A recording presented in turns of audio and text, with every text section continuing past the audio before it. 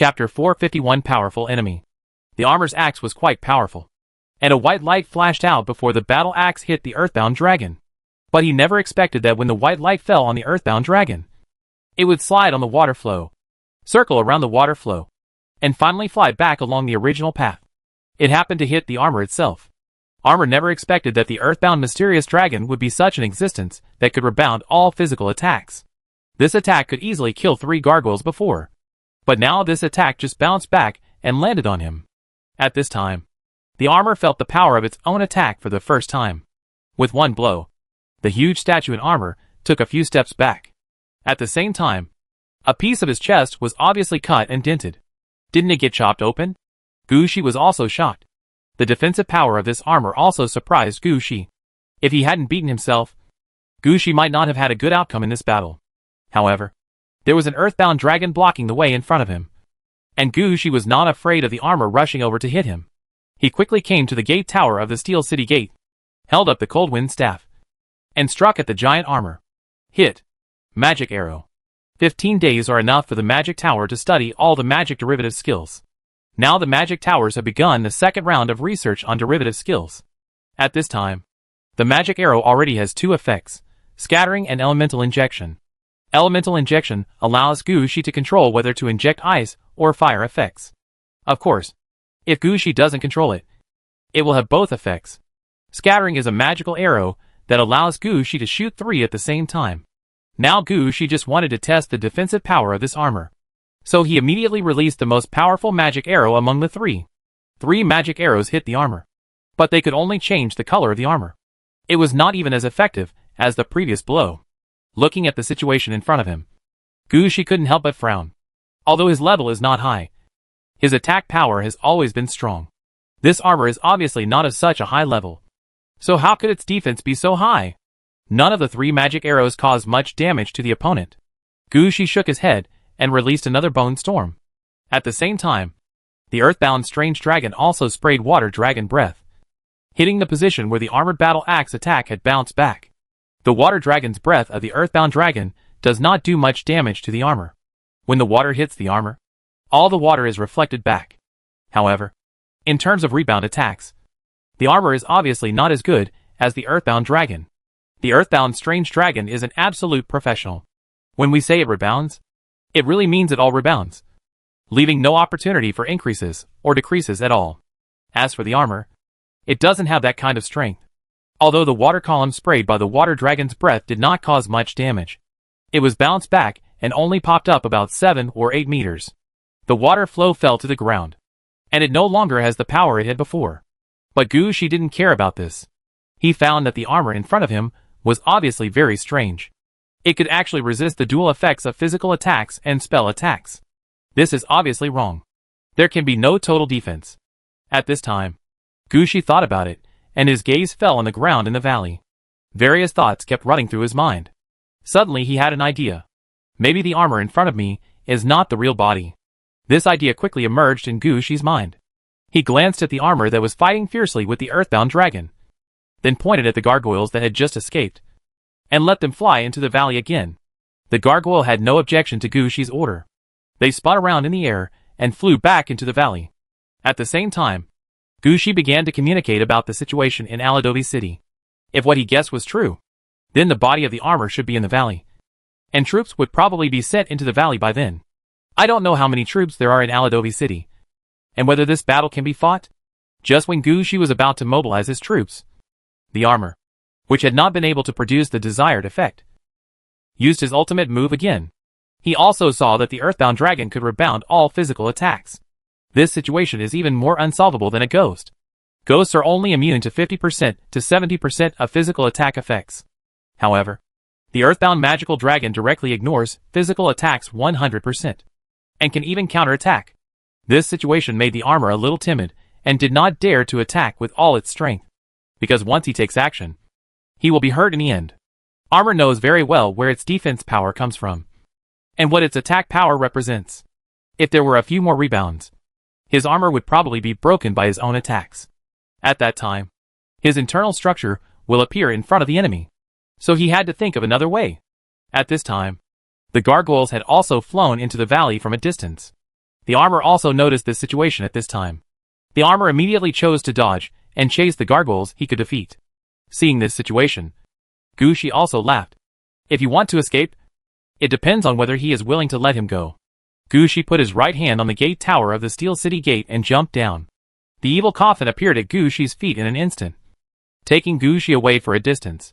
Then Gushi pointed his hand forward, and the Steel City Gate disappeared from Gushi's side and was thrown in front of the armor, blocking the armor's path. Seeing this situation, the armor also understood what Gushi wanted to do. The armor was also angry. I want to block myself on the road. Then you have to see if you have such ability. As soon as the armor turned around, there was no need to kill in the direction of Gushi. He only needed to strike with the axe, and a beam of axe light flew towards Gushi. In his opinion, a weak mage like Gushi could not withstand his own blow without anyone to protect him. But he didn't expect that Gushi had already calculated everything. When moving the Steel City Gate forward, Gushi immediately released the garrison gate. The light of the axe happened to hit the gate of the garrison city. Boom! With this blow, half of the garrison gate shook. At this time, Gushi could feel the strength of this armor. If it hadn't been for the timely appearance of the garrison gate just now, he would have been chopped into 2 pieces by now. Also released together with the garrison gate were the straw hunters on the gate, and the undead tree pit outside the gate. Seeing the axe coming, they were also shocked. This guy's attack power is very strong. Chapter 452 The Semi-Solidified Breath of Death. But no matter what, the garrison gate at least withstood this wave of attacks. At the same time, the earthbound dragon also wrapped around the armor from behind, and the water flow kept pouring into the armor's body, trying to control the armor. The straw hunters standing at the gate of the garrison city also took action at this time. They did not mess around with their stones, boomerangs or nets, but sent out the crows they could control. When the first group of crows flew out, they just kept attacking the surface of the armor. But Gushi could see that their attacks had the same effect as the bone storm that Gushi had unleashed before. Just when Gushi was about to let these straw hunters give up, he didn't expect those crows to find the weakness of the armor. Although this armor is large enough, and the armor SHL is hard enough, there are actually quite a few gaps in the joints. Crows can fly in through these gaps, and attack the armor's body from the inside. And everything inside is the armor's biggest weakness. Seeing this, Gushi was stunned for a moment. And then he laughed. It turns out that this guy, like the elephant, is afraid of smaller animals. If you can find the weakness, then you'll be fine. Gushi decisively gave the order and mobilized the Dead-Eye musicians. At the beginning, Gushi thought about what these Dead-Eye musicians could do, but he didn't expect that they could be used now. If you see that the armor is missing, send rats over. Get in through the gaps in the armor, and attack from the inside. At the same time, Gushi also released white bone locusts and corpse flies. Gushi didn't expect this at first, but now that he discovered the weakness, he naturally had to deploy the most reasonable troops at hand. Of course, when the white bone locusts flew out, Gushio made a request not to devour everything at will. Gushi came here to look for the skull flower. Judging from the current situation, the valley can only support one giant armor like this at most. But you must not let the white bone locusts eat freely. By then, not to mention the skeleton flowers, they will even be able to eat the mud on the ground. After forcibly asking the bone locusts not to use their swallowing skills, Gushi released the bone locusts. By this time, the corpse flies had already flown into the body of the giant armor. A light green halo appeared on the giant armor. At the same time, the legs of the giant armor also visibly softened. It was obvious that he was affected by a curse such as weakness. Without enough strength, coupled with the weight of the giant armor itself, he is now not as flexible as before.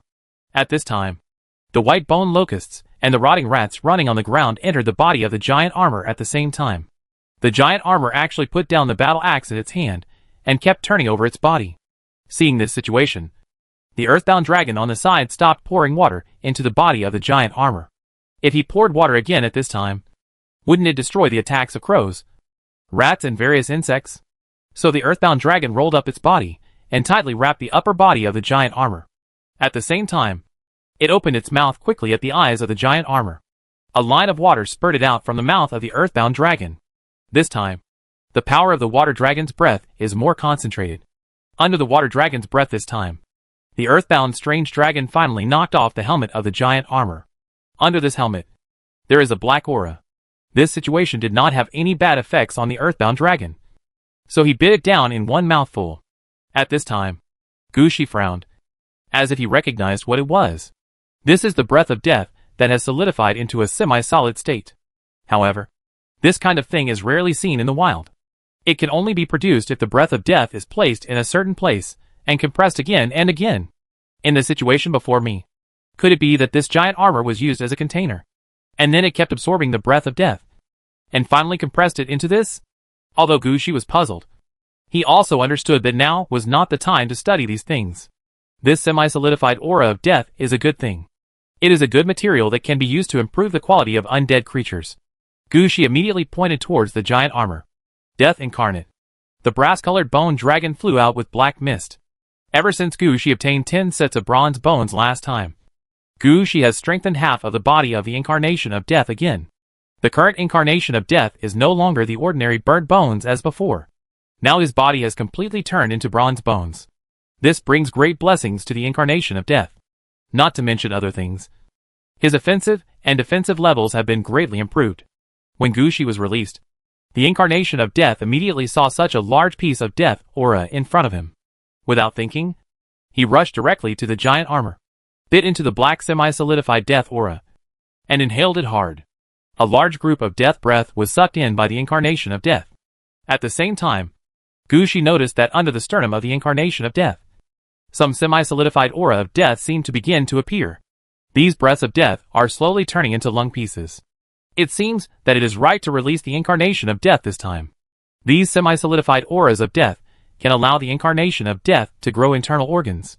In this way, the incarnation of death can change from a bone dragon to a copper bone dragon. If you have internal organs now, will you be able to grow muscles later? And finally scales or something like that? In this way, the incarnation of death can change from the state of a bone dragon to the state of a corpse dragon? Thinking of this, Gushi's eyes showed a hint of excitement. Gushi knew very well why the bone dragon was called the shame and scum of the dragon clan. It was because they only had the bone dragon and nothing left. If he could be promoted from a bone dragon to a corpse dragon, then Gushi could add something more to the incarnation of death. Not to mention other things. Just adding armor to the outer skin and strengthening the muscles can be used. By then, the melee combat capability of the incarnation of death will be greatly improved. At the same time, after having the internal organs, the dragon breath of the incarnation of death can also be strengthened again. And then various flame dragon breaths can be used. There is no need to use the death dragon's breath, which can only be used once as before. So when he saw the incarnation of death like this, he even wanted to let the incarnation of death swallow it all. However, the incarnation of death was not able to swallow all the breath of death. When he took another breath, the giant armor fell heavily to the ground. The small animal sent out by Gushi happened to rush out from the head of the giant armor. When the incarnation of death saw this, it slammed the chest of the giant armor with its front paws and tore off the chest cover of the armor on the spot. Then he sucked on the giant armor again, and a voice came from Gushi's ear. Chapter 453 Killing and Harvest. Death Incarnation, Spell Product, kills an unexpected giant armor, level 10. You get 2,455 experience points, 2,455 points in overflow storage. Other summons can get 3,015 experience points. The Giant Armor of Death. This is the name of the giant armor just now. But now he doesn't have any. After the breastplate was lifted off, this guy's body seemed to fall apart, forming a large number of armor fragments. After receiving the reminder that the opponent was killed, Gushi did not rush over to clean up the battlefield. Instead, he sent his men into the valley to check if there were any other different existences in the valley.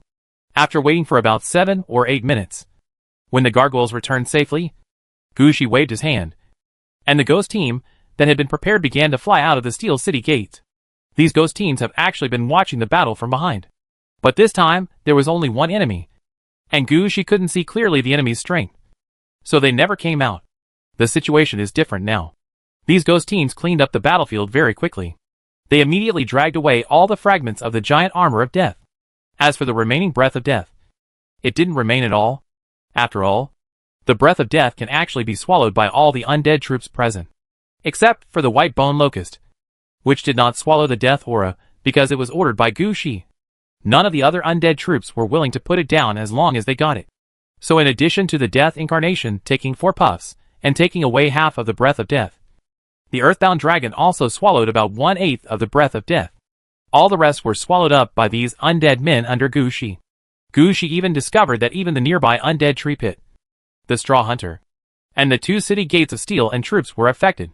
The city gates had become much taller and larger under the influence of the death aura. After discovering this situation, Gushi gave up his plan to recover these death auras and just asked the ghost team to deliver all the skulls left behind in front of him. The skull that was previously used as a cloak on the back of the giant armor of death has now been cleaned up. And the skull flower among the skulls has also been singled out. Looking at the skull flower in his hand, Gushi couldn't help but sigh.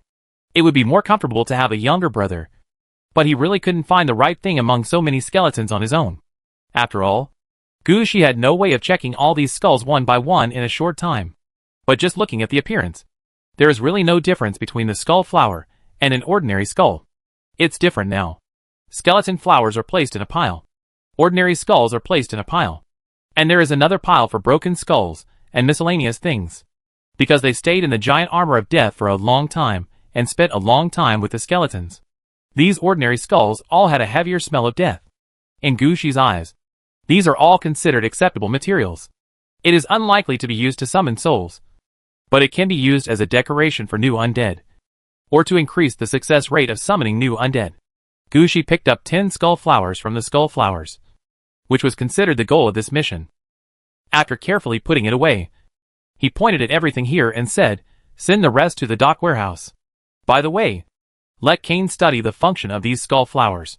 Gushi was actually quite curious about these skull flowers, because these skull flowers are obviously not a special species, mixed among a large number of skulls. There will be one in about 10 to 15 skulls, in addition to the 10 that Gushi planned to use to hand in the task. There were at least more than 300 flowers in front of him. It can be said that this is not an important thing, but the black-robed skeleton insists on using this kind of skull flower as a mission prop. I'm afraid there is something here that Gushi doesn't know about. Gushi couldn't guess the problem at the moment, so he could only ask Kane, who mastered herbal medicine, to study it more. It would have been better to leave this matter to Dini. However, Dini is preparing to go on an expedition now, so it would be somewhat inappropriate to disturb her at this time. While Gushi was dealing with these things, the gargoyles that were sent deep into the valley flew back. When the gargoyle flew back, the ghost squad was just about to return to the city carrying the giant axe used by the death giant armor at the beginning. At this time, Gushi heard the sound of them flying back and raised his head, his eyes almost blinded by the light of the giant axe. After the gargoyles finally fell down, Gushi stepped forward and asked, "How is it? Are there any other discoveries in the valley?" The gargoyle kept gesticulating. Gushi made his judgment based on his original communication experience with the gargoyle. There are no enemies. There are good things deep in the valley. They are not far away and can be passed. Seeing these actions, Gushi thought for a moment, put away the steel city gate, and pointed at the ghost team and ordered, "You guys transport everything back here." Then Gushi jumped onto the evil coffin and headed towards the depths of the valley with his men. The gargoyles, who had the experience of exploring the way once, led the way. Gushi's forward speed increased a bit. The evil coffin kept passing by from some places, never giving Gushi a chance to look back. It was precisely because of this crazy impact that Gushi reached the depths of the valley in less than 4 minutes. After climbing down from the evil coffin, Gushi saw at first glance that the large pool of dark green water in front of him was where the giant armor of death usually stayed. There was thick green duckweed floating in the pool. But Gushi understood that this was some changes caused by the explosion of a large number of corpses soaked in the water to form a giant view. Without tens of thousands of corpses, it would be impossible to form such dark green to almost black water. But what Gushi paid attention to was not this, but a long sword stuck behind the pool. That long sword was the one used by a normal person. In the dark green pool, it was emitting a dazzling cold light. One will notice it at a glance in the dark green pool. This is a good sword. Gushi came up with this idea immediately. But he immediately thought of one thing. The black-robed skeleton seemed to have said something before. Leadership is like finding a crocodile in a large lake and touching the sword stuck on the crocodile's head. Couldn't it be this one? Gushi was shocked. But he immediately shook his head. If it was really this one, then there would be no need for the black-robed skeleton to bring the skull flower back with him. After thinking about it, Gushi finally decided to pull out the sword and take a look. Chapter 454 The Secret Deep in the Valley. Go down and have a look. Although he decided to draw his sword, Gu Shi did not rush over. He pointed into the pool, and the incarnation of death pounced in. As one of the 3 divine skills of death, the incarnation of death has never been afraid of the effects of various pollutions. With such an uncertain situation in the pool, it was natural for death incarnation to go down and investigate first. After jumping into the water, a large amount of copper-like rust quickly appeared on the surface of the body of the incarnation of death. However, the incarnation of death did not show too much resistance. It can be seen that things like patina have different effects on him. After turning around underwater and finding no enemies, the incarnation of death soaked in the water here. Gu Shi also knew that this was the incarnation of death absorbing external power. Think about the fact that the incarnation of death followed you. But because you were stuck in the level of the incarnation of death was also stuck at level 12 and could not be upgraded. He felt somewhat sorry. Now that the incarnation of death has the opportunity to strengthen himself, Gu Shi will naturally not bother him. He walked around the pool, came to the other end of the pool, and reached out to pull out the long sword. The moment he touched the long sword, Gu Shi felt a sword energy cutting into his hand. Gu Shi quickly put his hand away, but he was still a step too slow. His right hand was cut on the spot, and his palm was cut off. Damn it! Gu Shi immediately held down his wrist. At the same time, the devil grabbed the cut palm with his right hand and quickly touched it back for Gu Shi. Gu Shi didn't think much, and immediately ran behind the evil coffin, raised his foot and kicked hard, and the medical tent that had been dragged behind the evil coffin stood up. Gu Shi held his severed palm and sat in it. The medical tent was originally used to treat Gu Shi's soldiers, whether they are living or undead. Their functions are the same. Unexpectedly, Gu Shi had been carrying the medical tent for so long, and the first person to be treated was himself. With the help of the medical tent, Gu Shi's severed palm was reconnected. Although it is not so flexible now, it will recover its original flexibility in a day or 2. After catching his palm, Gu Shi finally breathed a sigh of relief. He was still somewhat afraid that he would lose his palm, although the devil's right hand could also help with some things. This right hand was not as useful as his own palm. Now that his palm was connected, Gu Shi remembered the message that popped up when he touched the long sword. You come into contact with the sword of Danas. You are attacked by the sword of Danas, and your life is reduced by 60. Sword of Danas. Grey Academy Professor Danas was exposed to the sword of leadership when he was a student, and was recognized by the sword of leadership. In the following days, he has been practicing swordsmanship hard and succeeded. He forged a long sword that was a high imitation of the sword of leadership. In a dispute, he used this sword to kill his greatest enemy, and his head became the enemy's collection. Looking at the detailed description of the sword of Danas, Gu Shi narrowed his eyes slightly. He was thinking back to the battle with the giant armor of death. He didn't seem to see any kind of scars on the deathly giant armor. With a puzzled look on his face, Gu Shi walked out of the medical tent. At this time, the incarnation of death had absorbed almost all the dark green things in the pool. The originally brass-colored bones were now covered in green rust. At the same time, a layer of dark green crystals grew on the spine of the incarnation of death. When the death incarnation flew up, its movements became a little slow, but it was obvious that the death incarnation was strengthened this time. He was obviously about a meter bigger, and his bones were obviously thicker. When flying out of the pool, Gu Shi noticed that the originally dark green water had become clear and transparent. Standing by the pool, he could even see that the pool was filled with white bone fragments.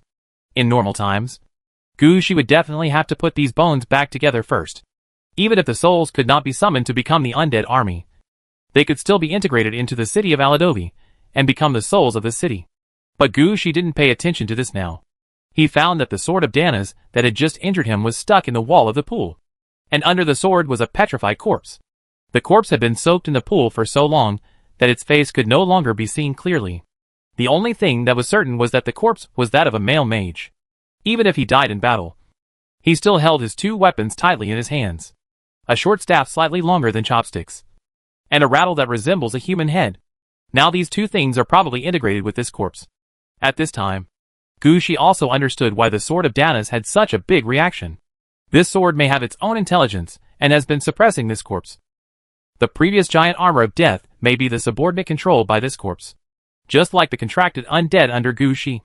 Even if the master died in the battle, he would always protect this place. After discovering the root of the problem, Gu Shi immediately had a solution.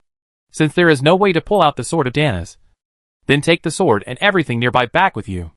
Just now when he was just close to the sword of Danas, he was not attacked by the sword energy. This shows that the sword does not come randomly.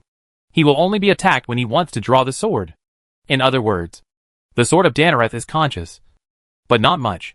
If you can't take the sword with you, then just take the petrified corpse with you. Gushi quickly released the steel city gate and issued orders to the city gate. Here comes a group of zombies. At Gushi's order, a zombie leader rushed out with a group of zombies. None of the undead bosses have names. But Anna was thoughtful enough to make some records for them, recording their characteristics, and then gave the numbers. This one is even simpler than Gushi's original combat team one. It just starts from 001 and is compiled like this for now. If you die during the battle, the number will not be carried over. If a new undead boss is added later, a new number will be added. Anyway, the main thing is that each undead leader has a number. The zombie leader in front of him was numbered 063, holding a big axe in his hand. But he looked at Gushi after he came out. Gushi was not polite and directly dragged the army to the position where the long sword was inserted, and began to draw a line about 5 meters away from the sword of Danas. Come here, everyone. See here? Start digging from here and carry this thing back to Aridavi City. Chapter 455 The Running Evil Coffin. Zombie leader 063 and his men used all their strength to pry up a large chunk of the ground along the line drawn by Gushi. When they were lifting the ground, they almost pushed such a big stone into the pool. Fortunately, the zombie leader reacted quickly and allowed his men to hold everything back. Relying on the power of the zombies, they dragged the stone with force and lifted the stone about 10 meters in diameter. When the stone was dragged to the shore, other zombies also rushed forward. Some of them lifted it, and some pushed it. Anyway, more than 50 zombies easily dragged the huge stone, and soon approached the steel gate that had just been released. At the same time, Gushi had also returned from a circle nearby. Gushi discovered that there were some good things in the nearby woods. Under the influence of such a strong death aura, the nearby weeds were affected to a certain extent and turned into herbs with a death aura. After all, anything that can survive in a place like this is not a simple existence.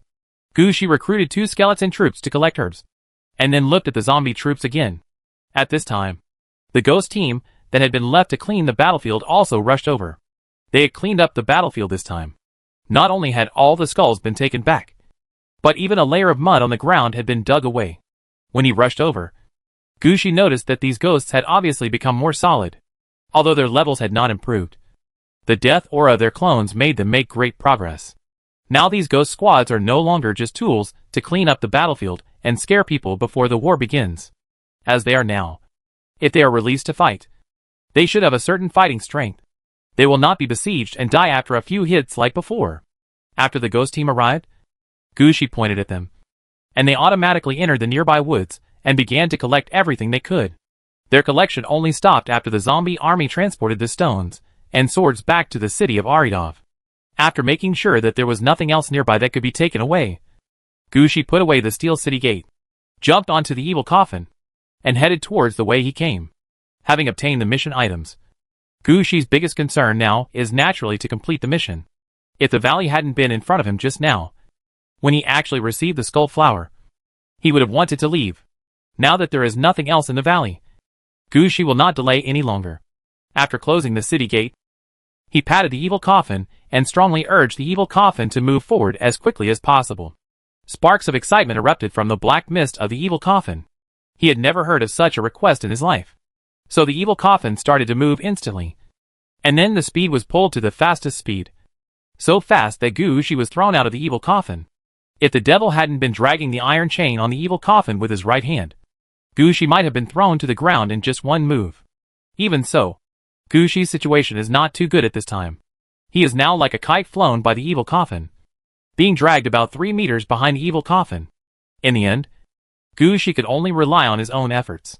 He laid down on the box containing the medical tent, and then prepared to climb onto the evil coffin from behind. As for the rapidly retreating scenery outside, Gushi had no time to look at it now. In Gushi's eyes, as long as he didn't look at the scenery, he wouldn't feel the evil coffin moving. The devil's right hand helped him grasp the evil coffin, which ensured that he would not be thrown off. Then the next thing would be much simpler. He only had to climb back on the evil coffin before others found him in such a mess. However, Gushi found that his thinking was too simple. The evil coffin itself is made of metal. Without the iron chain, Gushi might not be able to stand firmly on the evil coffin. Now that he is moving very fast, it would be better if Gushi had been sitting on the box containing the medical tent. With the devil's right hand, he would not be thrown out. But Gushi wanted to climb onto the evil coffin. Not to mention anything else. Even the wind would blow Gushi away. After trying several times without being able to climb onto the evil coffin, Gushi simply gave up the idea of climbing up. As long as the devil could hold him with his right hand and prevent him from being thrown out, he would have no problem staying anywhere. But just when Gushi was about to sneak past like this, the evil coffin suddenly drifted.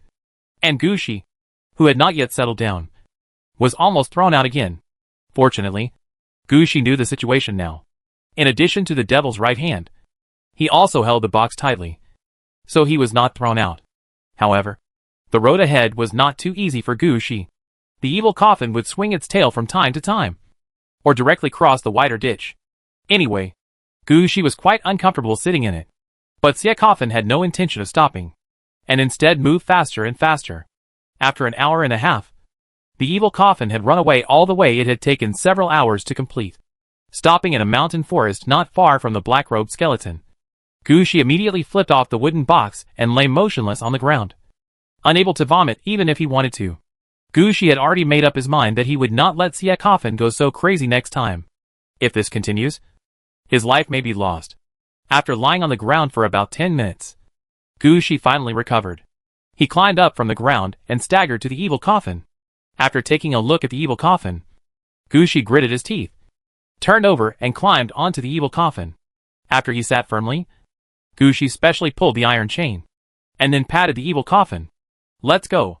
Let's go there. This time, the evil coffin did not run at the highest speed, but moved forward at its usual speed. The speed of about 100 kilometers per hour was nothing compared to the previous rush. Gushi dealt with it easily. He even had the time to look around. This feeling was actually okay. But Gushi didn't dare to say it out anymore. He is also afraid now. Because in his eyes, Guan is just a madman.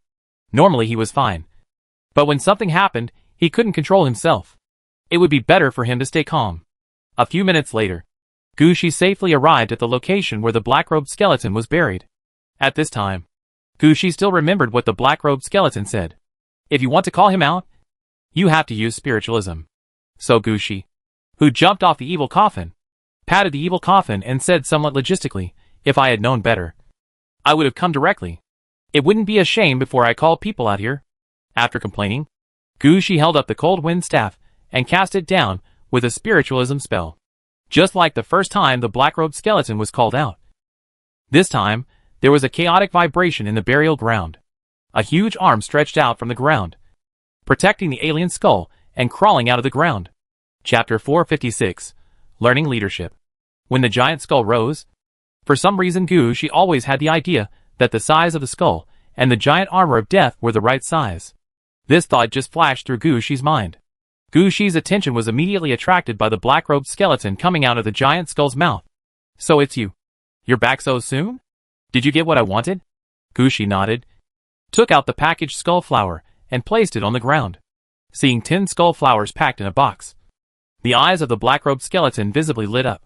Yes, this is what I want. It seems you are really capable. The black-robed skeleton paused for a moment, then immediately reacted. He jumped out of the giant skull's mouth and walked in front of Gushi. You said before that you wanted to learn leadership skills. Right. Here you go. The black-robed skeleton casually took out a skull and handed it to Gushi. Gushi took the skull and looked at the black-robed skeleton with some confusion. You can learn leadership skills by sticking this between your eyebrows. Gushi took the skull and looked at it, a look of doubt flashing in his eyes. Because when he took the skull, he didn't find any hints to complete the temporary task. If it were before, Gushi might have chosen to believe it. But since experiencing the Killing Stone incident, Gushi has become quite wary of some things. Gushi didn't dare to touch something like this that directly affected the soul. Forget it. Is there any other more direct method? You have issued a task before. Just confirm it, and let me complete the task. Gushi pushed the skull back, and returned it to the hands of the black-robed skeleton. The flames in the eyes of the black-robed skeleton instantly turned into ice blue. However, he did not have any conflict with Gushi. He issued the task and Gushi completed it, So the reward promised at the beginning must be given. This is how Gushi obtained his Death City and Death Incarnation. The black-robed skeleton had no reason to withhold Gushi's reward. He grinned and a cold sound came out of his throat. Good. The next moment, a voice came to Gushi's ears. Temporary mission. The progress of the white bone flower has changed. And the skeleton flower is handed in. Temporary mission. White bones grow flowers. Completed. Task reward. Leadership skills. Leadership level 1 improves the morale of the troops.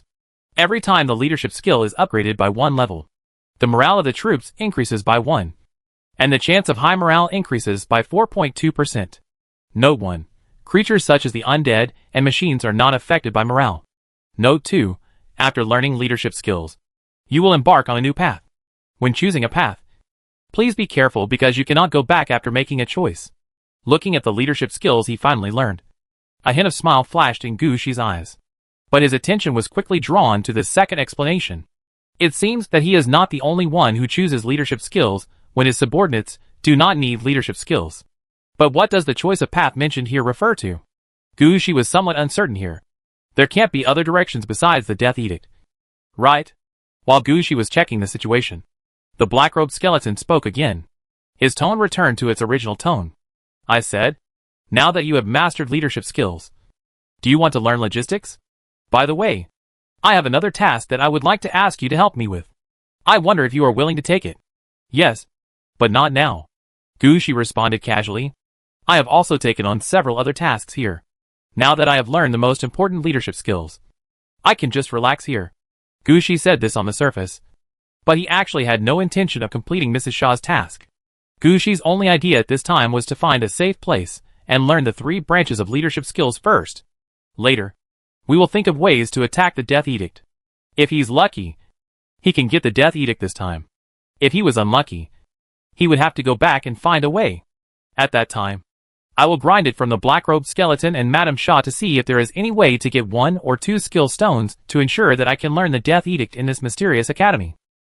After all, Gushi knew where the Death Edict could be learned. However, Gushi never expected that his excuse would trigger a reaction from the black-robed skeleton. The flames in the black-robed skeleton's eye sockets turned ice blue again. However, he did not stop Gushi from leaving, but said to Gushi, this is what it should be. But I can warn you, I am a mortal enemy of the man in the train. If you go there now, you will definitely be attacked. You can rest assured about this.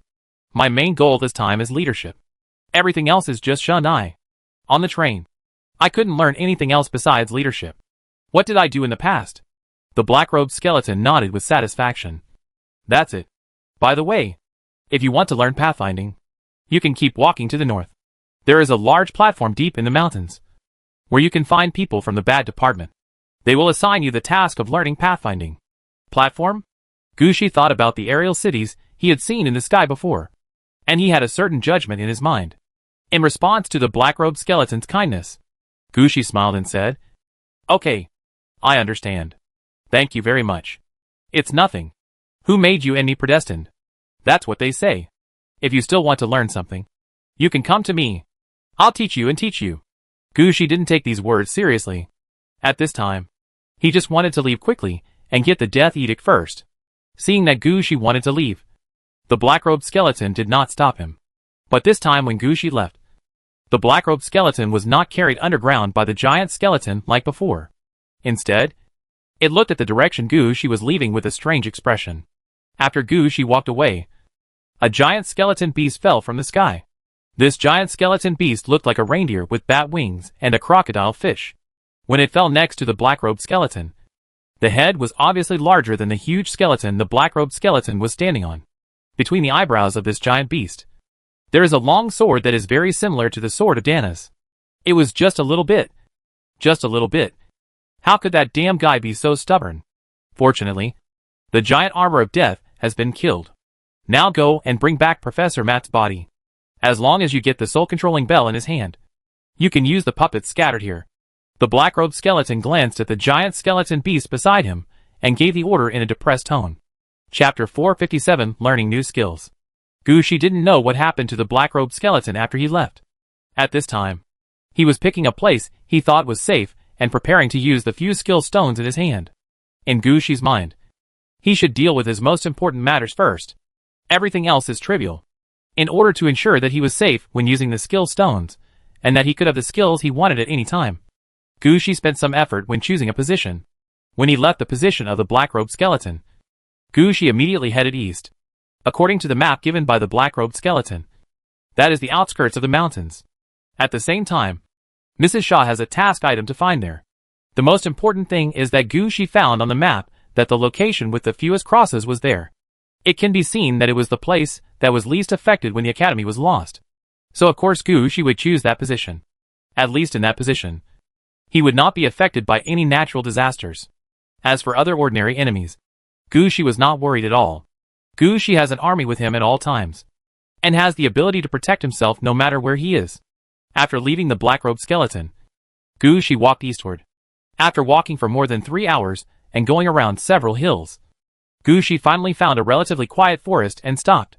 First, he released all the gargoyles to explore the nearby situation. And then Gu Shi took matters into his own hands and dug a hole in the clearing in the forest. Since entering this mysterious academy, Gu Shi has stayed in this space for nearly 10 hours. During these 10 hours, Gu Shi had not touched a single drop of water, not to mention what to eat. Gu Shi was already very hungry now. When letting the gargoyle explore the nearby situation, Gu Shi naturally also had to consider the issue of food. After digging the pit, Gu Shi threw some firewood into the pit and hit it with a magic arrow. After injecting elemental power, the magic arrow only has a pure flame burning effect. With this blow, the firewood was ignited on the spot. After lighting the fire, Gu Shi waved his hands around. 3 city gates appeared next to Gu Shi in the shape of a pin. And at the same time, a large number of undead troops began to approach the city gates, getting ready for battle. This is a protection for Gu Shi. Gu Shi was not sure what would happen when he used the skill stone, so he had to be fully prepared. After all the things were arranged, the undead sent by Gu Shi to Aladovi City also took out the things Gu Shi asked for. Roasted owl and a large glass of water. This is the food Gu Shi prepared for himself. Grown-ups. Coming out with the food was Shea. Gu Shi was a little surprised by Shaya's appearance. Shea, why did you come out? I didn't have much to do in the city, so I came out to check it out. Shea explained to Gu Shi the current situation in Aradovi City.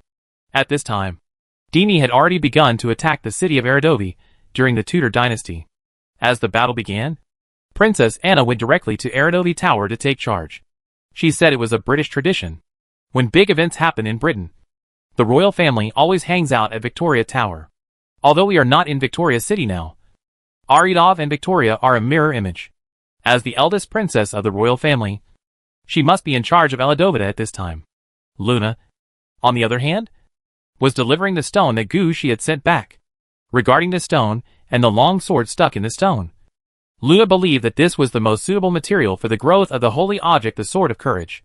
Now she is trying to integrate everything here into the Sword of Courage. Luna has already made a judgment. This time, as long as the stone and the long sword are all absorbed, the Sword of Courage can be upgraded to at least level 2. As for Shea, she was originally organizing information in the tavern and library. However, the amount of information accumulated in the tavern and library is not large. She just glanced at it for a few seconds and then sorted the information into categories. Most of the information was of no use now, and she was idle now and didn't want to go to Victoria City.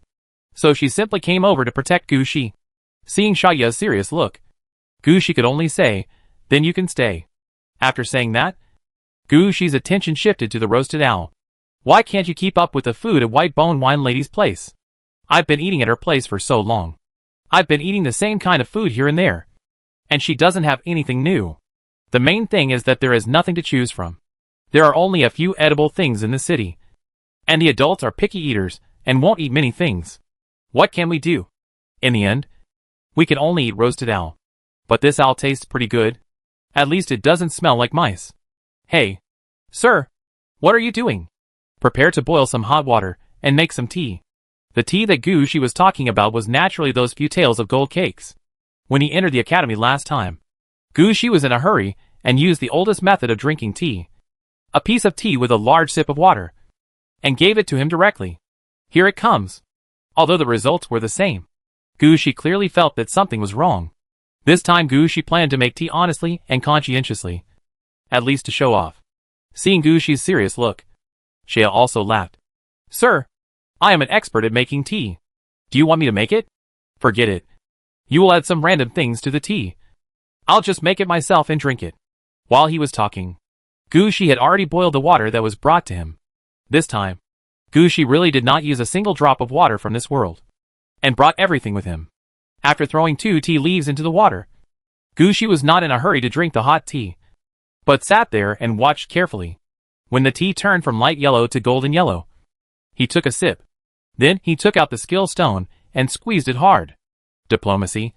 Diplomacy. As the skill stone was crushed by Gushi, a prompt popped up in front of Gushi.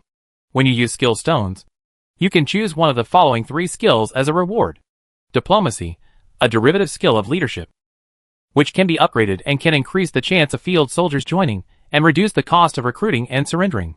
Curse of Death, leadership branch line skill, which can be upgraded. It can reduce the enemy's morale on the battlefield. For every level up, the enemy's morale will decrease by 1 point.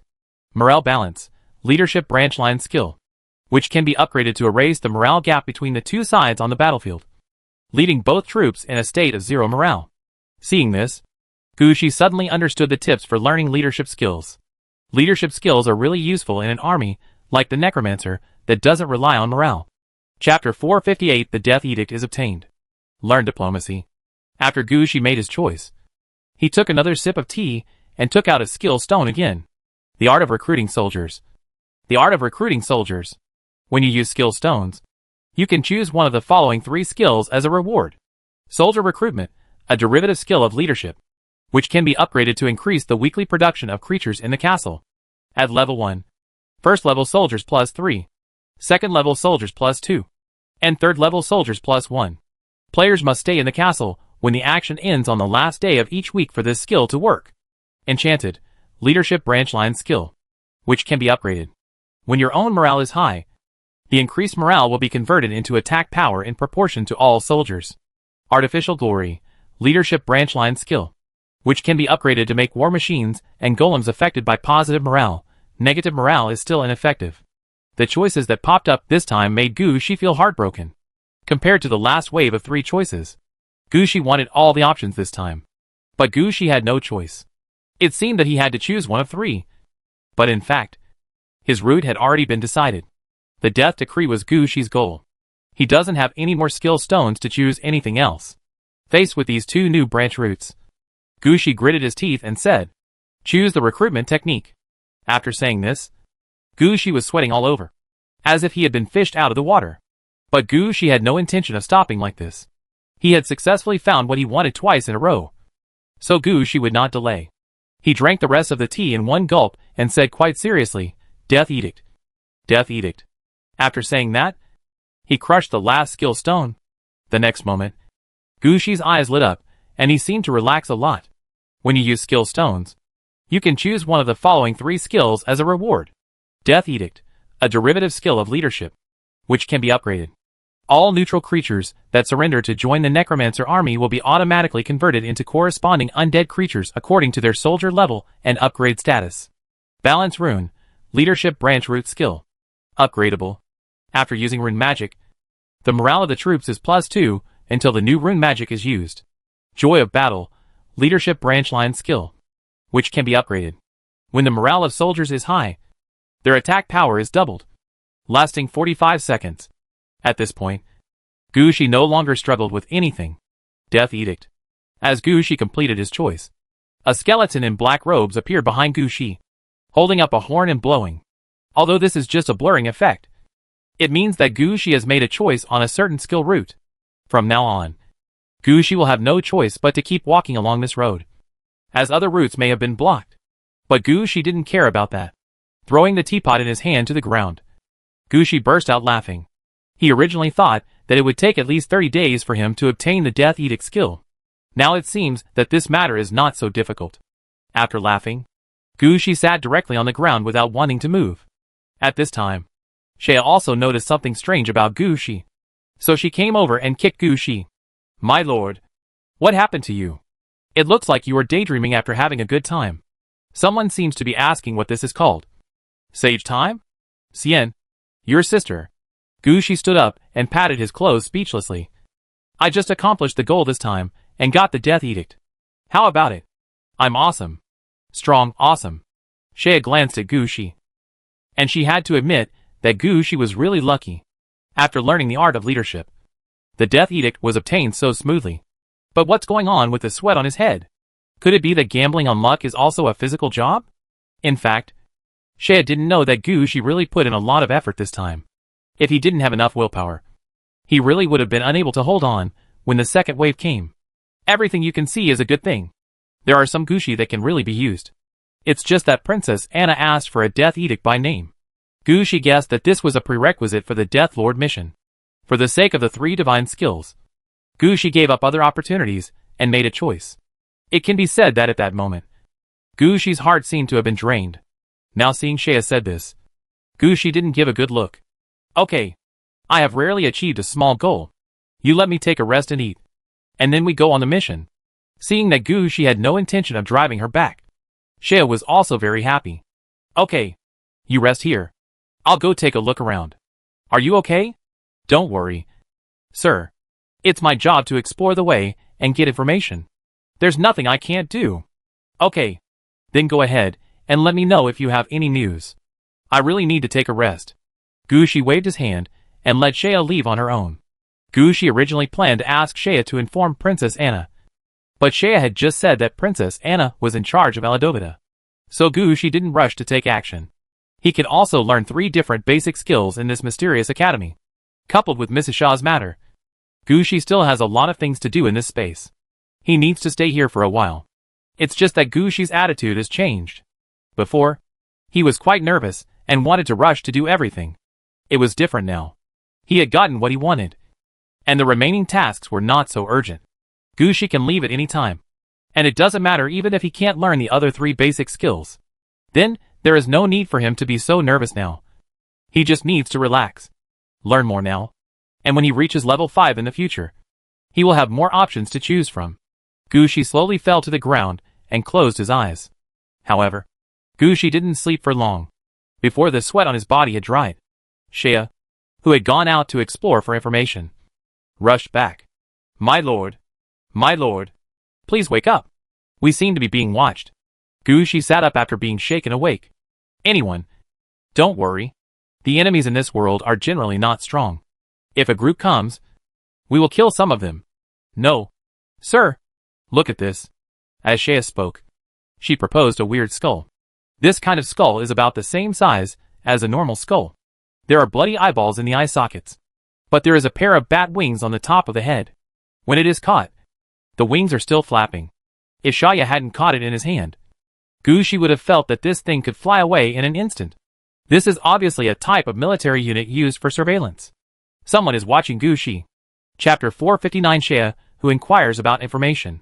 Where did it come from? Gushi reached out and grabbed the skull, turning it up and down and looking at it. It's just following me. Wherever I go, this thing follows me. I can tell at a glance that it's here to monitor us. Gushi casually crushed the skull into pieces and pointed at an undead leader. Get out. The skull leader didn't even ask where he was going. He led his men and headed out. Shaya knew what Gushi wanted to do as soon as she saw her.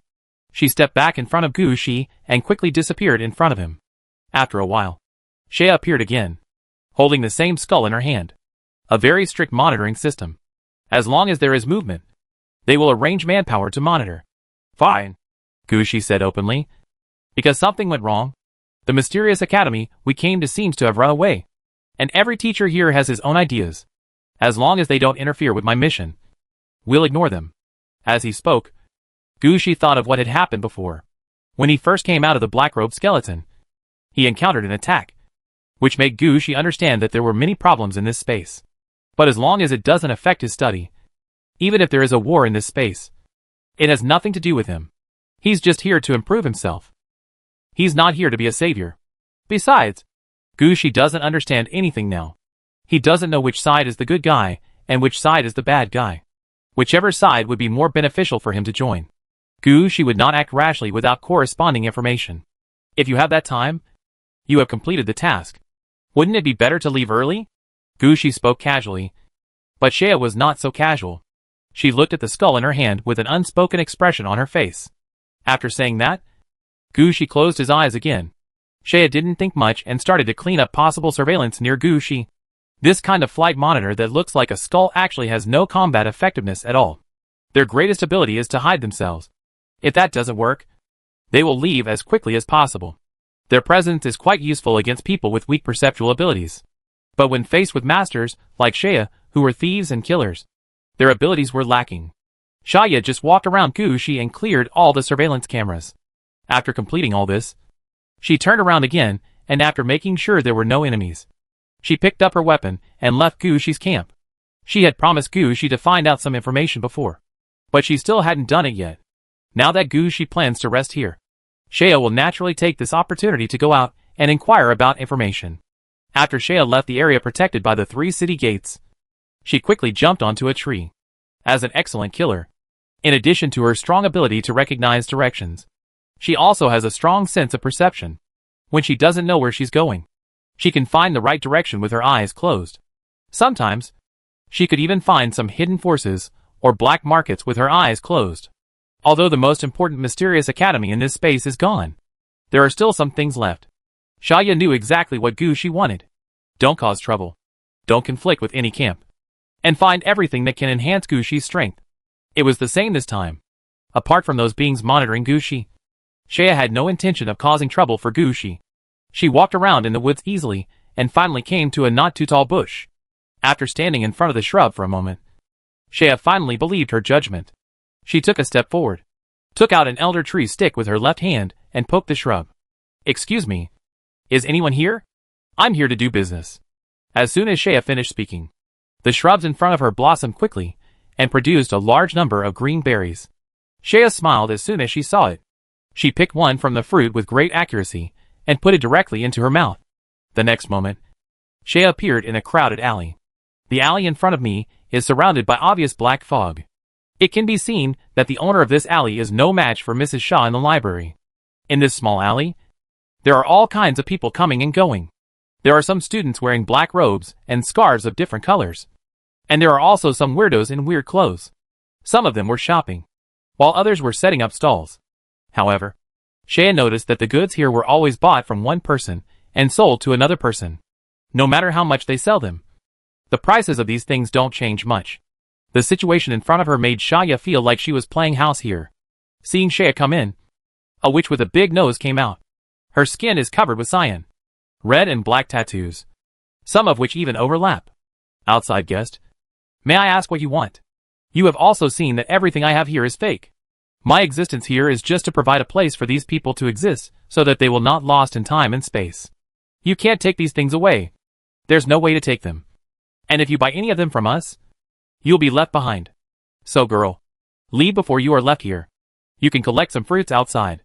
Although it's not much, it can still replenish some mana.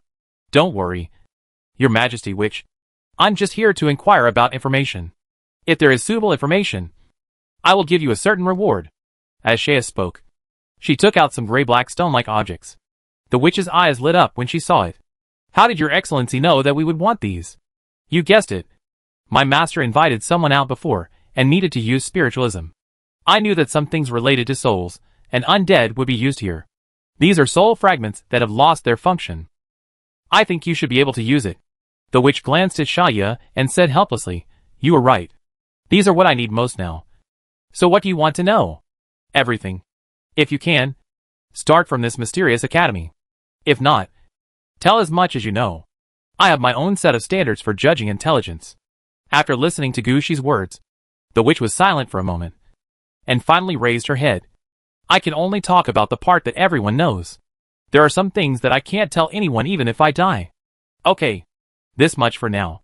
Shea stretched out her hand and held 10 of these gray-black stones. Chapter 460 The News I Got. After sleeping for about 3 hours, Gushi slowly opened his eyes. The sweat on his body had stopped, and Gushi sat up and took a look at his surroundings. Because Gushi had a large force here, no one dared to jump out and cause trouble for Gushi. Gushi even saw that the dark clouds in the sky dispersed a lot. It seemed that the forces in this space were wary of Gushi's attitude before they were sure to kill Gushi. But no one thought of attacking him. It seemed that most people in this space were sensible. They all knew that Gushi was just here to learn. As long as Gushi is not offended, Gushi will leave soon after he learns what he wants to learn. So saying farewell to Gushi and leaving was actually the best choice. Anyone who goes up to cause trouble will probably die soon under Gushi's sea of skeletons. Looking up at the sky, Gushi turned to the men beside him and said, "Leave a message to Shea and tell him that we will go on the mission first." Followed by gargoyles, bone locusts, and corpse flies. Forget it. The ghost team will follow, and the others will go back first. Under Gushi's command, the undead troops originally concentrated here quickly retreated back to the city of Aridov. At the same time, Gushi also rode on top of the evil coffin and patted the lid of the evil coffin. Go and complete the mission. The evil coffin moved forward quickly, because this time there were gargoyles and other troops following. The evil coffin's movement speed did not increase to a very high level. It's about 90 kilometers per hour. This speed was naturally much slower than the speed Gushi had felt before. At this speed, the wind blowing against his face could no longer make Gushi close his eyes. At this time, Gushi suddenly discovered that Shea was rushing over at a very fast speed from a nearby tree. Gushi waved to Shaya. "I thought it would take you a long time. How about it? Did you gain anything?" "Yes. I found a black market and a fortune teller's hut, and got some information."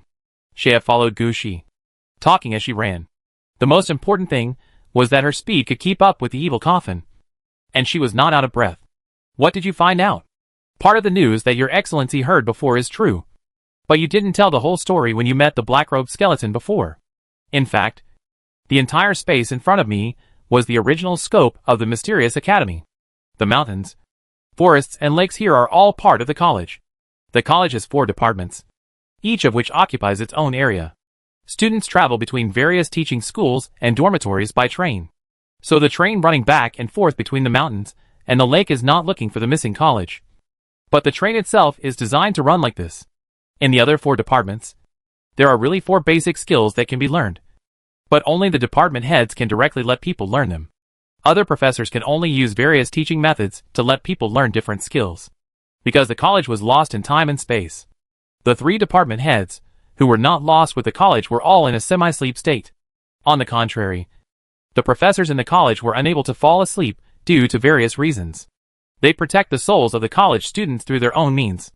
However, judging from the situation of the professors, there is not much they can do. If they are willing to give them what they want to ensure that they can protect more students or protect these students for a longer period of time, they will come up with corresponding benefits. Listening to Shea's explanation, Gushi also nodded. Gushi had already sensed this before from Mrs. Shaw. Even rabbits and mice were reading in Mrs. Shaw's library. It could be seen that Mrs. Shaw had no harmful intentions. The information Shaya heard was quite reasonable. Then why was I attacked when I came out from the black-robed skeleton? Gushi was still a little confused. Although he didn't want to get involved in the mysterious academy, there were some things he always wanted to find out. He went to kill the giant armor, which was the request of the black-robed skeleton. For the sake of leadership, he didn't care who the enemy was. This is the player. But when he came out of the black-robed skeleton, he was ambushed. How could this be calculated? I have also inquired about this, judging from the situation at that time. Sir, you may have encountered a collision with the other world in the mysterious academy. In this academy, there are some professors who are not fixed in a certain place. Some of them don't even protect students. What the adults encountered before should be the inner world of the guardian of the Forbidden Forest. He is responsible for protecting all the magical animals in the woods. In order to protect these magical animals, he keeps moving back and forth in the woods. When he meets people, something like this will happen. The animals he protects will take the initiative to appear in the real world. I heard that there are at least 3 such cases. One is in the deep of the Great Lake. It is said that there is a ghost ship there.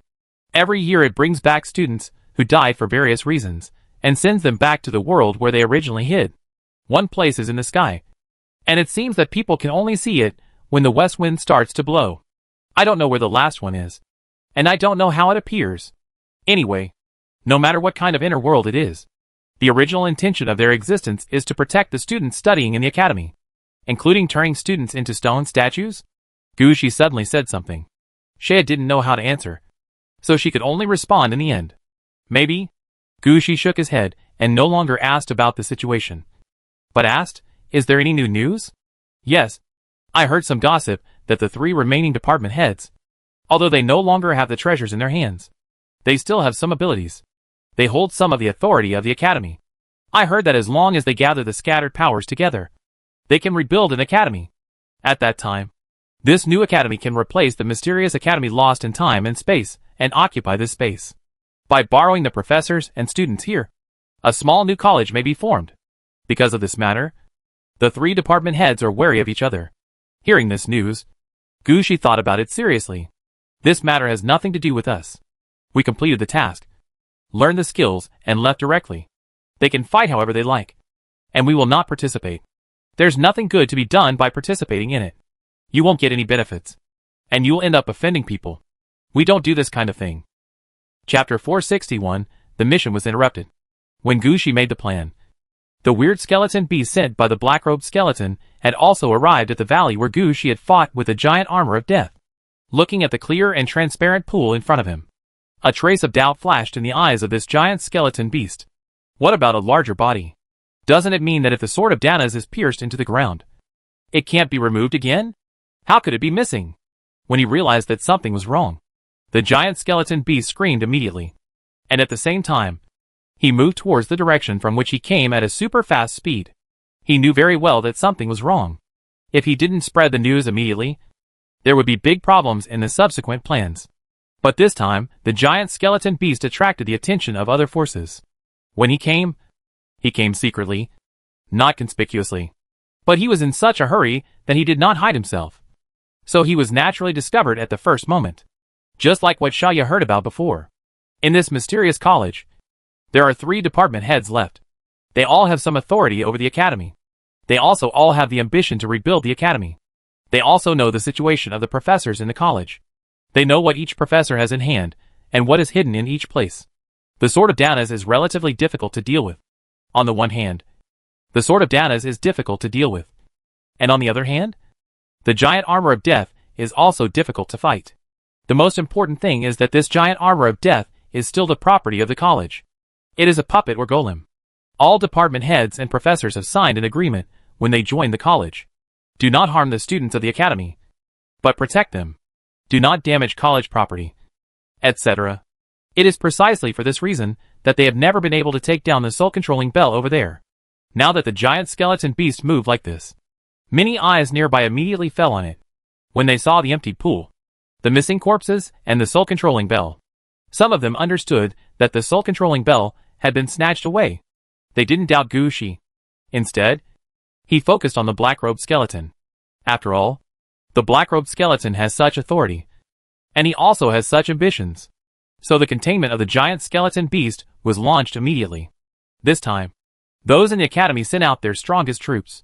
They didn't release any existence below level 10, and those who started directly were above level 12. The reason is to steal the most critical soul-controlling bell. This soul-controlling bell is part of the control method of the college's main defense system. Can operate all puppets and golems in the academy, including stone statues and armor. It can be said that this is the strongest fighting force in the academy. When there is no way for students to fight, whoever gets control of the puppets and golems is equivalent to getting most of the authority of the academy. So even if you don't get it, you can't let others snatch the soul-controlling bell. So a large number of giant undead composed of skeletons or other things appeared in front of this giant skeleton beast immediately. As the black-robed skeleton said before, what they taught, coupled with the power of the undead, formed a relatively unique undead existence. They had a battle in the mountains of the college. Even Gushi, who had already run away, felt the aftermath of this battle. When the battle happened, Gushi was listening to some of the details that Shaya said. Gushi discovered that there was some intelligence information that was filling the gaps in his knowledge of the undead and magic. Why did they start fighting? The chat was interrupted by an explosion, and Gushi felt a little unhappy. Something seems to be wrong here. Shaya, go over and take a look. Shaya was also very curious about the situation over there. If Gushi hadn't been here, she would have run over to have a look. After receiving Gushi's order, Shaya immediately disappeared in front of Gushi. Regarding Shaya's situation, Gushi could only shake his head helplessly. I've never seen anything like this. But it would be good if she could get there. At least Gushi would know what happened. Don't be like before. Coming in blind and not knowing anything. Okay. No more news. Let's hurry up. There's chaos in this place. We'd better hurry up and find the mission items. Before Gushi finished speaking, a message popped up in front of him. Ding. Your long-term mission, Fading wisdom failed. Failed? What happened? Gushi jumped up immediately. He quickly looked through his task list, looking for the reason why the task failed. After looking through it, Gushi discovered a very serious problem. The wisdom tree Lady Shah who sent him the mission died. What the hell is going on? Why can the already dead wisdom tree die a second time? After a while of complaining, Gushi had to stop. The direction he was heading this time was to the location designated by Mrs. Shah, where there was a task item needed for Mrs. Shah's mission. Now that Mrs. Shah is gone, what's the point of him going there now? It's almost here now. Isn't this letting him run away in vain? Gushi was a little angry after jumping off the evil coffin, but he could be considered to have cultivated himself during this period of time. After getting angry, he calmed down. At this time, Gushi was thinking about what to do next. Everyone has already come here and has come, so why not just go over and take a look? As for whether the mission items obtained are useful, that is another matter. Maybe when Gushi returns with the quest items, he can revive Mrs. Shah's Tree of Wisdom. Although he also thought that his idea was not very reliable, Gushi still jumped into the evil coffin again. Go to the location Mrs. Shah mentioned. When Gushi was on the road again, the black-robed skeleton, who had been waiting, had also received the latest news. That news was sent to him when the giant skeleton beast died in battle. Naturally, he also saw the battle nearby. When the battle started, the black-robed skeleton was still cursing secretly. Why his skeleton beast was so careless. He obviously went over carefully, and came out carefully, so as not to be discovered. But why was he still discovered? But when he saw the information sent over, he understood what was going on. The soul-controlling bell was taken away. There is nothing in that place. As soon as he got the news, the black-robed skeleton immediately thought of the key. The things were taken away by Gushi. No. You have to get this thing back. Get it back before others find out. But an idea flashed through the black-robed skeleton's mind. Gushi is difficult to control, and he has already learned what he wants. What should he give in exchange? Chapter 462 The Battle of Crazy Willow Forest. Outside a willow forest, Gushi stopped the evil coffin. After half an hour of trekking, Gushi finally arrived at the designated location. The willow forest in front of me has a pretty good name on the map. Crazy Willow Forest. All the willow trees planted here are the crazy willows that will automatically hit people, according to what is shown on the map. When the college was first established, there was only one crazy willow. Later, students came over from time to fight the crazy willow. If you win, you can get the branches of the crazy willow. This is the best material for making wands and bats. Of course, after they die, they will leave a lot of flesh and blood here. Regardless of whether the students win or lose, there is always something more in the woods at the end.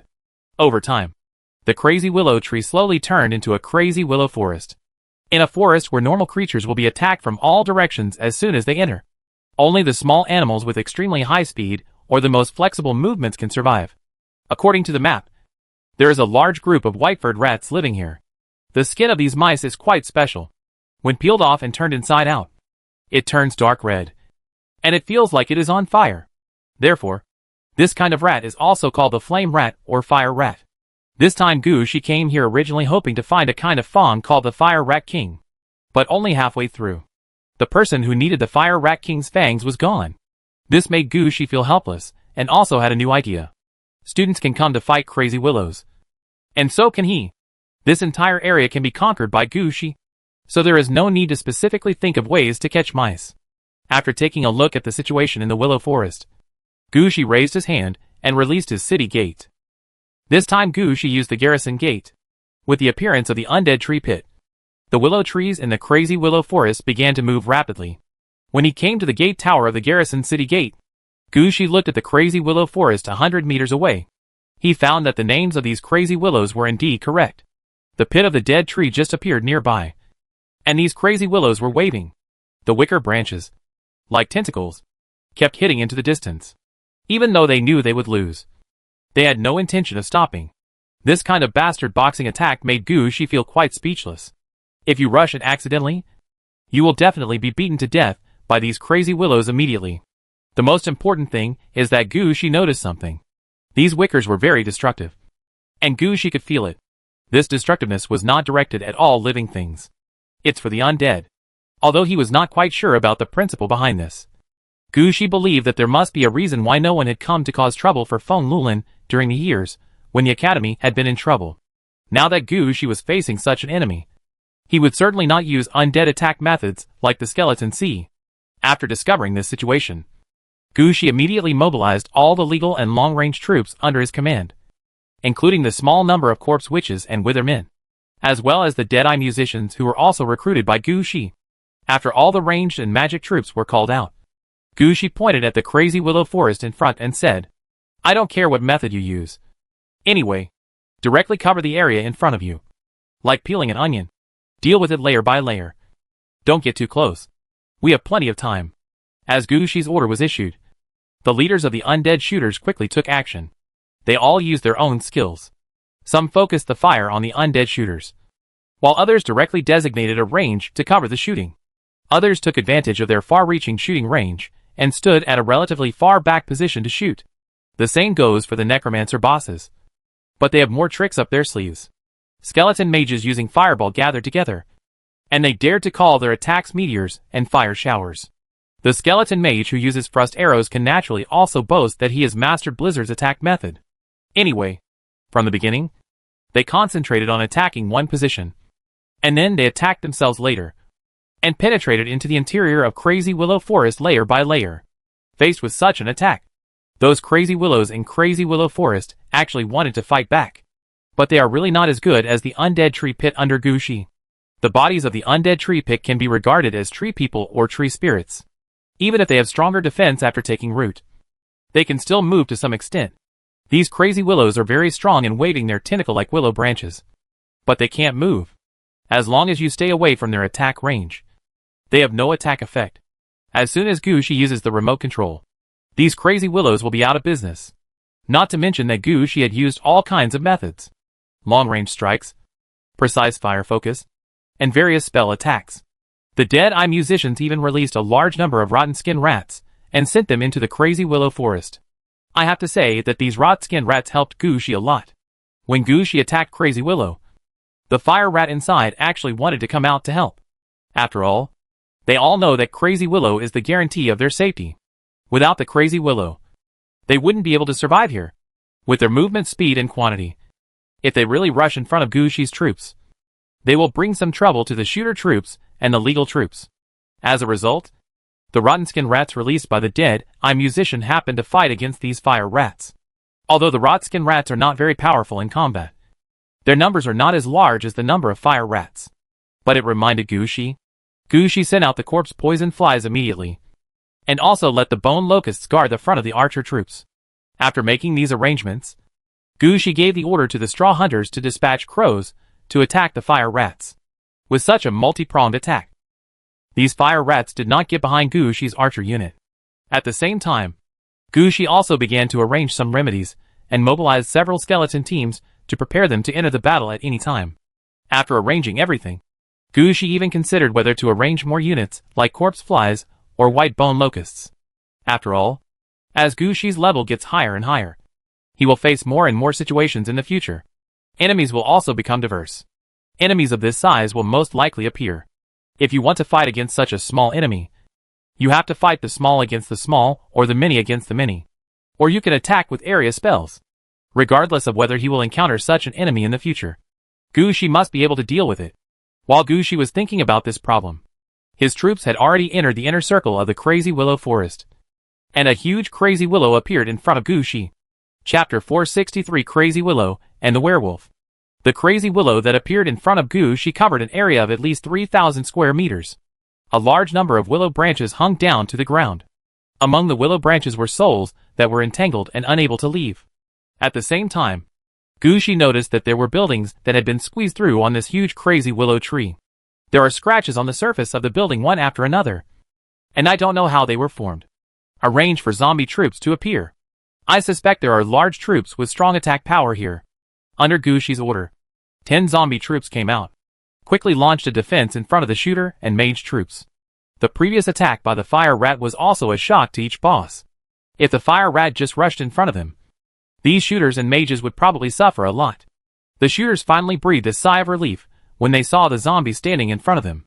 They also became more decisive in taking action. At this time, a zombie army also appeared in front of Gushi. However, They were not the zombie axe shield soldiers that Gucci had brought with him from a relatively early stage, but the labyrinth devourers, who had just reached level 6 and had been trained in large numbers. They have 2 heads and are considered the magic system among zombies. At the same time, they have strong enough defense. And most importantly, after reaching level 6, they have learned a new skill. This skill is not a mirror skill, because all mirror abilities will be concentrated on Luna. Their ability is their ability to devour everything. As long as they join forces, they can form a black hole layer, which is a kind of existence similar to a defensive shield. All attacks that fall on them will be swallowed by them. They will not explode together until their attack power exceeds the upper limit of their health. This kind of ability is the best choice for protecting important people. Gucci released 30 labyrinth devourers in one breath, asking them to protect him. At the same time, Gucci himself used the spell decisively. Bone Storm, Bone Spurs, Magic Arrow. The long-range spells that Gucci could use were thrown at the huge Crazy Willow in waves. When Gucci cast the 7th spell, a roar came from Crazy Willow. A white-haired werewolf, whose body was covered with willow sticks, stood out from the Crazy Willow.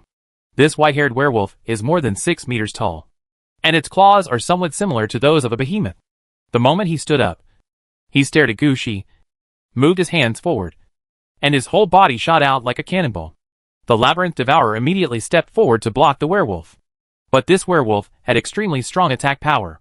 With one claw, the 4 maze devourers were torn into 12 pieces. What a powerful attack! Gucci's eyes widened, and at the same time he raised his right hand and pointed the cold wind staff at the werewolf. Bone Storm! Bone Storm! Fire Trap! Wave after wave of magical attacks continued to fall on the werewolf. But the werewolf didn't pay attention to this at all. He kept grabbing the maze devourer in front of him like crazy. As long as he is caught, the labyrinth devourer will only die. After a while, there were only 3 labyrinth devourers left in front of Gucci. Seeing that the werewolf was about to rush in front of Gucci, Gucci raised his hand and said calmly, "Death incarnate." Then a black mist appeared, and the bronze incarnation of death rushed out of the black mist. On the back of the incarnation of death, there are also a number of reversely long bone spurs. However, Gucci noticed that the internal organs that had just formed had not been installed, and the incarnation of death was still in the state of a bone dragon. When rushing out of the black mist, the incarnation of death immediately grabbed the werewolf's shoulders and flew upwards with the werewolf. This werewolf faced the attack of the incarnation of death. Not only was he not afraid, but he laughed loudly and kept grabbing the body of the incarnation of death, as if he wanted to tear off his bones. But the situation of the incarnation of death is not that simple. His body looks solid, but it is actually in a state of incorporeality. Normal physical attacks that fall on him will have more than 70% immunity effect. The originally powerful attack power of the werewolf had no effect at all when it fell on the incarnation of death. Instead, the incarnation of death seized the opportunity and bit the werewolf in one bite. This time the incarnation of death has been sufficiently strengthened in melee combat. His body became full of poison because of the poisonous pool water. In addition, due to the toxicity, his body became much harder. This has strengthened his attack power, and now he prefers to bite enemies with his teeth. The werewolf here was his target, and the incarnation of death also wanted to see how strong his melee ability was. After being bitten several times by the incarnation of death, large chunks of flesh and blood were torn off the werewolf's body. However, the werewolf seemed to feel no pain and ignored it completely, grabbing the incarnation of death with its claws every time. After a few blows, he actually left some scars on the face of the incarnation of death. But at this time, the incarnation of death had also tested his fighting ability. He didn't want to fight anymore, so the incarnation of death dragged the werewolf in front of him. With a glare, 2 melting rays of light hit the werewolf. Werewolf didn't expect that the style of death incarnation would change so quickly.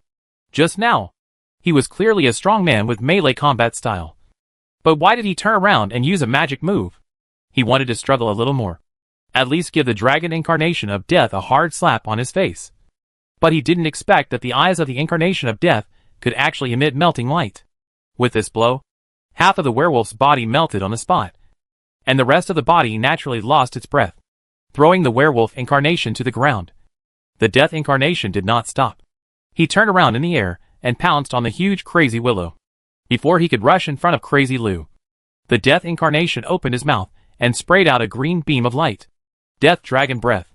After the blow was sprayed out, the huge crazy willow tree turned green on the spot. A large amount of green light shrouded under the crazy willow tree. Under the green light, the crazy willow tree kept twisting, but it was unable to dodge. Finally, a large number of soul shadows of strange creatures began to appear on the top of the crazy willow tree. It can be seen that Crazy Willow still wants to save his life at the last moment. Unfortunately, the Death Dragon Breath of Death Incarnation is not that easy to deal with. When the Death Dragon Breath ended, Gushi also heard the prompt sound that popped up. Death Incarnation, spell product, kills the plant-formed werewolf, level 11. You get 5,544 experience points, 5,544 points in overflow storage. Gushi was also a little surprised by this reminder.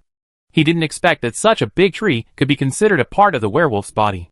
Only by killing this crazy willow tree could we finally kill the crazy werewolf. Chapter 464 Discovery and Gains on the Battlefield. Cleaning up the battlefield. With the biggest crazy willow falling, the battle here has almost come to an end. Gushi released the ghost team and began to order them to clean up the battlefield. However, only halfway through the order was given. Gushi's attention was attracted by a long sword stuck in the fallen crazy willow trunk. That long sword is somewhat similar to the sword of Dana's. However, in terms of details, there are still some differences. Gushi noticed that there was a wolf fawn on the handle of the long sword. You come into contact with the Sword of Domridu. Sword of Domridu. Grey Academy Professor Domridu came into contact with the Sword of Leadership when he was a student and was recognized by the Sword of Leadership. However, he has never learned swordsmanship. In his eyes, the sword has been integrated into his body, into his paws. During a certain battle, he inserted the long sword into a big tree and blended his crazy blood into the big tree along the long sword, using plants to suppress the madness in his heart. Compared with the sword of Dana's last time, this long sword did not have such destructive power, and it did not cause Gushi any injuries. Looking at the tree stump in front of him with Domlito's sword stuck in it, Gushi turned around and waved. You guys come here and take this tree stump and the sword on it to Aladovi City. After the order was arranged, Gushi was also thinking about how many people in that mysterious academy had received the Sword of Leadership and been recognized by the Sword of Leadership. Is it true that everyone who is recognized by the Sword of Leadership will leave a long sword behind? Gushi actually didn't know that there were quite a lot of imitation of college treasures. Almost all the professors who graduated from the crocodile department have a sword like this. After all, this department is famous for producing sword masters. Just like all professors who graduated from the reindeer department, their backpacks will always be 3 to 5 times larger than others. Some of them can learn swordsmanship and use long swords conveniently. Some even directly become sword masters who only know the flash technique. However, some professors themselves do not know how to use swords. After they get the swords, they use them in other ways. After the Mystery Academy disappeared, their swords were left behind. It has become something that can be seen here from time to time. Gushi's time here is relatively short. If he had stayed longer, he might have seen more similar long swords. But if Gushi doesn't know, then he doesn't know. After his men dug out the tree stump with its roots, Gushi stood in front of the big pit and glanced down. One of you, if there is something down there, go down and help me get it. Gushi pointed to the big pit and asked with some uncertainty. As soon as he finished speaking, a group of ghosts jumped down and lifted up all the things below. What Gushi noticed was that one of the pieces was a relatively normal skull. But Gushi was sure that this was what attracted him just now. When he saw this skull, Gushi frowned. He understood why he paid special attention to this skull. Before, when he was with the black-robed skeleton, he didn't want to complete the task at first, but wanted to use the skull's method to teach himself leadership skills. The skull he took out at that time was somewhat similar to the one in front of him. Because this incident had a huge impact on Gushi, Gushi immediately remembered this skull in his mind. Now that he accidentally saw the same skull, Gushi would naturally notice it. After understanding why he was so excited, Gushi picked up the skull immediately. The moment he touched the skull, a message popped up in front of Gushi. You got the Heritage Skull, Druid.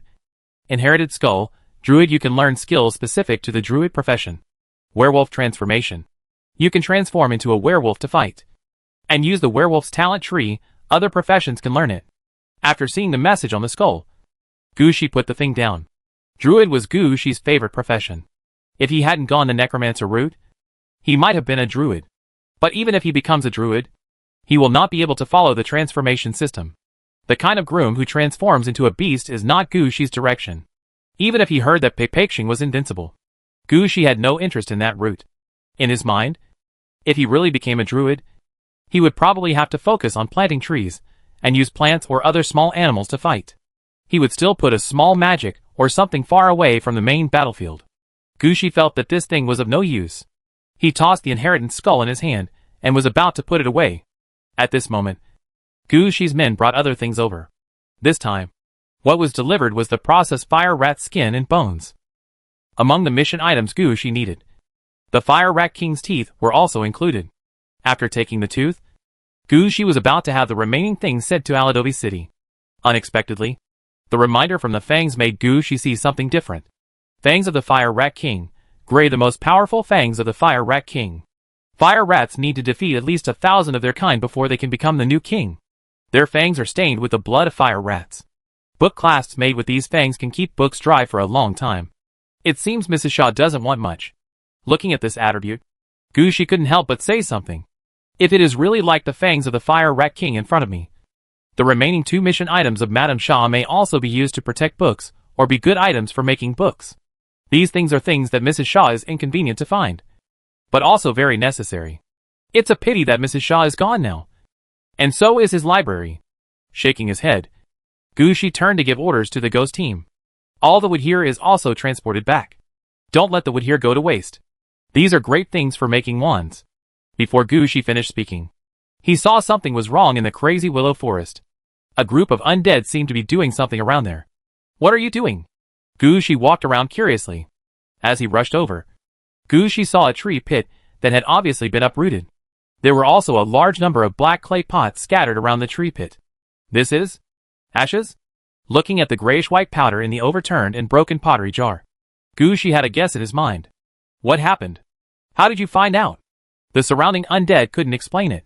In the end, it took a few undead leaders leading the team to argue for a long time before Gu Shi understood what was going on.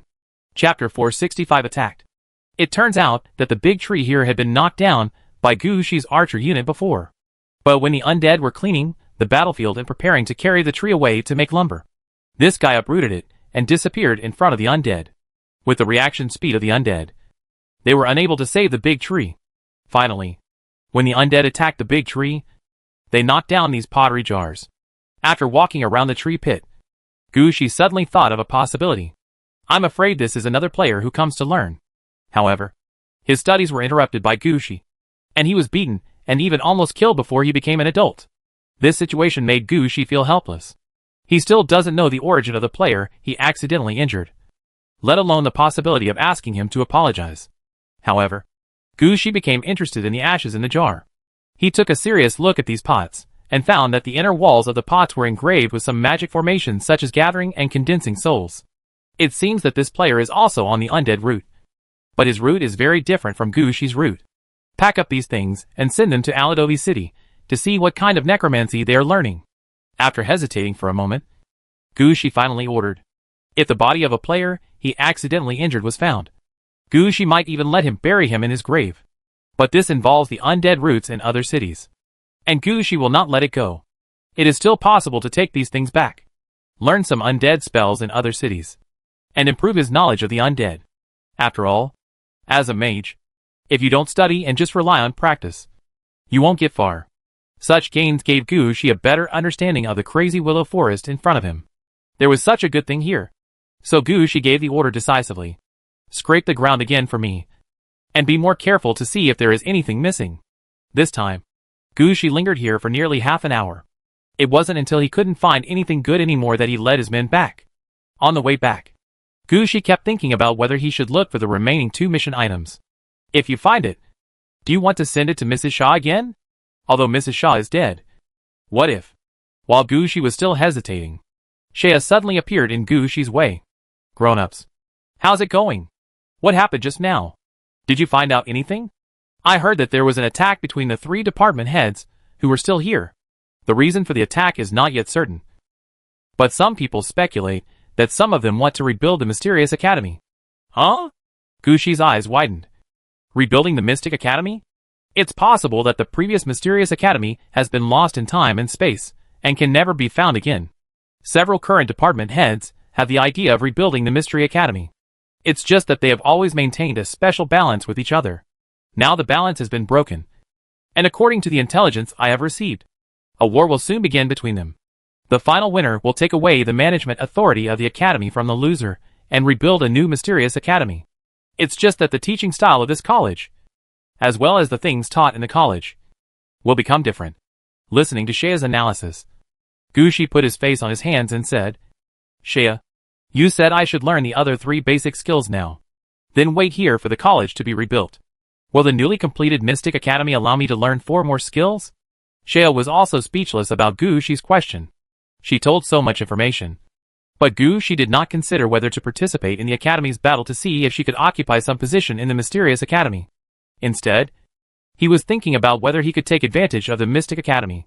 How does Shea explain this? Just when Gushi was about to speak again, he suddenly felt a chill on his back. The next moment, the evil coffin suddenly jumped forward and flew out for more than 30 meters. Boom! Before Gushi could react, he heard an explosion behind him. Gushi looked back and found that a 7-meter-long bone spear was stuck at the place where he had just stood. The ground was charred where the spear fell. It can be seen that if Sia Coffin had not taken Gushi away immediately, he might have been lying in the coffin now. What was going on? Gushi was also furious. He raised his head and looked into the sky. He found that there was a gigantic bone cavalry staring at him in the sky. This bone cavalry was about 7 meters tall. He was riding on the back of a blue flame phoenix with a wingspan of at least 10 meters. And he was carrying 3 spears about the same length as him. Seeing this situation, Gushi knew that there was no need to ask. It was this guy who attacked him. The spear was still on his back. The explosion just now was definitely stained by the flames of this phoenix. It seems like a big move is coming now. Gushi's eyes narrowed, and the shadow of the Steel City gate appeared behind him. However, the one flying in the sky ignored this situation. He pulled out a spear and pointed it at Gushi. Outsiders, hand over your stuff. Give it to your sister. With such no beginning and no end, who knows what you want? And how about you just throw a spear at the beginning? Is this a way to ask for something? This is clearly the rhythm of wanting to kill people. Gushisai was not used to this guy, and he didn't care that the magic he had just replenished hadn't been used up yet. He raised his hand and pointed the cold wind staff upward. Unexpectedly, the guy above was much faster than Gushi. When Gushisai raised the cold wind staff, a spear flew down. Death incarnate. Boom! The incarnation of death flew out of the black mist and was struck by a spear. In the explosion, the incarnation of death lost half his life. Spray him to death. While Gushi ordered the incarnation of death to fight for the last time, he turned to look at the skeleton mage behind him. What are you still standing there for? Go get the magic. Get the phoenix. Only then did the skeleton mages react and quickly started to draw out the demons. Gushi began to pour magic potion into his mouth, because this time he really released the incarnation of death without using any other spells. Gushi, who had lost a lot of mana, did not dare to drink another large bottle of magic potion. Now he drinks the miniature magic potions offered by the skeleton mage. 1 bottle replenishes 100 mana. Even warriors would dislike this amount of mana. But it was just right for Gushi. After watching the incarnation of death spray out the death dragon's breath and hit the blue phoenix, Gushi decisively raised the cold wind staff again. Magic arrow. Death incarnate. Chapter 466, The Reinforcing Incarnation of Death. The incarnation of death released for the second time instantly recovered its strength. At the same time, the black fog around him had also changed into other kits, using an extremely cold snow layer specially designed to deal with flames. In addition, Gushi noticed that a set of black lungs began to appear under the sternum of the incarnation of death. It was obvious that he had strengthened the effect of dragon breath this time. However, Gushi noticed that there seemed to be something snow-white hidden inside the black lungs. No matter what, when the incarnation of death strikes again, everything is aimed at the enemy. Just now, the phoenix blocked the death dragon breath of the incarnation of death. This time the situation is obviously different. Rushing upward, the incarnation of death first knocked the phoenix, and then flicked its tail, turning back into a brass-colored tailbone and hitting the skeleton soldier on the phoenix's back. The skeleton soldier was almost knocked off the phoenix, but luckily he turned over and stabilized everything. But at this moment, the incarnation of death opened its mouth and spit out dragon breath. Phoenix thought that the incarnation of death was doing the same thing again. That green breath of death would cause harm to the dark blue phoenix in front of it. But the impact would not be significant. After all, the most troublesome power of death in the death dragon's breath is precisely controlled by the phoenix. Try it again. It shouldn't be a problem. So the phoenix moved upward and stood in front of the incarnation of death. It's just that this time the incarnation of death is no longer breathing green death dragon breath. Since getting new lungs, Death Incarnation's death dragon breath finally has a kit. Although it is still the death dragon breath that can only be used once per summon. But the focus of death dragon breath has completely changed. The green death dragon's breath that is usually used is the standard death dragon's breath. It is a dragon's breath composed of countless people's souls and resentments. The death dragon's breath sprayed out this time was blue and white. Like a blizzard. Covering the entire phoenix. The phoenix really didn't expect that the incarnation of death could be replaced with a set of equipment. The ice is really the biggest weakness of this phoenix. A blast of icy death dragon breathed out.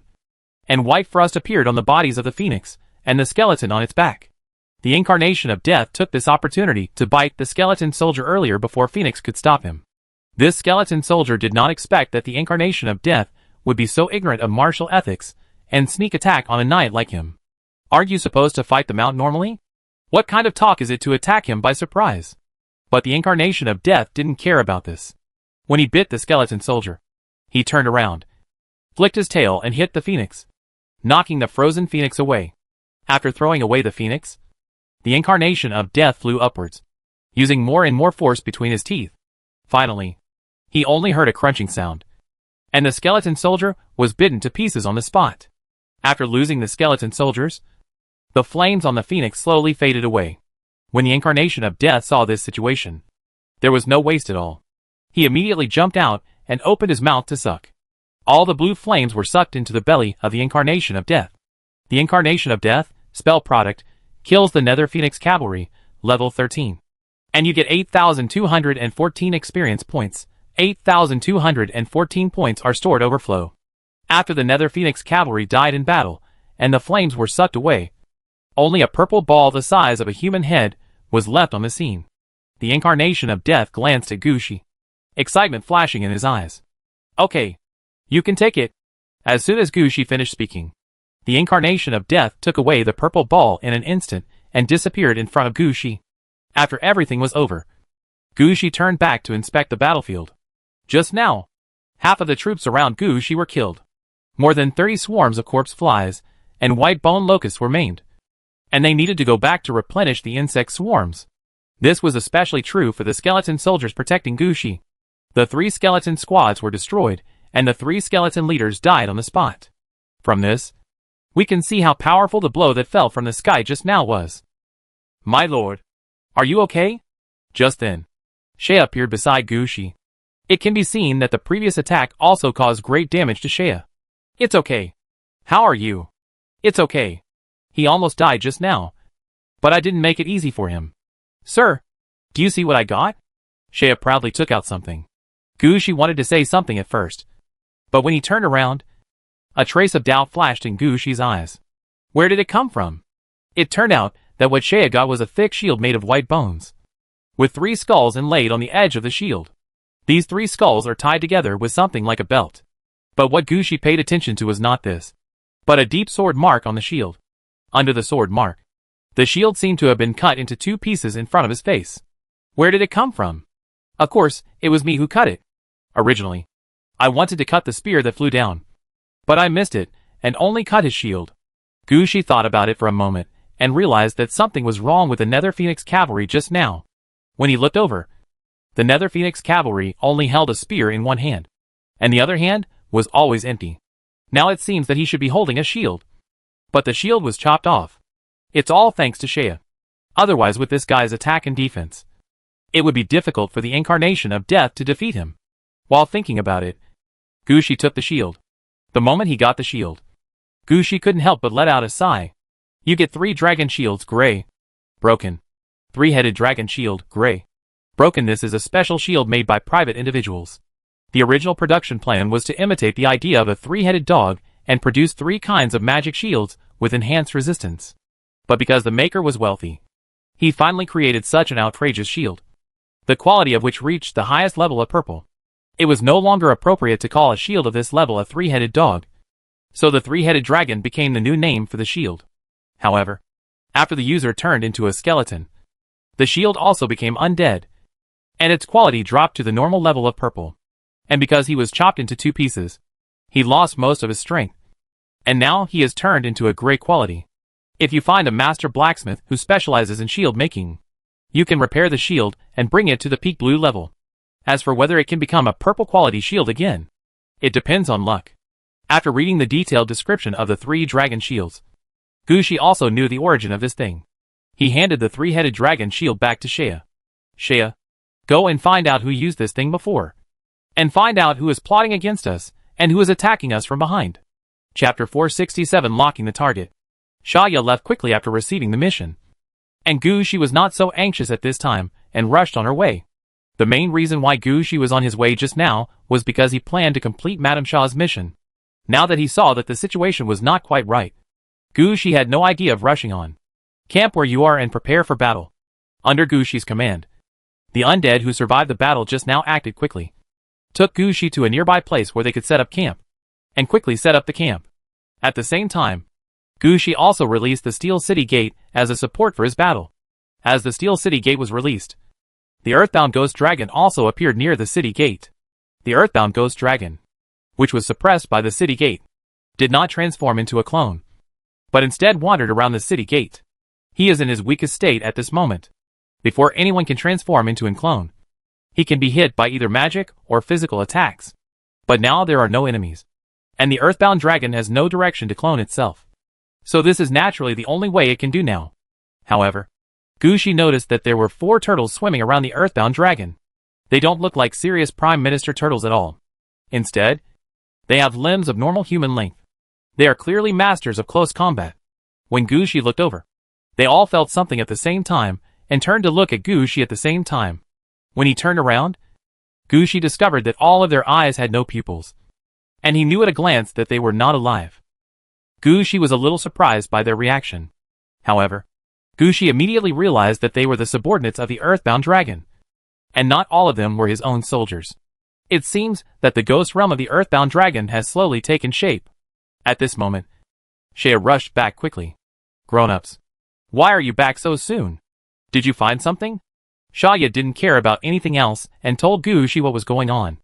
I thought it would take a long time at first, but I didn't expect that this thing was quite famous. As soon as they saw me taking it out, they knew who it was. It was a professor from the reindeer department.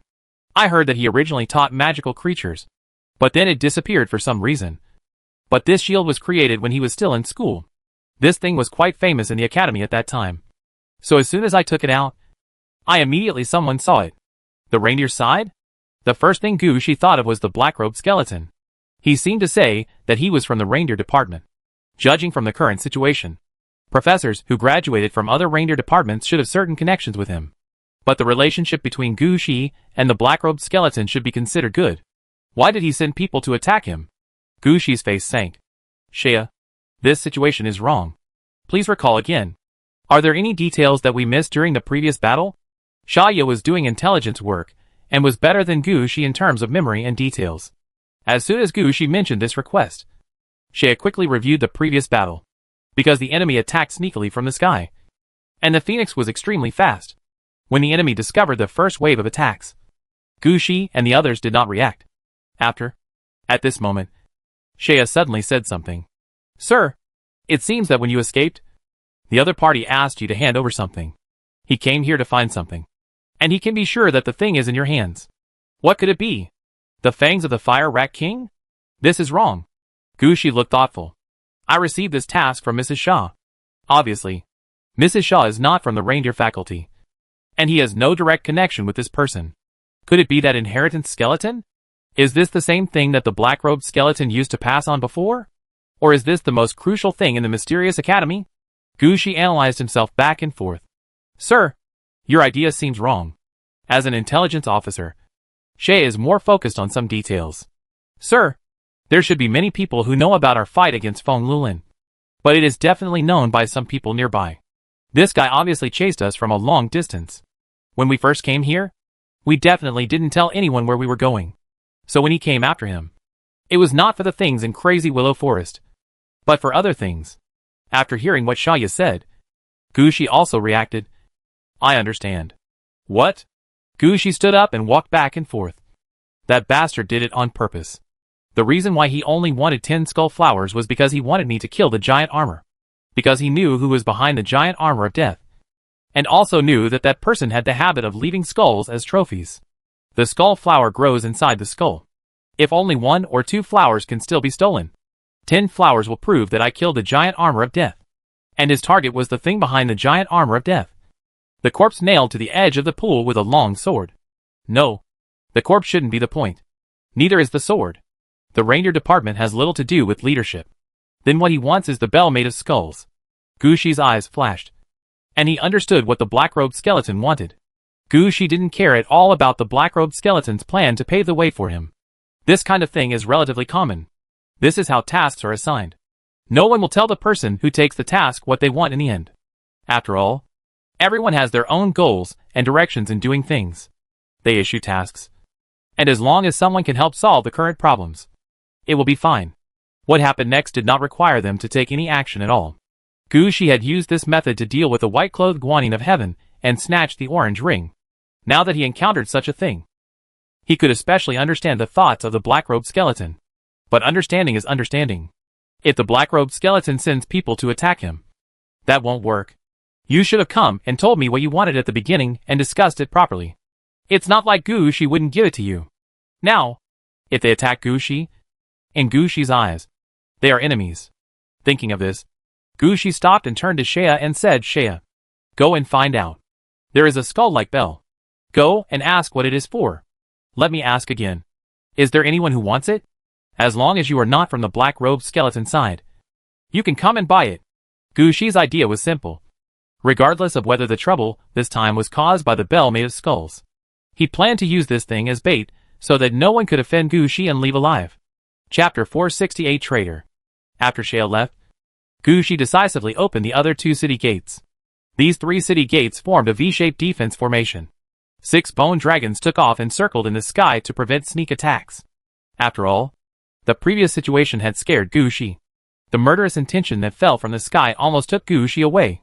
At the same time, it also made Gushi see that the incarnation of death under his command was no longer the most powerful one in this space. In order to ensure his own safety, Gushi had to take out all his belongings. As the troops occupied the corresponding positions, Gushi finally breathed a sigh of relief. Safety was no longer a problem for the time being. However, Gushi was not the kind of person who would just wait for defense. After ensuring his own safety, he sent out his troops, who could be used to explore the way, especially for the gargoyles. Gushi sent them out in several directions. He didn't ask for anything else. He just wanted to be able to detect enemies one step ahead when they appeared. I have to say that Gushi's idea is quite reasonable. After about 10 minutes, a gargoyle flew back.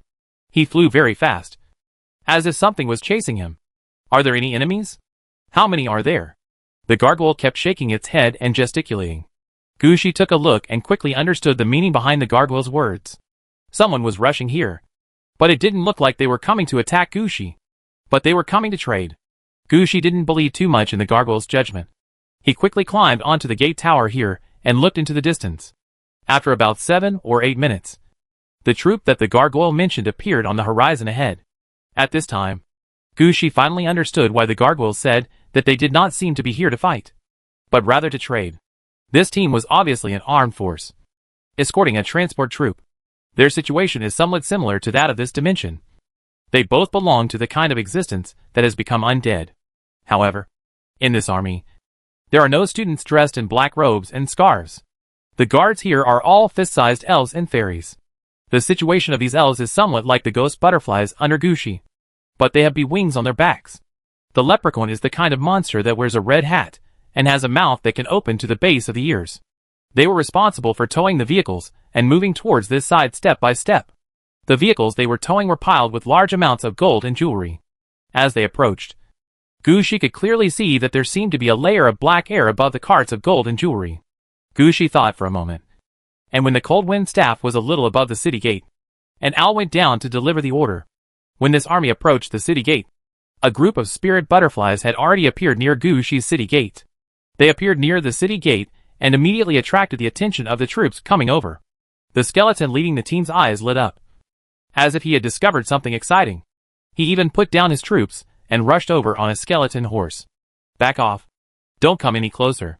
Seeing that this person was about to rush into the attack range, Gushi had to warn him in advance. Ah, I mean no harm. I'm here to trade. The man was startled by Gushi's words. He quickly stopped his horse and raised a big flag. The flag depicts a bat flying above the academy. Seeing the battle flag, Gushi frowned. Do the various departments in this college still have battle flags? He had never encountered it before. Seeing that Gushi did not attack, this man finally breathed a sigh of relief. Please don't take action. I'm the administrator of the academy's bat building. My name is Vega. I'm here to make a deal. If we don't want to move forward now, can you please come down and talk? Gushi stared at Vega for a long time and found that he was just a skeleton, wearing a western short-sleeved jacket. If he hadn't been riding a skeleton horse, some would have believed him to be a coolie. However, Gushi still asked, what does the bat building do? Is it the name of the bat department? Ah? No. Bats are used in our college to deliver letters and serve as mounts. The bat building is where these bats are raised. It is under the management of the college, but it is not included in the 4 major departments. But I graduated from the bat department, and I came to negotiate with you on behalf of the bat department on a temporary basis.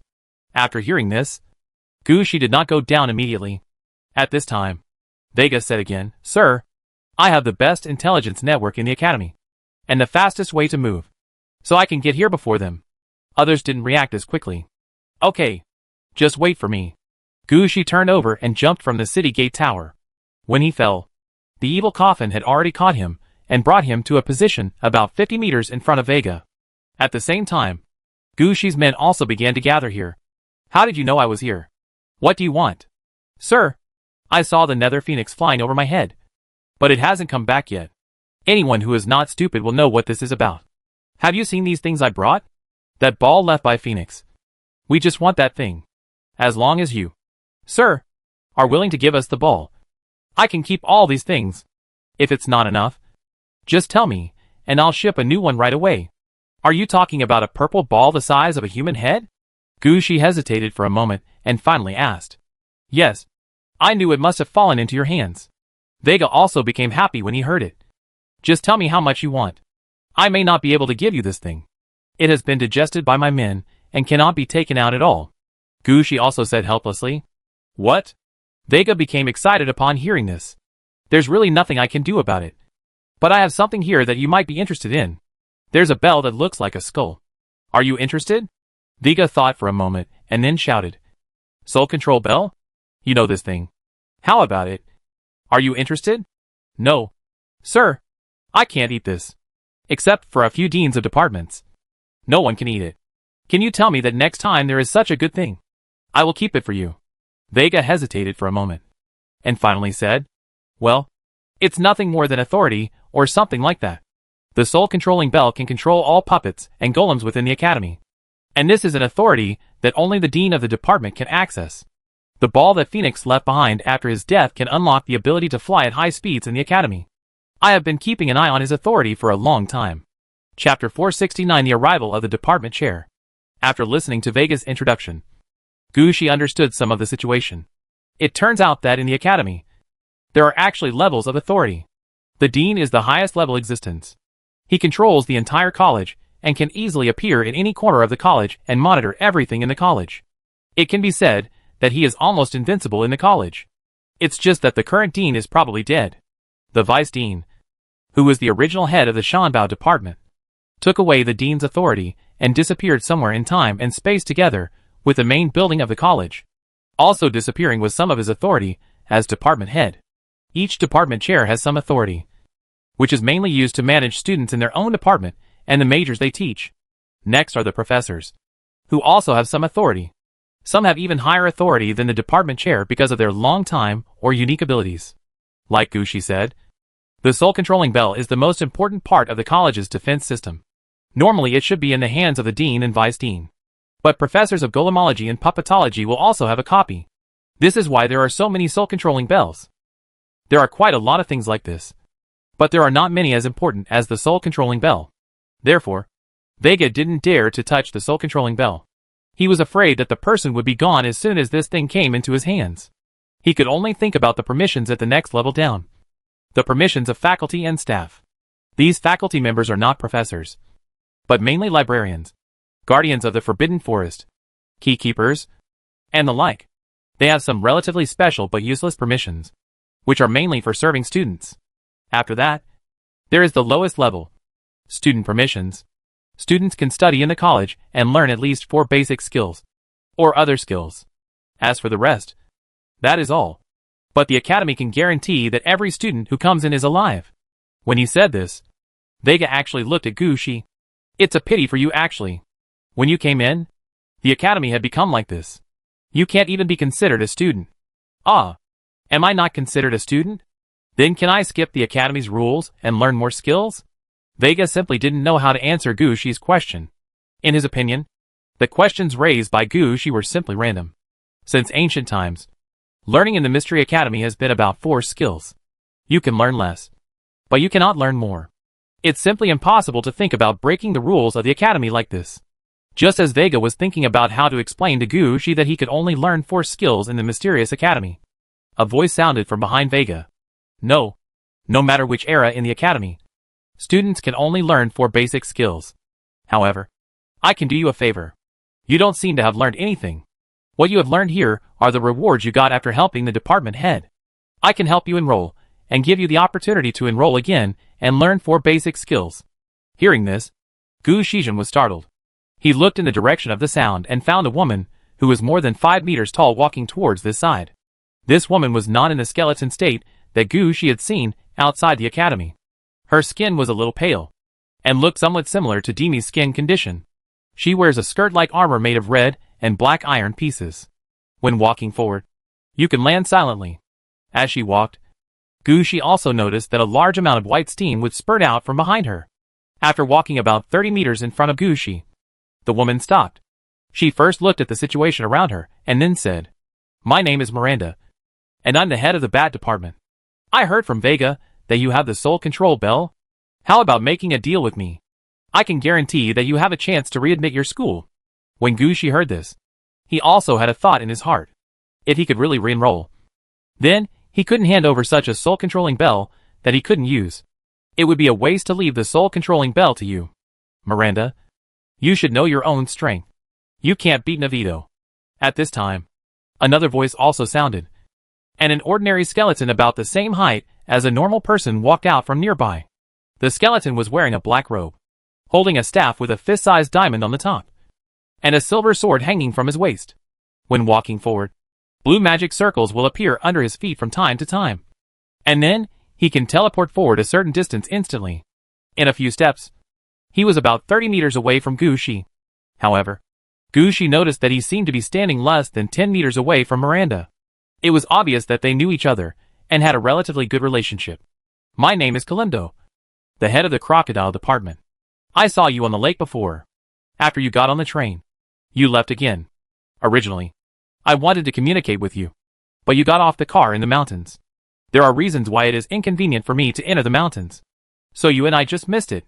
If I hadn't heard this time that someone was inquiring about the soul-controlling bell and wanted to sell it, I wouldn't have come to find you. It was you who took away the soul-controlling bell that Victor wanted. He is that kind of person. He always treats students as chess pieces. Never tell others what you want. As a result, every time he wanted something, it would be treated as garbage or unwanted items, and would be taken away or thrown away. But it happened to him every time, and he encountered this kind of thing every time." Kalimdo laughed at the black-robed skeleton Navito that Gushi met, and laughed at him for trying so hard but getting nothing. After ridiculing, Kalimdo changed his tone and said, "Now that the soul-controlling bell is in your hand, Vito will definitely want to take it back. It's a waste for you to hold it in your hand. Why don't we cooperate?" Gushi glanced at Kareem and then laughed. "I can cooperate, but Madame Miranda is willing to give me the opportunity to re-enter the academy. So what can I get from cooperating with you? Miranda can't beat Navito." Kalimdo rolled his eyes at Gushi. "So what? You don't think I will wait here until you finish fighting? Let's rebuild the academy." Gushi had a look on his face like, "I don't know. I don't know. I must have a ticket to the academy. Once the academy is rebuilt, I will issue a ticket to come in." I think no matter which of you wins, you will not deny this ticket.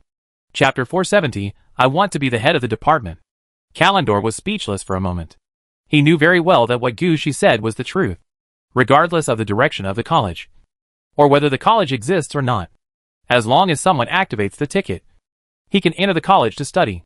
There is no need to consider who gave him the ticket, or whether he has any grudge against the dean of the college. It is enough for them to know that once they get the admission ticket and enter the academy, they can learn the corresponding knowledge. Well, you are right. If you just want to learn some basic skills, this is enough. After all, as the dean of the department, I can give you an admission ticket. But don't you think there aren't many such good opportunities? Do you want to try something else? Listening to Kalendo's words, Gushi couldn't help but laugh. Director Kalendor, your ability to persuade people is not very strong. When you speak, I always feel like a wasted wolf with nothing. Well, I'm not good at this to begin with. Listening to Gushi's sarcasm, Kalendo not only didn't get angry, but actually laughed. Mechanics and fighting are my style. But what I said this time is true. I have a plan. Did you see the previous battle? Gushi was stunned for a moment before realizing that what he was talking about was the explosion that had been heard in the sky before. He nodded to show that he knew. It was also at that time that I discovered that there were still so many people in the college who were thinking about the position of dean. So I thought about it and decided to give up the monopoly, win over some people, and rebuild the academy. For example, I can become the dean. Miranda, if you are willing to join now, I can arrange a position for you as deputy dean and department chair. This leaves 3 department chair positions vacant in the college. As Kalendo spoke, he looked at Gushi. Gushi's mind was filled with questions. What do you mean? Give him the position of dean of the mysterious academy. So what should he teach? Spiritualism? Is this cost effective? One is that I can come back to learn skills next time, and the other is to become the department head of the college. Gushi naturally knew which one would bring more benefits. Kalendor wanted to say something again, but Gushi said decisively, Okay, I'll join. I want a position as department head. As soon as Gushi finished speaking, Kalendo and Miranda looked at Gushi at the same time. The two were stunned for a moment, and Miranda burst into laughter. Ha ha ha. Kalendor, I didn't expect you to be here today. When Gushi heard this, he felt something was not right. He glanced at Miranda and asked, Is there something wrong? No. He also has the same problem as Navito. He always has the habit of not explaining things clearly and letting people guess. In the end, when you ask him for a reward, he will say that you made it up in your own head. He didn't say it at first, but this time he suffered a big loss. He originally thought he would give you a hint and you would just agree. But he didn't expect that you would directly ask for the position of department chair. I guess he originally only wanted to give you a faculty position in the college, which may be as high as a professor. Ha ha ha. This really makes me laugh to death. This is the condition. You can agree to it. If you don't give me the position of department head, you shouldn't hand over the sole controlling bell. When Miranda said this, Gushi also understood that he was thinking too much. But this is fine. He has given the conditions anyway. And whether he is willing or not depends on Kareem Duo. Anyway, even if he leaves now, Gushi will not lose anything. At worst, I can give the things to Miranda before leaving and ask her to give me another ticket. At this time Kalendor also recovered from the shock. Well, originally, I was worried about the shortage of manpower. Now there are only 3 departments left. When I become the dean, I have to give up the position of department head. The head of the strongest department can become the deputy dean. There were only 2 department head positions left at that time. And I happened to find that there was also a portrait of a former dean in the college. So he could become a department head, together with one of my former students. He can manage the crocodile department that I gave up. Your joining has given me another opportunity. For departments are the most reasonable. I can promise you. But you have to become the dean of the Shanbao department that was taken away by the former deputy dean. Everything must be built from scratch by you. Gushi had no objection to starting from scratch and establishing a new department. In Gushi's opinion, there are standard procedures here. But Gushi now has a problem. If I become department chair, do I have to stay here? No. You can arrange 3 professors in each department to be responsible for teaching tasks. And you can arrange another 7 faculty members to help manage students. Finally, you can leave a portrait. Even if you are not here, you can still manage through the portrait. So you don't need to worry about departmental control at all. Okay, I can become the new department chair. But I would like to ask again. Does it have to be Shan Bao? Anyway, the original Shan Bao department is gone. Can it be renamed? Of course, even if you don't say this, I will ask you to change your name. Because when a new college is established, all names will be changed. As Karindo spoke, he stretched out his hand to Gu Shi. Gu Shi was stunned for a moment, but did not hold it, but waved his hand behind him. Kalendor was shocked by Gu Shi's actions. He saw Gu Shi put a bell made of skulls into his hand. Then Kalendor saw a hint of a mouse-stealing smile flashing through Gu Shi's eyes. Because at this time, Gu Shi heard a ding in his ear. Ding! The first round of long-term mission, The Light of the Mysterious Academy, is completed. Long-term mission, The Light of the Mysterious Academy. First round mission description. Join the team that rebuilds the Mystic Academy. Task requirement. Join the team that attacks the Mystic Academy territory 1/1. Second round mission description. Defeat the villain inside the Mysterious Academy. Task requirements. Defeat the rebels within the Mysterious Academy 0 out of 10. Settlement will be based on the number defeated. At least one rebel needs to be defeated. Task reward. Identity as the head of the department of the Mysterious Academy. Explanation 1. The head of the Mysterious Academy is a prestigious position in the gaming world. Note 2. In the Mystery Academy, authority is sometimes higher than level. Note 3. With a corresponding identity in the Mystery Academy, you can learn all kinds of knowledge you want to learn without restrictions. It turned out that when Gu Shi responded to Kalendor's first sentence and proposed that he wanted to become the dean of the department, a long-term task had already popped up. Now that he has completed the first round of the mission, even if Kalendor goes back on his word, there is no way to kick him out of the team. Chapter 471. Big Guys Gather on the Lake. Regarding Gu Shi's attitude, Karindo didn't understand why he seemed to have been deceived by Gu Shi. But at this time, he also understood that regardless of Gu Shi's low level, his strength was not weak at all. At least in the current situation, Gu Shi's troops can be used. So if Gu Shi is willing to be a department chair, let him do it. Then it wouldn't be good for us to talk here. In these mountains, I will always be stared at by that guy Navito. It's inconvenient to do anything. Go to the lake that I can control. As Kalendo spoke, he opened a huge blue portal in front of Gu Shi. The portal is quite large, big enough for Miranda to enter. Miranda also knew Kalendor's abilities. She glanced at Gu Shi, lowered her head, and entered the blue portal. Gu Shi thought for a while, then raised his hand and started to clean up everything here. After all, his troops and city gates are still stationed here. After others passed, it would be bad if the troops were not taken back to Aladovi City. It would be a trivial matter if he couldn't bring out the troops by then. If the troops were attacked here, it would be a big problem. Gu Shi was not afraid of attacks before because no matter who hit him, he would gain something. But it's different now. Gu Shi also has a share in the Mysterious Academy. If this is broken, Gu Shi will feel distressed. Therefore, we cannot act rashly at this time. We must take over the space of the Mysterious Academy in an orderly manner and ensure the integrity of this space. Gu Shi felt as if he had a heart that he couldn't finish. It's obvious that I'm only at level 4. But I haven't even reached level 5 yet. Kalendo said that he didn't like the situation in the mountains. But he was still waiting for Gu Shi. It wasn't until Gu Shi had packed everything that he opened a new portal for Gu Shi. The moment he stepped into the portal, Gu Shi felt his feet loosen, and he plunged into the lake. Fortunately, Gu Shi reacted quickly and released the water dragon beast to drag him up to the water. But his whole body was extremely wet. Lying on the water dragon beast, Gu Shi found that Kalendo, with a smile in his eyes, was looking at him, who was all wet. You do this deliberately? Gu Shi didn't let Kalendor go just because he and he were members of the same team. Gu Shi directly criticized him. No, it was just an accident. As soon as Kalendor finished speaking, Miranda on the side spoke. He did it on purpose. That's what's wrong with him. It's okay. You don't have to be afraid of him. If anything happens, just tell him back. Seeing Miranda's attitude of not taking it too seriously, Gu Shi felt that there seemed to be something wrong with this Mysterious Academy. However, neither Kalendor nor Miranda wanted to elaborate. Kalendor just pointed at the lake, and a crocodile with its belly in the air floated up from the lake. This crocodile is as long as a train car. Its limbs are obviously swollen, and it seems like something is about to explode under its skin. Stepping on the crocodile's belly, Gu Shi knew that the crocodile had been dead for many years. Standing on the crocodile, Miranda also looked confused. After all these years, you still haven't given up? No. Sam has carried the sword of leadership for the Crocodile Academy for so many years.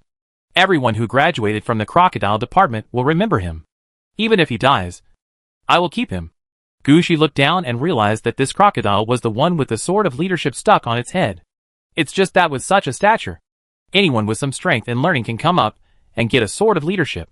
Gushi was still thinking about something, and Miranda said, "But you won't be able to manage the Crocodile Department in the future. Do you think your students will want to learn leadership skills?" After hearing this, Galindo fell silent. He understood that if he really wanted to become the dean of the Mysterious Academy, there were some things he really had to give up. That will happen in the future. If leadership skills are not taught in the future, I will just pretend I didn't see it. Just when Gushi wanted to interrupt and say something, the two people who were about to quarrel closed their mouths again and looked in the same direction at the same time. Gushi turned his head and looked over there, and he found that a little old man wearing a medieval dress and black stockings on his legs appeared on the water there. He walked on the water easily, and every step he took left a shadow on the water. At first, Gushi didn't feel anything, but as he got closer, Gushi suddenly discovered that this person was not a real person. His skin, the clothes he was wearing, and even everything he had were all painted with oil paint. When he came over, both Galindo and Miranda bowed their heads to the old man. "Professor." Then Miranda introduced the little old man in front of Gushi. This little old man was the dean of the Mysterious Academy for the past 2 terms. When Kalendor was still a student, this little old man was a professor of the Bad Department. When Lameda entered the academy, he was a professor of the Bad Department. Department chair. It can be said that this is the standard process of the Mysterious College. From faculty, to professor, to department chair, and finally to the position of dean step by step. So don't worry about his name. Just call him professor when you meet such an old senior. Of course, he is also considered a special case in the Mysterious Academy. Others died here because something big happened at the Mystic Academy. Only he turned into an oil painting after his death and hung it in the academy. After something big happened in the academy, he was affected by the aura of death and actually became alive. After coming back to life, because he was the dean of the college and had certain authority, he also protected a group of students. He had no ambition before. It was different now. Kalendor found him and negotiated terms with him, making him willing to join Kalendor's team. Eventually he will become the head of a department, and can even use this ability to become the first undead dean of the new college. What he had to do was very simple. The black-robed skeleton Navito possessed some of the dean-level authority. These were cases where the dean of the college died in battle, or the vice-dean got into trouble, and were automatically assigned to several other department heads. Control priority is not high. This professor has only one role. When they attack Navito, he takes action to destroy this part of Navito's authority control. As long as he has no authority, other things will be much easier. Kalendor and Miranda can handle everything here. Of course they won't say this out loud. They are waiting for the last person to arrive. Chapter 472, Locking the Target. This last one didn't keep Gushi and the others waiting too long. Soon a new skeleton appeared on the lake. He was wearing a thick suit of armor, and was about the same size as a normal person. He had a long sword hanging around his waist, 2 long swords on his back, and a 2-handed heavy sword in his hand. It can be seen that this person is not a professional like a mage at all. But Gushi quickly figured it out. When he came in, he didn't say that the Mysterious Academy must be a magic academy. This situation is normal. After all, which mage would take the initiative to learn leadership skills? Not to mention a necromancer like him. This is simply the rarest of the rare. The thick armored swordsman skeleton arrived, and the team here was finally together. After some introduction, this person's name is Canist, the swordsman among the swordsmen who came out of the crocodile school. Others only had 1 long sword, but he had 4 in front of him, and he didn't know how many he had not taken out. The most important thing is that he is the strongest swordsman in the crocodile department. After appearing, he immediately said, "I want to master the crocodile department in the future, but I will no longer teach leadership skills. I want to teach attack skills. Later, I can take the war madman route." Gushi is now considered a person with enough knowledge. When he listens to other people's words, he can automatically add various information in his mind. War madman, standard promotion skill. The minimum damage value and the maximum damage value of the creatures under his command are each increased by 1. This ability is used to directly increase the attack power of your subordinates. In addition, the attack technique itself also increases the soldier's attack power. It is obvious that he is trying to increase the soldier's attack attributes. From this point of view, this Canist's ability obviously lies in his sword. When Gushi was observing Canist, he also noticed Gushi. After all, the others are all celebrities in the mysterious academy. Only Gushi is a newcomer at first glance. And he is still alive.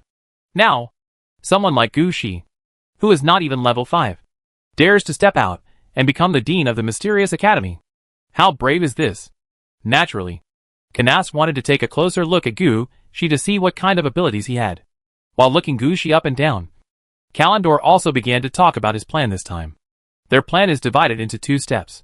The first step is to kill Navito, the black-robed skeleton, and take away the authority assigned to him from his hands. And if you want to complete the first step, you need to eradicate Navito's wings. There are about 20 enemies that need to be dealt with here. The main ones are Navito's 3 professors and 7 teaching staff. When something happened in the college, they always followed Navito and were protected by Navito. At the same time, they will fight for Navito. For example, the Nether Phoenix Cavalry, who attacked Gushi before, was one of the teaching staff. Vega, who wanted to trade with Gushi before, was a member of Miranda's staff. Then, there are the pets under Navito. That is, the results of his research. Kalendor didn't know how many there were. The only thing that is certain is that when they discovered that Navito had taken action, they had already killed a giant skeleton beast. In addition, the giant skeleton protecting Navito in the burial ground was also one of them. Now they can only count them in high kilometers. And they have counted 5 people in it. Finally, there are the faculty members in the academy who secretly defect to him or who have to side with Navito because of their authority. Such faculty members are the backbone of the college. There may not be many of them, but they all occupy relatively important positions, such as the late Madam Shakespeare, who was the administrator of the college's only library. Another example is the doctors in the medical wing and so on. They are not necessarily faculty members of a certain department, but because of some things, they will be closer to a certain department. Kalimbo knew all about these people. Those who could be won over were not counted, and those who could be avoided were not counted either. After deducting 7 from 8, the number of people who really needed to be fought would not exceed 5. So after calculating and comparing left and right, they still had to deal with 20 enemies before they could defeat Navito. Some of these 20 enemies are with Navito, while others are not. This gave them the opportunity to spread their attack. Kalendor and Miranda were lighting up one by one, while the oil painting professor sat aside and looked at the lake. At this moment, Canist suddenly said, "Oh, I understand." His words immediately attracted everyone's attention. Gushi also raised his head and asked with some confusion, "What do you understand?" "The ring on your right hand is an orange one. Let me tell you, you are a level 4 person.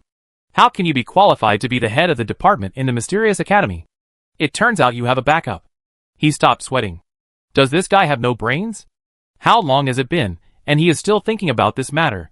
Can he really win by following a group of people like this? But at this time Gushi still nodded. "Yes. Orange ring? What's wrong? Don't you have orange clothes?" Listening to Gushi's tone, everyone, including the oil painting professor, was speechless. They also want orange equipment. But are orange equipment so easy to get? Many level 20 bosses don't have orange equipment. Normally, being able to mix the whole body with purple at level 10, or mix with a few pieces of purple equipment with relatively weak negative effects would be quite impressive. When they heard the orange outfit, they took a few more glances at the ring on Gushi's hand. However, none of them had any reaction in the end. Even Canist, who brought this matter up, did not ask what the effect of the orange equipment was. In the eyes of ordinary people, orange equipment has become a myth. Those who got the orange equipment are all the bosses of the party. There are even rumors that even a level 1 novice can kill gods as long as he has orange equipment. After this matter was brought to a head, they began to discuss a plan to deal with Navito. If we want to take action this time, the situation must not be completely separated to attack Navito's men, because Navito is not stupid. He will take action when he finds something is wrong. Moreover, some of these enemies are right next to Navito, and only 7 or 8 are outside. So Kalendor turned to look at Gushi. "Mr. Gu, how about you deal with these enemies outside?" Gushi glanced at Kareem and said, "Okay, but what about the authority? If I defeat these guys in the end, I won't have any authority in my department." "No. The 4 major departments all have corresponding authority. This has been divided since the establishment of the Mystic Academy. The authority of each college is clearly written. The head of each department has 5 authority. There won't be any leaks. Gushi stared at Kareem one more time, and finally reached out and took the target map. Chapter 473 Fight for Yourself. This time, I fight for myself. Looking at the newly updated map, Gushi comforted himself. It can be said that this battle was really a job that Gushi found himself. Otherwise, Gushi had already obtained the leadership skills and knew the situation of the death decree, so he could have escaped in advance. But it is impossible to ask him to give up. He glanced at the target he needed to deal with. 3 are neutral faculty members who have clearly joined Navito. 3 may be Navito's pets or experimental subjects. And the other is a professor who usually helps Navito run errands. There are 7 people in total here. And Gushi has a lot to deal with here. After all, when they first calculated, Navito and himself were only an estimate of 20 people. If 3 people fight, 1 person will be divided into 7. There are 5 of them now. Although the oil painting professor is only responsible for suppressing Navito's authority as the department head and does not take action, there are still 3 strong people. They made a good plan and went together to besiege Navito. Gushi was disdainful of their actions. With so many people assigned to you, do you really think you can't beat them? Holding the map, Gushi said to Galindo, "Can you send me back to where I just came from? You want to go back? There is no opponent there that you need to fight against." Galindo glanced at Gushi, somewhat puzzled by his choice. "My men are still over there. There are some things that need to be taken care of." When Gushi saw the map, he had his own plan. But there were some things he would not tell anyone. Speaking out at this time will cause some trouble. Kareem took another look at Gushi, thinking that Gushi had a further route. "Okay, I'll send you there. But let me tell you, Navito and I are mortal enemies. If you use my portal to go there, you will definitely be targeted by Navito. When he attacked me, we were already mortal enemies." Gushi smiled naturally. Kalendor also believed Gushi's words at this time, and helped Gushi open a portal on the spot. When Gushi was about to enter, Kalendo handed Gushi something like a key. "Take this. This is a proof for you, so that even if you exit the scope of the Mystic Academy, you can come back quickly." After taking the key, Gushi raised his head and asked, "Kalendor?" "No, Mr. Dean. How much time do I have?" "You can also see that the enemies are somewhat scattered. In 3 days, we have to prepare to prevent Navito from recovering his troops. You have 3 days to deal with his perimeter, if possible. Of course, the sooner the better. If you can handle it in advance, you may even have time to come over and deal with Navito together." 3 days. Right. I remember. Gushi entered the portal without looking back. Just now, Gushi had been thinking about one thing. Now he has a certain idea in his mind. Whether it can be successful depends on the issue of time. As Gushi stepped into the portal, Galindo and the others were discussing how to deal with the problem of Navito's military strength in the academy. They never expected that Gushi, who had been suppressed by them, would still be able to turn around capital. However, what they discussed had nothing to do with Gushi. In the eyes of Galindo and the others, Gushi was an outsider anyway, and it would be enough if he could be given the position of department head. It is better not to divide the authority within the academy. After exiting the portal, Gushi immediately shot a magic arrow into the sky. At this signal, Shaya quickly appeared nearby. Without waiting for Shaya to speak, Gushi directly put the map and target he had just obtained into Shaya's hands. "Shaya, I have a very important thing for you now. Go and find out about these people for me. In addition, I need the identities and information of all the neutral professors and teaching staff in the college, where they are. And most importantly, I need the shortest route to them." Shaya took the map and took a look at it, then thought for a moment. "I heard that there is a faculty member in the academy who specializes in managing secret passages. I'll go ask him about it." "Okay, I'll give you 1 day. No matter if there is any news or not. You must come back after 1 day." Shaya nodded and was about to say that it wouldn't take that long. But after looking at Gushi, she didn't say this in the end. In Shaya's opinion, there must be a reason why Gushi would choose to arrange his time for the day. With the tacit understanding between the undead and Gushi, they didn't need to say anything. Shaya nodded to Gushi and disappeared in a flash. Then Gushi also acted quickly. He released 3 more city gates to form a pin-shaped defense pattern, and mobilized Amilcar to guard here. "Amilcar, I give you the right to mobilize the remaining troops in Aladovi City. I have only one request for you. When I go back, you must defend this place for me. No matter who comes to attack, you must give it to me." "Withstand?" Amilcar grinned. Don't worry, sir. As long as I'm here, no one can knock down these 3 city gates. After confirming that Amilca could handle everything, Gushi turned around and entered the Steel City Gate. Gushi's Steel City Gate is in Aladovi City, and is built on the road leading to Aladovi Tower. After entering through the Steel City Gate, Gushi jumped onto the evil coffin immediately. Go to Aladovita. When Gushi appeared in Aladovi City, Luna was naturally the first to sense it. Originally, she could move freely in Aladovi City, but now that she has mastered the mirror ability, she is even more elusive. Sia Coffin had only taken a few steps when Luna appeared next to Gushi. Sir, did something happen? When you encounter a little trouble, it's also an opportunity. I'm going to ask Princess Anna. Maybe this is a good opportunity. Gushi did not explain so much to Luna, but quickly changed the subject. How's the construction of the Soul Calling Tower going? How's the battle going on Demi's side? In 3 more hours, the construction of the Soul Calling Tower can be completed. As for Demi, according to the news from Princess Anna, she has already invaded the city of Aradovi during the Tudor dynasty, and is currently engaged in street fighting in the city. Judging from the current situation, it would take about 5 days before she could capture the entire city of Aladovi. If you include the time to eliminate nearby enemies, it may take at least half a month to complete everything. That's fast enough. Was the city of Aradovi big during the Tudor period? Big. Quite big. Our city of Aradovi initially had only 4 districts, while the city of Aradovi during the Tudor dynasty originally had 10 districts, which is larger than the area we control now. Chapter 474 Mission, Death Lord. Luna, if all the Aradovi city from the Tudor dynasty is captured and all the land is built, Aradovi city should be able to be upgraded to level 12. Right? Yes. If the adults level can be improved, the level limit can be increased further. Regarding the situation in Aladovi city, Luna is the most qualified to speak.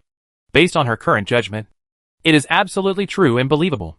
While the two were talking, Aladovita appeared in front of them. At this time, Gushi noticed that Aladovita seemed to have undergone some changes. Although the number of internal towers has not increased, the defensive status inside has been significantly improved. It seems that each tower has its own corresponding function. After all the towers are activated, the Aladovi Tower actually has strong enough defense and combat capabilities. As soon as she entered Aladovita, she activated everything here. Seeing Gushi's surprised expression, Luna said helplessly, "It seems that what Princess Anna said is true. The British royal family's control over Victoria Tower has reached a very high level." Just as Gushi was speaking, a group of crow spearmen flew out of Aladovita. "Why are they here?" Gushi asked curiously. Princess Anna said that crows and Aladovita are a good match, so she transferred all the crow soldiers. At this moment, several crow lancers also fell in front of Gushi and the others. At the same time, Princess Anna also appeared on the walls of Aladovita. "Sir, after Aladovita is opened, the door cannot be opened temporarily. Please come up with the crow lancers." The last time Gushi sent Princess Anna's body back to Victoria City, he also encountered something like this. When they met again, Gushi was not dissatisfied. He reached out and grabbed the hand of a crow lancer, and was carried into the air by the crow lancer, falling in front of Princess Anna. Before Gushi could speak, Princess Anna looked at Gushi. "Sir, you must be very lucky. The skill of Death Edict is so easy to achieve." "Yes, but my luck almost ends here, and I have a big trouble to deal with next. I think you asked me to learn the Death Edict. Maybe it has something to do with the Death Lord." "Yes, my lord has mastered Death City and Death Incarnation. It has not reached level 5 yet. This is an opportunity. I know one thing from my great-aunt. There is a hidden profession among the necromancers. An advancement requires the 3 divine skills of death. At level 5, he takes up the hidden profession of Lord of the Dead, which, at level 10, he does not take the Lich route and directly starts as Lord of the Underworld." Hearing what Princess Anna said, Gushi was also stunned. At first, he thought that Princess Anna had Death Lord skills that she could learn. "That's why I hurriedly learned the Death Decree." He didn't expect that there was such a big surprise waiting for him. After the shock, Gushi tried his best to regain his composure. "Let's not talk about this for now. Anna, I have something to tell you." Gushi quickly recounted what happened in the mysterious academy. Finally Gushi revealed his plan. The Death Lord can make all neutral undead in the wild automatically join Gushi's command. And the Mystery Academy is full of neutral undead in the wild, especially when Navito lost some control rights and even died in battle. All the undead under him were neutral troops in the wild. Gushi needs the Death Lord skill. Didn't Kalendor want him to fight the undead in the wild? Don't you want to deny him permission? Don't you want him to find his subordinates himself? Then we'll see how fast they beat Nawe. Or how fast he can use the Death Lord's skill to subdue the undead in the academy. Listening to Gushi's plan, Princess Anna's face became solemn but happy. The plan is feasible. As long as you don't encounter mummies and death knights. Your plan is completely feasible. The Death Lord skill is the one that is closest to the rules among the 3 divine skills. As long as you master the skill of Death Lord, you are essentially a high-level undead. It is quite easy to subdue neutral subordinates in the wild. And you also have a corresponding identity, which can make the undead in the wild lose their resistance. Your plan is completely feasible. And for such a big mysterious academy, if you use the Death Lord's ability to conquer them, it will also be beneficial to the Death Lord's skill upgrade. This plan works.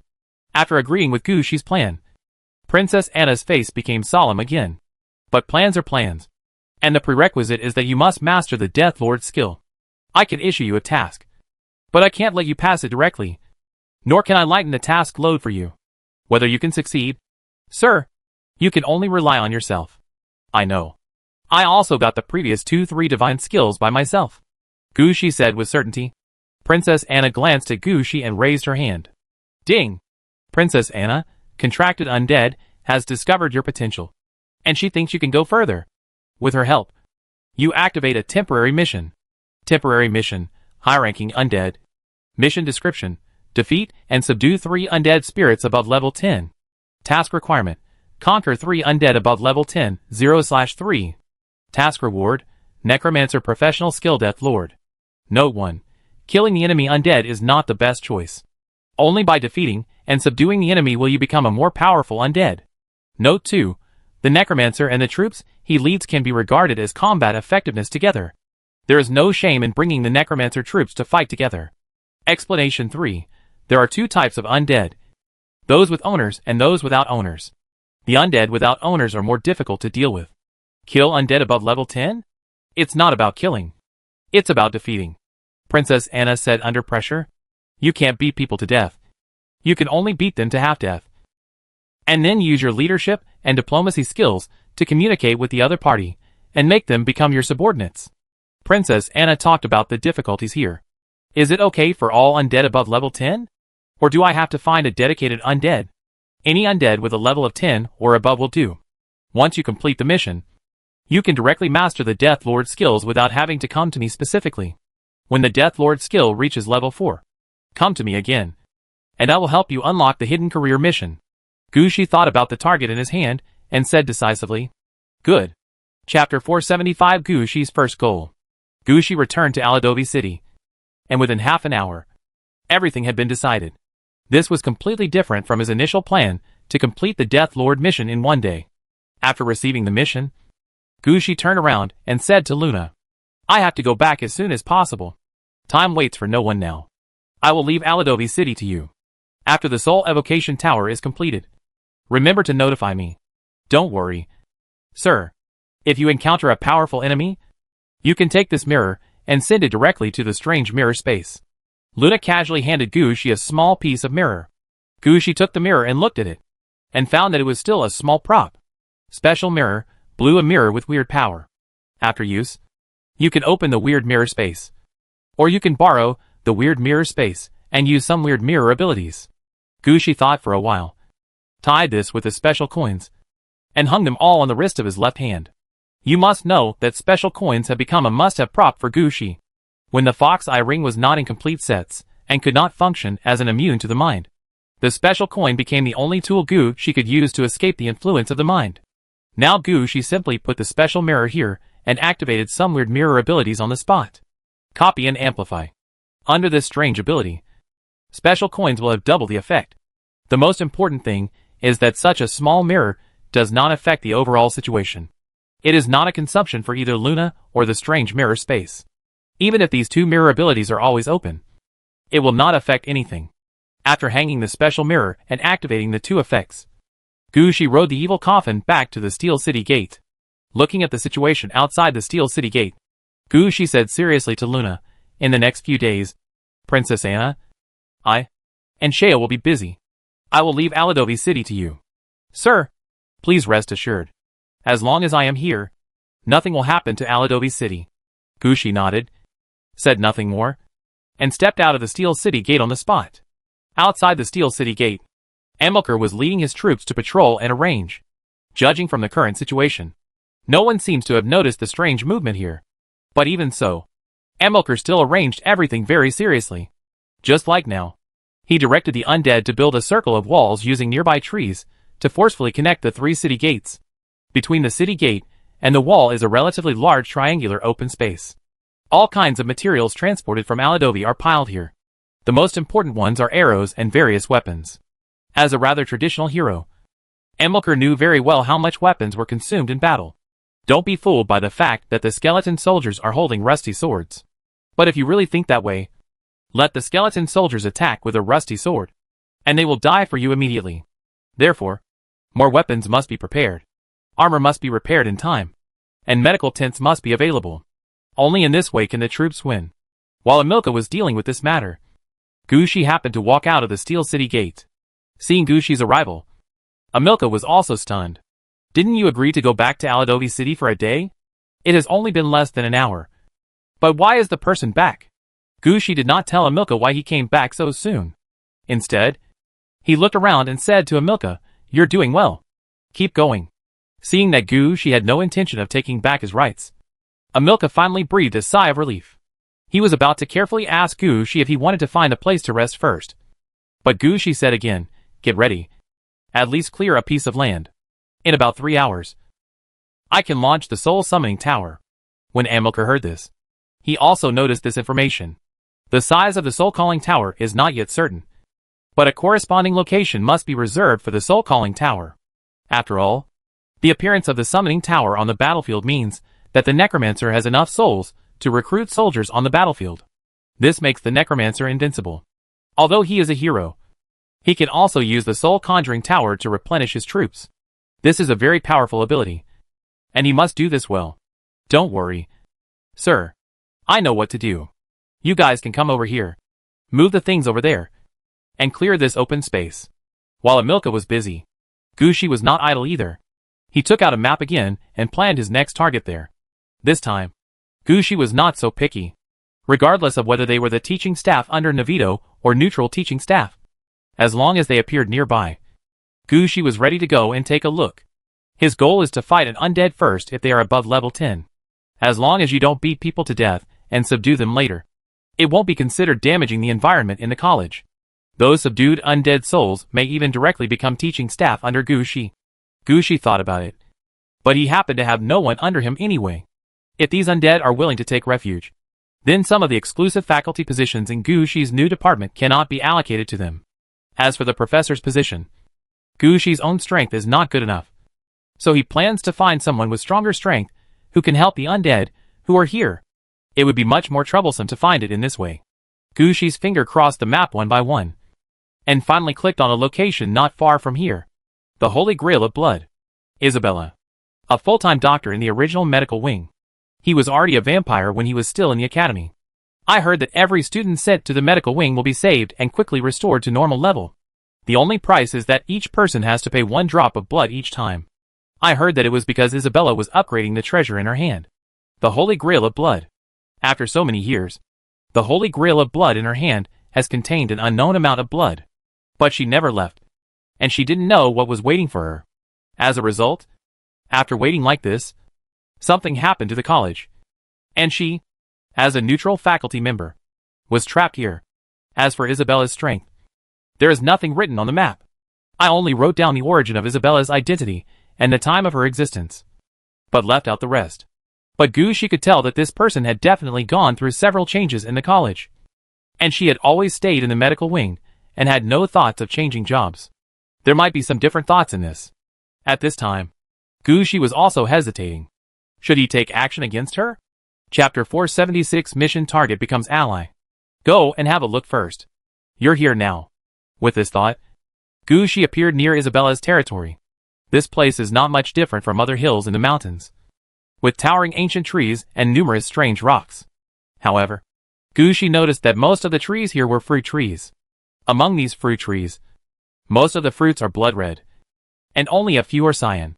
However, Gushi noticed that these cyan fruits often have eyes, or distorted and strange things like human faces exist. Standing outside the woods, Gushi did not take the initiative to attack. He thought for a while, held up the cold wind staff, and used a spiritualism technique on the ground of the woods. The next moment, Gushi saw an extremely thick blood cloud rising from the woods.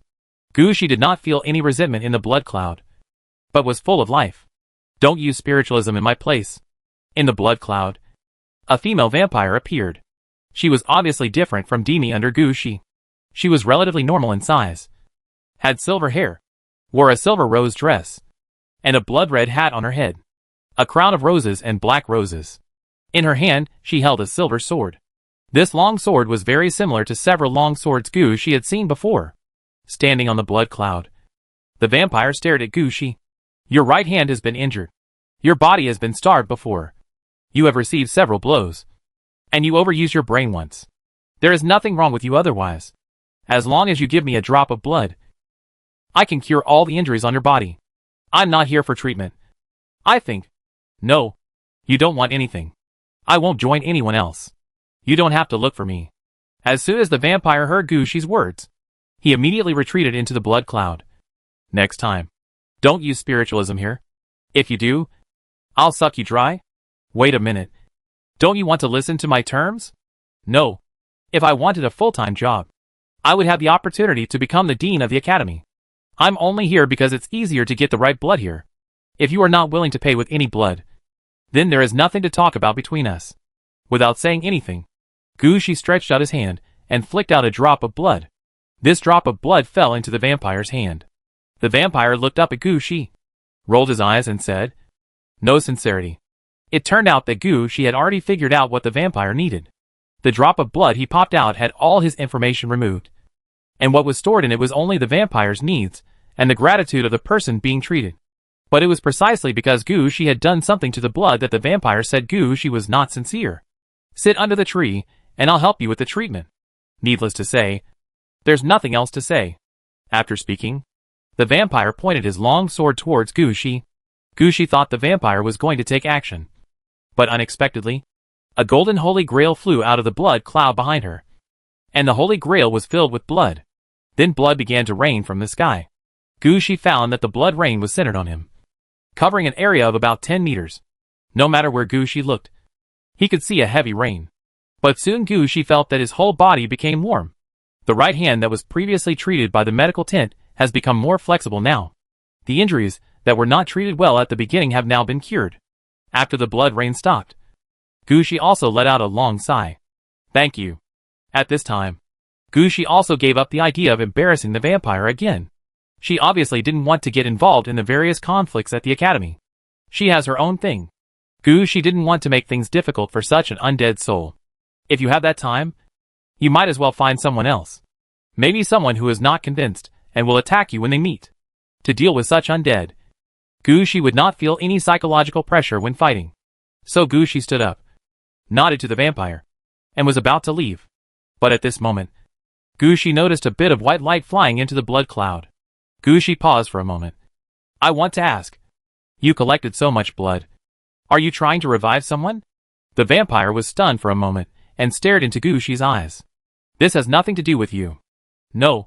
I just want to remind you that if you want to pursue situations other than 3 times, there may be other ideas. The vampire stared at Gushi for a long time.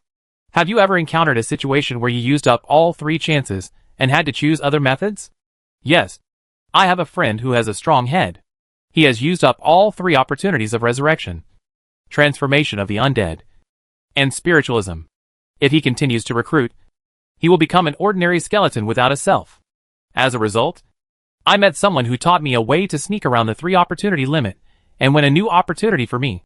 So that's it. I'm also bypassing the limit of 3 chances. But vampires are different from other undead. Vampires resurrected by blood do not count towards the 3 times limit. As for the person I wanted to resurrect, because he used blood to resurrect many times, he lost his 3 chances of resurrecting. Now if he touches a drop of blood, he will become the most ordinary vampire. Although I don't care if he is strong or not. I can't see him not being able to fulfill his wish. So I have been collecting blood here, just to find the most suitable drop of blood from so much blood that will not let him turn into an ordinary vampire. You'd better forget it. Other than this road, other roads are not suitable for him. At this point, the vampire paused. Then she smiled again. But thank you anyway. At least you are the first person who discovered him and cared about him.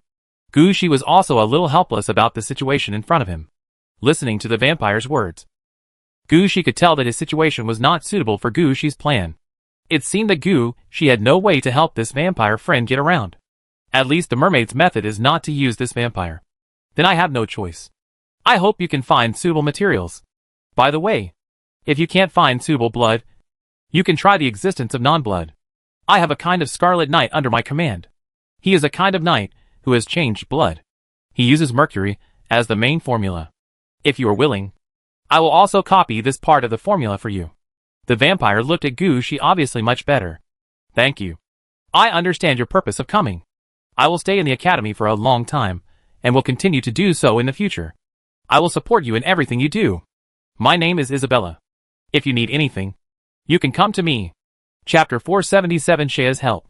After leaving Isabella's territory, Gushi made up his mind to attack his next target directly, without giving the other party a chance to speak. Everyone has a reason of one kind or another. But Gushi now needs to complete the task. It's not like I'm a judge in the competition. He doesn't have that much time and love to waste around. After leaving this direction, Gushi immediately bypassed the mountain and came to the vicinity of another mountain. There is also a dead clergyman inside this mountain. This faculty member is a pet doctor who helps college students treat sick pets. Of course, he couldn't handle some relatively powerful pets. All he did do was keep mice, frogs, owls, and that sort of thing. However, after the incident at the mysterious academy, this place has become a cemetery for small pets. When Gushi came here, he saw corpses all over the ground. There shouldn't be any problems with the teaching staff here. Let's recruit them and fight. Gushi raised the cold wind staff and was about to throw a necromancy spell to the ground. At this moment, Gushi suddenly heard Shaya's voice. Sir, why are you here? Gushi glanced at Shaya. Are you here to gather information? Yes. Jason here is a good man. And the little animals under him are very capable and can find out a lot of information. But my lord, didn't you go back to Aladovi City? Why are you back so soon? Gushi quickly explained his mission and said, I am choosing a suitable target to attack. Ah, luckily you met me. Sir, if you take action against Jason, you may become enemies with many people in the future. The small animals raised by Jason are the best entertainment for many faculty members. Without these little animals, many faculty members would have lost themselves long ago when they became undead. Okay. Luckily you came here early, and you've been around here a lot. Are there any suitable targets for me to take action on? When asked by Gushi, Shaya thought of a few existences. Yes. About 20 miles from here, there is a level 10 stitched monster. He was the blacksmith in the academy. But after he died, he has been in a state of communication with others. Anyone who gets close to him will be attacked by him. Is there still a blacksmith in the academy? Gushi was a little curious. He was already quite surprised by the size of the academy. He never imagined that there would be a full-time blacksmith in this academy. Of course there is. I heard that in the crocodile department back then. Anyone who touched the sword of leadership, regardless of whether they would use the sword themselves or not, would go to a blacksmith to make a long sword of their own, to prove what they had learned. After hearing this, Gushi thought for a moment and said, in that case, I'm going to find a blacksmith to make a long sword, because I've also learned leadership skills. But my lord, you have not touched the sword of leadership. Same. Let's see if he admits that I have learned leadership skills. Gushi waved to Shaya and rode the evil coffin towards the location Shaya said. After bypassing a mountain and moving about 20 miles southwest, Gushi saw the suture monster transformed by the blacksmith. The sewing monster in front of me is not much different from other hand sewing monsters. But on his body, there are obviously 2 more arms specially used for blacksmithing. One of these 2 arms was changed into a pliers, and the other was simply turned into a hammer. It was obvious that even if he became an undead, he did not forget his responsibilities. But the situation in front of him was quite wrong. There was a considerable crack directly on his abdomen. From inside the crack, you could see that a large number of limbs were piled inside. Seeing Gushi's arrival, the suture monster roared, Meat! Good meat! After saying that, he rushed forward with the hammer in hand. Tendrils of the dead. Gushi immediately stopped this guy. Gushi could tell at a glance that this suture monster belonged to the kind of physical attack type. His defense may be very high and his health very long. But as long as the other party can't get close to him, even with Gushi's current magic power, he can kill this guy. Move around him. Gushi clicked on the evil coffin, and then cast a spell on the blacksmith stitching monster. Magic arrow. Bone spur. Bone storm. Fire trap. Gushi cast spells one after another, each one hitting the blacksmith's suture monster accurately. However, when Gushi's spell fell on the blacksmith's suture monster, the damage effect was not very high. The magical arrows with the effects of ice and fire can only bring 3 or 5 points of damage to the blacksmith stitch monster. Even the big killer weapon in Gushi's hand, the bone storm, could only leave white scratches on the body of the blacksmith stitch monster. But it couldn't cause more than 1 point of damage. Every time blacksmith stitch monster faced the bone storm, he would close his eyes and rush towards it. As for the fire trap, it is nothing to the blacksmith stitcher. Even after he saw it, he could step on it and stamp out the flames. But Gushi's current mind is not focused on attacking the enemy at all. Gushi has only one thought. I use you to practice my magic.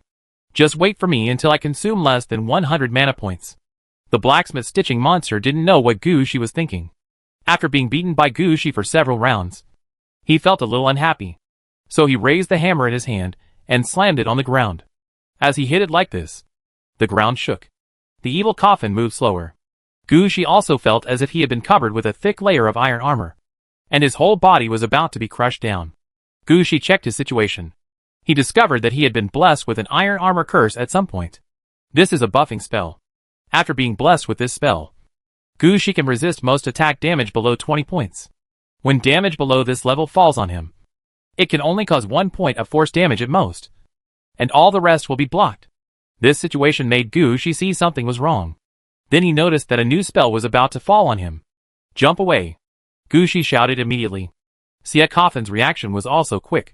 He ducked forward and dodged the spell. Then Gushi looked at the blacksmith stitching up the monster. The spell just now was obviously not quite right, and he was unwilling to delay it any longer. He turned his hand over and raised the cold wind staff just as the blacksmith suture monster was about to cast a new spell. Death Incarnate. Chapter 478 Surrender or Not. The incarnation of death rushed out from the black fog with a brass-colored body. It immediately pounced on the blacksmith's stitched monster to the ground and bit the blacksmith's stitched monster's neck. Blacksmith suture monster did not expect that Gushi would suddenly hit him with such a blow. He was pushed to the ground by the incarnation of death. He struck back with his hand, and the spell he had just prepared fell on the body of the incarnation of death. Through his connection with the incarnation of death, Gushi also knew the spells released by the blacksmith's suture monster. Stone Skin. This is another gain-type spell that enhances the defense of companions. This is obviously wrong. What exactly does this blacksmith stitch monster want to do? But the blacksmith stitch monster didn't give Gushi a chance to react, ignoring the attack of the incarnation of death. Another 4 or 5 defensive buff spells fell on the incarnation of death. Finally, the blacksmith stitch monster roared, and a red blood line came out from his body and fell on the body of the incarnation of death. Gushi also felt this spell. This is equal damage. At this moment, the blacksmith stitch monster finally took action seriously, and he hit the body of the incarnation of death with one hammer. Gushi saw at the same time that 10 points of life had been deducted from both the death incarnation and the blacksmith stitch monster. Gushi took a moment to understand. The reason why the blacksmith stitched the monster so much before was to raise the enemy's defense to the same level as his own. Then use this move to divide the damage equally and fight for blood. It's just that Gushi doesn't quite understand why he has to do this. He can just fight in front of the enemy. So why bother? In fact, Gushi didn't understand that this was something that the blacksmith had nothing to do about sewing monsters. What he did was a ritual, somewhat similar to war shackles. As long as both sides have the same defense, they can engage in a melee fight. Both sides can use their strongest moves to attack each other, but the damage suffered by both sides will be divided equally. This is a comparison of whose bloodline is longer. The loser will automatically become the winner's food and become a part of the winner. And Blacksmith Stitch Monster has been playing for so many years, and his blood is so thick that he doesn't even know how strong he is. So he has never been afraid of competing with others for blood. When he encountered an enemy that he could not defeat, He would use this tactic to drag the enemy to the same level as himself and fight. Although Gushi escaped, the existence of the incarnation of death made the blacksmith Stitcher quite satisfied. He took a fancy to the bones of the incarnation of death. In his eyes, the quality of this bronze bone was quite good. If you put it on yourself when the time comes, your life will be much longer. As for whether the incarnation of death knew this, he didn't consider it at all. Anyway, the ceremony was already in progress, and it would not stop. Then he will win again. But at this time, Gushi saw that something was wrong. He noticed that no matter whether it was the incarnation of death or the blacksmith stitched monster that attacked, the same amount of life was lost on both sides.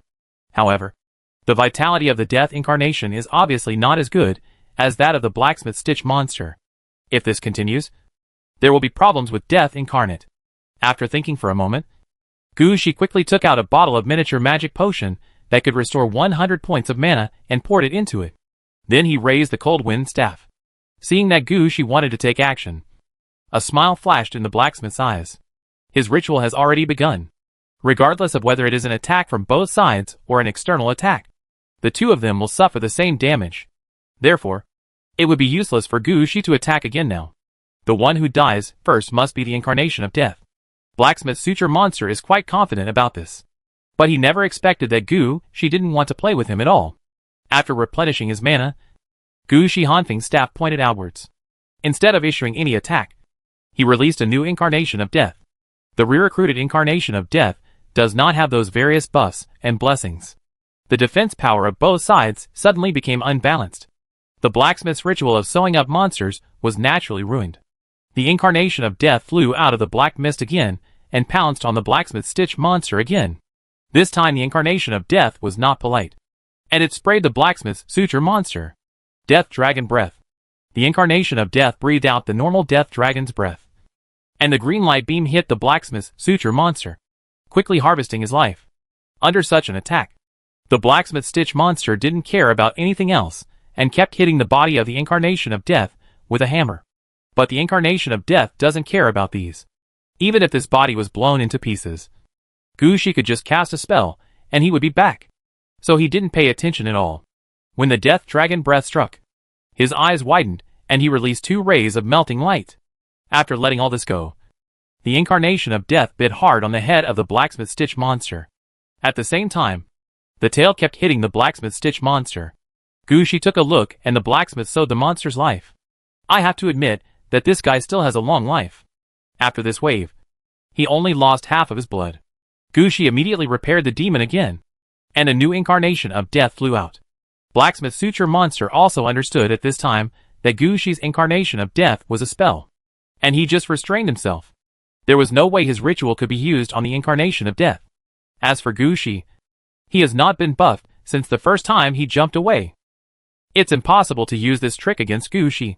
So the blacksmith stitched up the monster and immediately used another trick. The cracks on his body turned outwards, and many arms stretched out from his abdomen, trying to catch the incarnation of death. When his abdomen was opened, Gushi also noticed that there was a furnace inside his abdomen. It seems like this guy really put his blacksmith shop into his belly. Now he wants to drag the incarnation of death in and melt it. Gushi didn't want his death incarnation to disappear like this. He was about to give orders to the death incarnation, but he never expected that the incarnation of death would react faster than him. He lowered his head and got into the belly of the blacksmith's suture monster. Then death incarnate spit out a purple ball. Gushi was shocked. Isn't this the ball that was left behind after the death of the Nether Phoenix Cavalry? This seems to be the authority of the Nether Phoenix in the Academy. Just as Gushi was about to speak, the ball exploded on the spot, blowing the body of the incarnation of death into pieces. At the same time, the blacksmith stitched monster's body was blown into 2 pieces, and its vitality dropped directly to the bottom.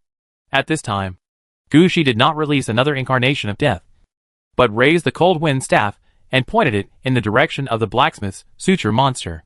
Do you surrender or not? Chapter 479, I have a friend who wants to join. Faced with Gushi's question, blacksmith suture monster was quite speechless.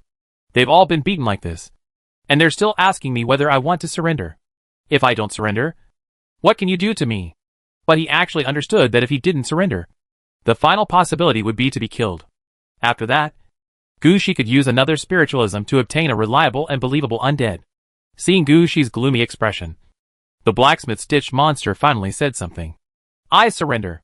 Some undead souls are inspired by your great strength and are willing to surrender to you. Please ask if you accept their surrender. Accept. Blacksmith Xavier joins your team. Name, Xavier. Occupation, blacksmith. Race, stitch monster. Level 10, 0/20,000. Talent, life multiplier. Status, life, 1/6600.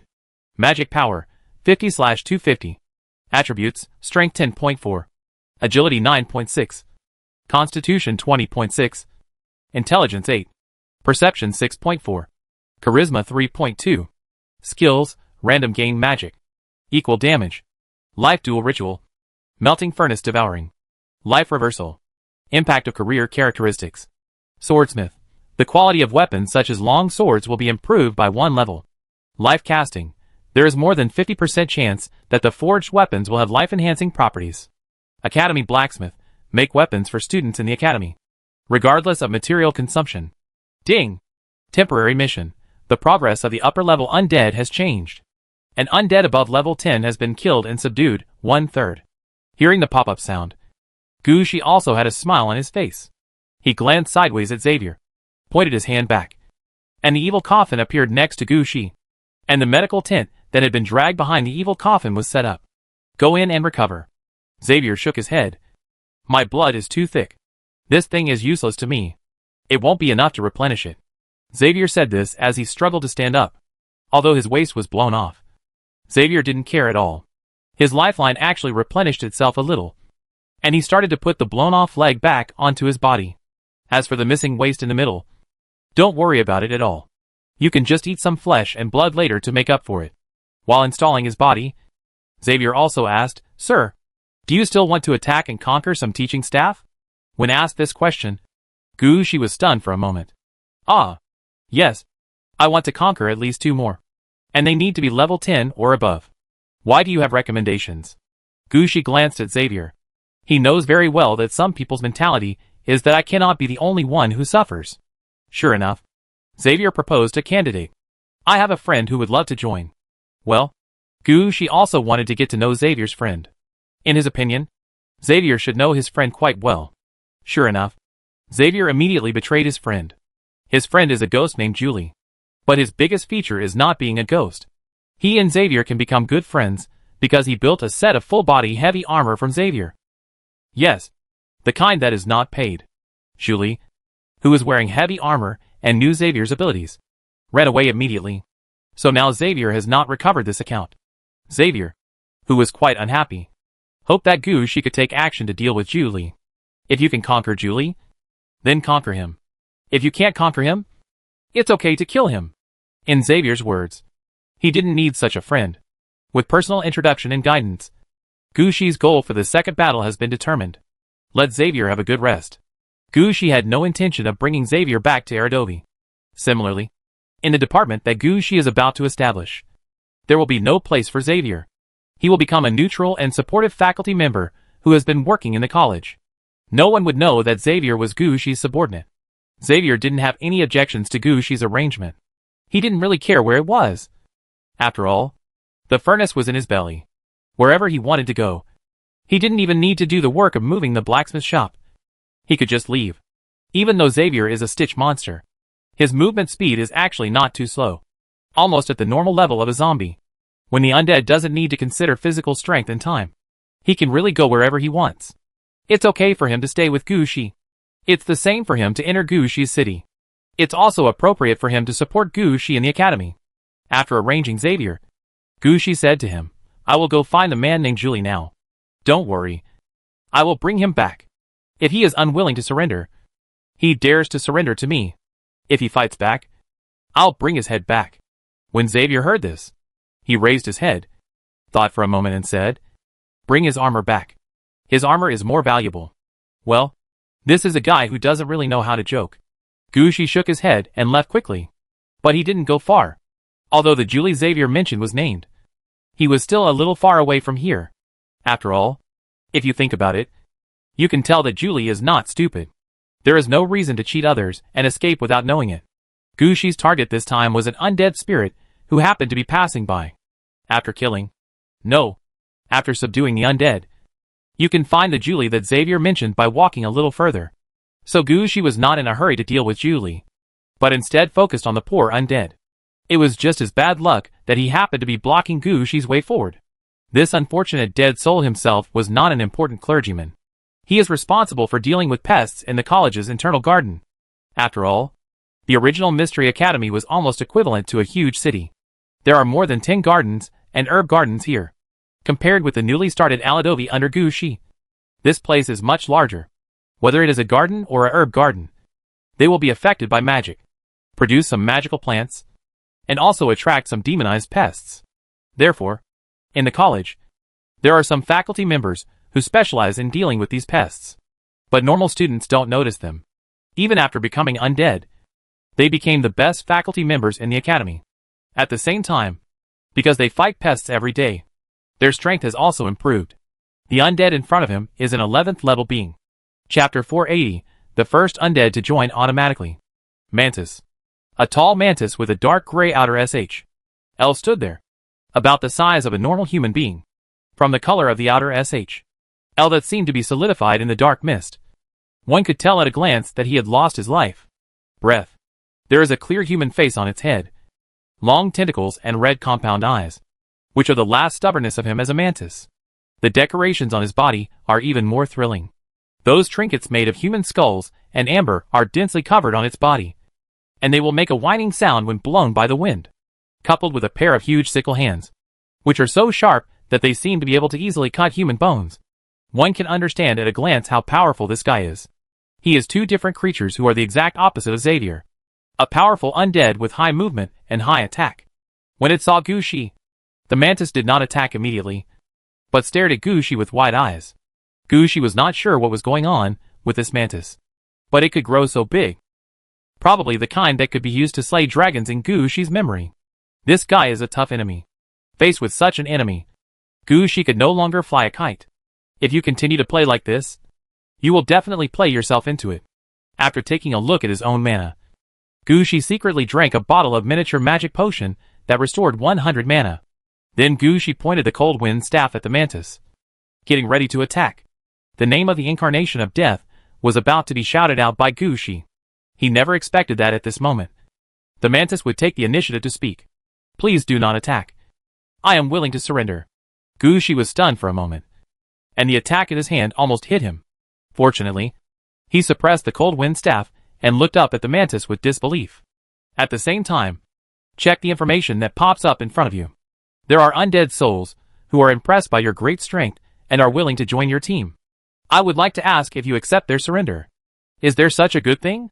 Gucci thought that every undead soul would have to be beaten, even beaten to death before surrendering. I didn't expect someone to surrender so easily. In fact, Gucci had somewhat forgotten that he was actually someone who mastered the art of diplomacy. Even without the death decree, he could actually use money and other means to win over some neutral troops to join him. It's just that he had never encountered such a situation before, so he was not familiar with what was happening in front of him. Now that there was the first case, Gucci naturally reacted. Take over. As Gucci responded, a new prompt popped up. Richard the Ripper joins your team. Name, Ricard. Occupation, farmer. Race, mantis.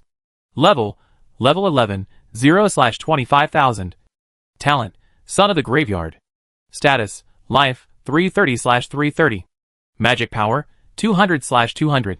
Attributes, strength 9.4. Agility 11.6. Constitution 8.6. Intelligence 7. Perception 12.4. Charisma 6.2. Skills, extremely fast slashing. Super fast movement. Dodge.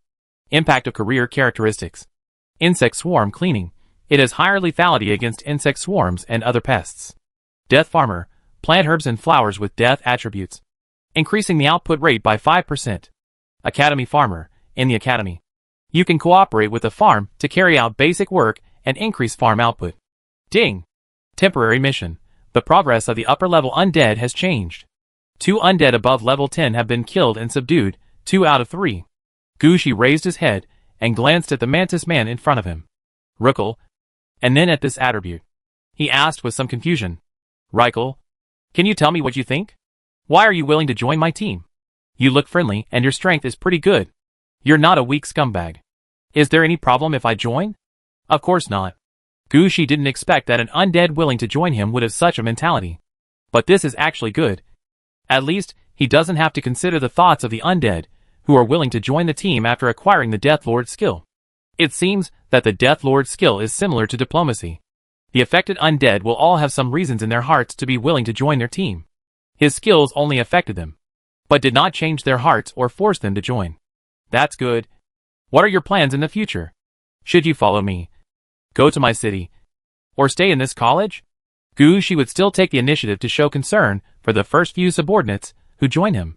Just like when Gushi first became a necromancer, Gushi would take the initiative to form formations for the first few skeleton leaders under his command. At present, Gushi will be more tolerant towards the undead who voluntarily surrender to him. Sir, I want to become a professional faculty member, the kind with a department. Gushi was somewhat surprised by this request. He did not agree immediately, but asked, Then what can you teach? Fencing? Ricard looked up at Gushi and found that Gushi was speechless. He immediately said, I can only teach this. But it doesn't mean we can't teach other things. If you are willing to give me a faculty position in the department, I can bring my friends over as well. We can form a team and teach something together. How many friends do you have? Including me. There are 17 in total. But don't worry. We have been dealing with pests and farmland in the college for many years. 17 of us can be used as one person. Gushi didn't expect that there was such a way to play. But this is undoubtedly an idea. Okay. Your suggestions are quite reasonable. You can find someone now. You don't need to find all 17 friends. As long as there are more than 12 friends who are willing to join me, I will give you a position as a faculty member in the department, Gushi said decisively. Hearing Gushi's words, Rookle also became excited. Don't worry. Sir, I will definitely bring them back. After saying that, Rookle flashed in front of Gushi, and then Gushi saw a gray figure disappear in front of him. Looking at the direction in which Rookle disappeared, Gushi could not help but sigh. This Rookle really dared to think of anything just for the sake of his position as a faculty member in the department. With his strength, if he really wanted to become an enemy of Gushi, Gushi's men might not be able to withstand his attack. If anyone can really compete with Ricard, I am afraid that the only one who is also taking the assassin-killer route is Shaya. With Rookle's help, Gushi did not dare to underestimate the undead in this world. When heading towards Zhu Li's direction, Gushi released the incarnation of death one step ahead to avoid any problems at the last moment. Chapter 481 Death Incarnation spawns a clone. After leaving Rui Karl's territory, Gushi didn't go far when he saw Zhu Li. The moment he saw Zhu Li, Gushi said something immediately. Death Knight? But Gushi soon shook his head. No. The guy in front of him was not a Death Knight. He was just a ghost wearing full knight armor. Although the ghost also rides a horse and carries a large axe suitable for horse fighting, he is not a kind of knight. When he saw Gushi appear, he raised his head, and then looked at the incarnation of death following Gushi. He raised the battle axe in his hand and pointed it at the incarnation of death in the sky. Go to H.L. Julie roared loudly, without any need for any nonsense, and rushed directly towards the incarnation of death. The incarnation of death never expected that there would be such a fierce person in front of him. This is delivered to your door. The incarnation of death didn't even think about it. He turned around and hit Julie hard with his tail. Boom! When the tail hit Julie, it made a sound like a bell being struck. This proves even more that there is nothing underneath Julie's armor. The blow from the incarnation of death did not scatter Julie. On the contrary, because of this blow, Julie seized the opportunity to attack. The axe in his hand slashed down and hit the dragon bone. Ding! Julie's attack did not cause much trouble to the incarnation of death. Instead, it allowed the incarnation of death to see Julie's situation clearly. The attack power is stronger than the previous Xavier, but not by much. Can be dealt with. With this thought in mind, the incarnation of death arched his body and charged headfirst into Julie's horse. Gushi planned to destroy the war horse first and then deal with Julie. This is a better way to deal with cavalry. However, Julie had a different reaction to such an attack. When the incarnation of death attacked the warhorse, which was also covered in thick armor all over its body, actually raised its front hooves and stepped heavily on the head of the incarnation of death. When Gushi saw this situation, he immediately followed with another miniature magic potion. If the situation of Death Incarnation cannot be dealt with, then it is necessary to replace the Death Incarnation kit. But at this moment, the Incarnation of Death came up with a new trick. He drew his body down as if he were breathing in air. Gushi thought he wanted to use the powerful dragon's breath. But he didn't expect that a faint blue flame appeared on the body of the Incarnation of Death. And then a ghost dragon composed of flame separated from the body of the Incarnation of Death. Gushi was immediately startled by the situation in front of him. Then Gushi realized that this was a skill for improving clones that he got from Jinglong King. Unexpectedly, it was researched in the Dragon Bone Laboratory. At the same time, Gushi also understood why such a situation occurred. This was obviously using the ball left by Netherworld Phoenix. Gushi thought that the Incarnation of Death took the ball away just to use it as a self-destruction carrier. Unexpectedly, this turned out to be the carrier of the clone. When Gushi understood the principle of this clone, the ghost dragon clone composed of dark blue flames pounced towards Julie. At the same time, the Incarnation of Death turned around and stuck its front paws on Julie's body. Julie didn't pay attention to the clone, but instead slashed back and struck the body of the Incarnation of Death with an axe. He could see that the Incarnation of Death was the most difficult to deal with. As long as the Incarnation of Death is killed, the clone made of fire will have no meaning of existence. But he never expected that the reason why the Death Incarnation turned the ball left by the Nether Phoenix into a clone was not because they found a way to make a clone. It's some mutations left over from the last time I used the ball to self-destruct. Although the ball fell into the hands of the Incarnation of Death, it still contained the two characteristics of the Netherworld Phoenix. One is that it can be resurrected after self-destruction. If it hadn't been for the last self-destruction, the Incarnation of Death would never have known that Netherworld Phoenix could still play like this. He was obviously dead with only one ball left. But he still wanted to look for a chance to resurrect. According to the Nether Phoenix's original plan, after the sphere exploded, nearby enemies would be killed, and the Nether Phoenix could take this opportunity to revive. But the Death Incarnation is different. After self-destruction, the Death Incarnation was reborn in the Dragon Bone Laboratory with this power. The Nether Phoenix, who wanted to be resurrected, was caught on the spot, and instead became a clone of the Incarnation of Death. In this way, the Incarnation of Death gained the characteristics of the Nether Phoenix. Also obtained is another characteristic of the Nether Phoenix: soul breaking. The Nether Phoenix has a spirit fire physique, which is most suitable for dealing with troops like ghosts. As long as the ghost touches the flames on their bodies, it will be ignited immediately, no matter how powerful the ghost is. There is no way to extinguish the flames. It can only cut off the ignited part and throw it away. Julie didn't know all this, and thought that the flame clone released was an ordinary flame, and didn't pay attention to the flame at all. In Julie's eyes, the armor he received from Xavier was the super armor he had carefully designed for so long. It could be waterproof, fireproof, and anti-electricity. The ghost protected by the armor could exert great strength.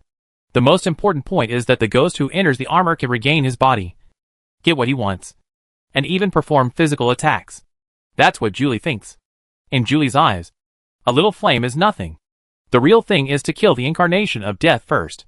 But Julie never imagined that this flame was a special flame targeting ghosts. The flame clone, the Incarnation of Death, never expected that Julie had no intention of evading. He rushed forward and rushed onto Julie.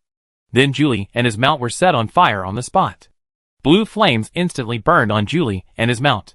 This flame did not have much impact on the armor.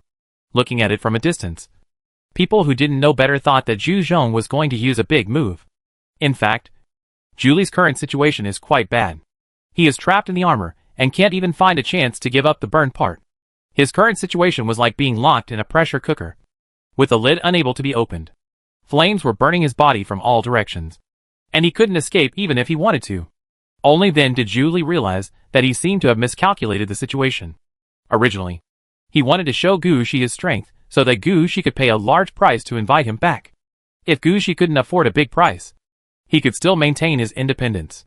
But I didn't expect to encounter such a thing. This is called pretending to be a fool. Seeing that he was about to fail, Julie quickly said, "Surrender. Surrender." But Gushi said something disdainfully. "Kill him. Keep the armor and go back." Chapter 482 Blue Temple Design Plan. Upon hearing this, the flame clone of the Incarnation of Death grabbed the armor without saying a word, then opened his mouth and spewed out a blue flame, delivering the final blow to Julie's death. Death Incarnation, spell product, kills Ghost Cavalry Julie level 12. And you gain 6,215 experience points. 6,215 points of overflow are sealed. After this sentence, the armor on Zhu Li's body was automatically scattered on the ground. Among the armors, there was a blue ball the size of a fist. Gu Shi immediately wanted to use spiritualism. He also wanted to see if killing the undead, and then summoning their souls back would count as completing his temporary mission. But just when Gu Shi was about to summon the spirit, he suddenly discovered something seemed to be written inside the armor on the ground. Gu Shi reached out and picked up the armor.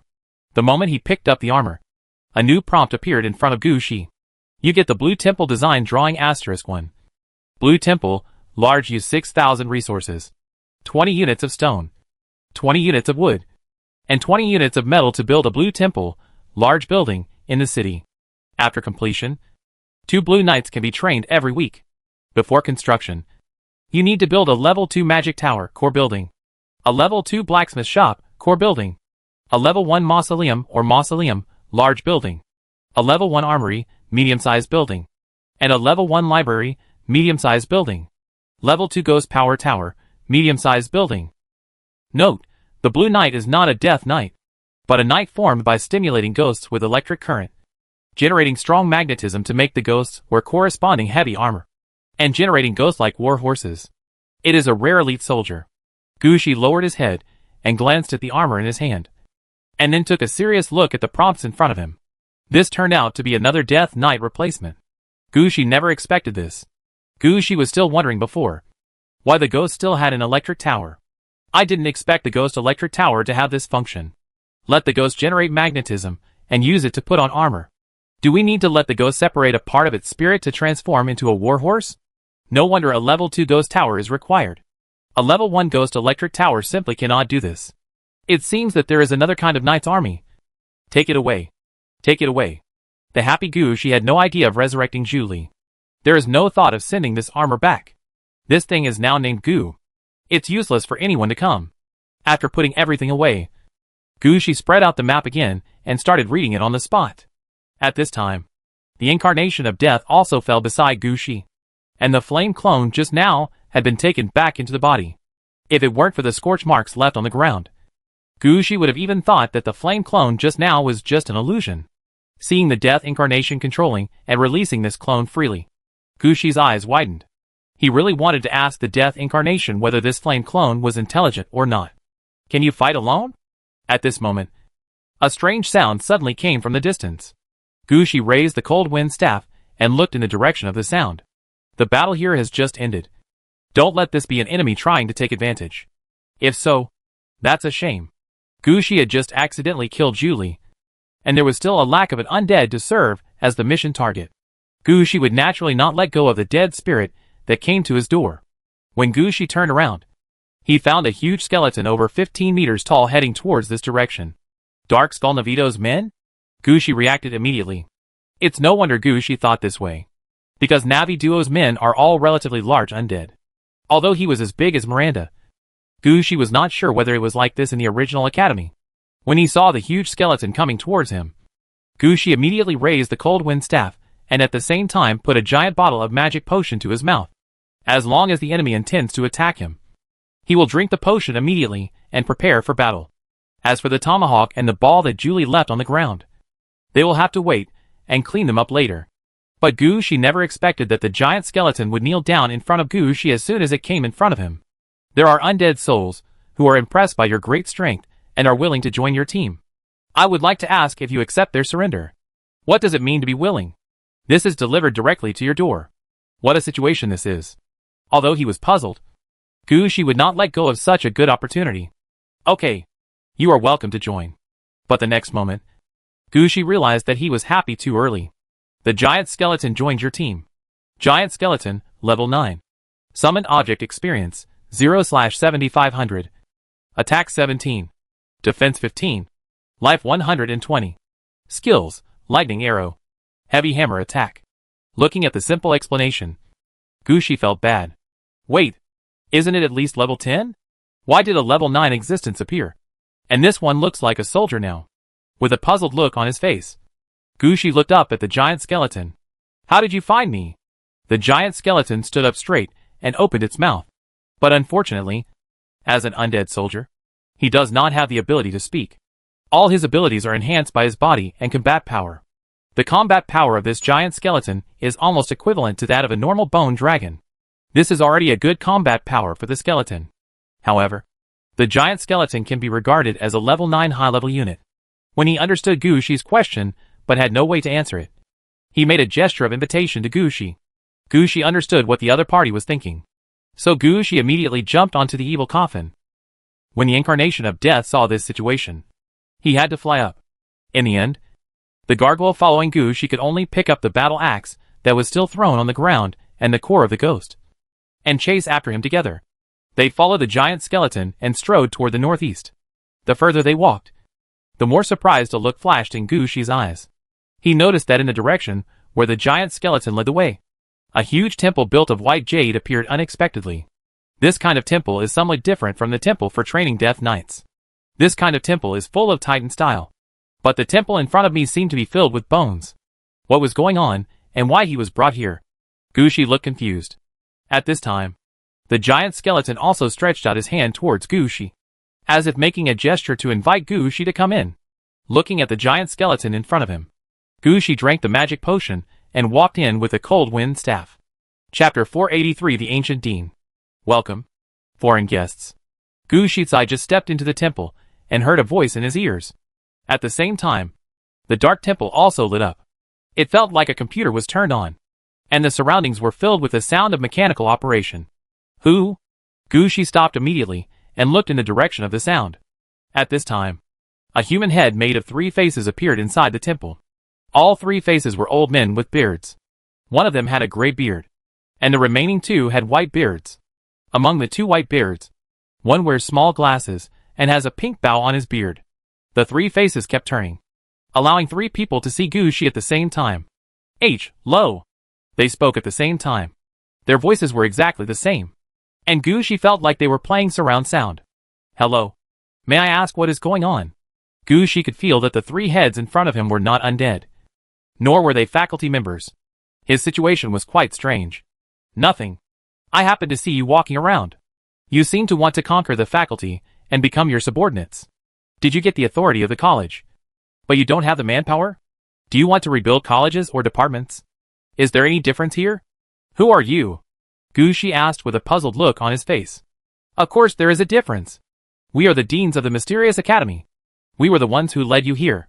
This time, the words of the 3 faces finally no longer unified, but each said his own thing. All of a sudden, Gushi's head felt like it was exploding, and he couldn't hear what they were saying at all. Fortunately, these 3 people immediately realized that something was wrong and quickly discussed it. Finally, one of them explained the situation to Gushi. It turns out that the temple in front of me is actually a tomb, and it is a very high-end tomb. Buried here are several deans who served as deans of the mysterious academy and died fighting for the academy. It was said that there were several people, but it was actually just 3 people. After all, the Mystery Academy has been established for so many years, and most of the academy deans have retired due to their achievements, and only a few have died in the position of dean. Some died in battle without leaving any bodies. For example, the previous dean. So there are only 3 corpses buried here, and when they were buried, they would not have received any reaction. But who allowed the main building of the college to be sent to the gap between time and space this time, turning the entire college into what it is now? The breath of death stimulated these 3 people. Although they were the deans of the college during their lifetime, they had died long ago. After being resurrected, they had no authority. In the end, they could only huddle in this place and watch the changes in the situation outside. This time, they suddenly felt Gushi's actions. At this time, they saw some opportunities, at least a chance to get out of this tomb. So they used their last bit of strength to invite Gushi here. After listening to what the 3 of them said, Gushi was silent for a moment. I can give you the authority and position of a professor, but I think you want more than that. Yes, we want to return to the position of dean. No, that's enough. Just the head of the department will do. The 3 of them had different ideas. Gushi shrugged as he listened, with a look in his eyes that clearly said, "Look, you can't even agree on it." So while Gushi was silent, the 3 of them discussed it again. Finally they agreed. It is no longer possible to become a department chair or dean. Only now can Gushi become the head of the department. They want a professor's position now. And it is best for them to have a body that allows them to go out and move around easily. However, these three principals all told Gu Shi some secrets about the mysterious academy. These secrets can help Gu Shi better establish new departments. At the same time, when they were establishing departments in Gu Shi, they would also help Gu Shi in return for the position Gu Shi had given them. Of course, their most important role now is to help Gu Shi establish his own department. These three people have all been deans, and they know very well which permissions are useful and which permissions are useless. After knowing Gu Shi's plan, they all put forward their opinions. The man with the gray beard told Gu Shi that Kalendor and the others would hide something from Gu Shi when they established the academy. There are some things here that Gu Shi must get. If he did not obtain these authorities, even if Gu Shi became the department head, he would not be able to be on par with the other department heads. They had seen many such things when they were deans. It is easy for the dean to directly ignore the department chair and so on, and even get nothing. Not to mention that Gu Shi was preparing to rebuild a department from scratch. There's so much to get involved in here. There are too many things that Gu Shi needs to take down. The man with a white beard and a bow tie told Gu Shi that the ranking of departments in the college was not arranged based on the students who registered, nor was it ranked based on the situation of each department. Rather, it is related to the architectural style of the Mystery Academy and the content of the basic skills taught. Like the previous Mystery Academy, because it was mainly based on human chivalry, the number one department at that time was actually the Crocodile Department, which taught leadership. The department that teaches luck magic follows the Elven style and has been suppressed. It wasn't until the Shanbao Department made a final counterattack and swallowed the treasures of the other three departments that everything changed. This is actually an opportunity. This time, no matter what the other departments want to teach in the new college, the style is definitely leaning towards the undead style. If Gu Shi could choose necromancy, a skill unique to necromancers, then even a newly established department could become the top department of the academy. After all, spiritualism is the foundation of the necromancer. As a necromancer, you may not be able to poison, play with bones, or play with souls, but you must not be able to summon souls. Gu Shi has an advantage over the others in this regard. Although Kalendor and the others have become undead, their thinking has not changed yet. At the same time, none of them had ever sat in the dean's position and did not know the key points involved. They also thought that the rankings between departments were based on something like an hourglass. This gave Gu Shi a chance. Lock in the opportunity for spiritualism. As long as Gu Shi seizes this opportunity, his new department will be the first department, and he may even directly ditch Miranda and become the secret vice president of the college. Chapter 484, Means of Establishing Departments. As for the last old man with a white beard, he told Gu Shi something. Before establishing your own department, you must prepare the name of the department, treasures and secret rooms. These are the key points of departments. It would be fine if you take over an old department. If you just take over what was originally there, there is nothing much to say. But Gu Shi is now establishing a new department. If we don't prepare in advance, when the new department is built, treasures and secret rooms will appear randomly. As the head of the department, Gu Shi will be embarrassed if he doesn't know anything. The most important thing is that he will not be able to get the benefits of the treasure and secret room that were reserved in advance. You should know that the treasures you prepared in advance, even if they are gray garbage, can be pushed to a level similar to the purple line as long as they are suitable for the style of the new department. Although it can only be used in the Mystery Academy. Although it can only be placed somewhere so that people can master the skills taught by the department. The effect of this thing is not weak at all. Not to mention the secret room. A department without a secret room is not called a department. Therefore, Gu Shi must take care of all these things before accepting authority and establishing a department. If you miss this opportunity, Gu Shi will miss a lot. Listening to the education of these three former deans of the Mysterious Academy, Gu Shi kept nodding his head, and quite simply took out a pen and paper to record all the information. Seeing that Gu Shi was so serious, the three were very happy. They supplemented each other, and soon Gu Shi had a reasonable plan to establish the first department.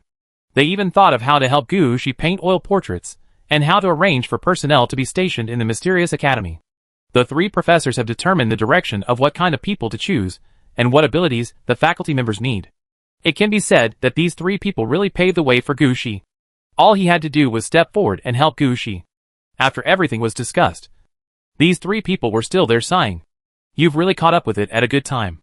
You may not know that the Mystery Academy has special blessings. After becoming the Dean, your strength can directly reach level 18 in the Mystery Academy. And when fighting outside, you can also temporarily borrow the 18th level combat power to fight. The Deputy Dean is at level 16, and the Department Chair is at level 15. Most professors are level 13. And ordinary faculty members are around level 11. You are not at level 5 yet. Right? This not only allows you to temporarily borrow the power of level 15 when fighting in the outside world, but that's not the biggest benefit. The biggest benefit is that as your level increases, you will receive certain blessings. The Calendar and others you mentioned are about level 14, and they only have one chance to strengthen themselves. And you are less than level 5 now. As long as you can remain firmly in the position of department head, you will be strengthened 3 times when you break through 5, 10, and 15. Then you will understand how much advantage you have taken this time. This situation made Gu Shi's eyes light up. If this is the case, then the gains in the Mystic Academy this time will be great. Okay, there's only so much we can teach you. You'd better hurry up and sort out some things now. Don't forget to agree to our terms. Don't worry. There will definitely be a professor position reserved for you. Gu Shi agreed to everything on the spot. He didn't even choose to let this 3-in-1 undead join his team and become his subordinates. Gu Shi knew very well that these 3 people would communicate with him because they were interested in some of his abilities and wanted to get rid of the situation that he couldn't leave. They didn't really want to join Gu Shi's men. Gu Shi has not yet completed the task of the Death Lord's skill, and he cannot force him to do so. Considering the current attitudes of these 3 people, Gu Shi's current situation is actually the best. After leaving the tomb that looked like a temple, Gu Shi looked back. As a result, when he turned around, he found that the temple-like tomb had disappeared, leaving only 3 not-so-small tombstones. In front of the tombstone, the giant skeleton is still standing. If it weren't for the notebook in Gu Shi's hand that still recorded all kinds of information, Gu Shi would have doubted whether what just happened was his hallucination. After looking through the notebook in his hand again, Gu Shi quickly stood up and headed towards where he was stationed at the 3 city gates. The giant skeleton was now Gu Shi's subordinate. He quickly followed Gu Shi. No matter where Gu Shi went, he followed him. Gu Shi noticed that when the giant skeleton was moving forward, his right hand was always held empty. In the palm of his right hand, there would always be a chain of lightning beating continuously. This situation surprised Gu Shi. He kept looking at the giant skeleton.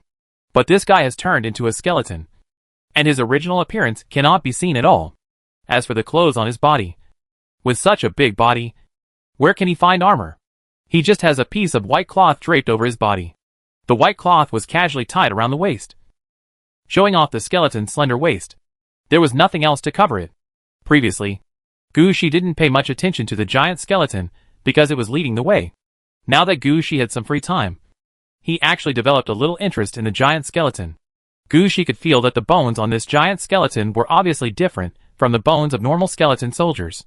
Some of the bones on his body look like the bones of the incarnation of death, and they have all been strengthened. It's just that the bones of the incarnation of death are reinforced with bronze bone-level dragonfish bones. The bones on the giant skeleton in front of him should have been affected and strengthened by elemental powers such as thunder and lightning. Some changes here cannot be seen by normal people, but high-level necromancers can feel it to some extent. The more Gu Shi looked at it, the more he felt that it was actually not a loss to accept troops like giant skeletons. While studying the giant skeleton, Gu Shi and the others finally returned to where they started. At this time, Amilcar is fighting an undead. This undead is a bone dragon that is larger than the incarnation of death. However, compared with the incarnation of death, he is only slightly larger and has not been strengthened too much in other aspects. He can fight back and forth with Amilcar because he can fly, but there is no enhancement at all in other aspects. Not even the unique curse effect of the bone dragon. When facing Amilcar, he had no advantage at all. He couldn't even defeat the 6 garbage bone dragons at the main city gate, and was easily suppressed and beaten. Chapter 485 The Dragon Knight, Who Can Slay Dragons. Superior. Looking at the giant bone dragon being suppressed and beaten in the sky, Gu Shi didn't even think about it. This is clearly a cannon fodder bone dragon, and is of no use. If Gu Shi hadn't yet lacked an undead above level 10 to tame, he would not have even paid attention to this giant bone dragon. However, under Gu Shi's order, the incarnation of death had not yet attacked. But the giant skeleton that had been following Gu Shi took action in advance. The giant skeleton raised its hand in a spear-throwing motion, and struck the giant bone dragon in the sky. With this blow, Gushi saw a bright lightning fly out like a spear and hit the giant bone dragon. The giant bone dragon that was being pressed and beaten was knocked back a long distance by the lightning on the spot. At this time, Amilcar also discovered Gushi. He quickly led his troops, opened the city gate closest to Gushi, and rushed towards Gushi. Grown-ups, what's up with that giant bone dragon? It looks so weak. When he saw Amilcar, Gushi said the first thing he said. After all, he couldn't even defeat a level 9 giant skeleton under his command. Such a big bone dragon would be a waste at a glance. But he never expected that. Amilcar shook his head and said, "Sir, the enemy is not weak. That is the third wave of troops he sent. And the enemy is a Dragon Knight hero." After Amilcar said this, Gushi became somewhat interested. "What's going on? Tell me." When the adults left, "I have been dealing with matters in the camp. Because of the high-profile construction of our camp, we quickly attracted the attention of some nearby undead. When they come over, we deal with them immediately. Turn these undead into materials needed in the camp. Until about 3 hours ago, a Bone Dragon Knight hero came. When he saw the bone dragons on the main city gate, he immediately made a request to me and wanted to take away these bone dragons. If the earthbound dragon on the other side of the steel city gate was not an earthbound spirit, he might have forcibly demanded it. I ignored him, and he launched an attack. In the first wave, 20 bone dragon cavalrymen were sent out, which were the kind of bone dragons made up of two-legged flying dragons. The level is definitely around level 8. I can guarantee this with my own eyes. When it comes to the cavaliers, my vision is unmistakable. After we defeated it, he sent out 2 normal-sized bone dragons. These 2 bone dragons are made of various bones. When they fly, the bones are falling down, but their strength is about level 9. There was a fierce fight between them and our 6 bone dragons. However, with the cooperation of our long-range troops, we still captured him. That was just the third wave. Just such a giant bone dragon. I don't know how many enemies will come later. Interesting. I happen to be worried about not having any enemies. Forget it was just a huge and useless bone dragon. I want to see this bone dragon hero. He is the Bone Dragon Knight hero." Amilcar said seriously. "His potential is pretty good. Although he can't become a leader, he can go a long way as a hero." While Gushi was talking to Amilcar, the giant skeleton was already running in the direction where the giant bone dragon flew out. It can be seen that this giant bone dragon has an appetite for giant skeletons. Although the huge bone dragon was knocked away, it did not die in the battle. Instead, it turned around in the sky and rushed towards Gushi again. This made the giant skeleton extremely interested, and he threw another bolt of lightning, hitting the giant bone dragon again. Then the giant skeleton jumped up and hit the giant bone dragon hard. Then the giant skeleton dragged the giant bone dragon to the ground with a strong force of both hands.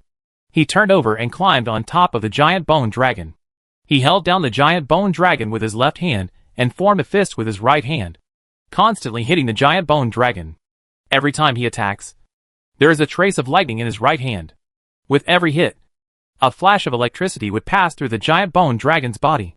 These electric currents are quite destructive to the giant bone dragon.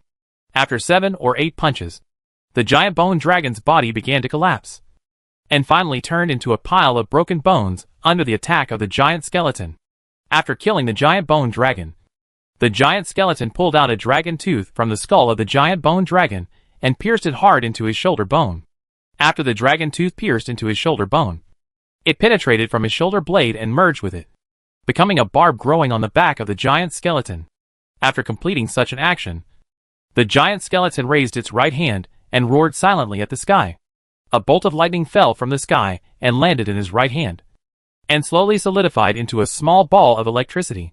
Gushi was also a little surprised by the giant skeleton's movements, but he soon realized that the giant skeleton was undergoing a growth or some other special ritual. Killing the bone dragon was a requirement of his ritual. It seems that this giant skeleton is not just a simple soldier, but a being with great potential. Just when Gushi was about to check out the potential of the giant skeleton, another bone dragon appeared in the sky. This bone dragon finally looks good. It was surrounded by gray mist. Its body was over 60 meters long, and its wings were covered with translucent membranes, like ghostly skin. Obviously, it has begun to transform into a ghost dragon, becoming more mysterious and weird. On its back sat a knight wearing gray heavy armor and holding a two-handed sword. The knight's heavy armor directly covered his face, making it impossible to see his appearance clearly. When he flew nearby, he first glanced at the huge bone dragon that was broken into pieces, and then shifted his gaze to the incarnation of death following behind Gushi. "Give me the bone dragon behind you, or die." Hearing this, Gushi almost laughed out of anger. "You want the incarnation of death, right? Then come on." Gushi didn't bother with the other party at all. He pointed his hand upward, and a magic arrow flew out. At the same time, the incarnation of death immediately rushed towards the knight sitting on the back of the bone dragon. When he opened his mouth, a stream of death dragon breath was sprayed out. However, this knight obviously had experience in dealing with dragons. When the incarnation of death opened his mouth, he knew what was going on.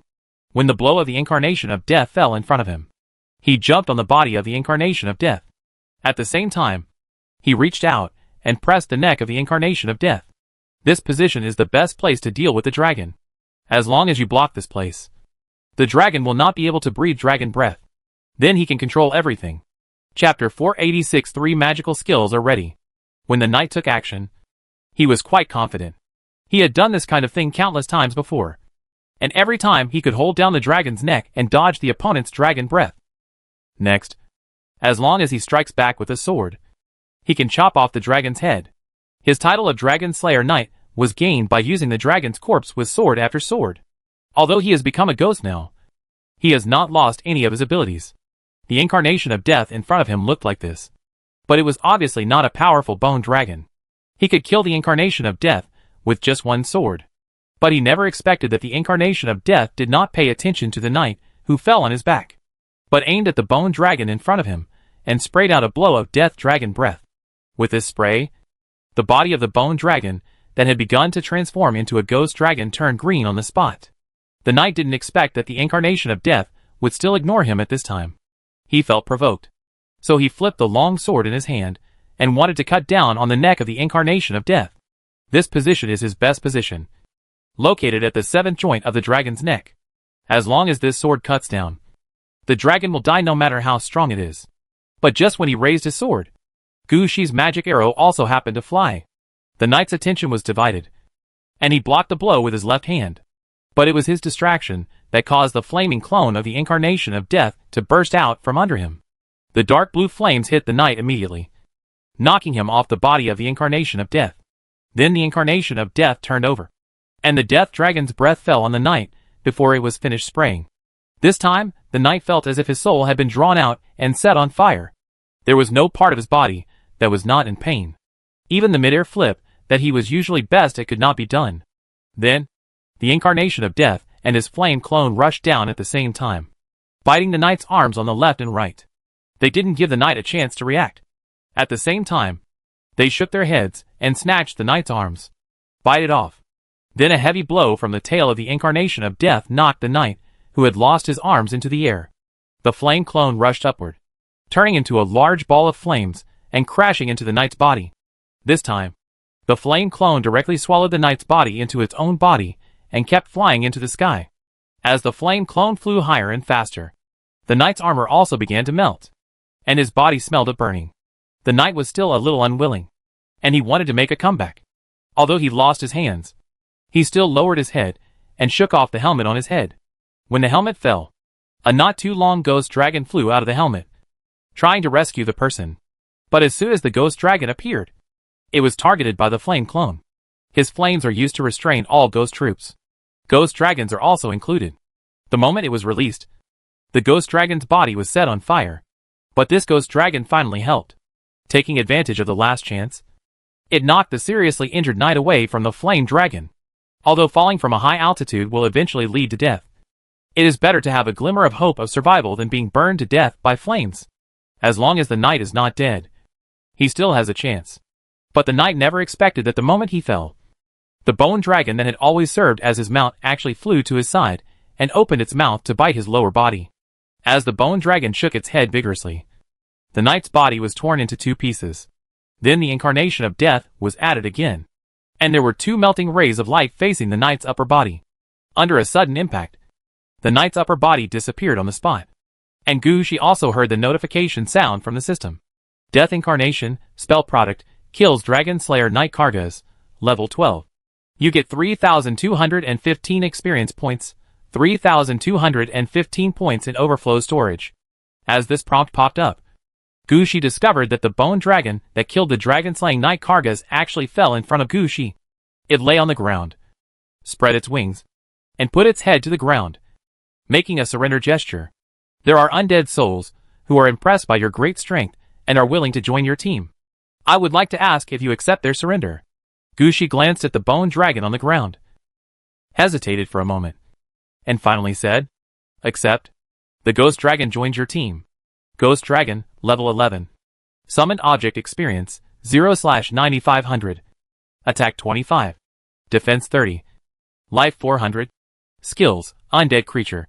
Soul predator, whenever the target of the attack is killed, you can capture one enemy point. The magic value is given to the player or hero of the team. The soul-stealing dragon's breath, long-distance dragon's breath. The farther the dragon's breath range is, the stronger it is, and can attack up to 100 meters away. After seeing the message from Ghost Dragon, Gushi also smiled. It seems that this bone dragon has taken the first step of transformation. However, his direction was obviously not the direction of the Ghost Dragon, but the direction of the magical dragon. Maybe as he moves forward, he'll get a chance to become a Dracolic. When Gushi was checking the attributes of the Ghost Dragon, there was another ding in his ear. Ding! Temporary mission. The progress of the upper-level undead has changed, and 3 undead above level 10 have been killed and subdued. Completed. Temporary mission. High-ranking undead. Completed. Task reward. Necromancer professional skill Death Lord. Death Lord level 1, 0 out of 100. All neutral undead creatures in the wild, excluding black knights and mummies, will join the player's army. The original proportion of joining is 50%. Every time the Death Lord skills are upgraded by 1 level, the joining proportion increases. 2%. Note 1. Death Lord can target all undead. When used, a yellow mark will appear above the heads of neutral undead. Note 2. The effect of the Death Lord is affected by skill levels such as diplomacy and leadership. At the same time, if there is a large army behind him, the materials needed by the undead, or the identity recognized by the undead, the recruitment effect will be improved accordingly. Note 3. When the Death Lord faces a single undead, the recruitment effect is half the chance of joining. Note 4. When the Death Lord fails to recruit, the neutral undead will not actively attack the recruiter. Note 5. The Death Lord cannot affect the hostile undead, but can kill the enemy undead hero or undead leader, and turn the enemy undead soldiers into neutral or ownerless undead. Explanation. As long as you master the skills of the Death Lord, you will be the strongest existence in the undead territory. Looking at the message that popped up in front of him, a smile appeared on Gushi's face. 3 magical skills. Obtained by the Death Lord. All 3 skills are ready. Chapter 487. The Dragon Farm turns into a dragon tomb. The 3 magical skills were finally achieved. Although there were no fireworks to celebrate, and no visions coming from the sky, Gushi still felt refreshed for a while. He jumped up immediately, and wanted to run outside. After running 2 steps, he finally stopped. There is no use running around now. Almost a day has passed in the 3 days. But the scope of the college is so large. Without a reasonable plan and route, Gushi may not be able to take care of the entire college next. If something like that really happened, he would be at a loss. The 3 magical skills I just acquired. Such a good place to brush up skills may not be available next time. So Gushi finally suppressed the excitement in his heart, and took out the map again. After several revisions, the map in front of me is now filled with all kinds of things. Gushi even filled in various information on the places he had already been to, or the existences he had already beaten. Take a look at the surrounding situation. Gushi set his sights on the position where Shaya persuaded him to come down. There was an undead named Jason there, and Gushi almost beat him up before. Later, I heard Shaya say that he had a pretty good relationship with some of the undead nearby, so he didn't take action. Now is a good time to go find this Jason. Gushi is also a person who likes small animals. I think for a person who likes small animals, even if he becomes an undead, it won't be that scary. With this thought in mind, Gushi flipped over and jumped onto the evil coffin. He did not call for Amilcar to lead the troops out. Looking at Gushi's strength now, as long as the incarnation of death is still there, he is almost invincible. With the incarnation of death, he will not be attacked by others. And with the ability of the Death Lord, he is a friend everywhere. Even if he doesn't have anyone at hand now, if he goes out for a walk, he can come back with a large number of subordinates. However, Gushi never expected that when he jumped onto the evil coffin, not only the incarnation of death followed him, but also the giant skeleton and ghost dragon.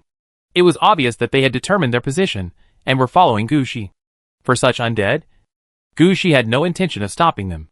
After all, they are all undead soldiers, not the kind of intelligent undead. The most important thing is that the ghost dragon's skills are particularly suitable for Gushi. As long as he kills an enemy, Gushi can replenish 1 point of mana.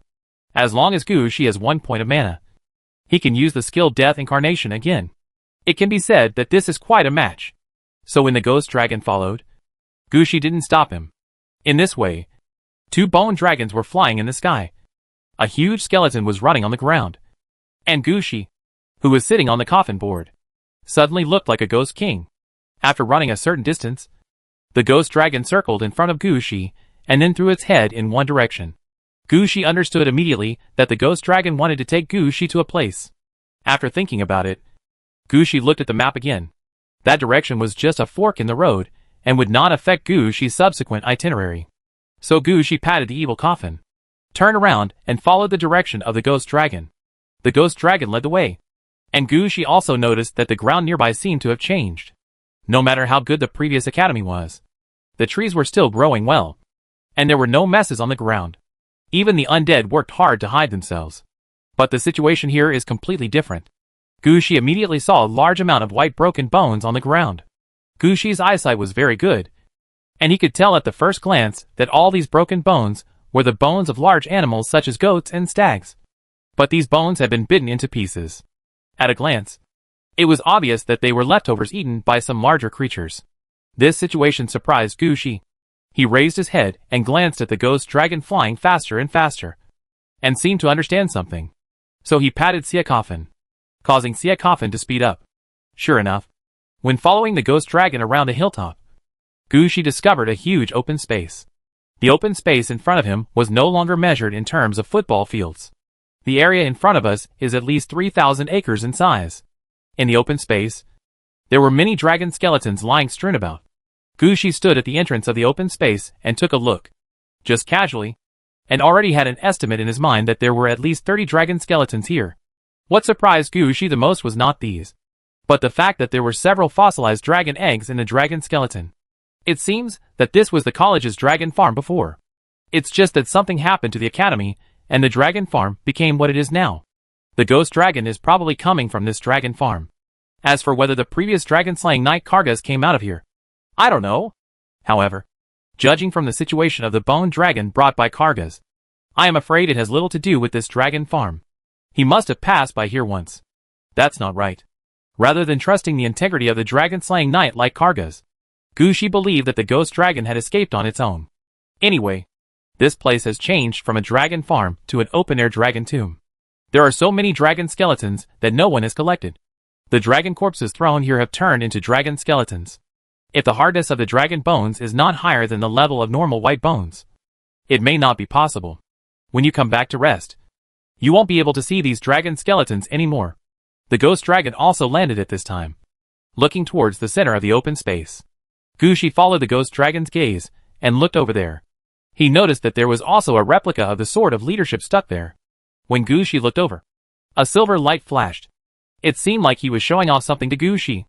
It seems that the students of Crocodile Academy are really everywhere. But the next moment, Gushi realized something didn't seem right. Although he had obtained several imitations of the sword of leadership, they were all left behind by those students for various reasons. Students of Crocodile Academy do not have the habit of leaving their swords in place after killing their enemies. The situation in front of me is very wrong. There must be something wrong here. Gushi immediately drove the evil coffin towards the direction of the long sword. Only when Gushi came to the sword did he understand why he felt something was wrong. Gushi was standing relatively far away just now. When he saw this long sword, he felt something was wrong. Although he was so far away from the sword just now, he could see it clearly. This is the biggest problem. When Gushi arrived in front of the sword, he noticed that only the part of the sword stuck on the ground was 7 meters high. No wonder Gushi was so far away and could clearly see the existence of this long sword. Chapter 488, Digging Deep. Warning. You have entered the suppression range of the space pillar. Please show the corresponding permissions. If you do not have permission, Please exit quickly. Warn. Hearing this sound and watching the sword begin to turn from silver to black, Gushi knew that something was wrong. He quickly backed away to a position where the warning sound did not sound. Then he seemed to think of something, quickly took out his notebook, and searched quickly. In the end, Gushi actually found a hint about the pillar of space in the words of the three old men. It turns out that the space of this mysterious academy was not so big at the beginning. It was brought in by the dean of the college, or the tuition fees paid by the students of the college, or some combination of circumstances. This situation is equivalent to the integration of Aradovi City into the land deed. It's just that this space is not a dead city, and there is no elf who can control the dead city to operate it. In the process of integration, there will always be some squeezes and collisions. And the Mystic Academy is not like other cities, and cannot open a satellite city or the like. If the Mystery Academy were divided like this, it wouldn't be called the Mystery Academy. Therefore, the Mysterious Academy would nail down pillars of space at the nodes that might crack at any time to suppress them. Naturally, the fewer people know about this pillar of space, and the less likely it is to destroy, the better. The three old men only knew of 4 pillars of space in total. Gushi thought he wouldn't be able to meet such a pillar of space. I didn't expect to find one when I came to look for the dragon tomb. Gushi really wanted to pull out the pillar of space and send such a large dragon tomb to Aladovi City. However, Gushi suppressed the idea in the end. He put down the notebook and raised the cold wind staff in his hand. The pillar of space cannot be moved, but he cannot let go of the dragon skeleton in front of him. Moreover, these giant dragons lived near the pillar of space. Even if they turned into skeletons after death, they were more or less affected by the aura suppressed by the pillar of space, and the aura was more or less on the skeletons of these dragons. These are the best materials for making bone dragons. Gushi had no intention of missing the material in front of him. Of course, Gushi also understood that with his current level of spiritualism, he still couldn't directly summon the bone dragon. He raised the cold wind staff, and the main city gate with the bone dragon hovering appeared behind him. Gushi moved the main city gate from Amilcar's side over here. As the main city gate fell, the ghost team rushed out immediately and began to clean up everything in front of them. Dragon skeletons, dragon egg fossils, and even soil on the ground were all within the scope of what they packed away. In particular, all the soil here was dug out and sent to Aladovi City. Here, and this, all sent to the city of Aradovi, to the Dragabone Laboratory. So many dragon skeletons naturally attracted the attention of Luna in Aladovi City. She floated out of Aladovi City and appeared staggeringly in front of Gushi. Hey, sir, this land is a little unstable. There is a space pillar over there, which is used to stabilize the entire space. Gushi said a few words to Luna and explained clearly the function of the space pillar. Then Luna floated forward a few steps and glanced at the space pillar from a distance. Then she said with some understanding, "My lord, they are very capable. Under this space pillar is a giant beast that is used to carry this piece of land. Their sword not only killed the giant beast, but also nailed it to the ground. This method is much more ruthless than ours." I don't disagree. The means that dare to directly seal a great lord in a mirror image is definitely stronger than this space pillar in front of us. As Gushi spoke, he drew a pattern under the page of space pillars to record Luna's judgment. In Gushi's opinion, this is a good piece of knowledge. Even if Aladovi City doesn't need it in the future, other places will always need this kind of spatial pillar. After all, judging from Gushi's current situation, he will definitely come into contact with many cities or land titles in the future. Not all cities or land deeds can be integrated into Aladovi City. In the end, Gushi may have a second or third city. Or, like the Mystery Academy, they could create a special space. If you learn this knowledge, you will earn it. We are still moving things here, so Gushi can learn more. While drawing the pillar of space, Gushi still remembered to say to Luna, "When those dragon bones are placed in the Dragon Bone Laboratory, don't use them yet. We already have a temple, and now there is an additional Yuan temple. I will take a chance to see if I can find the architectural design of the dragon tomb. When we build the dragon tomb, we will still need these materials. Don't worry. I will take care of it. By the way, sir, the Soul Calling Tower has been built. You can launch the Soul Calling Tower when you are fighting." After hearing this, Gushi also smiled and said, "Okay, I have been waiting for this day. But Luna, you have to work hard. I have learned the Death Lord skill. I believe that the road to level 5 will be open soon. After the level is increased, The level limit of the Dead City will also be increased. If the level of the Death City has not been raised by then, it would be unreasonable. Don't worry. Dini's side is progressing very quickly, and the new territory will be conquered. As long as the new city area is opened, the experience there can support Aladovi City to reach level 6. At that time, the level of the Death City will also increase accordingly. In addition, there will be many more empty plots. We have a complete set of architectural design drawings. As long as we are given enough time, the level of Aladovi City will soon be improved. I can rest assured that I will leave this matter to you. As they were speaking, the Ghost Squad had already transported away all the dragon skeletons on the open space. Even as Gushi ordered, a lot of soil on the ground was dug away. Luna had no objection to Gushi's request. She had long seen that after the dragons raised here died, their corpses' flesh and blood turned into blood and water, and all the nutrients were absorbed by the soil of the earth. Now the soil here is full of energy, and oil can drip out when you pinch it. Not to mention Gushi. Even Luna has taken a liking to such soil. The dragon skeleton and other things will eventually be piled up in the Dragon Bone Laboratory for preparation. These soils have no designated place to go, and it is not Luna who decides where they will be placed in the end. Now Luna wished there was more of this soil, so there was no way she would stop Gushi from sending people to dig the ground. Chapter 489. The Death Lord shows his power for the first time. After emptying out everything in the dragon farm, Gushi quickly left with his men. This time the ghost dragon did not act recklessly, and they easily reached the place where Jason was hiding. Gushi had thought about it from the beginning, but he didn't expect that things had been delayed until now. The woods in front of me are somewhat different from the woods outside. It's not that there's more life in this woods, but there are actually several streams in the woods in front of me. This is quite rare in the mountains. Walking along the stream, Gushi discovered a rather small lake in the woods. There are many wooden houses and other buildings beside the lake. Seeing this kind of wooden house, Gushi also frowned. The wooden house in front of him was not a cabin unique to forest rangers or lakeside residents. Judging from the architectural style, this is clearly a wooden house used for vacation. It was just that he was on vacation at the academy. Gushi couldn't help but shook his head.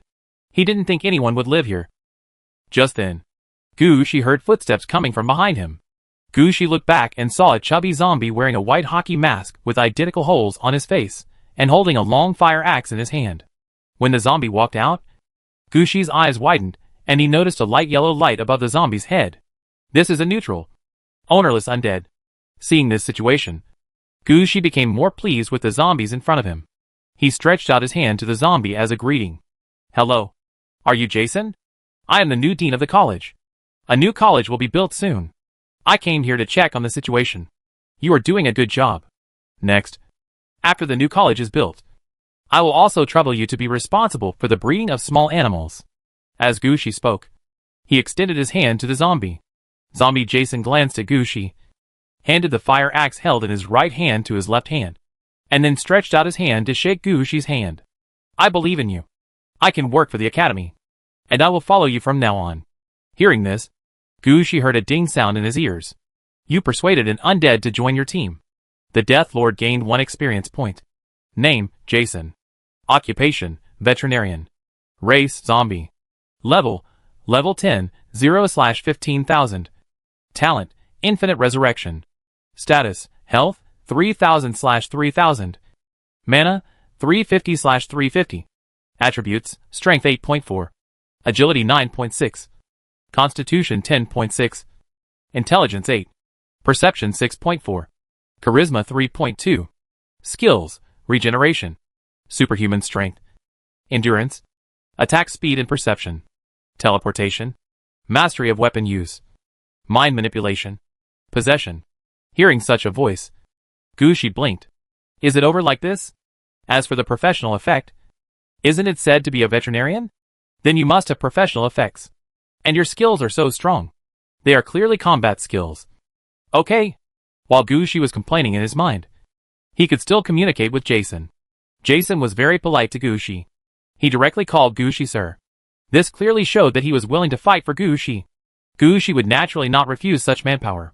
But he was still more concerned about why Jason didn't have professional skills. Could it be that this was not his home court? You are talking about small animals. I will take care of this. Don't worry. As long as I let them eat my flesh. No matter how serious the disease is, they can be cured. Hearing this situation, Gushi was also speechless. He didn't expect that Jason could treat small animals in such a way. But this also shows Jason's ability. He should be regarded as a relatively powerful zombie. This kind of person may not be able to do well in some positions. But on the battlefield, he will definitely be a fierce general. Moreover, Gushi also discovered something very interesting. This was obviously a melee-type zombie. Among his skills, he actually had abilities such as teleportation, mind manipulation, and possession. This shows that Jason's talent is quite good. If possible, Gushi even wanted to take Jason away and make him a hero. With Jason's participation, Gushi's journey will be much smoother. With Jason here, many undead that are not considered neutral have become neutral undead. When Shaya came back with the information, Gushi had already run around the area. Among the 16 hills nearby, Gushi easily captured 9 undead. There were 6 of them carrying sway, and the rest were powerful undead soldiers above level 10. After joining Gushi's team, not all of them were taken to Aladovi City by Gushi. Instead, he was placed where he was. At this time, Gushi was quite confident. He believed that he could definitely capture all the neutral undead within 3 days. As for the enemy Kalendor and the others initially asked Gushi to deal with, this is no big deal. Gushi didn't even need to take action now. The 6 wise undead people had their own circle of friends to communicate with. As soon as Gushi told the situation, they were willing to help Gushi find some of Nawe Duo's men. Of course, they are willing to do this out of ambition. Among Gushi's subordinates, there are several relatively high-level teaching staff. They now want a more stable job. As for Gushi's tenure as department head, he could only guarantee the positions of 3 professors and 7 faculty members of the department. Now one of the 3 professors' positions has been allocated, and one of the 7 faculty members in the department has also been allocated. They are not particularly powerful undead, so it is unrealistic for them to grab a position. If they fight Navio's men now, they can grab some new permissions, and then they will have a position in the academy. So all of these undead are quite excited. In their opinion, this is a good opportunity. So the news quickly spread among the undead. If Navito was not still the head of the department and had high-level authority, someone might have come to the door by now, ready to give Navito's men a blow. At this time, Shea came back with various news. As soon as she saw Gushi, Shea said, "Sir, I have checked all the neutral faculty members, and those with professorial abilities have been marked. There are also some key ones marked with extremely strong abilities. He has strength, but his mind is not on the academy. If we could bring them back to Aladovi City, they could help us a lot. The most important thing is that some buildings in Aradovi City currently have no controllers, and these people are just suitable for them." Gushi took a look at the information and saw a name at first sight. Isabella? Chapter 490, Winning Over Experts. "Sir, do you know her?" "Yes. I have talked with her before. She has her own demands and her character is pretty good. I can't help her, and I have no intention of embarrassing her. She just wants to be a doctor here." As Gushi spoke, he and Shaya walked out together. While walking out, Gushi also looked over the information about Isabella. This time, the information said by Shaya was much more detailed. It was just like what Gushi had communicated with Isabella before and guessed. Isabella stayed here to collect special blood that would not affect her husband. Make sure that her husband will not accidentally transform from a wise vampire to a soldier serving as cannon fodder on the battlefield because of some battles. If Gushi goes over now, he can subdue Isabella. But if he wants to let her join his department or take her to Aladovi City, he won't be able to do it. Others have stayed in this academy for so long and have already established their own base. She stayed in the position of school doctor. No matter how the college changed, it would not affect her. But if she joined Gushi's department, she would not be able to get over anything that happened to Gushi. Isabella is a smart person. How could she not know what to choose? The last time she saw Gushi, she communicated with Gushi and helped treat Gushi. That was what she meant. This time when Gushi appeared in front of Isabella again, she took the initiative to come out. "So it's Mr. Gu. Can I call you Director Gu now?" "No. You should call me Professor Gu." "Why does it sound so awkward to Director Gu?" Listening to Isabella calling someone else the director, it always feels like the First People's Hospital in New York City. Gushi was quite uncomfortable with such situations. "Okay, Mr. Gu. Are you here this time to help treat the little girl behind you? Her situation is much worse than yours. The knife on her body has a great impact on her. You'd better let her find some long-term nourishing methods. Otherwise, if this continues, even the undead will not be able to withstand the daily injuries.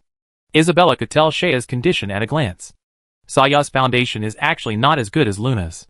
She really relied on her own body, and some scattered materials Gushi had to piece it together. If it weren't for the mutation of the materials in Gushi's hands, coupled with the power of the contracted undead, Shaya might not have been able to crawl out of the ground. The biggest feature of Jing Longyin's weapon is that it hurts his own people first, seriously injuring him once a day. From time to time, I have to suck blood or something. Although it can be repaired immediately, it is still hurtful to Shaya. Over time, it will cause some damage to the foundation. Shaya was a little surprised when Isabella pointed this out.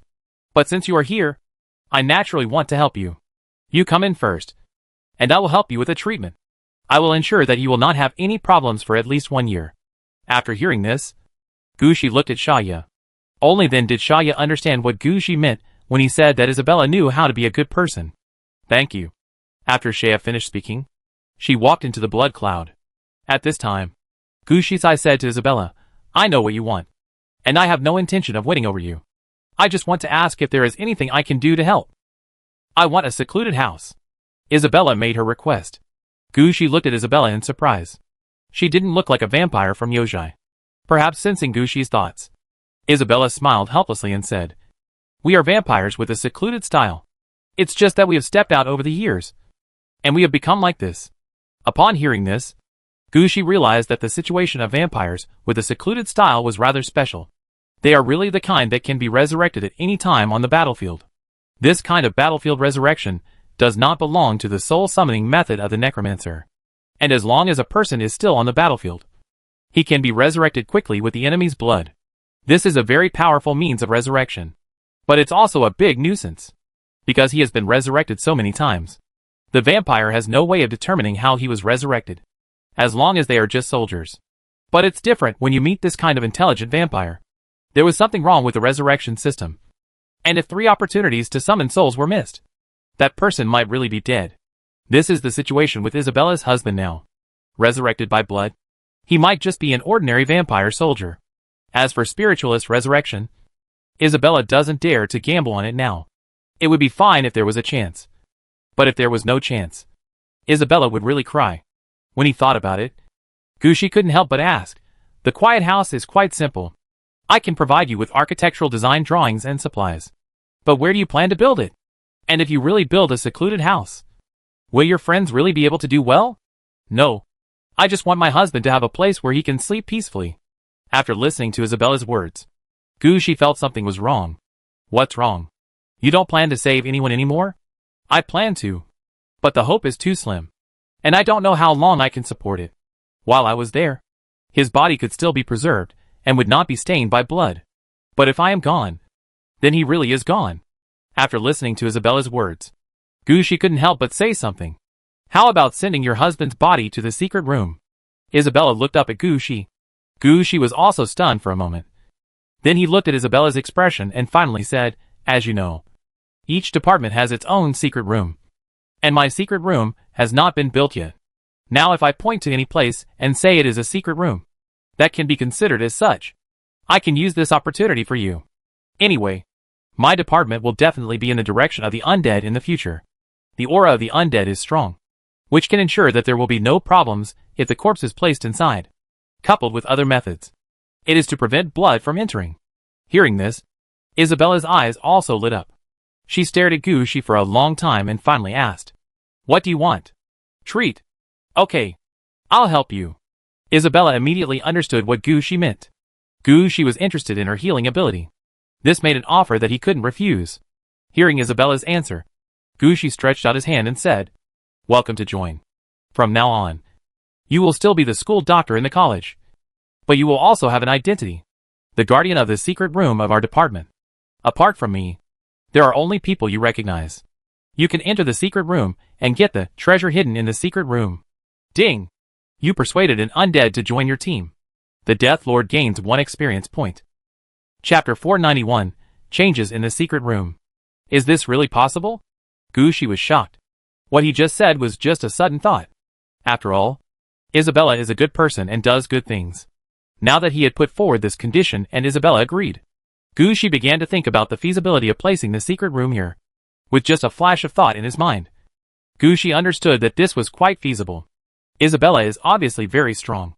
And most importantly, she has quite a lot of backup. Normally no one would come to disturb her. So putting the secret room here would be very safe. It's really doable. Gucci thought to himself and immediately made up his mind. Isabella, this is feasible. Look, I have a task here. I can open a secret room at a designated location. There is a treasure box, and the monster guarding the treasure box in the secret room. See if there is a suitable place to put it. After putting it out, I will take away the monsters and treasure chests inside, leaving the secret room. By then, this will be the secret room of my new department. As Gucci spoke, he took out a small knife. This knife is exactly the quest item that Gucci got from Kane last time. And it is related to the temporary quest map engraved on the blade. Gucci had been holding this knife in his hand, but it had never been used. There were several good opportunities, such as Jinglong Palace or the underground mausoleum of the copy, which were the most suitable places for secret rooms. But Gucci never used them once. It has been delayed until now. Looking at the knife in Gucci's hand, Isabella could also feel that this knife was of average quality, but it had its own rules. Although it can only be used once, it is definitely a good thing. The most important thing is that this rule is not simple, and should be integrated with the nearby environment and rules. For example, if you use this knife on the sea, the secret room you find will most likely be a sunken ship or a cave behind a reef. If it is in the woods, then it is most likely the inner space of a giant tree. At this moment, Gucci's hand movements also paused, after experiencing so many battles. Although his level has not reached level 5, his knowledge has also improved. What Isabella could see, he could see too. Now he felt somewhat regretful. However, Gucci was not a stingy person. He handed the knife to Isabella with just one movement. Take a look. Where would be a better place to put this secret room? Seeing that Gucci had calmed down, Isabella was not polite. I happen to have a spot. Come with me. Isabella also understood that even though the knife was already in her hand, Gucci still had to open the secret room himself. After all, this is Gucci's secret room. What if she opens it, and everything is forgotten after the new college is built? Under Isabella's guidance, Gucci entered the position behind the blood cloud. At this time, he discovered that Shea was wrapped in a large mass of blood mist, forming a blood cocoon in midair. Her condition will take at least an hour. She can't come down now. Seeing Gucci's actions, Isabella said immediately. Gucci nodded. He took a look just now, and found that Shaya was fine and her condition was getting better. Under such circumstances, Gucci felt relieved. So they headed towards the depths of the blood cloud again. After walking for about 5 or 6 minutes, Gucci noticed that the ground began to turn into a hard stone road. At the same time, the blood cloud in the air also carried a strong smell of herbs. We are almost there. Please be careful when you go in. There is blood inside, so don't touch it. Gucci also knew that something was not right with Isabella's husband, so he nodded affirmatively. But after taking only a few steps, Gucci was stunned. A horrifying scene unfolded before his eyes. The ground that should have been stained red by blood is now flowing with silver mercury and dark green potion. They seem to be alive, flowing in a certain direction, like magnets being attracted. It was a huge pool covering an area of more than 3,000 square meters, giving people a sense of oppression. Standing by the pool, you can see several large pots boiling with some indescribable substances in the pool. It is a smell that is both strange and familiar, which makes people feel scared. Whenever the liquid in the pot reaches a certain amount, the pot will automatically flip over and pour the liquid into the pool, filling the pool with water. At the same time, there was a strange atmosphere around the pool, as if it was hiding some unspeakable secret. This is it. You can't touch the pool, but you can use the railings around the pool. As Isabella said this, she handed the knife back to Gucci's hand. Gucci also realized at this time that this pool was used to protect her husband. Isabella should use this method to exclude all things related to blood, to ensure that her husband's body was not stained with blood. Glancing towards the pool, Gucci did not see the corpse of the vampire. But after thinking about it, Gucci understood that Isabella was so precious to her husband that she would not release the corpse. Being able to bring Gucci here is already considered a great honor for Gucci. Gucci didn't think any more. He took the knife and pierced it into the railing near the pool. The next moment, Gucci heard a vibration from the ground. The railings moved to both sides. The pool automatically separated, and a staircase appeared below. Gucci glanced at Isabella. then walked down with a cold wind staff. When Isabella saw it, she quickly moved downwards. For some reason, she felt nervous in her heart at this time. Walking down the stairs to the end, she saw a room about the same size as the pool above. In the center of the room, a striking figure stood. It was a bald man, and the robe on his body had yellow edges, which looked a bit weird. His head seemed to be a strange mixture of bat and human. His face showed the characteristics of both creatures at the same time. A pair of fangs hung from his mouth. It was obviously not human. A pair of arms that are much larger than normal people, with long and pointed fingers, and even a bit of evil energy on them. Vampire? Gushi didn't expect the guard to be a vampire. He was about to take a look at what state the vampire was in, and see if he could subdue it with the Death Lord's skills. Unexpectedly, Isabella rushed out from behind him, and threw herself in front of the vampire. He looked at the vampire's face with disbelief. Oh my god! Oh my god! You stood up. You stood up. The vampire lowered his head, looked at Isabella, and grinned with his fangs. That look is quite ugly. Only then did Gushi realize that the temporary assignment of the map engraved on the blade seemed to have dragged down the husband, who had engraved the map on the blade to act as a guard in the secret room. Chapter 492. The vampire boss officially joins. Gushi took a step forward, and Isabella, who was checking the vampire's condition, quickly stopped Gushi. Mr. Gu, can you wait a moment? The situation may change. Gushi tilted his head and glanced at the vampire behind Isabella. Did it cause you trouble? No. It's a surprise. I'm going to check now. Gushi nodded, took a step back, and stood at the entrance of the secret room. Soon Isabella found out the situation. She said a few words to the vampire before walking up to Gushi. Mr. Gu, can we go out and talk? Can. Gushi glanced at the secret room in front of him, then at the treasure box behind the vampire, and said lightly. When they returned to the pool, Isabella said with excitement and worry, Mr. Gu, can you not attack him? Is it your husband? When Gushi was down there, he had already guessed something. Yes. I didn't expect that there would be such an opportunity. Now he is using your mission items to temporarily become the guard of the treasure box in the secret room. As long as the secret room is still there, the treasure box is still there. If he doesn't leave the secret room, he can survive. So Mr. Gu, even if I beg you, just leave this task hanging. Don't complete this task. Just let this secret room stay here. Don't worry. I only want him to live, and I won't force the rest. Perhaps my department also needs a secret room that always exists.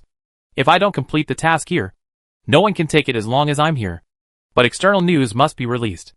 Let me think about what to say. Let's just say that there is a treasure in this secret room that can control the academy. Isabella shook her head when she heard this. Mr. Gu, the secret room is not like this. You said that there is a treasure here that can control the entire academy. But it will not attract too many people's attention, because this kind of secret room sounds fake at first glance. They wouldn't even think that this was a real secret room. They would think it was fake news. After listening to Isabella's words, Gushi thought for a while, and then said, let me put it this way. There is a treasure chest in my secret room.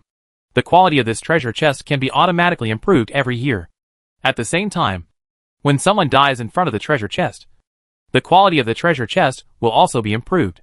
Gushi told the situation about the bloody treasure chest. As soon as this idea was mentioned, Isabella immediately realized that this was actually a good idea. However, she still asked with some worry, Mr. Gu, that treasure box doesn't have this function. It's okay. I got a bloody treasure chest before. Although it was opened, the box is still there. I'll wait for someone to deliver it, and you can put the real treasure box inside. This way you can more or less deceive it. As time goes by, the power of the rumors will gradually affect the treasure chest. And then the treasure chest will change from fake to real. Listening to Gushi's plan, Isabella nodded in agreement.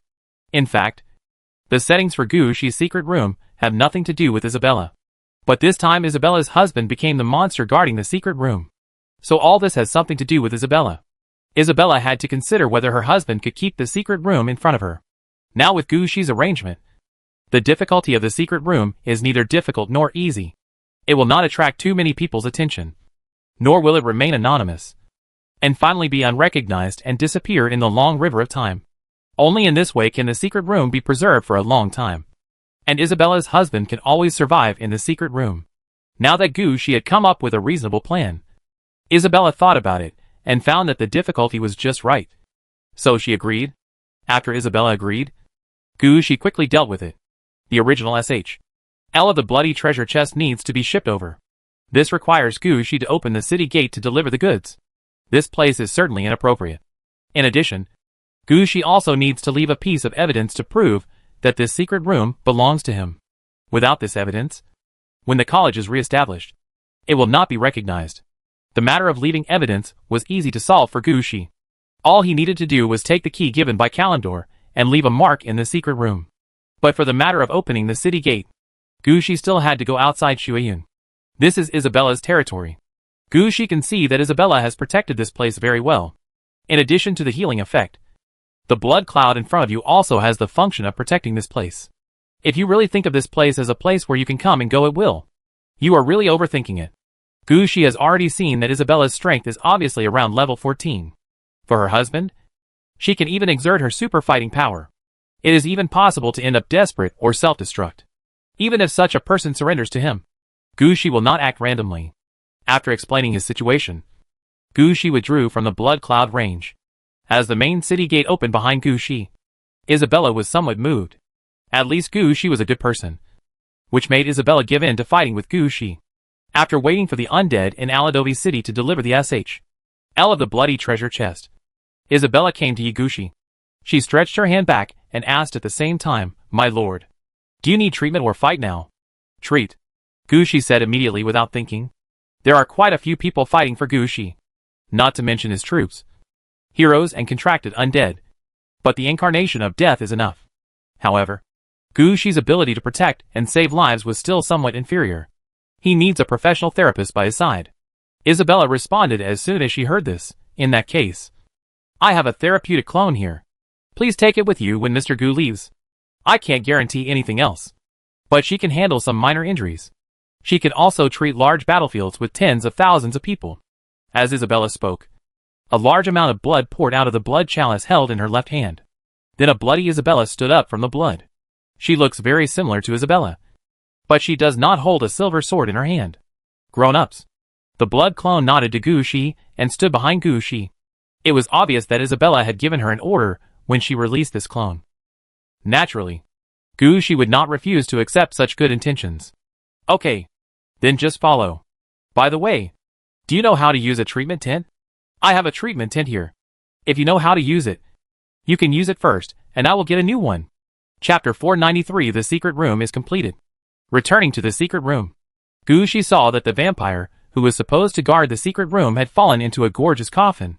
This coffin seemed to be taken out of an ancient royal tomb. It was made of precious gold, and every inch shone with dazzling light. Its interior is filled with a strange liquid. The liquid looks silvery and translucent on the outside, but when you look through it, you see a frightening deep red color. Ancient runes were carved on the surface of the coffin, and they seemed to tell a sealed history. But what Gucci saw on the rune was Isabella's protection of the coffin. Vampires are bathed in this liquid. When Gucci approached the coffin, he opened his eyes, but did not climb out of the coffin. The treasure chest hidden in the secret room is placed behind the coffin. Gucci could clearly feel that no matter where he approached the treasure chest, he would come into contact with the coffin immediately. It can be said that in the absence of sufficient light, this gorgeous and ancient coffin will attract the attention of everyone who enters the secret room. People will not see the treasure box behind the coffin at the first time. Gucci walked to the treasure chest, reached out and touched the treasure chest, but did not open it. Gucci knew very well that if he opened the treasure chest, half of the secret room would be abandoned. He came here to leave evidence that the secret room belonged to him, not to destroy it. Lifting the treasure box, Gucci quickly took out the SHL of the bloody treasure box and put the treasure box in front of him inside. Then Gucci pushed the treasure box forward again, into the shadow of the coffin. After doing all this, Gucci took out the key that Correndo gave him and placed it on the lid of the bloody treasure chest. Then Gucci whispered the incantation and request according to the method taught by the three old men. Under Gucci's spell, the secret room in front of him changed again. The secret room in front of me looks even older, and there are some murals around it. These murals depict the affairs of Isabella and her husband. As for whether the things here are right or not, Gucci didn't draw it in such detail. The reason why Gucci painted this was not for Isabella's love, but it is to make some of the rules of this secret room more reasonable. In this secret room, No matter how you fight, all the blood will be sucked away by the treasure box behind the coffin. There will be no other blood left in the chamber. At the same time, this secret room also had a new name under this spell, called the Bloodless Room. At the same time, the matter regarding the bloody treasure chest has also been settled in this spell. This secret room has a new rule, although this rule has not been recognized by the college yet. But as long as Gu Shi, who holds this key, can sit in the position of the dean of the department, when the college is re-established, the secret room will be activated first. This was something that neither Kalendor nor the others could have imagined. They never expected that Gu Shi would know about the secret room and get the spell to open and lock the secret room. They thought Gu Shi was just a newcomer who had just arrived at the mysterious academy and didn't know anything. Even if Gu Shi was given the task of being the head of the department, he could not find suitable candidates to serve as professors and teaching staff in the department, not to mention more arrangements within the departments. From Kalendor's point of view, making Gu Shi the department chair was just a nice name for him. For other things, they didn't pay at all. On the contrary, they can freely ask Gu Shi for the materials needed when the new department is established. After all, who makes Gu Shi the head of the new department? If he doesn't pay, who will pay for it? But now Gu Shi has escaped the imagination of Kalendor and the others. He is controlling the authority in the academy at an alarming speed. As the layout of the secret room is completed, Gu Shi walked out of the secret room. After closing the door to the secret room, Gu Shi handed the knife that could open the secret room into Isabella's hand. This is the key to the secret room. It's up to you to protect the secret room from now on. Isabella took the knife and placed it in the blood chalice in her hand. Then he said to Gu Shi, "Please don't worry, sir. As long as I am alive, no outsider can enter the secret room." Gu Shi was willing to believe what Isabella said. He nodded to Isabella and was about to leave when Isabella asked again, "Sir, I have a pretty good relationship in the academy. Would you like me to introduce you to some people?" "No need. I still have some dignity among the undead." Gu Shi still has some confidence in his Death Lord skills. In the academy in front of him, as long as he didn't encounter Navi Duo's men, most of the undead were considered neutral forces to Gu Shi. As long as Gu Shi is willing to open his mouth, most people can be won over. "No, sir. What I want to introduce is not the faculty members who became undead when the academy disappeared. They all have their own authority. Even if they become undead, they still protect many students. With this situation, how could they have a place in the new college? But what I introduced attracted people differently. Mr. Gu should also know that I have stayed in this college for many years. Many faculty members have died over the years. They died for various reasons. Some of them left the college after their death, while others were buried in the college. These dead faculty members had no obligation to protect students, but they became undead because of the disappearance of the college and the surge of death in the college space. If Mr. Gu is willing, I can introduce them to Mr. Gu. These people might be able to help Mr. Gu grab more positions. After listening to Isabella's words, Gu Shi couldn't help but ask, "How many of them are there?" "I don't know. Many faculty members die every year. Who knows how many are buried deep inside the academy? Moreover, they are rejected by the official faculty members, and there are conflicts among them. So I have no way of knowing for sure how many there are. But I have the place where they usually gather. After all, I didn't take action against them, and I even helped them with treatment. And they didn't guard against me." Isabella started drawing on the map as she spoke. Gu Shi took a look at the map and found that there were quite a few gathering points for these undead. But they were all in relatively remote areas. It seems that these undead themselves know that they are not welcomed by others, and are working hard to reduce their sense of existence. Chapter 494: The Secret Passage in the College. After leaving Isabella's blood cloud area, Shea, who had just recovered, also walked out. She fell to Gu Shi's side, moved her body, and finally tried hard to open her eyes. "How do you feel?" Gu Shi glanced at Shaya. "It's okay. All other injuries have been taken care of. It's just the eyes that she can't seem to do anything about. This is normal.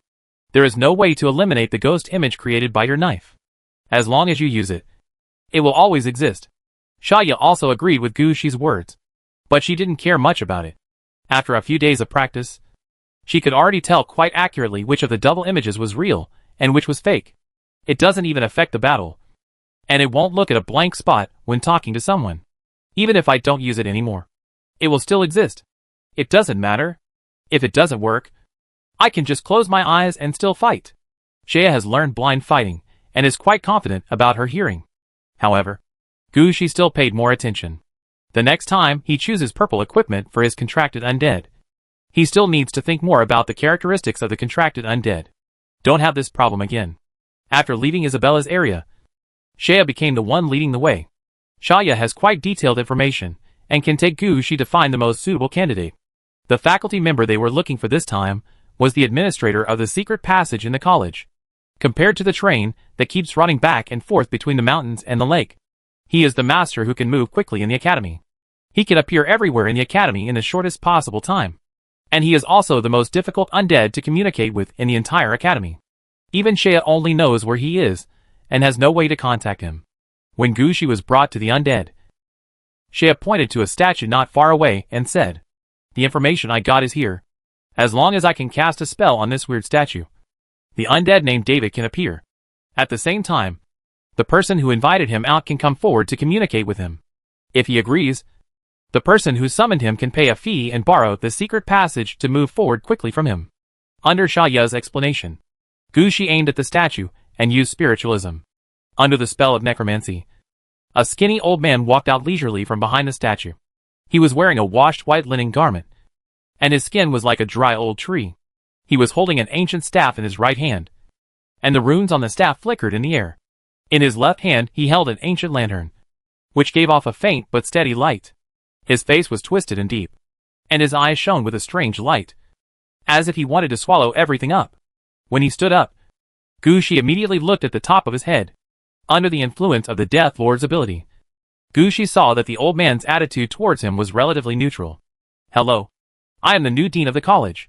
This is my certificate. I am going to look around the college and choose a good place for my department. I heard that you have a suitable secret passage here. I want to borrow your secret passage."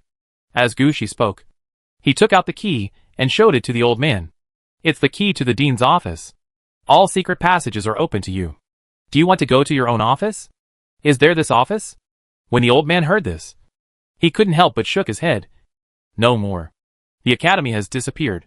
All the secret passages leading to the interior of the academy are gone. Only the secret passages on the periphery can still be used. So your authority is greatly reduced now?" Gu Shi glanced at the old man. "Yes, but I have finally survived all these years. At least new secret passages have always appeared over the years. And I also have some new paths here. What about the future? Now that they have joined forces, the new college will appear in the next few days. Will you still have control over the secret passage?" "Of course. No matter who becomes the dean of the academy, I have the management authority over the secret passage," the old man said proudly. However, he didn't know that when he was communicating with Gu Shi, the yellow that represented absolute neutrality had slowly turned into the green that represented friendliness. However, turning green is the limit. The existence of this old man is probably even older than Isabella. He has the attitude of not getting involved no matter who comes.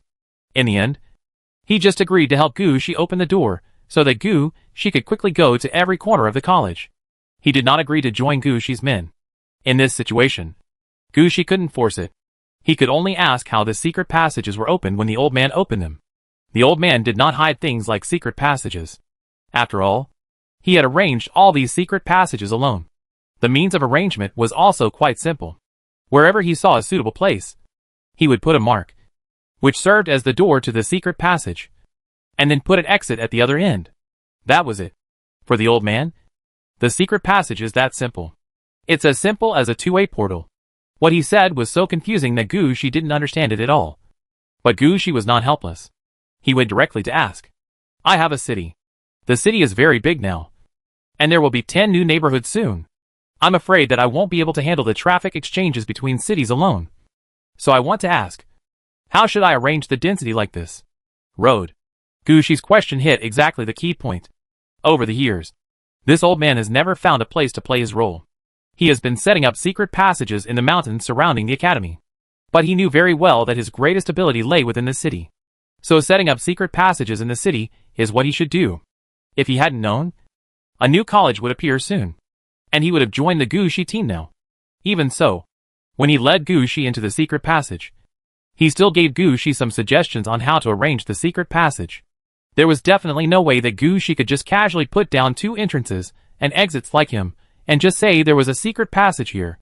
But the sewers and rivers in Gushi City can be converted into secret passages for use. At the same time, the most important thing about the secret passage is the secret door. How to arrange the secret door is also what the old man brags about. Gushi listened all the way. Although he could not build a secret passage in Aladovi City now, he had learned some techniques for finding secret passages. Gushi felt that his useless knowledge had increased by another +1. Chapter 495. The Power of the Death Lord. Without the help of the secret passage, the map in Gushi's hand was of little use, because what is recorded on this map is not as comprehensive as what is in the old man's mind. There was no need for Gushi to take out a map or anything. As long as Gushi opened his mouth, the old man could immediately find the secret passage in the past. Then Gushi stepped forward and used a necromancy spell to lure the person out, and then stepped forward to say a few words. And the matter was almost done. Most of the undead will give Gushi, Lord of Death, a favor. Only a very small number of undead would choose to be neutral again due to various reasons. A large part of the reason for this is that they have better permissions. After joining Gushi, at most these permissions are still there, and they can't get any improvement, so they were not willing to join. But they had no intention of becoming enemies with Gushi. Instead, they politely explained the situation, set Gushi out, and promised that as long as Gushi was around, they would definitely do it in their own way. Gushi is given enough help here, just like the old man who opened the secret tunnel. Most of the remaining neutral beings chose to join Gushi's team. Some of them have their own ideas. Some simply don't want to do it anymore and want to change jobs. And some do not have authority, but want to get it. After this circle, when Gushi arrived at the gathering point that Isabella mentioned, his level of Death Lord had been raised by 1 level. From this, we can see how many undead Gushi has subdued this time. Even the old man leading the way was convinced by Gushi's operation and followed him obediently. Although he had not changed his mind yet, Gushi believed that he could command this old man in the future. But the old man didn't say anything, and Gushi didn't say anything either. So the two sides just stayed like that. Mr. Gu, the gathering point drawn on the map is right here. Walk about 500 meters ahead, and you'll get there. After sending Gushi out of the secret passage, the old man pointed in a direction and said to Gushi. Gushi was already used to the old man's situation. The old man could take Gushi in and out of the secret passage. But no matter what, he will not leave 10 meters away from the entrance and exit of the secret passage. So every time he pointed in a direction and let Gushi find the person he wanted to find by himself. It was the same this time. After Gushi thanked the old man, he jumped on the evil coffin and headed towards the gathering place. Shea followed behind Gushi, and as she moved forward, she said, "Sir, do you really believe that there are a large number of undead gathering here?" Believe. Gushi, who was sitting on the evil coffin, thought for a moment and said decisively, "I have encountered such a situation before. But the last time it was the previous dean who died in the position of dean and had a special grave. This time it was some faculty members. This situation is actually quite reasonable. It's just that they didn't have contact with outsiders before, so not many people knew about it." While talking, Gushi and the others arrived at the location shown on the map. In front of him was a deserted land that was rare among the mountains. Only stones and sand were left everywhere, and there was not even a root of grass on the ground. But both Gushi and Shaya could see that something was obviously wrong. Gushi and Shaya looked at each other, raised their cold wind staffs, and cast a necromancy spell towards the open space in front of them. As the necromancy fell, the scene where the undead appeared directly from the ground like before did not appear in front of Gushi. It was like a scroll being opened before his eyes. And a messy market appeared in front of Gushi. The market in front of you is made up of a large number of tents. These tents include serious cloth tents, leather tents with red roofs, and some shabby tents sewn together with clothes. When Gushi appeared in front of this market, Gushi was also stunned for a moment. The next moment, Gushi saw many undead emerge from the tent. Among these undead, there were ordinary skeletons, zombies and ghosts, as well as some high-level undead. Gushi even saw some animals here. Undead, no matter what they were doing now, they all looked at Gushi, staring closely at Gushi, as if they were considering how best to take action. Facing such undead, Gushi was not afraid. At this time, he could already see that there was a yellow aura above the heads of these undead. Neutral. That's fine. Gushi took a step forward and waved directly to them. "Hello you all." As soon as he opened his mouth, the breath above most of the undead's heads turned light green. It can be seen that these undead people will have a favorable impression of Gu Shi just by speaking.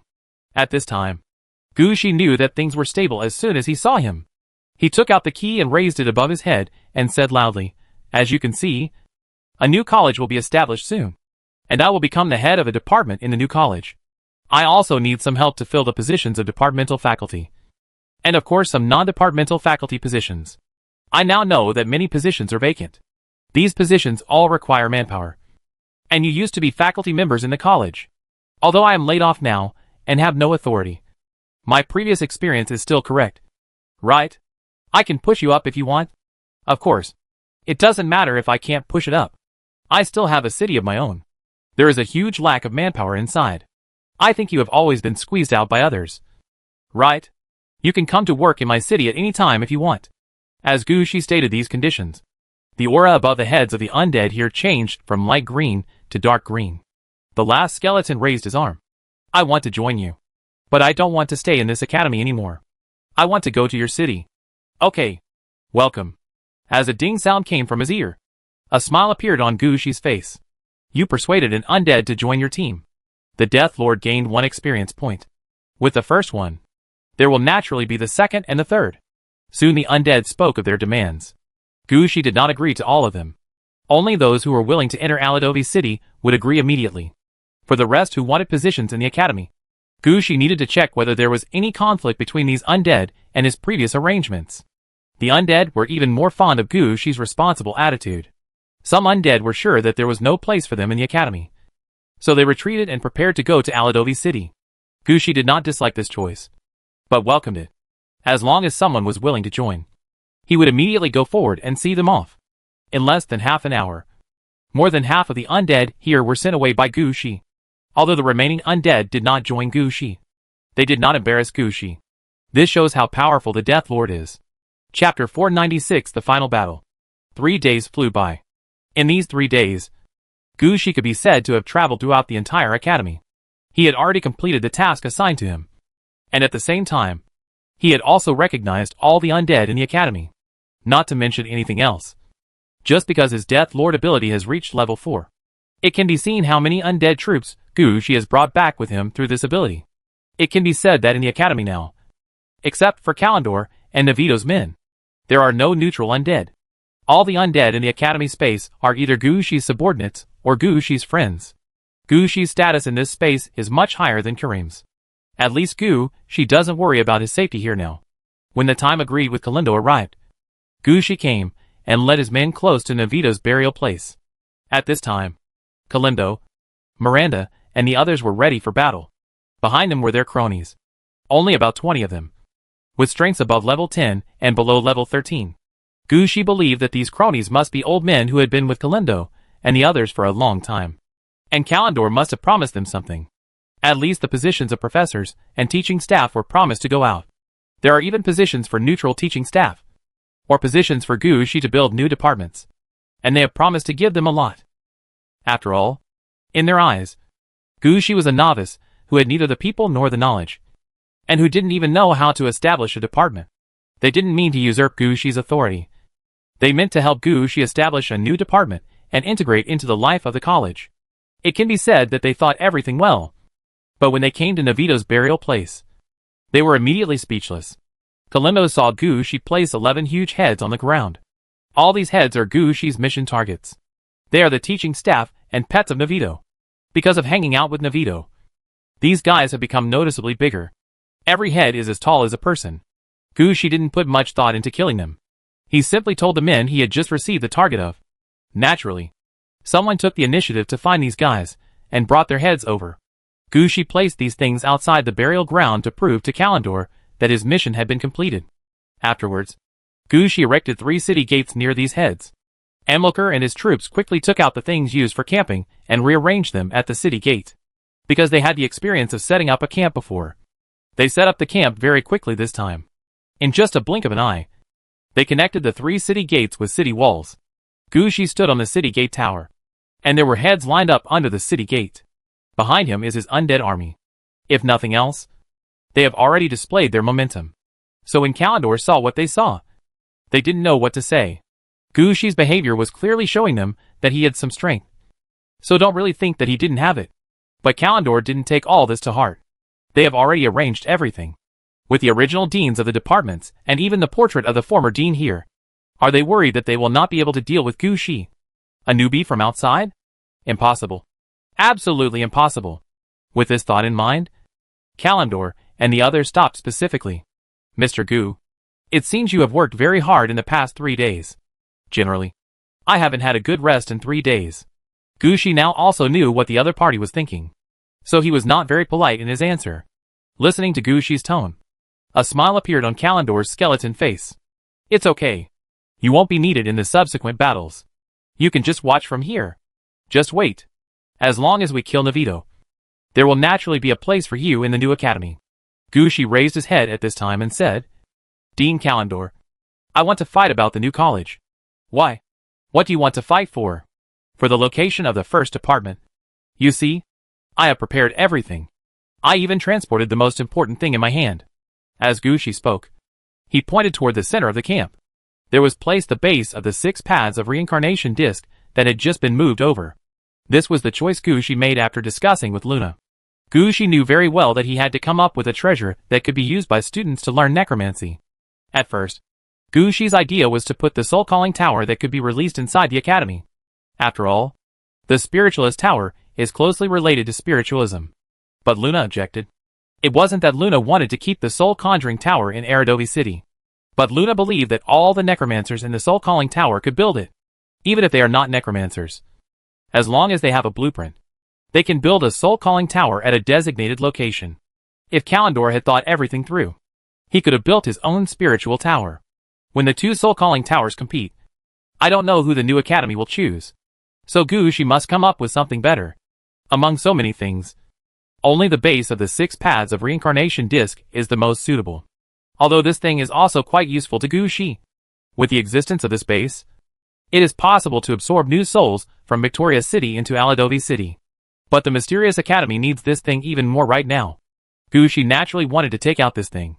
Kalendor and the others didn't know what Gu Shi took out. They were all a little confused when they looked at the stone platform placed in the middle of the camp. This is? Oh, didn't you say before that every department has treasures? This is the treasure I have prepared. And I am going to teach spiritualism. No matter what his profession is. As long as he comes to my department, I can guarantee that he will learn spiritualism. This is the base of the 6 paths of reincarnation. You can learn it by just walking around here. Just like you can learn the art of leadership by touching the sword of leadership. Please rest assured that the base of my 6 paths of reincarnation disc is something more advanced than the soul calling tower. Even if someone wants to build a soul calling tower, it will not be as useful as my base. Why? Isn't this bad? After listening to Gu Shi's words, the smile on Kalendo's face disappeared. He could see that Gu Shi didn't know nothing as he thought, but knew too much. Chapter 497 Navito's Methods. After listening to Gu Shi's words, Karimbo suddenly became a little excited. In his opinion, Gu Shi had clearly found the person, and found out what was going on here. It seems that their plan is not quite right. At this time, Kalendor quickly had some thoughts in his mind. He was considering whether to let Gu Shi take action against Navito together. At that time, you can use Nawe Duo's hand to make Gu Shi suffer a big loss. Not wanting to, Gu Shi pointed at the head on the ground. By the way, how to deal with these? Hearing this, Kalendor suppressed some thoughts that he shouldn't have in his mind. He also understood that Gu Shi had already completed the task assigned to them, and they themselves could not justify it if Gu Shi took action now. In the end, Kalendor could only glance at Miranda, hoping that she would take action to deal with this matter. But Miranda had no intention of helping Kalendor. When the Mystery Academy was still there, the relationship between Miranda and Kalendor was not very good. Miranda was willing to help Kalendor, this time entirely, because Kalendor gave him the position of Deputy Dean. From such a position, it was impossible for Miranda to take the initiative to deal with Gu Shi. In Miranda's opinion, Gu Shi would not take away her position as Vice President. So why should she be an enemy of Gu Shi? Would suppressing Gu Shi be good for her? If there is no benefit, why should she do it? So Miranda turned her head, as if she didn't see Kalendor's eyes. As for the other two, they had similar reactions. Seeing this situation, Gu Shi couldn't help but smile. Sure enough, it pays to come in advance and get everything set up. Now he can be said to be sitting on the mountain and watching the fight between tigers.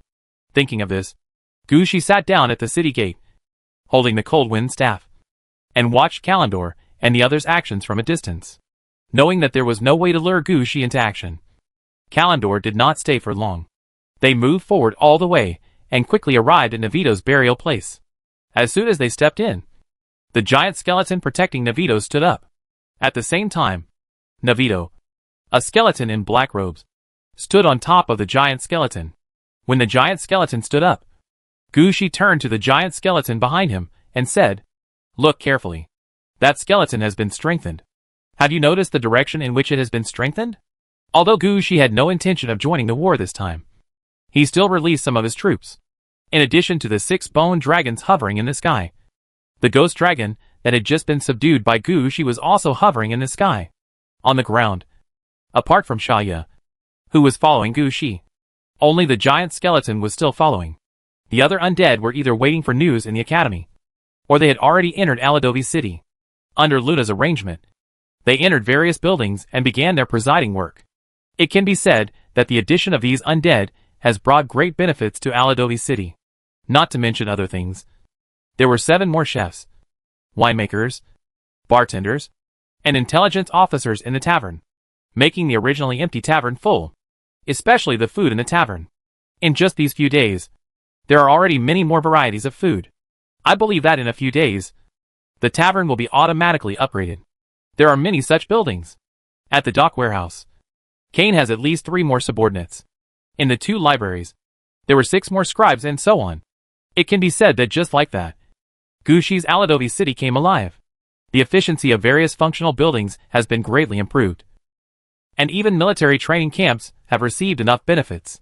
With such a discovery, Gushi couldn't wait to send all the undead obtained from the academy back to Aladovi City. Gushi can leave a few such powerful undead around, which is already quite good. If it had been anyone else, they would have sent all the undead back long ago. The giant skeleton was only a little taller than the city gate tower. He couldn't stand on the city gate tower like Gushi did. He stood behind the city gate, lying on the city gate and looking out. When Navito's giant skeleton stood up, the giant skeleton obviously shook its head. He seems to be saying there that we are not the same species and our methods cannot be universal. Of course, Gushi just said it casually. At this time, he was staring at the battle between Karindo and the others.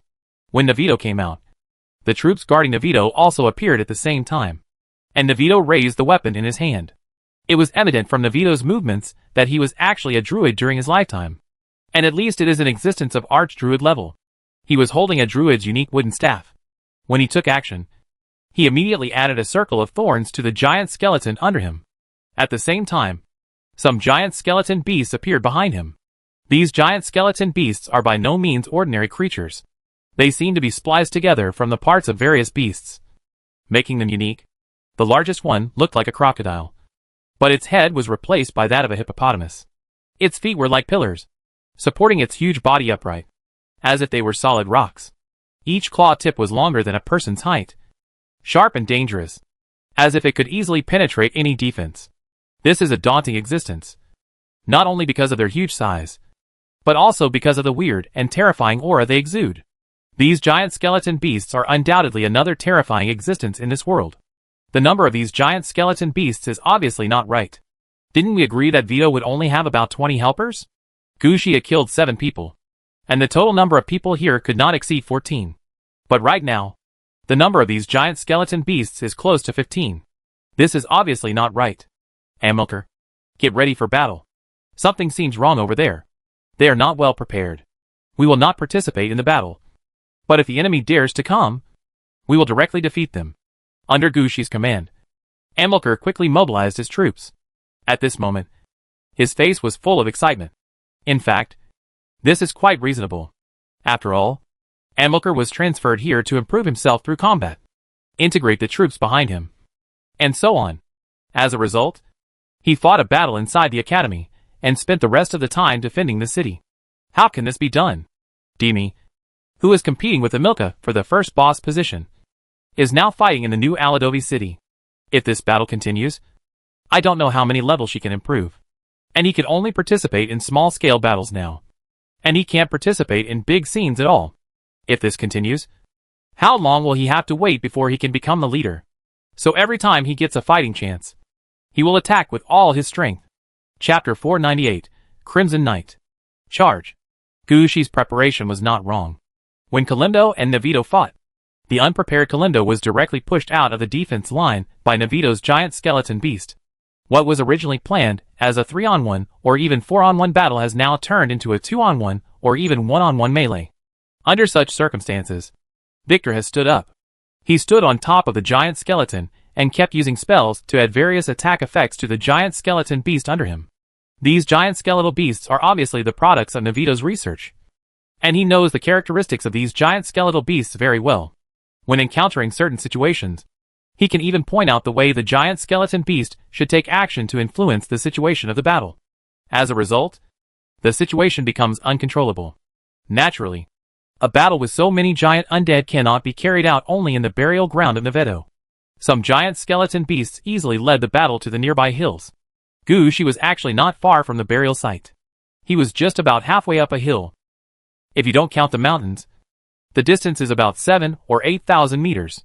This position is just right to see the battle over there without being affected. Now, as soon as these giant skeleton beasts rush out, the scope of the battle has been greatly expanded. The location where Gushi and the others were naturally became the attacking position of the giant skeleton beast. A huge skeletal beast with a turtle SHL and rhinoceros horns rushed towards Gushi. When he rushed over, he happened to see the heads Gushi placed in front of the city gate. These are all Navito's men.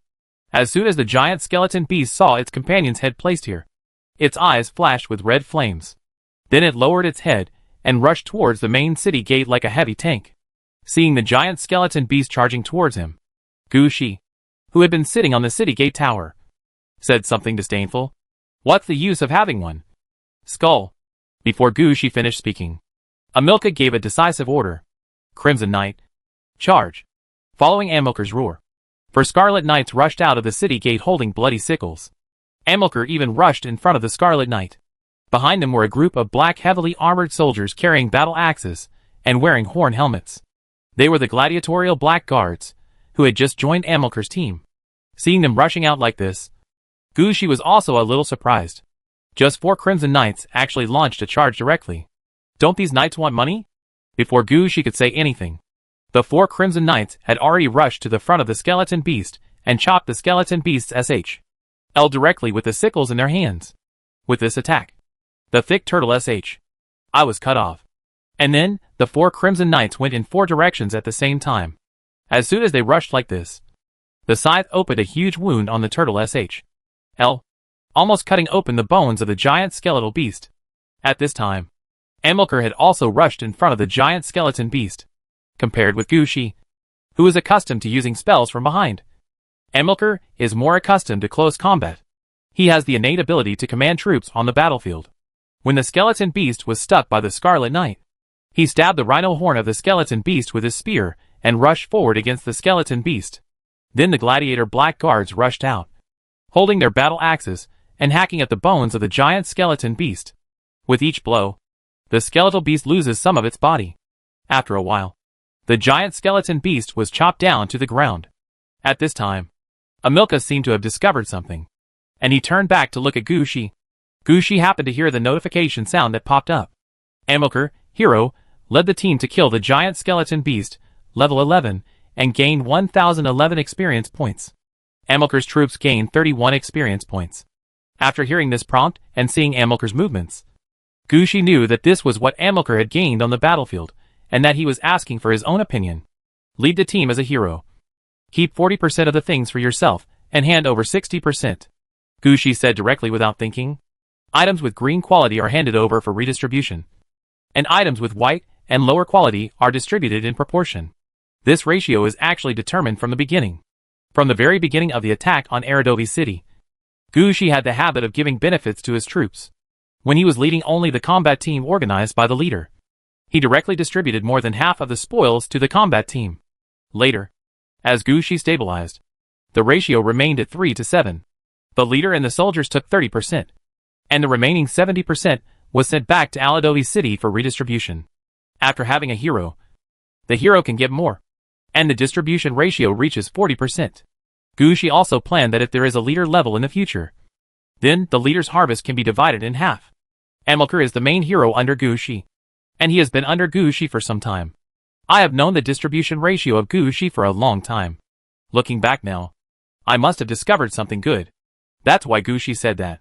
Green items are handed in, and white items are distributed. As soon as Gushi finished speaking, Amilcar jumped off his horse, came to the corpse of the giant skeleton beast, reached out, and pulled out the rhinoceros horn of the giant skeleton beast. The rhinoceros horn was pulled out from the head of the giant skeleton beast. Then Amilcar threw it outside, and a skeleton rhinoceros appeared in front of him. Gushi finally understood why Amilcar was looking at him. It turned out that a white mount was found. Although it is a white item, mounts are relatively rare. Not one of Gushi's heroes has a mount. The warhorse Amilcar was riding just now was obtained from the Scarlet Knight. Apart from being able to charge together, it has no use at all. Being able to find a mount now is a good gain for Amilcar. Gushi also understood this. So he ignored Amilcar.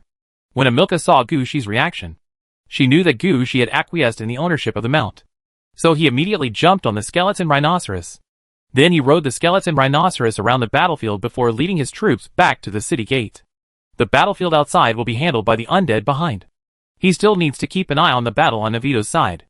At this time, Gushi had also noticed that Navito and Kalendo were already fighting. Although his authority is suppressed, Navito's abilities are still much stronger than Karindo's. Because the two sides were about the same strength. They fought equally. And their attack range was getting bigger and bigger. So big that Gushi even frowned and wanted to step back to watch the battle. Chapter 499 Gushi intervenes. The situation didn't seem quite right. In the battle between Kalendor and Navito, Navito seemed to be fighting alone against Kalendor and Miranda. There is obviously not much difference in strength between them. So why are there so many differences in combat effectiveness? Gushi looked at everything in front of him with a puzzled look. Victor didn't look very strong. So how could he be beaten like this? In fact, Gushi didn't know that Navito and Kalendo were equally powerful. But Navito was really trying his best. And both Kalendor and Miranda had reservations when they took action. They don't want to risk their lives here, because they may die if they risk their lives. The relationship between them is just an alliance, not a life-threatening friendship. Even speaking of relationships, the relationship between Miranda and Navito may be better. So the two of them combined were beaten by Navito alone. Kalendor and Miranda didn't do much. And the oil painting portrait had done what it wanted to do. The only one who can take action now is Canist. But at this time, he is leading his men to deal with Navito's men. Seeing this situation, Gushi couldn't help but laugh. Kalendor thought Canist was a good person. In fact, he is also the kind of person who keeps having little thoughts in his mind. This is to preserve one's own strength. But think about it. The positions of Dean and Vice Dean are not theirs. If they can achieve this, they can be worthy of the position of department head. Now that the troops are gone, it's hard to say when it comes to authority and resources. So now both of them are shrinking. For a time, the battle on Vito's side did not end so quickly. However, Kalendor and Miranda also discovered that this situation was wrong. If they continue fighting like this, even if they can kill Victor, their own strength will be damaged. It will be difficult for them to grab more permissions later. So Kalendor and Miranda looked at each other and made a decision. Miranda attacked the giant skeleton where Navito was sitting, while Kalendor led Navito to the side to fight. They planned to destroy Navito's giant skeleton first, not to mention anything else. First lead the giant skeleton to Canist. Anyway, hadn't Canist thought about it and only attacked Navito's men? Everyone said that this giant skeleton was not Navito's subordinate. As long as all this is divided up, it will be much easier for Kalendo and Miranda to fight Navito. As for whether Canast will lose anything, it has nothing to do with them. That is Canast himself. Canist had also been paying attention to the situation over there. When he saw Miranda trying to lure the giant skeleton over here, he knew what she was going to do. He was well aware of the giant skeleton's position under Navito. He didn't want to get involved in this matter either. So he began to look for a way out. He would always take action to deal with the enemies that Miranda attracted. Right? It would not be appropriate to lead him to the oil painting. This portrait was a Dean before, so he might know something about it. So Canaster set his target on Gushi. In his opinion, Gushi was the easiest one to deceive, compared to their undead souls, who had been dead in the academy for so long. Gushi didn't know anything. He didn't know the situation in the academy, and he didn't know what to do next. They have already discussed it. And what Gushi will get later is the name of the dean of the department. And the basic authority. And nothing else will be given to Gushi. Therefore, Gushi's troops should be as small as possible. Anyway, it won't have much impact. With this thought, Candace took a few steps back. When Miranda led the giant skeleton over, he took the initiative to lead the giant skeleton towards Gushi. Seeing this situation, Gushi was speechless. This is really using yourself as cannon fodder. At this time, the giant skeleton behind Gushi also stood up, and a bolt of lightning appeared in his right hand. As long as the enemy's giant skeleton took another step forward, he would step forward and kill the enemy. But Gushi stopped him. The giant skull of Vito is quite big. Gushi's men were no match for him. And facing such an enemy, there is no need for his own men to take action. Gushi still remembered the method Gushi used to dig the Dragon King's well. Such a big giant skeleton is not here. Gushi turned his hand, and the 3 city gates changed positions with each other. And the steel city gate turned towards Navito and the others. Gushi had already seen from the previous battle that the giant skeleton in front of him was within the range of physical attacks, and could bounce back the enemy's attacks. To fight such an undead, it was natural for the Earthbound Dragon to take action. As soon as the Steel City gate turned around, the Earthbound Dragon stood up directly. The body becomes a water clone. At the same time, when the giant skeleton rushed over, it opened its mouth and spewed out a stream of dragon breath. The water dragon's breath hit the giant skeleton immediately. The giant skeleton was originally staring at Canist, but after being sprayed by the water dragon's breath, he immediately rushed towards the Steel City gate. Before rushing to the Steel City gate, the giant skeleton punched the Earthbound Dragon with one punch. Even though the Earthbound Dragon is only level 6, which is quite different from the giant skeleton, its water clone feature can make it immune to all physical attacks and bounce them back. The giant skeleton's punch had no effect at all, and instead bounced back. But the problem is that this giant skeleton is blessed with the Thorns technique from Navito. This is also a spell that reflects physical attacks. So the 2 sides kept bouncing back and forth in front of the Steel City gate. The 2 of them were fine. The nearby Steel City gate was scratched by the water flow and thorns. But soon the Earthbound Whalong had an idea. He moved his body forward to wrap up the giant skeleton. The Earthbound Dragon belongs to the category of dragons and snakes. His strangulation power is also quite strong and can crush people into pieces directly. The rebound effect of the giant skeleton is actually not strong. After being entangled in this way, the giant skeleton also knew that something was wrong. So he put his hands on the ground and actually dismantled part of the bone. Then the giant skeleton regrouped outside the Earthbound Dragon. Seeing the giant skeleton's operation method, Gushi could only admire his characteristics. This thing is probably Nawe Duo's true love. And all kinds of means have been used to bless it. Just such a giant skeleton can strengthen it to this point. In fact, Gushi didn't know that this giant skeleton was not Navito's subordinate, but his mount and half of the mobile city. It can be said that half of Navito's combat power is placed on this. And Navito has considered all kinds of problems. There is even a magic circle engraved on his bones that can teleport. Such a method is just trivial. The giant skeleton is now looking for an opportunity to fight back. Chapter 500: The Reconstruction of the College. The giant skeleton moved out of the control circle of the Earthbound Dragon and rushed towards the Steel City gate immediately. Naturally, the first thing to rush forward were 2 huge palms. The speed of the palms moving on the ground was not slow at all. But they rushed forward a long distance in the blink of an eye.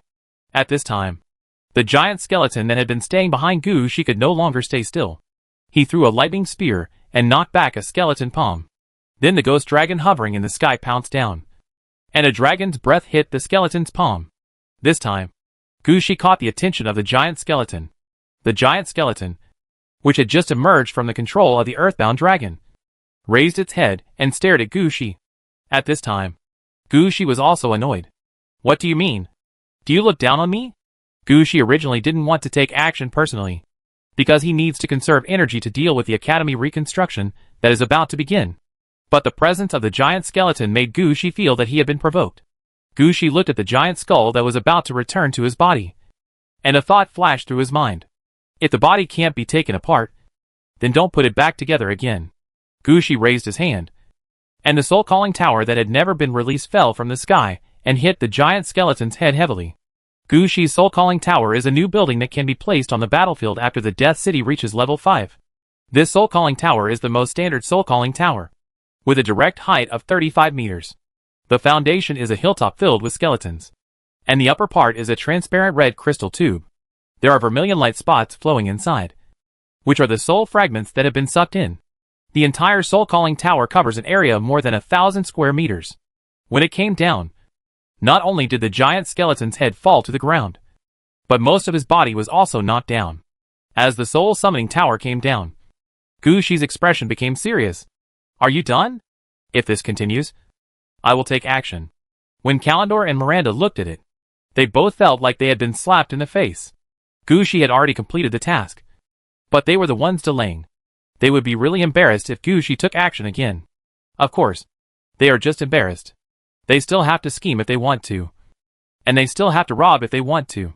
If they completed their mission and grabbed things, they would have reasons to say that if they didn't contribute much in this battle and still wanted to grab things, no one would be convinced. For this reason, Galindo and Miranda immediately used all their strength to press Navito down and fight him. Without the help of the giant skeleton, Navito's combat effectiveness was directly reduced by half. The most important thing is that the protection of Navito itself is obviously much less. After being attacked again and again, Navito's life finally could no longer withstand it. Under Kalendor's sword, Navito's head was cut off directly. And then Miranda quickly stepped forward and kicked Navito's head hard. With this kick, Victor's skull exploded into pieces. After completing the blow, Kalendor reached out and pulled out some blue light from Navito's body. At the same time, some light also emitted from the oil painting. Then Kalendor and Miranda took action at the same time, taking out their own authority. This part of the light quickly merged in the sky, slowly forming a sphere with missing parts. This is the purview of the Mystery School, because the previous Mysterious Academy still existed, but it was lost in time and space. So the permissions in front of me are still complete, but important parts are missing. Seeing everything in front of him, Gu Shi quickly stood up straight. He knew that the most critical part was now coming. Now is the process of Kalendor and his team using their combined authority to separate themselves from the original Mystic Academy. After making such a cut, they can use the remaining authority to borrow such a large space to rebuild a Mysterious Academy. The method that the 3 college deans told Gu Shi before was to take action at this time. These 3 deans have told Gu Shi that when the college is rebuilt, the one who gets the ball will be the dean, and the rest will be department heads. The 4 department chairs will tell you about their departments, including treasurers, secret rooms, department symbols, and what their departments teach. If you have suitable people under your command, you can report them together. This is the opportunity for Kalendor and the others to interfere with Gu Shi's authority. In their opinion, Gu Shi definitely didn't know all this and wouldn't prepare the right manpower. As long as Gu Shi didn't keep up with the progress, they could help Gu Shi complete some of his words. At that time, the manpower they arranged can join Gu Shi's department forcefully. In their opinion, Gu Shi knew everything, but his level had not even reached level 5. So he was afraid that he would not be able to stay in the academy forever. By then, they will definitely be able to sideline Gu Shi and make him a department head in name only. In order to avoid being plotted by others and to protect his own interests, Gu Shi must prepare now. Looking at the situation around him, Gu Shi directly jumped down from the city gate tower and came to the vicinity of the soul summoning tower carrying the evil coffin. Gu Shi climbed up to the soul calling tower in a few moments. Standing on the top of the soul calling tower, Gu Shi stood on the cold wind staff and stared at Kalendor's every move. At this time, Kalendor raised the cracked academy authority sphere and said loudly, "The Mysterious Academy has been lost in time and space for too long, and it has been too long to come back. Now I, Kalendor of the Crocodile Faculty, am willing to use myself as a guide to cut off the connection with the original academy and rebuild a new academy. Now that the authority has been reorganized, I, Kalendor, am willing to give up all the authority of the Crocodile Academy and become the dean of the new college." Miranda also took a step forward at this time. "I am willing to give up all the authority of the Bat Academy and become the vice president of the new academy." As soon as the 2 people gave up their authority, the authority sphere in the sky became more complete. A white light flew into the sky with the authority sphere. The next moment, there was lightning and thunder in the sky, and the dark clouds formed a huge tornado, swallowing up the white light. About 7 or 8 minutes later, Gu Shi felt a vibration on the ground. At this time, Gu Shi understood that the original connection between the academy and this space had been cut off, and now this space began to reorganize. So Gu Shi picked up his energy and looked up at Kalendor. At this time, Kalendor stretched out his hand. and a silver scepter fell from the sky and floated towards his hand. Looking at the falling scepter, Kalendor said loudly, "The dean of my new college, Kalendor, is here to talk about the ideas for establishing the college." Gushi also took action at this time, taking advantage of the opportunity when the scepter fell and the space was cut off from the original academy. Gushi, who was standing on the soul summoning tower, raised the cold wind staff and released the soul summoning spell in this space. Chapter 501: The Establishment of a New College. When Gushi took action, Kalendo's eyes widened. He didn't expect that Gushi would use spiritualism at this time. With the blessing of the soul calling tower, Gushi really used all his magic power this time. Even the double mana obtained by borrowing the magic vortex in Aladovi City was used. The spiritualism spread directly along the space and the earth, and at the same time affected the falling scepter. When Kalendor got the scepter, the diamond above the scepter turned into a skull. This shows that the scepter has agreed with Gushi's philosophy, and the undead root is most suitable for the construction of the new college at hand. Kalendor almost spat out a mouthful of blood. He had been preparing for so long. But Gushi jumped out and took advantage. At first, he wanted to take the opportunity to clean up the undead atmosphere in the space, turn everyone into living people, and turn this space into a night-style academy. Unexpectedly, Gushi would use spiritualism at this time. Wait, that's not right. Kalendor suddenly felt something was wrong. The timing of Gushi's spiritualism was obviously wrong. His timing was just when the scepter had not yet fallen into his hands. At the same time, the entry point chosen by Gushi is also quite clever, compared to clearing out the undead aura in the space. Using the undead aura to turn the academy into an undead aura is the most time-saving and labor-saving method. If Kalendor obtains the authority, he can borrow his authority and issue the first order, forcing the space to reject the breath of the undead and make the space become chivalrous again. But before Kalendor got the authority, everything was decided in advance. Now the style of the academy has been locked. And even if Kalendor has other ideas, he cannot change it. If you want to forcefully overthrow the style, you will have to spend more resources, and even eliminate some of the original teaching staff. This coming and going will consume resources that will definitely cause Karindo to vomit blood and die. Kalendor, who understood all this when he got the scepter, couldn't help but grit his teeth. College undead style. Hearing this, Gushi, who was using spiritualism, couldn't help but light his hand. However, Gushi did not stop the work of summoning souls. He understood that now was the key, and Gushi kept casting soul-calling spells on the ground. Every time a spiritualist was cast, it was a slap in Kalendor's face. Kalendor now noticed that Gushi was taking the opportunity to leave his mark on the academy. How will he be able to manage the college in the future if he is forced to this point by an incompetent dean of the department? When Miranda saw this, she understood that this was a good opportunity, and immediately said, as the deputy dean, "I am also in charge of a new department. The department is the Bat Department, which teaches pathfinding and treasures. For the wings of the bat, there is a secret room in the sky belonging to the Bat Department, and 3 professors are arranged, namely." Hearing this, Gushi raised his head decisively and said before the oil painting portrait. Canist and the others spoke. I, Gushi, Breath of the Dead, took advantage of the re-establishment of the college to open a new department. The department is the Crow Department, which teaches spiritualism. The treasure is the 6 Paths of Reincarnation base. There is a building belonging to the Crow Department underground somewhere. Secret room. There is a bloody treasure box in the secret room. The treasure box is constantly growing. Those who look for the treasure box will be swallowed by the treasure box. This department has 3 professors.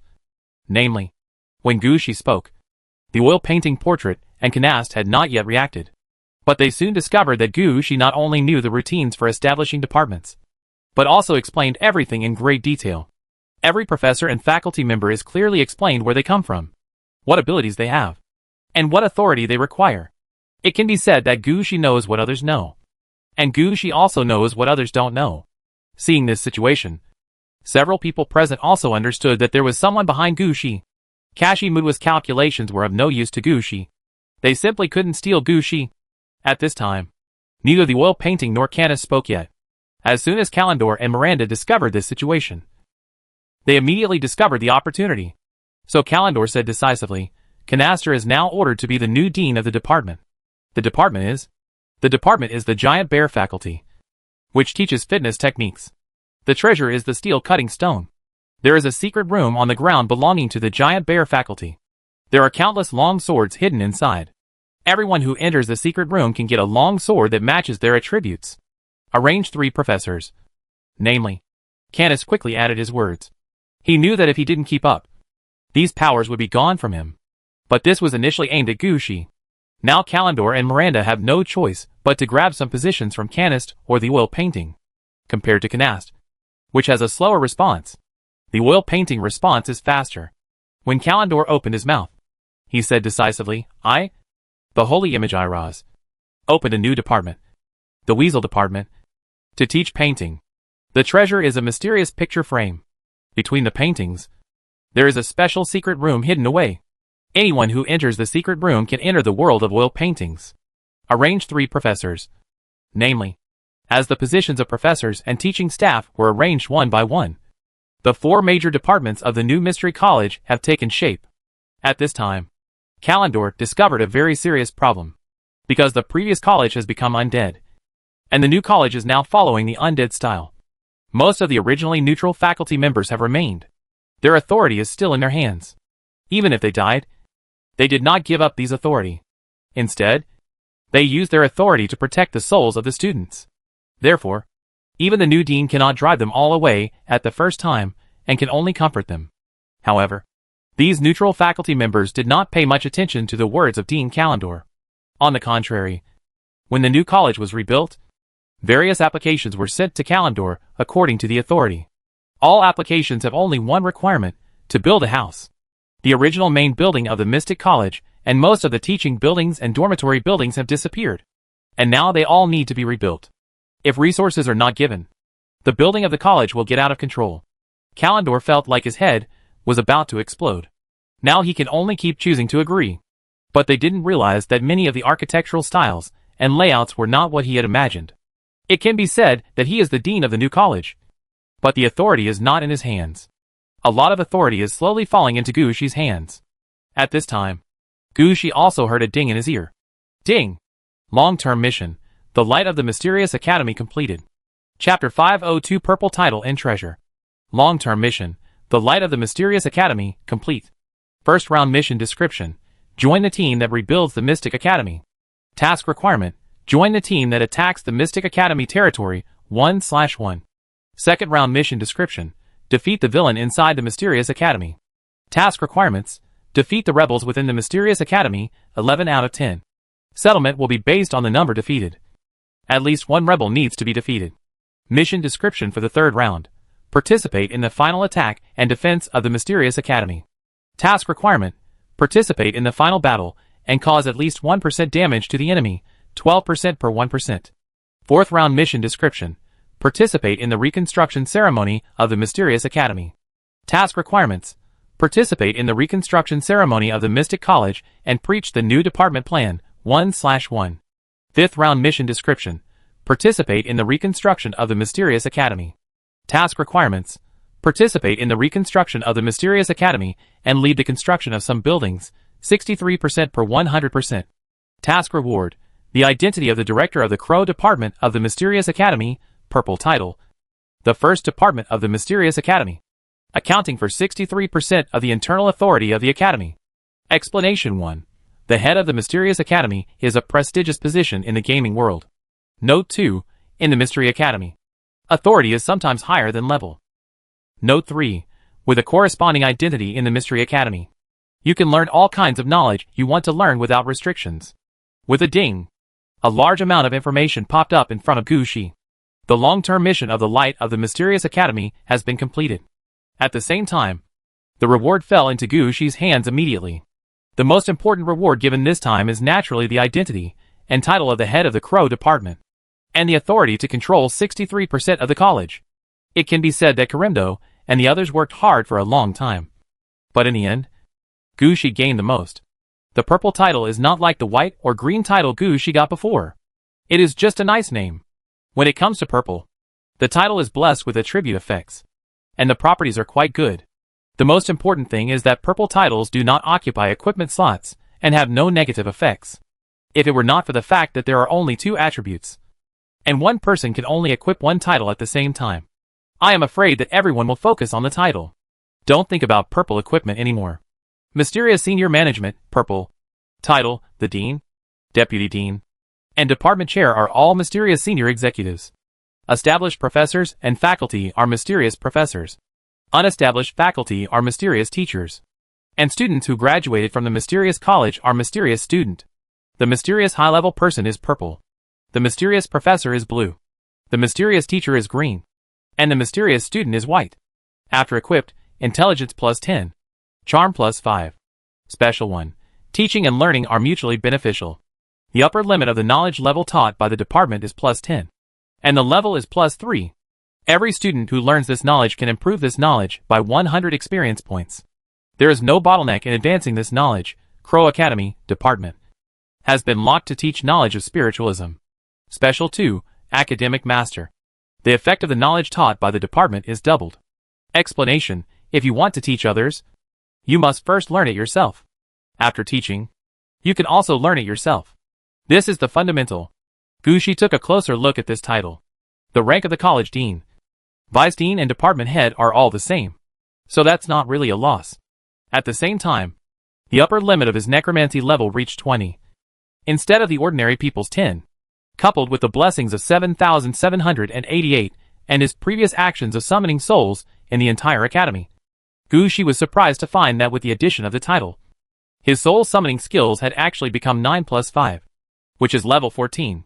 At this level, even if the soul summoning tower is not included, his success rate of soul summoning is 100%. It can be said that if Gushi tries to summon souls, he will never fail. Coupled with the multiplication of the effect, that's a 200% success rate. Gushi felt that he had made the wrong choice. If he chose to teach other skills, his power would probably skyrocket.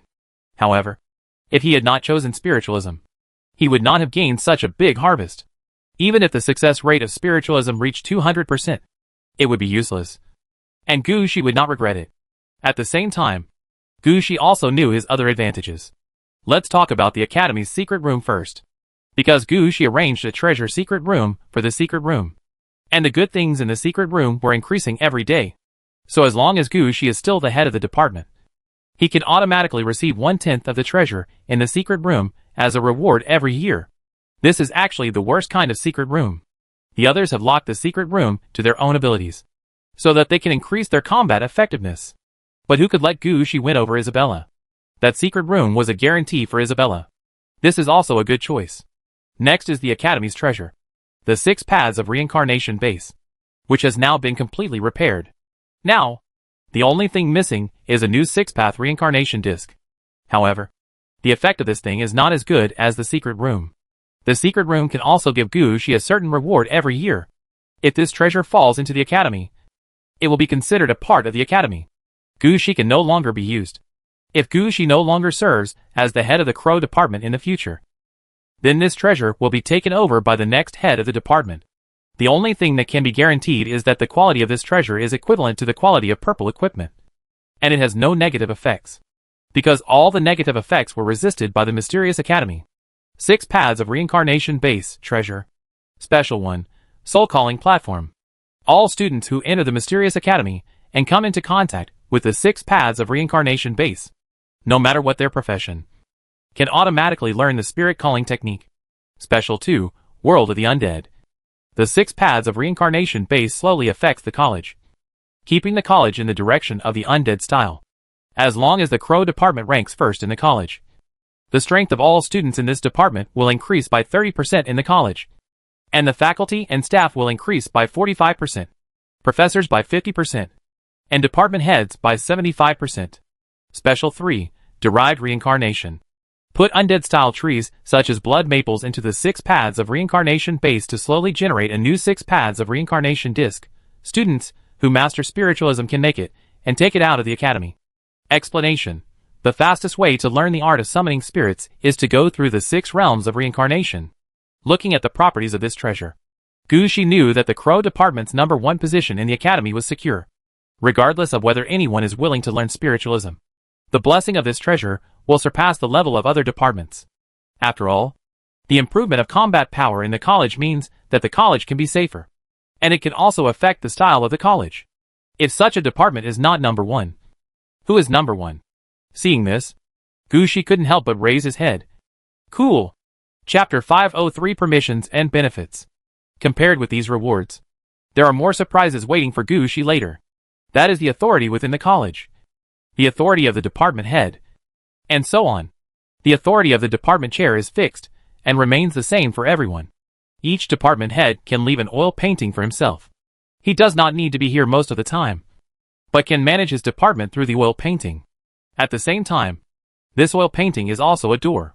The head of the department can directly enter and exit the mysterious academy through the oil painting, ensuring that his own growth and control of the department are both balanced. This is just the first step and the most basic authority, which all department heads have.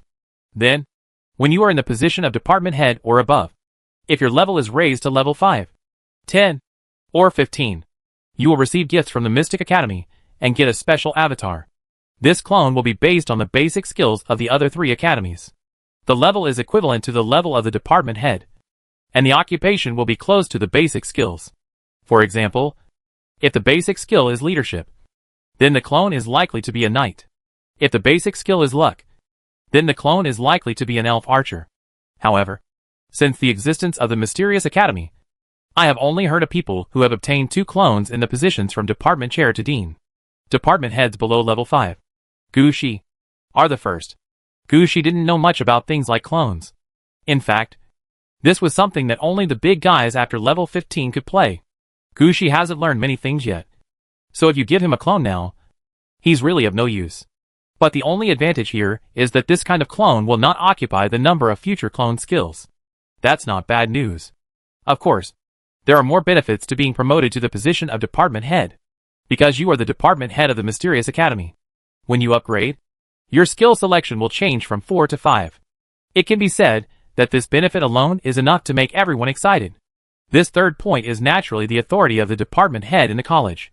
As the department head, Gushi can read all books in the college, including some banned books. In addition, as long as he is in the academy, Gushi can quickly read and improve his skill level by consuming experience. This is just like the Death Griffin book in Princess Anna's hand, except that this effect has become normalized now, and Gushi can come here to study at any time. For Gushi, that was a good thing. Although I am not sure what the hidden profession Princess Anna is talking about. But seeing that the hidden profession requires 3 magical skills to start, Gushi knows that the level requirements for various skills will not be too low later.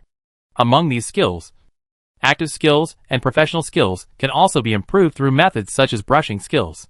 But some knowledge skills must be learned by yourself.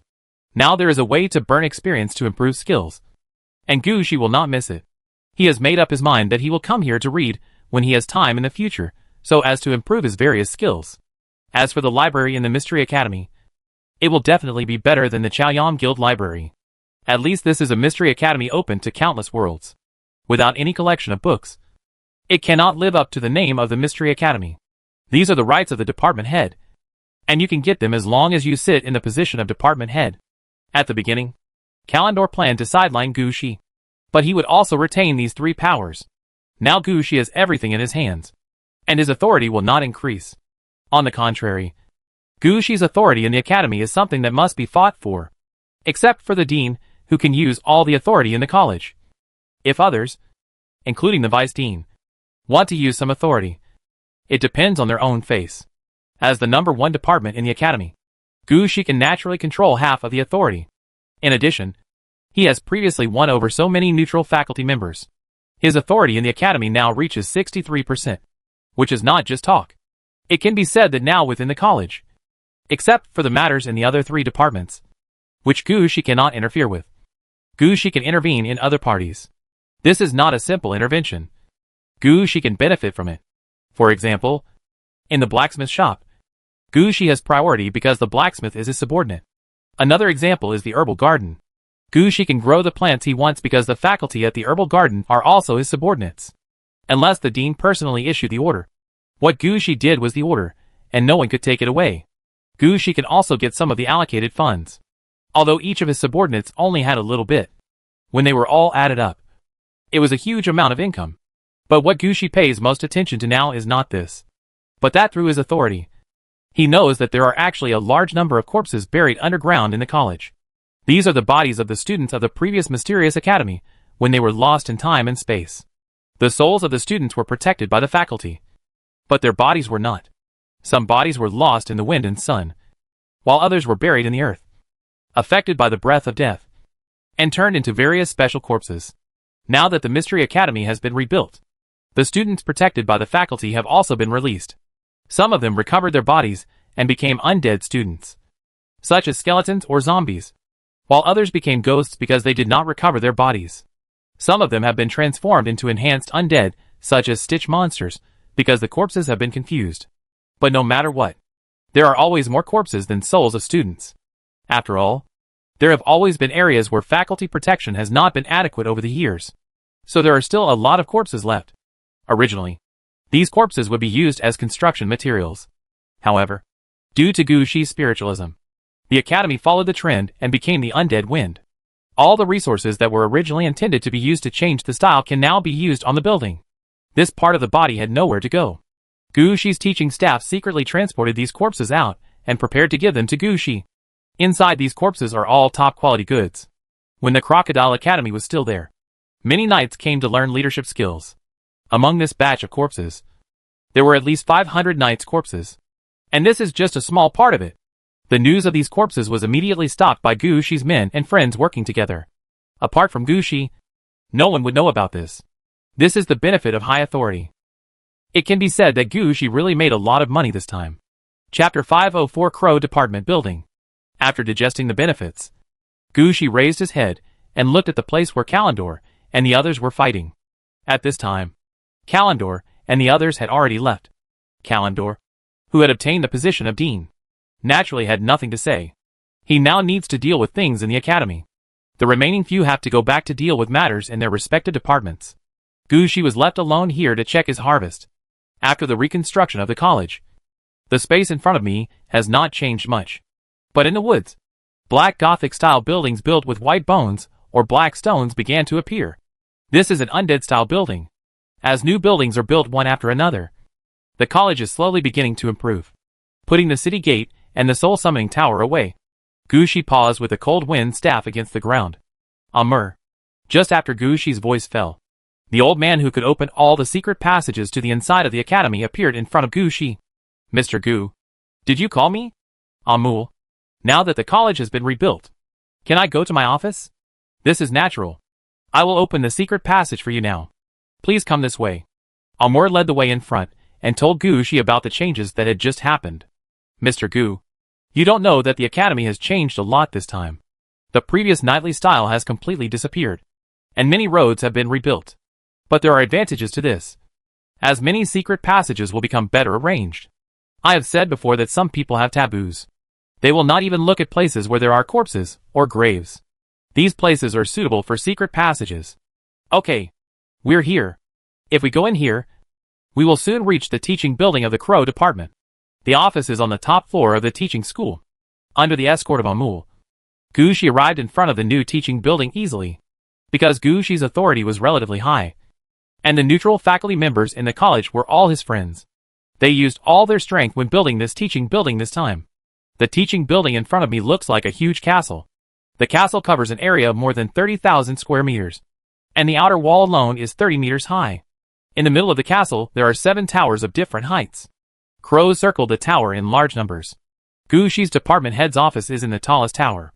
However, Gushi was not in a hurry to go in. He looked around and was surprised to find that the place in front of him was the same place where he met the 3 big heads before. Why? Those 3 old principals came back to life and didn't even want their graves? Just then, the second tallest tower went up, and the heads of the 3 principals appeared. Ha! I knew you could do it. With our help. There is no way this won't work. But he can be considered quite powerful. It's rare. He's not even level 5 yet. The 3 heads fell directly from the tower and floated in front of Gushi. The old man with the white beard glanced at Gushi. It's a good thing you're not at level 5 yet. How about I introduce you to a hidden profession? You are now the dean of the Mysterious Academy, and your level is below level 5. You can work as an undead scholar, and at level 10, you can take the route of judgment clerk. Gushi couldn't help but shook his head after hearing this. No need. I have mastered the 3 divine skills of death. and am planning to take the path of the Death Witch Lord. And after 10 days, I will become the Lord of the Underworld. After hearing Gushi's words, the three old men couldn't help but scream that it was a pity. You're really wasting a good talent like this. That's right. You are a dead Witch Lord. Do you know how difficult that road is? But you have mastered the 3 divine skills? Why didn't I notice that your death incarnation is here? Seeing the heartbroken attitudes of the 3 of them, Gushi couldn't help but laugh. It feels good to feel like someone cares. But he really can't take the path of the undead scholar. Although that is also a hidden profession. There is still a certain gap between it and the Death Witch Lord. Just listen to their roots at level 10 and you'll know. One is the Judgment Clerk, and the other is the Lord of the Underworld. How big a difference there is. You can tell just by listening to the names. So no matter how good the hidden profession is, Gushi will not change his direction. These 3 people also knew that there was nothing they could do to persuade them. They could only introduce the situation here to Gushi. At the same time, he accompanied Gushi to get to know their college. The bishop of the college is naturally spiritualist. But here the professors can also teach some other things. These things are mainly skills in the direction of the undead. At the same time, there is a special library in the teaching building of the department. And the dormitory building is not far away. Gushi can arrange for hundreds or thousands of people to come in and study at any time as long as he is willing. However, the opinion of these 3 people is not to make it so big at the beginning. Just accept students in the normal way. Anyway, this college will exist for a long time. Enough to raise Gushi from level 4 to level 15. There is no need to be too anxious now. What's the use of worrying about Gushi? He's only level 4 now. And he's still far from level 15. Regarding the official complaints, Gushi had nothing to say and could only agree to some plans. At this time, the students who had died before had turned into undead and returned to class again. They have completely changed now. The students who come to the Crow department are also all in black robes. And the scarves around their necks have become black and white. At the same time, some of them were holding some small wooden staffs. And some were holding books or something directly. Arriving at the teaching building, Gushi also saw the situation clearly. The first, second and third floors of the teaching building were all classrooms, where students could learn things closely related to spiritualism. Gushi just walked around here, and had to admit that the Mysterious Academy was awesome. Before, he thought that there wasn't much to learn in the Mystery Academy. Now when I look at this place, I know that it is not the case. There is a classroom here that specializes in the art of resurrection and transformation of the undead. It can be seen that they have focused on some roots after spiritualism reaches its peak. At the same time, Gushi also saw the Book of Life boxes, Book of Blood Feast, and Book of Ghost Dragons here. These are the directions for advancement after the 10th level of spiritualism. This new college had only been rebuilt for a short period of time. And in such a short period of time, they had accomplished everything. From this, we can also see how great the Mystic Academy is. Sir, you better get your spiritualism to level 10 now. And then come here to learn the advancement route. This will be more beneficial to you. Seeing Gushi's excited expression, the 3 old men gave some advice. As a scholar, although Gushi did not intend to follow the path of an undead scholar, they still hoped that Gushi could lay a solid foundation. Chapter 505 Hidden Career Path. I walked around the teaching building of the Crow department and got to know my basics before returning to my office. After walking up and down circles of stairs, Gushi suddenly reacted and seemed to understand what his teaching building looked like. This is clearly an enlarged version of the interior of Shadowfawn Castle. The interior is full of twists and turns. And if you don't have the ability to find your way around, there's really no way to get through it. Gushi came to the top of the tower and opened the door to his office. It was a large office covering an area of more than 100 square meters. The interior of the office was divided into 2 parts. The outside was a real office and laboratory, and the back was a bedroom and study. An oil painting depicting Gushi's current situation hangs on the wall behind the office. This oil painting depicts the scene of Gushi standing on the soul summoning tower to summon souls. However, when Gushi came over, Gushi in the oil painting blinked at his own body. Gushi tried to push the oil painting away and found that behind the oil painting was a world dominated by oil paints.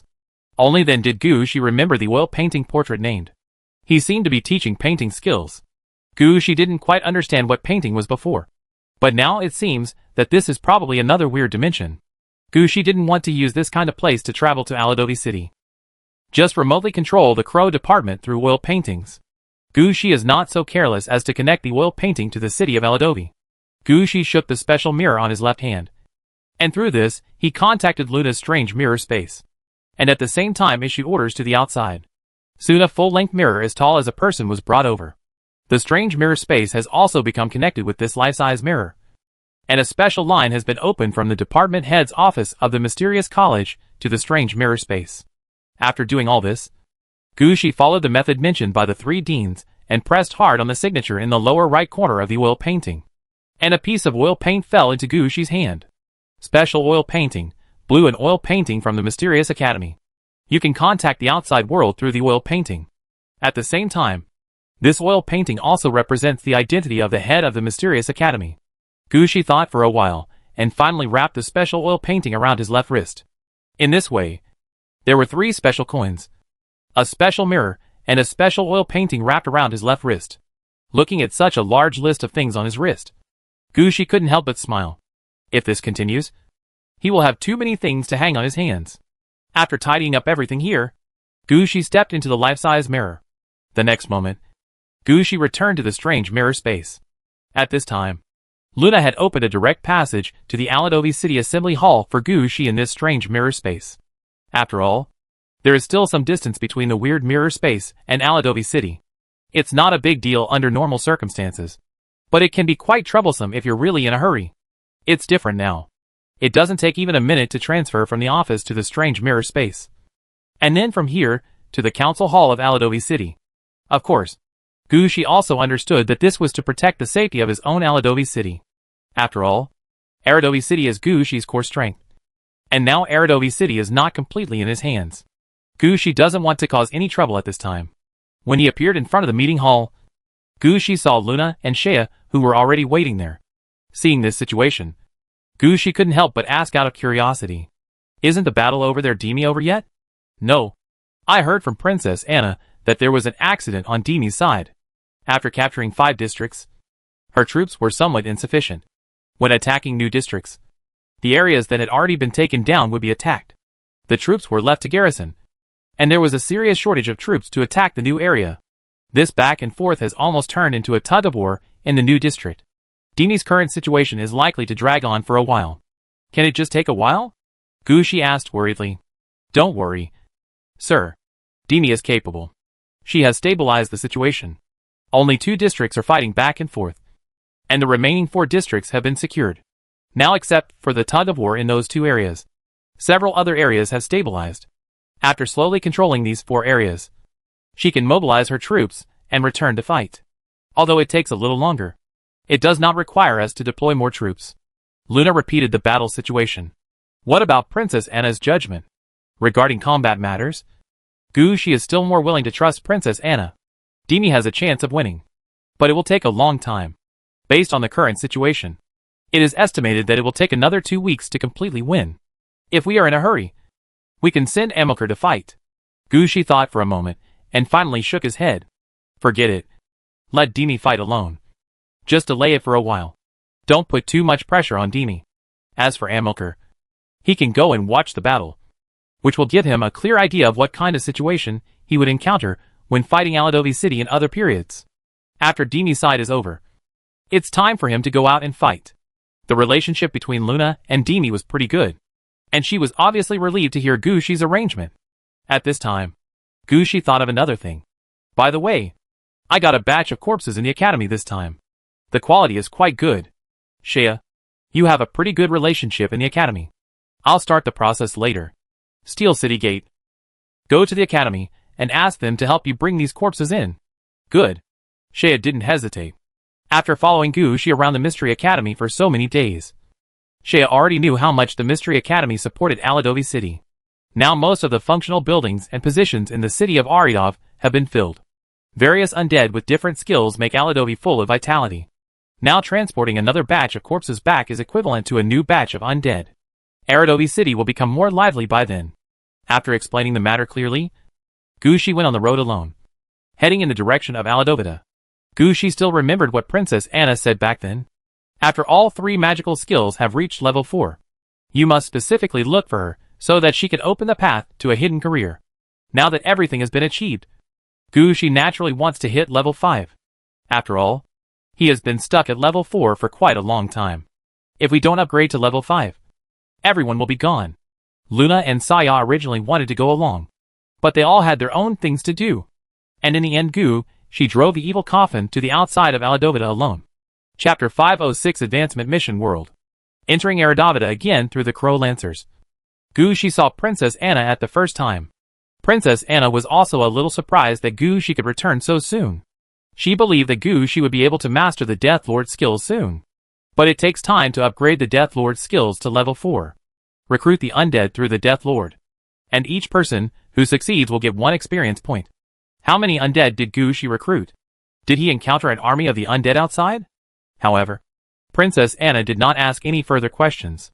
She's return meant that he could start taking office as Lord of the Dead Witch. Sir, you have already figured it out. The Lord of the Death Witch is actually the Lord of the Death Witch. If you want to take office, you need to reach level 4 or above in the 3 magical skills of Death Lord, Death City, and Death Incarnation. After taking office, the route forward was locked. It will be impossible to embark on the Lich route again. You need to be clear about this. She nodded after hearing this. Lich is the most common route for necromancers. And it is also a multi-source route. After reaching level 5, the necromancer can switch to other professions such as necromancer, corpse wizard, and ghost wizard. After that, as long as he can make a life box, he can turn into a lich at level 10. After becoming a lich, you can transform into the Lich King at level 20. And finally you can attack the Death God. It can be said that this was the most common route until the Lich King. But it's different if you take the path of the Dead Witch Lord. At level 10, he will miss the opportunity to become a lich, and the road to death will have nothing to do with him. But she thought quite clearly. Death? Does that thing have a Plutonian cow?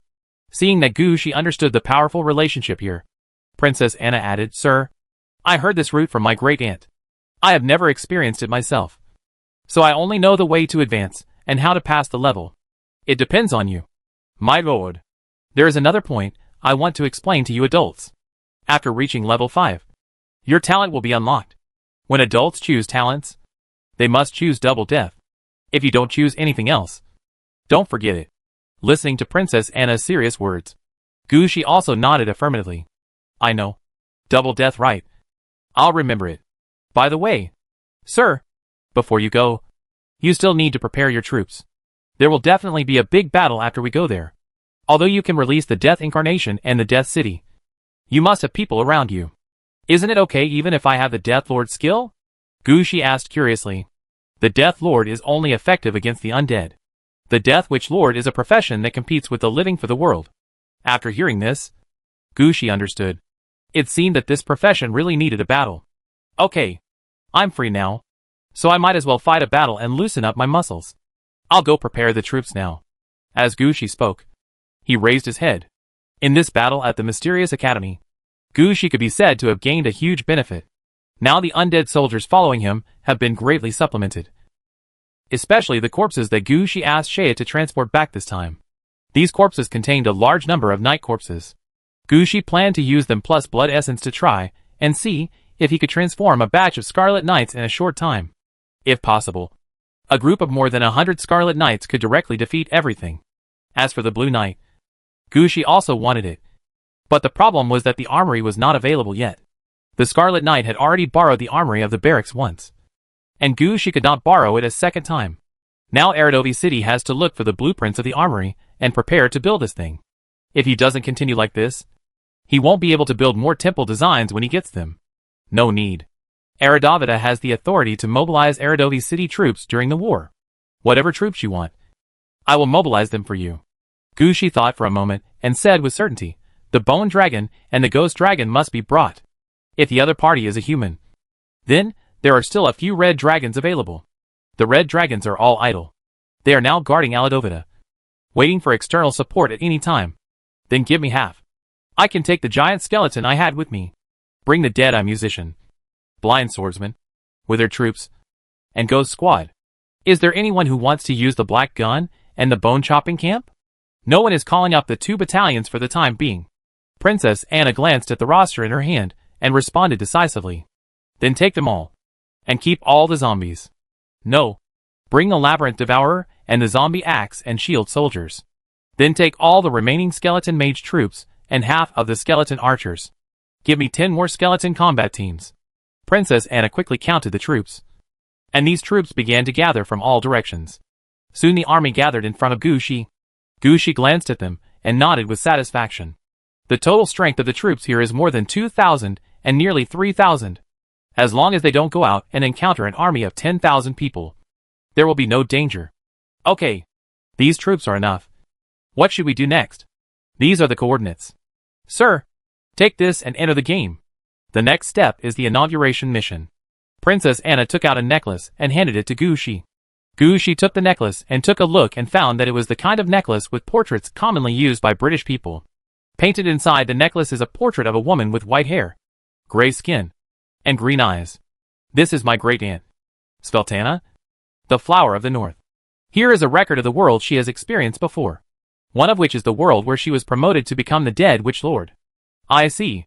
Gushi waved his hand, grabbed the necklace and exited Aladovi City. This time, his exit was to leave Aladovi City directly and return to the Chaoyang Guild's headquarters. After thinking for a while, Gushi did not notify the guild's registrar, but went directly to the portal and walked towards the portal with the necklace. Which game world are you going to? Private world. These are the coordinates.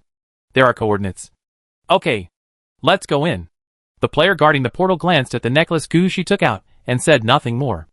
This kind of thing is quite common, and every day some players want to enter the private world through coordinates. Gushi is not the first one. In addition, Gushi's level is not high, and there is nothing wrong now. So naturally no one can stop Gushi. The moment he stepped into the portal with the necklace in hand, Gushi heard a ding in his ear. Game number 0RC2JDCT048860 world login is enabled. Please enter the game number. Game number confirmed. Player 629SHD2S0FXC30 welcomes you. Since it is your first time to enter the world of 0RC2JDCT048860, according to the game rules, you will be randomly placed in the novice area. Chapter 507, The World Invaded by the Evil God. Boom! Just after Gushi read the prompts in front of him, there was a bang in the sky. He raised his head and looked in the direction of the sound, and found that he was actually in the void, with a huge eye looking at the ground. When Gushi looked down, he discovered that there was a huge box below. Inside the box was a miniature world of little people. An invisible giant hand was putting something into the box. At this moment, a voice came into Gushi's ears.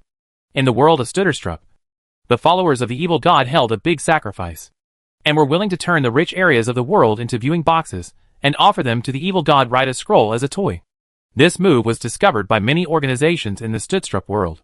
The 7 organizations: the Observatory, the Stew Royal Family, the Cathedral of Wings of Holy Light, the Quiet Mage Tower, the Golden Forest, the Wolf Valley, and the Shadow Crown. Each summoned a strong man to stop the sacrifice. You have 7 days to stop this from happening. If the sacrifice cannot be prevented within 7 days, please destroy the coordinates where the evil god Rydar volume is placed in the world of Stutstrup within the new 7 days. Otherwise, all actions in the world of Stutstrup will be considered a failure. All harvests in Stutstrup world will be taken back. As the voice prompt sounded, Gushi suddenly felt a gaze falling on him. He raised his head and looked in the direction where the feeling came from, only to see a huge bull head with red mane quietly existing in the void. Huge eyes were staring at Gushi's position. When he saw Gushi looking up, he grinned. Gushi knew at the first moment that the huge red bull head was the evil god named Li Dewan. Although he didn't know why he had such a name, Gushi knew very well that in the next 2 weeks, he would be his main opponent for his promotion mission.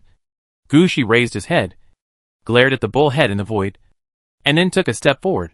The next moment, Gushi felt as if he was forcibly dragged away by some force. The scene in front of him kept changing, and finally he fell heavily to the ground.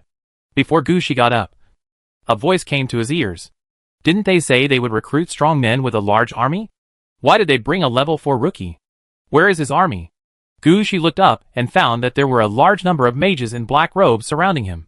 They were dressed quite strangely, with black robes covering their whole bodies, and masks of different styles hanging on their faces. One with a crow's mouth, a bone mask, and a clown mask. But no matter what kind of masks they wear, they will wear a crown of the same style above the black hoods on their heads. The crown looks like a thorn, and its quality ranges from black iron to yellow copper to silver. Looking at the people watching him, Gushi looked helpless. As long as you are here, I can't release the troops? After being retorted by Gushi, these black-robed mages were not angry at all. Instead, they burst into laughter. I said, Rookie, if you have the ability, just release your troops and let me see. If it doesn't work, go back quickly so that we can take advantage of the fact that the materials are not consumed and summon another wave to see if we can summon one a bit stronger. Looking at them, Gushi smiled instead. Okay, then I'll let you open your eyes. As soon as he finished speaking, the main city gate appeared behind him, and the huge city gate directly squeezed away the black-robed mages surrounding him. At the same time, the troops that had been gathered long ago had also walked out of the main city gate. The ghost dragons and bone dragons flying in the sky, the large numbers of undead walking on the ground, and the undead heroes, who clearly had their own characteristics, all made these black-robed mages see Gushi's strength. But all the attention of these black-robed mages was not focused on the undead troops coming out of the city gate. Everyone's eyes were focused on Gushi's main city gate. This is a city of death. No wonder you have the guts to do this. But this is still not enough. This is obviously a new city, and many things have not been built yet. I see that your subordinates are mainly skeleton mages. Do you have corpse wizards? There are no vampires in this army. And I'm afraid the secluded house hasn't been built yet. As for the bone dragons hovering above, none of them have forearms. They are transformed from the bones of the dragons themselves. There are none in the dragon tomb. Right? A black-robed mage was obviously following the path of a necromancer. He just glanced at the troops brought out by Gushi and made a judgment in his mind. But his guess was somewhat wrong. Gushi actually had corpse witches under his command. But now all the corpse witches were training in the magic tower. It is enough for the skeleton mage to take action. There is no need to release the corpse witch now. As for the dragon tomb of the bone dragon, Gushi doesn't have one, but he has a replacement for the Death Knight. Coupled with the two skills of Death Incarnation and Death Lord, Gushi believed that this battle would not be a problem for him. Seeing Gushi's dissatisfied look, the black-robed mage wanted to say something, but was immediately stopped by other black-robed mage. At first, they only doubted Gushi's strength and considered whether Gushi, who was only level 4, could take on the task. Everything Gushi has shown now proves that he has enough strength. So that's fine. There is no need to be an enemy of Gushi. So several black-robed mages nearby dragged their companions away, leaving only the leading black-robed mage standing in front of Gushi. Thank you for coming. May I ask your name? My name is Gushi. Upon hearing this, Gushi knew that the black-robed mage and the others recognized him. So he immediately asked, I don't know what your name is. Just call me Lynch. I am the co-speaker of Shadow Crown. You know everything about this time. I learned something when I came here, saying that someone sacrificed your area. There was a ding in Gushi's ear, but he did not take a closer look, but responded to Lynch's words. Yes, these starlight mages at the observatory were the first to discover this. Now the evil temple of the evil god is coming. We have 7 days to prevent this from happening. In addition to us, the Shadow Crown, there are 6 other forces that are also working hard. They will summon strong men to help fight against the evil god. At this time, Gushi suddenly asked, I really want to know. You obviously have enough strength. Why don't you deal with the followers of the evil god yourself? After listening to Gushi's words, Lynchi turned his head to the side and opened the hood around his neck. Gushi discovered that red mane had grown on his neck. Everyone in the world of Studstrup has been affected by the power of the evil god and has been corrupted by him. Chapter 508 Main Mission and Promotion Mission.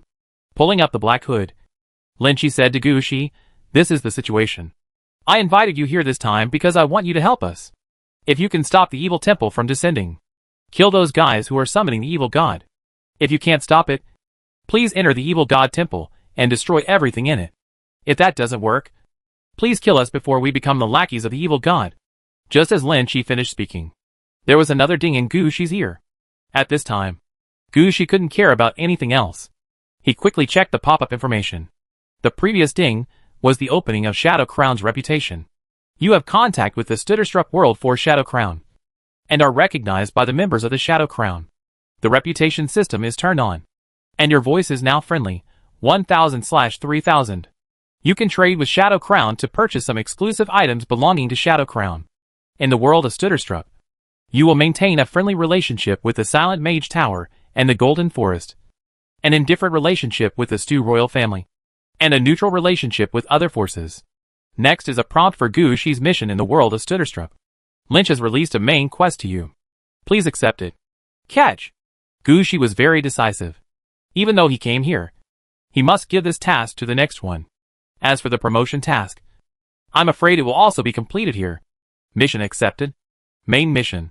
The Battle of the Evil Temple begins. Main mission. Battle of the Evil Temple. First round mission description. Prevent the Evil Temple from falling into the world of Studstrup. Task requirement. Please prevent the Evil Temple from falling into the world of Studstrup within 7 days. 168:00:00. Mission successful. Reward purple equipment. 1 piece must be produced. Blue equipment. 3 pieces must be produced. Green equipment is random. Mission failed. Half of all harvests in this world are recovered. And the mission is transferred to the second round. Explanation 1. There are many ways to destroy the Evil God Temple, including attacking the Evil God Temple directly from the outside, interfering with the whereabouts of the Evil God Temple, killing the Evil God's followers, etc. Note 2. When preventing the Evil Temple from falling, all summoned heroes and players are your comrades in arms. Note 3. Please complete the task within 7 days. Otherwise the punishment will become heavier and heavier, and the rewards will be less and less. The description of the main mission in front of him shocked Gushi. He recalled Lynch's words, and it seemed that Lynch and the others already knew something about the situation. All their hopes now are placed on these people who have been summoned. In addition to him, there will be 6 comrades together, and based on the reaction of the Blackrobe mages just now, these comrades should not be weak in strength. It must be at least above level 5, and may even reach level 10. Although his strength is the weakest, Gushi's confidence is the strongest. Although he mastered the 3 magical skills, he did not take the main task in front of him seriously. At this time, he was still thinking about his promotion task. The rewards for the main mission this time are various equipment. There is nothing I want here. Seeing this situation, Gushi was about to look up when he found Lynch's eyes falling on Gushi's hand.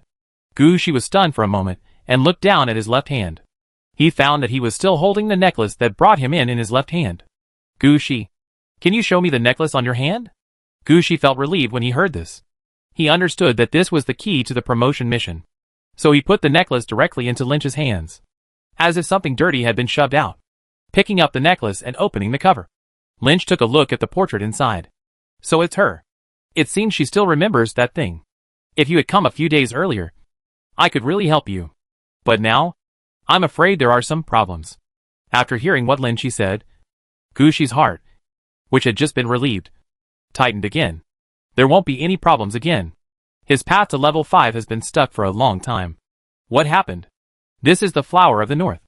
13 years ago, she came here and wanted to take away the Crown of Thorns, the most precious treasure of our Shadow Crown.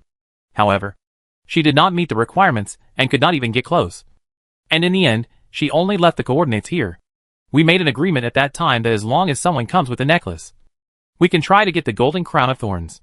If you brought it here, we should have let you go get the Golden Crown of Thorns.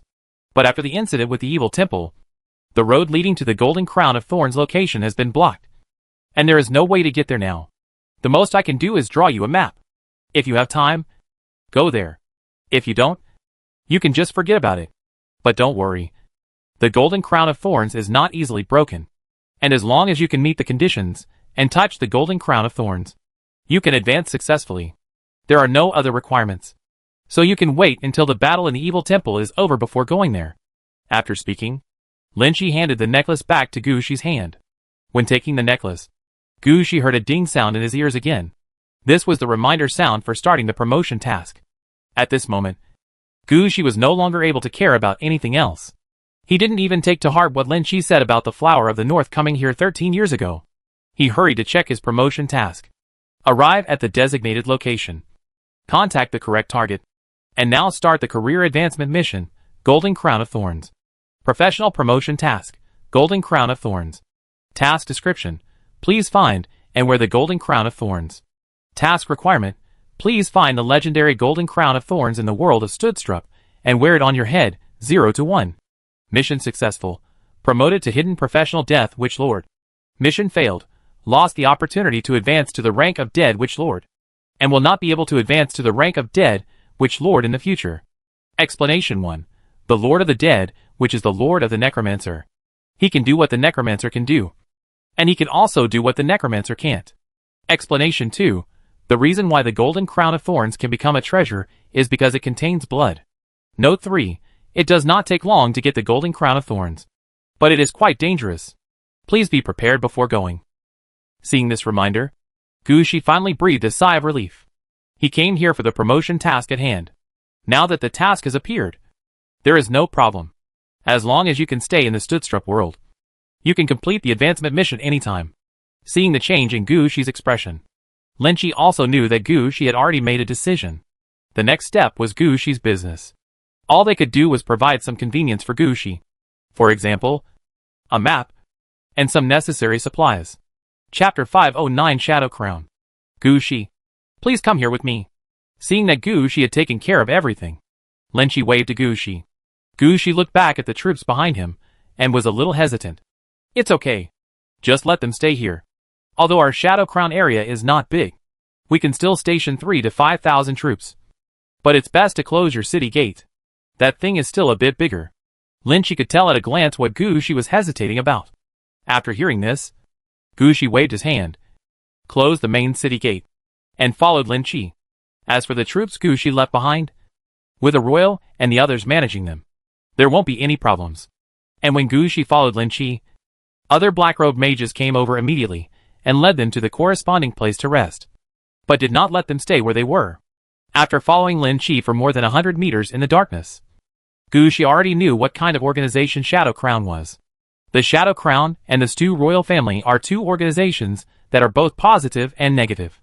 The Stu royal family is the orthodox royal family of the Studstrup world, and is also the well-deserved overlord of this region.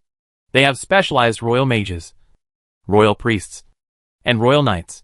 And there are 3 powerful beings, war mage and priest. At the same time, it also controls the largest territory in this area, called Disrupt City. As their opponent, the only thing the Shadow Crown has control over is the orthodox standard of the Studstrup world, the Crown of Thorns. Except for the Stu royal family, really no one would regard the Crown of Thorns as a symbol of their own power. But Shadow Crown did this, because they really hold the world's most precious golden crown of thorns in their hands. For this matter, the contradiction between the two forces is quite large. The Stu royal family has always treated the Shadow Crown as a rebel. Therefore, people with the Shadow Crown always hide themselves behind masks, and no one knows who they are underneath the masks. As for the shadow part, it's because they mainly take the root of shadow, darkness, and death. Among them, Shadow Assassin, Dark Mage, and Necromancer are the most common professions.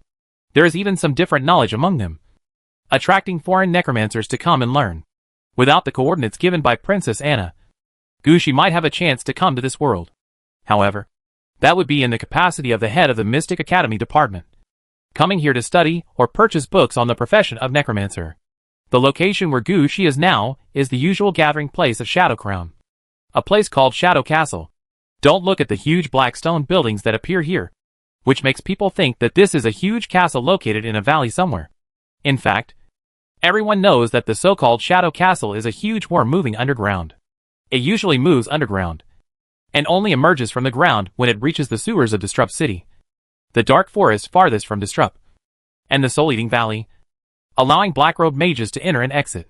It is for this reason that even if the Stu royal family has been suppressing the people of the Shadow Crown, there is no way to destroy them. The Shadow Crown also knew their role very well, so when they were suppressed by the Stu royal family, they did not mess around. When there is a big problem in Studstrup's world, they will also take action to deal with it. Just like this time, the people at the astrological station discovered that the evil god had taken action, and immediately notified the Shadow Crown, asking the people from the Shadow Crown to work together to deal with the matter. While talking, Gushi and the others arrived at the core of the Shadow Castle. It was a huge underground space. The underground space in front of us is more than 100 meters high and covers an area of about 6 square kilometers. The size here is almost equivalent to the combined size of several districts in the main city of Aladovi City before it was incorporated into the land deed. The most important thing is that there is a huge square directly here.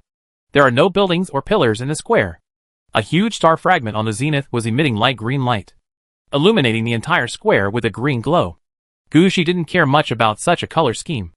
Anyway, for him, no matter how bad it was still better than the prison in the Mirror Underground Palace in Victoria's City. What Gushi noticed was that the floor of the square seemed to be made of glass. And he could see green, liquid flowing underground. This seems to have something to do with the undead. But not entirely. Gushi knew after just a few glances that this huge worm was a huge composite controlled by undead, shadow and dark spells. Such mobile cities have advantages and disadvantages. Gushi himself already had a city of death that he could release at any time. So he had no intention of getting another mobile city. You are the first guest to discover the secrets here when you come to the core square. It seems that your talent is really strong. Lin-Chi was also shocked when he saw Gushi's reaction. But there was a hint of joy on his face. The stronger Gushi is, and the better his performance is, the better it is for them. After all, they now need to prevent the evil temple from coming. And Gushi's strength represents all these opportunities. Mainly because I took that step earlier than others. But in which direction is this worm heading now? And where should I start from? Let's get out of the Soul-Eating Valley. We are still 3 hours away from the Soul-Eating Valley. I can introduce you to the quartermaster here. As Lin-Chi spoke, he led Gushi to a man in black robes in the middle of the square. This man in male robes wears a brass crown of thorns on his head.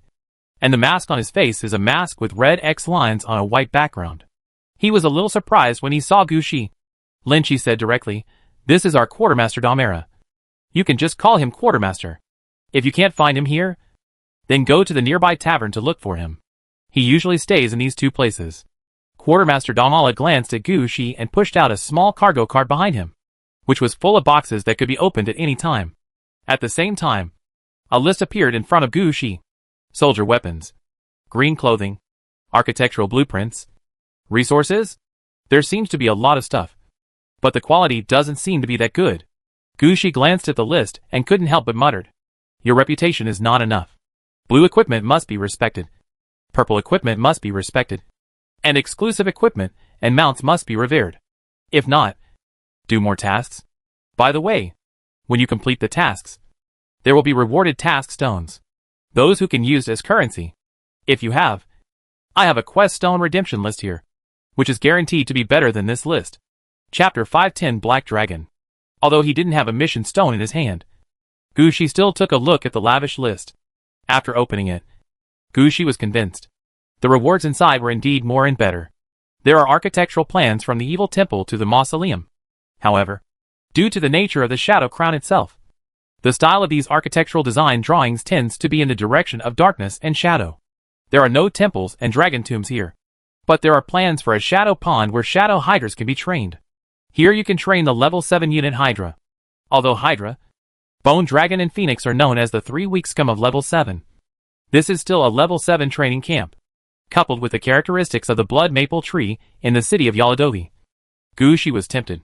But after taking a look at the price tag of the shadow pond, Gushi wanted to give up on the spot. 3,000 task stones. Assuming one task costs 2 to 5 task stones, Gushi will have to complete at least 600 tasks here. 7 days. Gushi is not the liver emperor, so he doesn't have that time. After rolling up the list, Gushi stuffed the list back into the hands of the quartermaster. The quartermaster had long been accustomed to Gushi's movements. It's okay. Many people will do the same. But just take your time. If you really want a level 7 soldier, we have level 7 soldiers for sale. The price will be cheaper than buying the training camp blueprints yourself. Gushi, who was about to leave, was stunned when he heard footsteps. You have level 7 soldiers?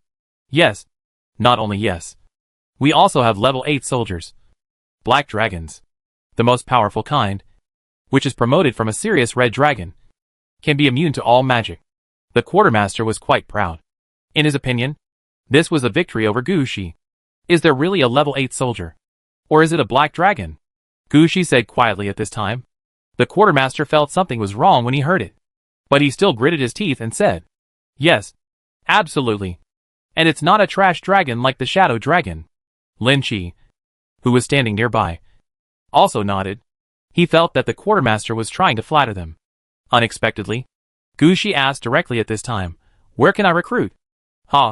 It's not that easy to recruit. You have to raise your reputation first. And the price of level 8 soldiers is quite high. Most importantly, you have to wait in line. You won't get extra black dragons every week. As soon as the quartermaster finished speaking, Gushi thrust 2 level 8 soldier recruitment coupons into his hands. 10 black dragons. The kind with full level 8 magic resistance. Thank you. Mr. Gu. Do you know what you are talking about? Didn't you understand what I just said? You need to improve your reputation first. The quartermaster stopped talking midway, having seen clearly what he was holding. Soldier recruitment tickets allow you to recruit soldiers once in your own neutral or friendly towns, and directly recruit 5 level 8 soldiers from the current city. Now, let alone the friendly relationship between Gu Shi and Shadow Crown. Even if it is a neutral relationship, this recruitment ticket can be used to recruit soldiers directly, and it is free. Seeing that the quartermaster was silent, Lynch also stepped forward and took a look. Then he raised his head and asked, Gu Shi, why don't you recruit somewhere else? The Golden Forest produces golden dragons. The Wild Wolf Valley produces behemoth. And the Wings of Light Cathedral produces angels. They are all good level 8 soldiers. Hearing this, Gu Shi's heart trembled. But he still suppressed the thought. I want the Black Dragon. 10 Black Dragons are enough for the time being. The most important thing is that after the Black Dragon dies, I can still make it into a Bone Dragon. Lin Chi really wanted to say that the Golden Dragon could also be used as a Bone Dragon.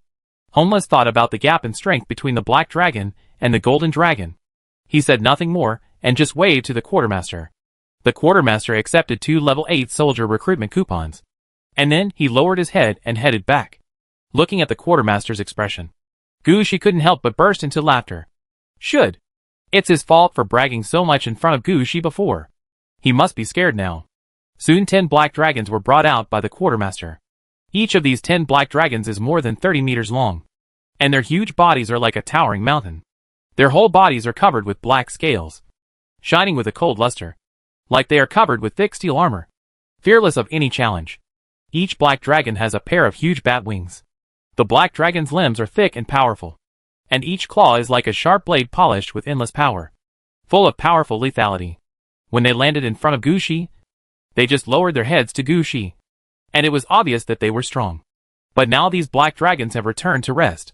Black Dragon, level 8 summon troops experience, 0/10,000. Attack 45. Defense 30. Life 300. Skills, flying troops. Magic immunity, immune to all magic. Dragon breath spray range can reach 300 meters. Looking at the attributes of the Black Dragon, Gu Shi also smiled. Although its properties are quite simple, its 2 characteristics of being immune to all magic and having a dragon's breath spray range of 300 meters have already overwhelmed many creatures. Not to mention the Black Dragon's super attack, defense and health. With these and the attributes that Gu Shi can bless, Gu Shi believes that with these 10 black dragons, he can kill all the red dragons that are still alive under him. Enough? Gu Shi nodded with satisfaction, stretched out his hand, and the Steel City gate appeared behind him. These black dragons cannot be kept here. They must be sent back to Aradovi City first. No, to Aradovi Tower. In Aradovi City, these black dragons may slowly turn into bone dragons, which would be a big loss. After sending the black dragon away, Gu Shi turned to look at the quartermaster. If I still have soldier recruitment coupons, can I still get them here to exchange for the black dragon? The quartermaster paused for a moment. He was about to speak when Lin Chi said, Gu Shi, we've arrived.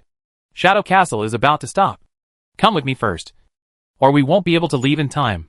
By the way, bring your troops. After leaving the Soul-Eating Valley, you will soon enter the battle. This is a map. Is there anything else you need? When the followers of the evil god offer sacrifices, there should be a place for the sacrifices. Right? Where is that place? There is a mark on the map. There are 3 directions for the cult of the evil god. One is towards the White Castle, which is the outermost location of the cult of the evil god. Next is the Mountain Castle, which I heard is the core location. Finally, there is the location where the evil god temple is falling. There is currently no place named there, but the astrological platform has calculated the location, and the evil god believers are making sacrifices here. These 3 locations are all marked on the map. Whether you can get in or not depends on you. Lin Chi explained the situation here to Gu Shi. You said that a war will break out once we get out of Soul Devouring Valley. Is that because Soul Devouring Valley is closer to a certain castle? White Castle. Just go out. Chapter 511 Soul Devouring Valley. In the following time, Lin Chi did not leave Gu Shi for a moment. He was also afraid that Gu Shi would suddenly ask something and bring out some good stuff that they couldn't bear. At this time, Lin Chi finally understood that Gu Shi would be sent here because there was a part of him that was recognized. Now it seems that their choice was not wrong. Although Gushi's level is a bit low, he has a lot of good things in his hands. Just using these things can withstand the attack of the evil temple. Not to mention, Gushi came here with the idea of reaching level 5 and advancing to a special profession. If he were to hit level 5, he would most likely reach level 10 in a short time. For a necromancer, the threshold of level 10 no longer exists. If Gushi is lucky, he may even have a chance to reach level 10 this time. When that time comes, the evil temple will not be a problem at all. After all, the higher the level, the easier it is for the things in Gushi's hands to play their full role. Now Lynch just needs to provide Gushi with some role that he can. Don't blow anything else. While waiting, all Gushi's troops were also sent over. Gushi noticed that all the troops under his command had been carefully managed. Not only had their weapons and equipment been reinforced, polished, and even waxed, but even the black mist of the Black Gun camp had been redone. The Black Gun battalion now looks even more fierce. As it moves forward, the black clouds it stirs up seem to turn into a sandstorm. It can be said that the Black Spear battalion is dressed up like this. Not to mention other things, it is already much stronger in terms of appearance.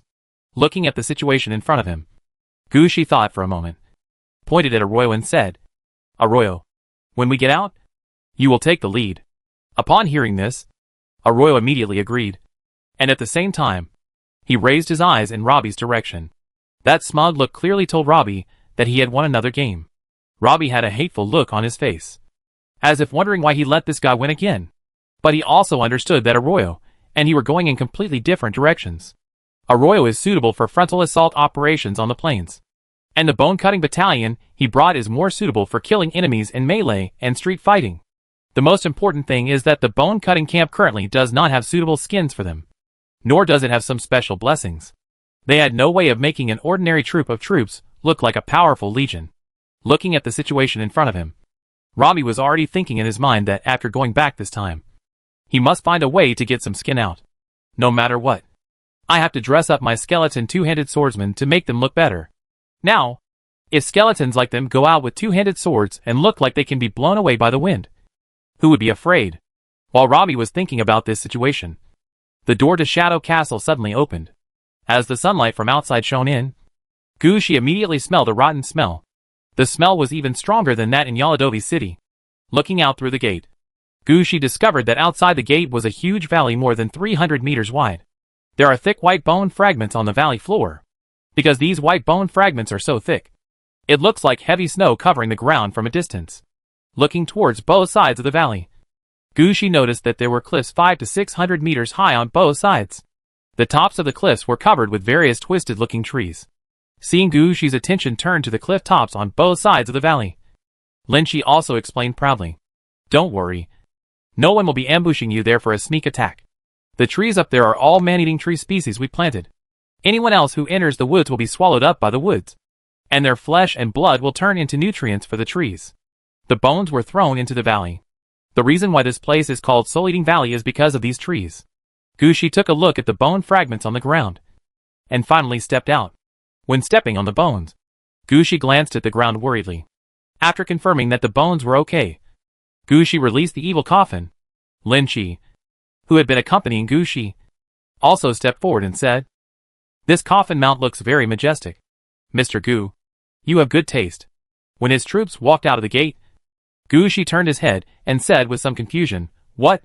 Mr. Lynch, is there something wrong with my mount?" No. I'm just a little surprised. The necromancers in our Shadow Crown all use coffins as mounts. But it's really rare for a coffin mount without a coffin bearer like yours." Gushi was a little surprised when he heard this. He asked curiously, "Use zombies to carry the coffin?" "No way. Zombies are so slow. How can they be used to carry coffins? They use faster undead creatures to carry coffins. If you are interested, I will introduce you to a few necromancers." Gushi took Lynchie's words to heart. At this moment, all of Gushi's troops had already entered the soul-devouring valley. At this time, Lynchie said to Gushi, "We will get supplies here from 8 to 10 every day. If you need any support, you can come to us at this time. In addition, we appear in the dark forest between 8 and 10 o'clock at night. If you can't come over, you can also go to the dark forest. As for the sewers of Disrupt City, we will only go there once a week. The time is uncertain, and you undead may not be able to go in. So if you want to find us, just come from these two places. Good. Upon hearing this, Gushi understood what Lin Chi meant. Don't worry. I will take care of everything. Then I wish you victory. Wan Sheng. Wan Sheng. Gushi held up the cold wind staff and said something. And then the army headed out of the soul-eating valley. Seeing Gushi leading the troops to leave, Lin Chi finally breathed a sigh of relief. He felt that the pressure on himself was too great. If it continued, he really didn't know what to say to Gushi. It's quite tiring to carefully consider every word you say. It's better to go back quickly now. I don't know if Gushi's actions this time can prevent the fall of the evil temple. Gushi didn't know Lin Chi and the others' attitude towards his departure. At this time, Gushi had led his troops for more than 1,000 meters in the valley. After setting foot in the soul-eating valley, Gushi discovered that the valley was not short at all. The valley with a width of several hundred meters was fully 20 miles long. At the advancing speed of Gushi's troops, it took nearly 40 minutes to walk. Only then did we reach the edge of the valley. Just as he was about to leave the valley, Gushi suddenly heard the sound of fighting coming from outside the valley. Chapter 512 Players in Battle. Gargoyle. Hearing that something was wrong outside, Gushi immediately let the gargoyle out. At the same time, the main city gate was quickly lowered, just in time to block the entrance to the valley. Anyone outside who wants to rush in will be blocked by Gu Shi's main city gate the first time. After releasing the city gate, Gu Shijing was planning to release the soul summoning tower. At this moment, the gargoyle sent out flew back. What did you say? Someone is attacking the city outside. Looking at the actions of the gargoyle, Gu Shi was also a little surprised. Before they even left the valley, the sound of fighting came from outside. This is wrong. There could be some city outside that needs to be attacked. With this thought, Gu Shi quickly led the team out of the soul-eating valley. When he went out, Gu Shiju did not close the city gate. He had already made up his mind. If the situation outside was not right, he would immediately retreat and lead the enemy to the soul-eating valley to fight again. After leaving the valley, Gu Shi saw the situation outside at the first moment. About 20 miles away from the exit of the valley, there is a huge white castle, and a large number of heavily armored troops are attacking the city. When Gu Shi looked more closely, he discovered that this heavily armored unit was actually a mechanical unit. On the battlefield of the siege, groups of huge stone men stood. Their bodies were 2 meters high, and the muscles made of stone seemed to give them endless strength. Each stone man carried a stone pillar as thick as an ordinary person's waist. They fearlessly withstood the arrows that rained down from the castle, and firmly hit the gate of the white castle. Behind these stone men, a large group of iron men were waiting. They were tall, at least 2.5 meters tall, and their bodies were covered with gray iron sheets and rivets, giving people a ruthless mechanical feeling. There was no expression on their faces, as if there was only endless coldness and determination. They know the power of the stone man and understand their mission. Once the city gates are broken open, they will rush into the white castle like a raging torrent, and the inner city will be their main battlefield. As for the arrows and stones falling from the city wall, they are nothing to these stone men and tin men. They are war machines and city-attacking fanatics. Their existence is to conquer and destroy, and to dodge, with backing off. That doesn't exist. Their opponents are some humans who have been influenced by evil gods. They were all between 1.5 and 1.7 meters tall, wearing leather armor and ring armor, and mainly carried spears or swords and shields in their hands. There were also some people using bows and arrows, who were shooting at the stone men below. However, they were all affected by the evil god, and a large number of red hairs grew on their skin. Some generals even had horns growing on their heads, which looked extremely strange. After these soldiers transformed into evil gods, their strength became significantly stronger, and some even lifted some huge stones and threw them down from the city wall. Just looking at the situation in front of him, Gu Shi knew which ones were enemies here and which ones were helpers recruited by other forces in Studstrup world. Seeing this situation, Gu Shi was silent for a moment, then waved to the gargoyle. Go over and ask if you want help. Gu Shi also saw that the troops on the siege side were now gaining the upper hand. Although the White Castle was big, their defense line was too long, and some of them did not take care of both the head and the tail. In addition, the soldiers sent by the siege force were very resistant to attacks such as arrows. Those stone men hammered the door for a long time, but none of them died. On the contrary, the other side city gates had been smashed. That's almost it. It can be seen from this information that this army does not need help from itself. But the position where Gu Shi appeared happened to be at the rear of this army. And he had to say low to the other party. Otherwise, he would be more or less suspected of a sneak attack. Not long after the gargoyles flew over, Gu Shi saw some gargoyles flying up from the enemy's army. Compared with Gu Shi's basic gargoyles, these gargoyles have obviously more patterns. Some are gray, some are black, and some have gold edges. They surrounded the gargoyle set by Gu Shi and exchanged words there before a man dressed as a mage flew over on a magic carpet. This mage is obviously a representative of the academic school. When he was sitting on the magic carpet, he was wearing clothes with various pockets hanging on them, as if he was ready to deal with various situations at any time. He also carried a large backpack on his back, which contained various magic materials and props that were not usually used for the time being. Even the magic carpet is decorated with mysterious objects such as crystal balls and various spices. Gu Shi could even feel that a stable magic force field had formed on the magic carpet. Before flying to the Soul-Eating Valley, the mage stood up from the magic carpet, first glanced at Gu Shi's troops, and then saluted to Gu Shi's position. "My lord, I am a hero under Mr. Fong Kong, the Eternal Star. You can call me Heart. The gargoyle has already told me your purpose and circumstances. We can handle the battle here. If necessary, please go through the path to the east. As long as you don't get within 15 kilometers of the battle, you won't cause unnecessary misunderstandings." "Okay. I already know. I am Gu Shi, the breath of the dead. Tell your adults that we can have tea together next time," Gu Shi said calmly. In response to Gu Shi's words, the mage Heart in front of him bowed his head deeply. Although Gu Shi's level is not high, his status is equal to Heart's superior players. And Heart also heard that Gu Shi had his own title, which showed that he was quite famous in his own world.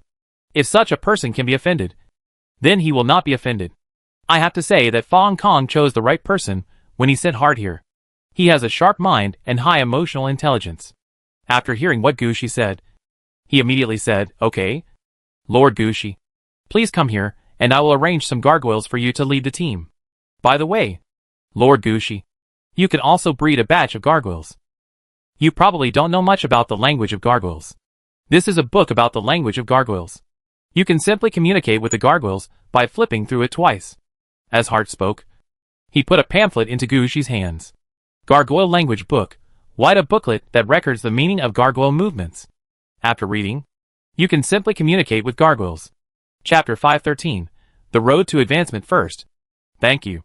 This is just useful for me. I'm not polite. I'll give this to you. It's just a gadget. It's not worth much. You can just play with it. As Gu Shi spoke, he gave Heart a small gift in return. It was a strange little item that Gu Shi got in the world of Balian Festival. A flying balloon. Taking the flying balloon, Heart studied it for a while, and then laughed too. "This thing is interesting. Thank you, Mr. Gu Shi. Are you welcome? I'm leaving first. By the way, this is my owl. If your adults need to contact you, you can send the owl to find me." Gu Shi handed an owl into Heart's hands and left directly. The battle here obviously doesn't require his participation, so he can just go around, following the direction pointed by Heart. Gu Shi's steps suddenly paused after he detoured to a small road. At this time, he had seen a completely different world.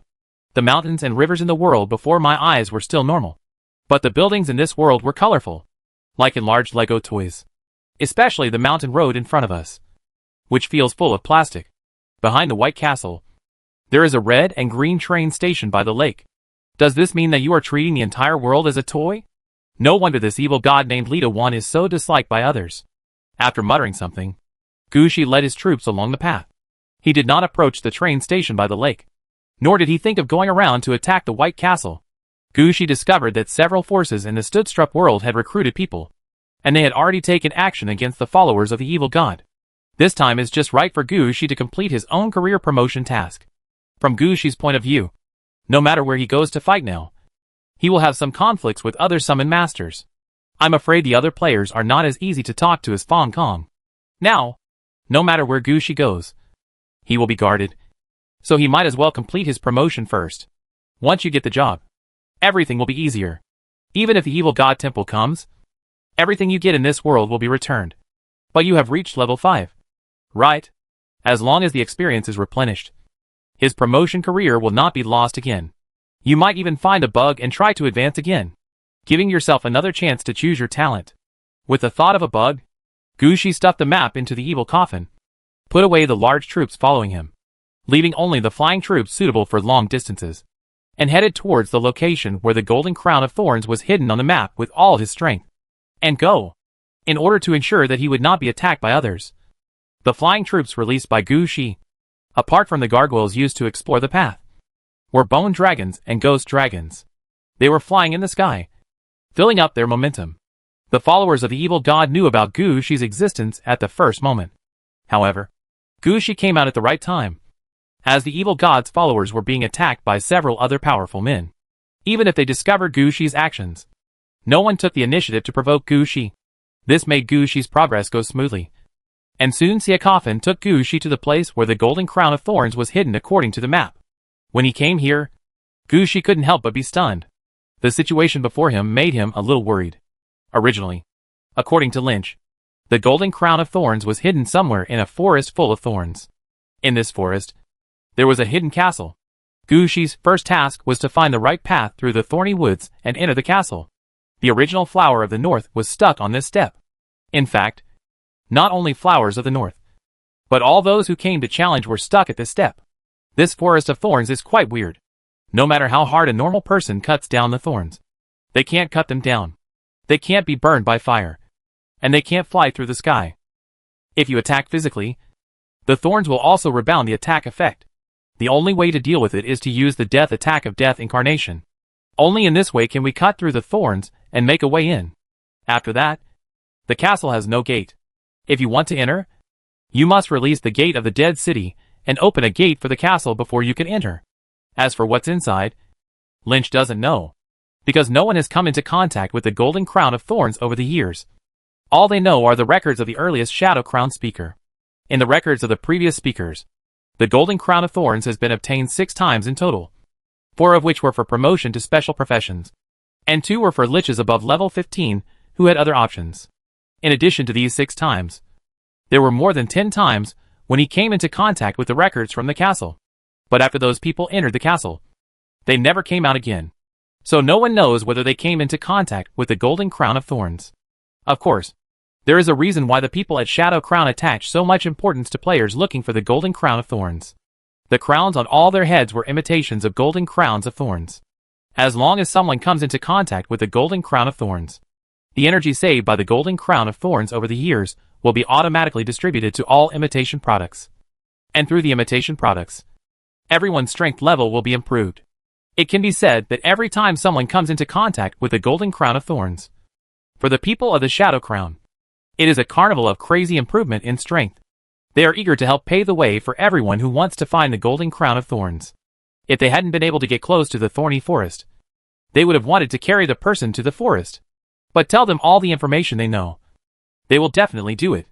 While waiting for the Shadow Castle to arrive at the Soul-Eating Valley, Lynch went out of his way to explain all the details clearly in order to prevent Gushi from overthinking. Except for what he would encounter in the castle. He did not say anything about the other details. Where is the fastest way to go? Where is the best place to start? How to place the gate on the castle? And whether there is a moat outside the castle. All are explained in great detail. It can be said that Gushi already knew the situation here. But what Gushi saw in front of him was not like what Lynch said. The trees were entangled with thorns. And behind the leaves, the spire of the castle could be vaguely seen. But the situation in front of me is completely wrong. This forest is still full of thorns. But the color of the trees is obviously wrong. These trees are clearly made of plastic. And every leaf is unnaturally green. Looking at the castle tower in the woods, Gushi felt even more uneasy. The spire was much beyond the woods. And what had originally looked like a tall tower had now turned into a huge wooden handle like the tower body. The evil god has taken action here. Chapter 514, Fight a Bloody Path. Map. After jumping off the evil coffin, Gushi immediately opened the map. The map Lynch gave him was quite complete. In addition to the direction of the nearby mountains, it also contained the core locations of several forces. The largest city in the world of Stutterstrup is naturally the city of Stutterstrup, the main city of the Stu royal family. This city is located in the north of the map. The largest area is the Golden Forest. In this world, as long as the trees lose their leaves in autumn, all forests are considered golden forests. The sacrifice location of the evil god's followers. The White Castle and the Mountain Castle only occupy a small corner of the map. When Gushi looked at the map before, he didn't connect the followers of the evil god with the Thorn Forest, because these two places are really too far apart. Although the Thorn Forest is in the area controlled by the followers of the evil god, it is not actually in the core location, according to what is shown on the map. The sacrifice point of the evil god's followers, the White Castle, and the Gaocheng Castle form an equilateral triangle. There is nothing about this side of the Thorn Forest that matches that side. Looking at the map, Gushi looked puzzled. But at this time, Gushi couldn't care much anymore. Before, he was still thinking about whether to slow down his pace. Why don't you slow down now? We must go in first and talk about it now. Gushi immediately raised the cold wind staff and raised his hand towards the Thorn Forest. Death Incarnate. This was the first time Gushi used Death Incarnation when he had full mana. After releasing the Incarnation of Death, Gushi also breathed a long sigh of relief. The Incarnation of Death did not change at all due to the amount of mana. After releasing it, Gushi quickly took out the miniature magic potion and drank it. He knew that the Death Dragon's breath, the Incarnation of Death, might not be able to clear a path at once. It may take many times to use large magic potions to replenish the magic, which is simply a waste. This miniature magic potion picked up for free can be used just right.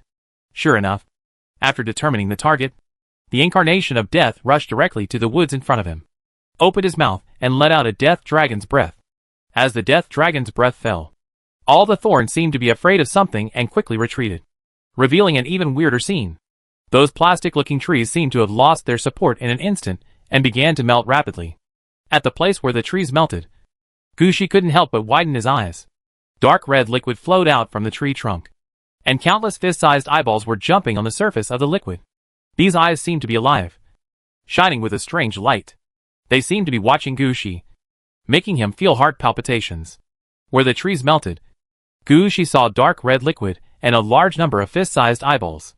Gushi didn't have time to take a closer look at the situation. He raised the cold wind staff and pointed it forward. Come in! When the Incarnation of Death heard this, it flew forward while spewing the breath of Death Dragon. After flying over 100 meters and opening a passage, the time for the breath of Death Dragon was up. At this time, Gushi said nothing and said another sentence to the front. Death Incarnate. The Incarnation of Death rushed out of the black mist again, and immediately began to breathe out the Death Dragon's breath. Gushi, who was riding on the evil coffin, once again drank a miniature magic potion to replenish 100 points of mana. Such Incarnations of Death are released again and again. When Gushi released the Incarnation of Death for the 6th time, Gushi's head started to hurt. When the Incarnation of Death was released for the 9th time, Gushi's eyes could no longer see clearly what was going on around him. When the Incarnation of Death was released for the 15th time, Gushi was already lying on the evil coffin, stuffing the bottle of miniature magic potion into his mouth with one hand, and fixing the direction with the other hand, letting the cold wind staff point in that direction. When he released the Incarnation of Death for the 20th time, Gushi finally saw that he had punched a path through the woods. The situation that appeared in front of him made Gushi, who was already extremely depressed, excited. The castle in front of him was still the same as Lynch described, and was not occupied by the evil god. The handle he saw outside the woods before was a small plastic shovel that was taller than the tower. This thing was inserted casually into the ground. Judging from the nearby situation, it seems that someone has taken a fancy to this castle and wants to dig it away, but they have been trying for a long time to no avail. Regarding this situation, Gushi finally felt a lot more at ease. He rolled and climbed down from the evil coffin, pointing at the road behind him that was burned by the Death Dragon's breath. Spiritualism. Affected by the undead spell, the thorns that retreated due to the breath of the Death Dragon sealed the road again. As for the red liquid and eyeballs along the way, they were all smashed and thrown away by the thorns. New trees grew rapidly, and soon they filled in the places where the trees had been melted by the Death Dragon's breath. However, Gushi ignored this at this time. When he saw the thorns closing again, he stretched out his hand, and the main city gate appeared behind him. Then a large number of undead troops rushed out under the leadership of Arroyo and Robbie. After seeing them, Gushi closed his eyes. Guard the area. No matter who comes close, kill them first. After saying this, Gushi closed his eyes. Being drained of mana twice in a row was also a great test for Gushi. If it weren't for Gushi's strong willpower, he might have collapsed by the 15th time. Now that he saw his men coming out, Gushi finally felt relieved. closed his eyes, and fell asleep. Seeing this situation, Gushi's men who came out also became nervous. Arroyo discussed with Robbie, and had no idea of helping Gushi into Aladovi City. They are now not sure whether there will be any other problems in the area that Gushi spent so much time entering. What if Gushi is sent to Aladovi? And when Gushi wakes up and comes out, he is outside the woods again. If he wants to do it again, he will cry to death. So they quickly protected Gushi. After some discussion, Arroyo led the Black Spear Battalion to circle around the castle to see if there were any other problems. Robbie led the Bone Slashing Battalion to protect Gushi. Security of information. As for the other undead, they rested where they were.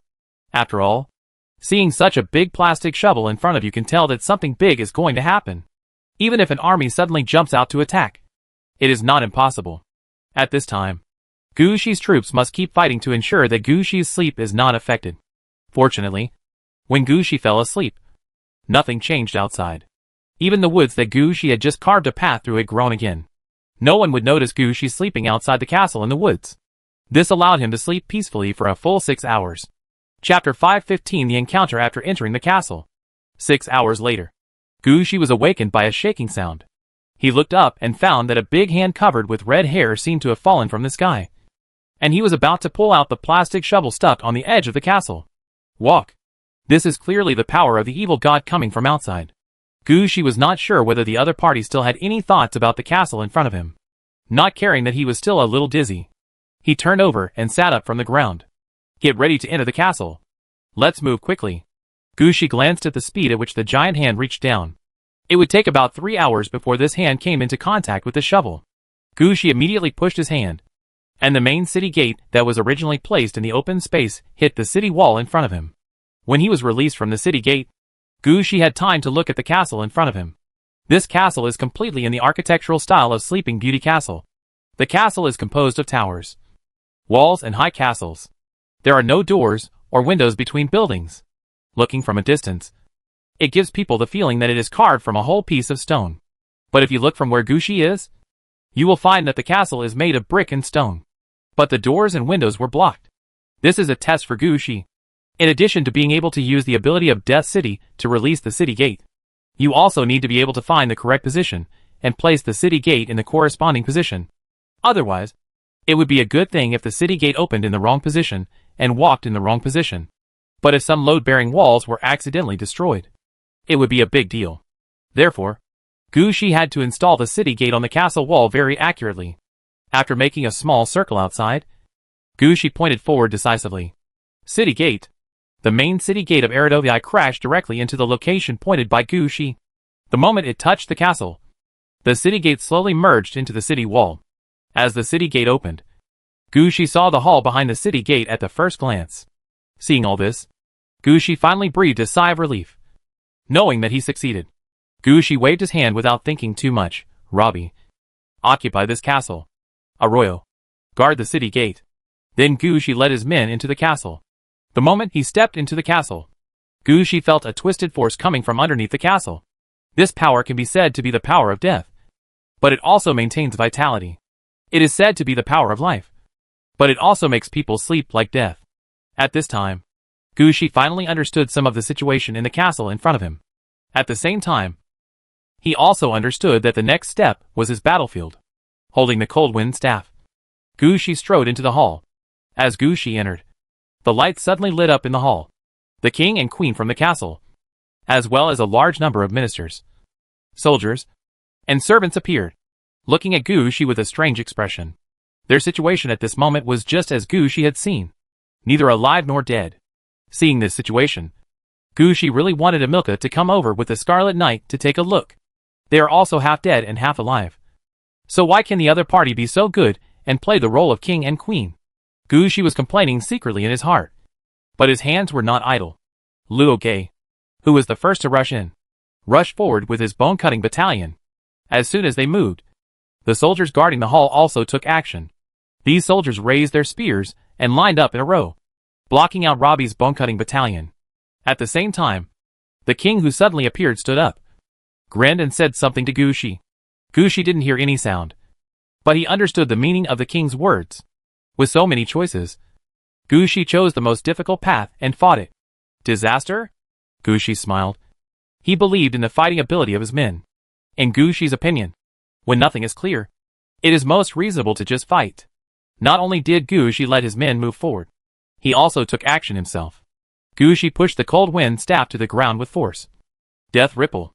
Under Gushi's command, the breath of death instantly spread outwards, with Gushi as the center. The power of the Death Ripple is not strong, but it is quite targeted. When Gushi entered the castle, he already felt that the castle in front of him was the best place to use the Death Ripple. The kings and queens in front of them were all affected by some kind of power, and were at the balance between life and death. The Death Ripples were released, and whether it was the king, the queen, or the soldiers in front of them, they had more death energy than life. Their bodies froze immediately. At the same time, their skin began to rot, and even their bones began to become brittle. It was as if time was accelerating, pushing everything in this room to change rapidly. Everything in the room began to become cold, and the king even turned into a skeleton, shouting with his mouth wide open. Gushi could tell from his actions. He seemed to be saying something. Do you know what you did? But Gushi didn't care about this at all. What he didn't like to face the most was existences like the mysterious man. When the king spoke before, but he couldn't hear the sound, Gushi knew that this was the third test before him. If they could explain the situation before, Gushi would have looked at them favorably. Now, Gushi's face was full of disdain. What are you thinking about when you were playing riddles, and not letting people lift the table? Robbie, what are you waiting for? Do it. Only then did Robbie, who had been standing in front, react. He raised his sword in both hands, and rushed towards the soldiers, and the king with his men. Gushi was standing on the spot, watching every move on the battlefield. Behind Gushi, one troop after another was quickly walking out of the city gate, and began to join the battle before them. The kings and ministers in this hall actually don't have much strength. After becoming undead, they are extremely weak, and can be killed with just one kill. Under Gushi's order, Robbie quickly killed all the enemies at the scene. In fact, just as the king said, Gushi chose the most difficult path for himself. This level is actually a test of whether the visitor has the ability of the Death Lord. If he mastered it, he should be able to communicate with the king and others, complete some tasks given by the king, accept the king's help, and finally get the golden crown of thorns hidden in the castle. This case is of course the easiest route. But there is a problem here. That is, it takes time to complete the task. What Gushi doesn't have now is time. When these kings first appeared, the life force in their bodies made Gushi understand that these guys did not fully benefit from the effects of the Death Lord's skills. Coupled with the provocation in the king's words, Gushi overturned the table on the spot. He planned to break the situation using a method that no one else had used. Chapter 516 Orange Ring shows off its power. As Robbie beheaded the king, the killings in the hall slowly subsided. Gushi took 2 steps forward and tapped the ground heavily with his right hand holding the cold wind staff. The inconspicuous ring on Gushi's right index finger flashed, within a radius of 15 kilometers with Gushi as the center. All living creatures, even the mice underground outside the woods, felt that life was too tiring and they might as well just die. So these lives began to self-harm. Those with lower vitality may even die quite simply. As for the castle in front of him, it was the most severely affected place. In just such an instant, the balance between the power of life and death in the castle was broken. All the half-living and half-dead creatures were stabbed themselves, because their existence itself is to trap players. Their lives are not high at all. As soon as the player makes a move, they will die. Creatures killed by players are no longer neutral undead. So even if they have the abilities of the Lord of Death, it will be useless. Players must carefully communicate with these guys when they come in. If they make a mistake, the clues may be lost. Only in this way can players' understanding and application of the Death Lord's abilities be reflected. If you operate it well, you can easily complete the task and get in touch with the Golden Crown of Thorns.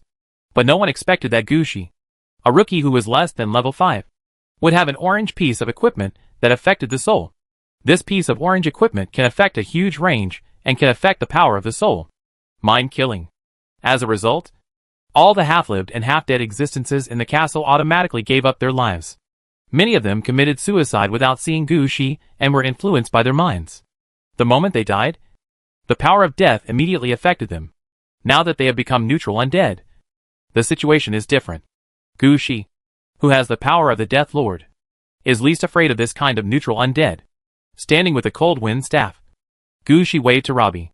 Robbie had a question mark on his face. not knowing what Gucci wanted to do. Bring that guy's head over here. Gucci was also speechless towards Robbie.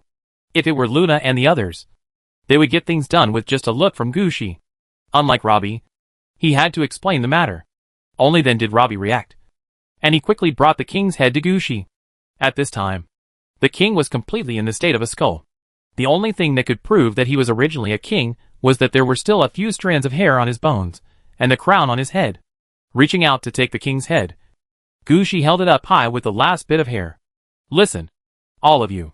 I am now the new owner of the castle. The previous king has been defeated by me. The castle is now open to me. I order everyone to come out.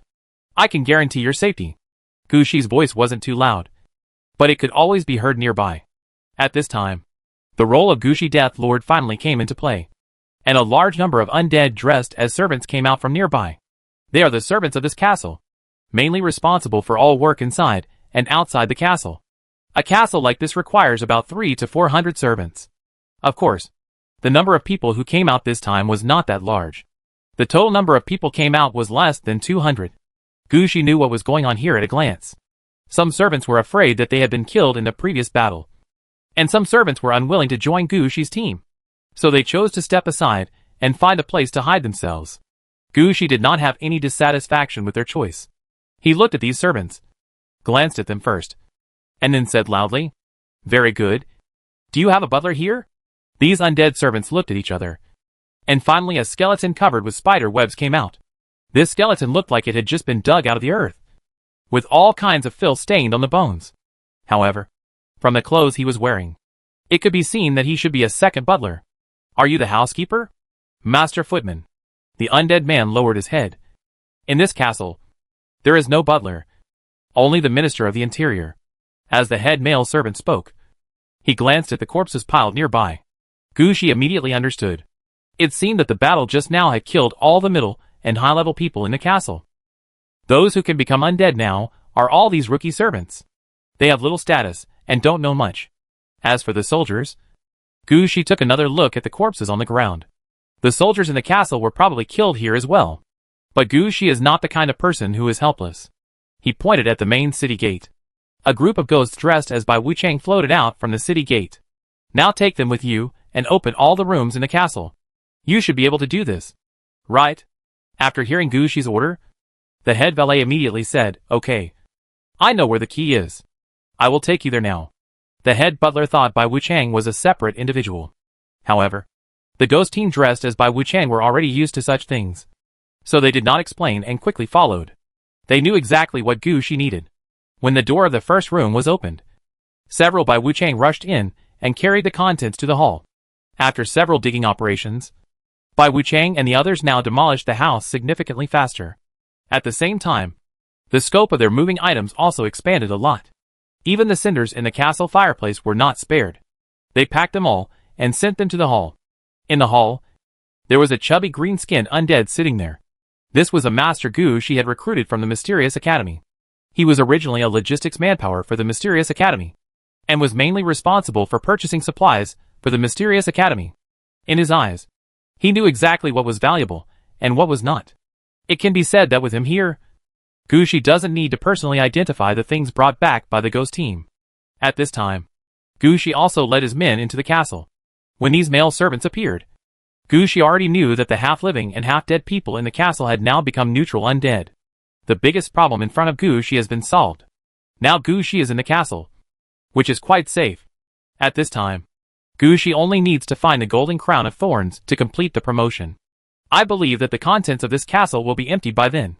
As he walked towards the inside of the castle, Gucci looked at the torches stuck on the wall of the castle. This torch is made of bronze and looks nice. I'll take it away with me later. Chapter 517 Players trapped in the castle. No. Still not. After walking around the castle for a long time, Gucci couldn't find what he was looking for. Lynch's clues were cut off, and he didn't know what was going on in the castle. Gucci looked for it based on the crowns Lin Chi and the others wore. As a result, he started from the most likely place where the golden crown of thorns was stored and went all the way to the top floor. But he did not find anything similar to the crown. Not even similar flowers or decorations were found. Instead, during the rummaging process, Gushi found the prison hidden in the lower level of the basement, and released more than 1,000 skeletons that had starved to death inside. He found the third room deep in the corridor, and took away the mysterious book that could not be read.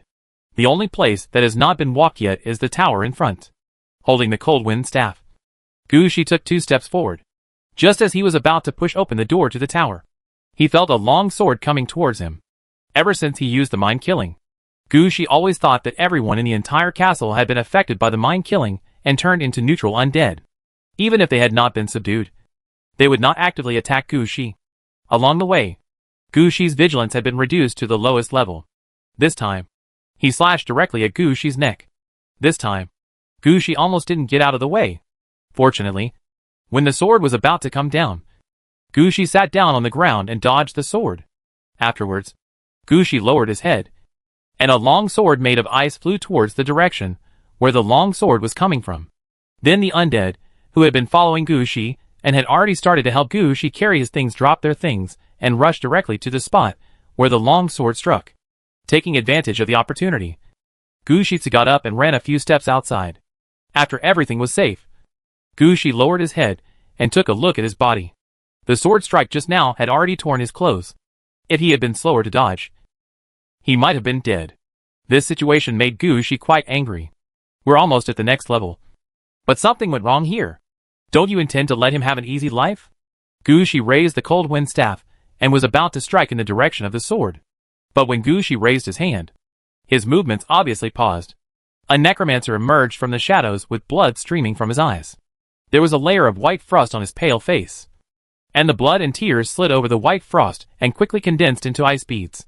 He held a long sword tightly in his left hand, with faint blue runes on the sword. In his right hand, he held a long staff. The top of the staff was inlaid with a dark gemstone, which shone with a faint blue light. But what really surprised Gushi was not this. A necromancer. What was there to be surprised about? Even if Gushi could tell at a glance that he was a player trapped in the castle. So what? Hadn't Gushi killed enough players?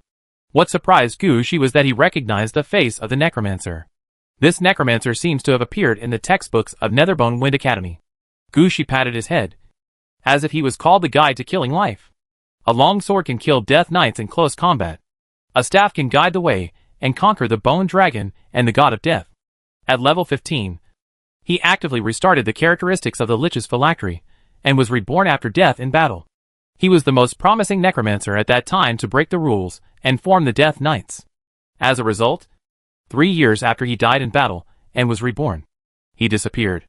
At that time, some people always believed that he was killed by the Death Knights to ensure that the rules existed and that the Death Knights would never be slaves.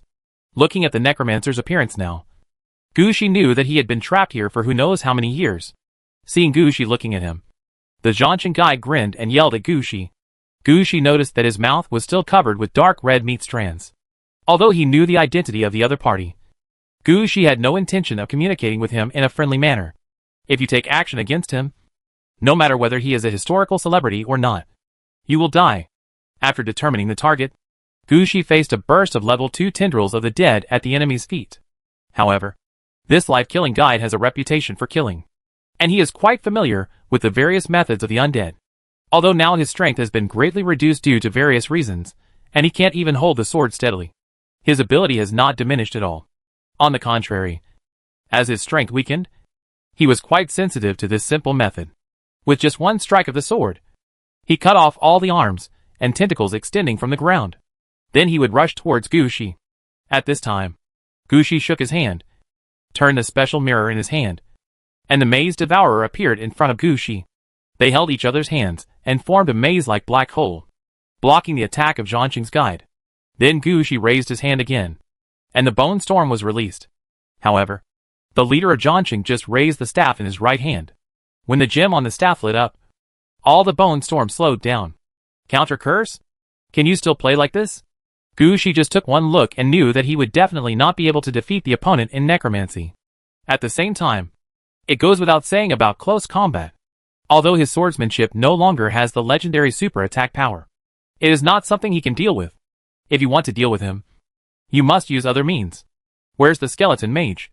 Come out!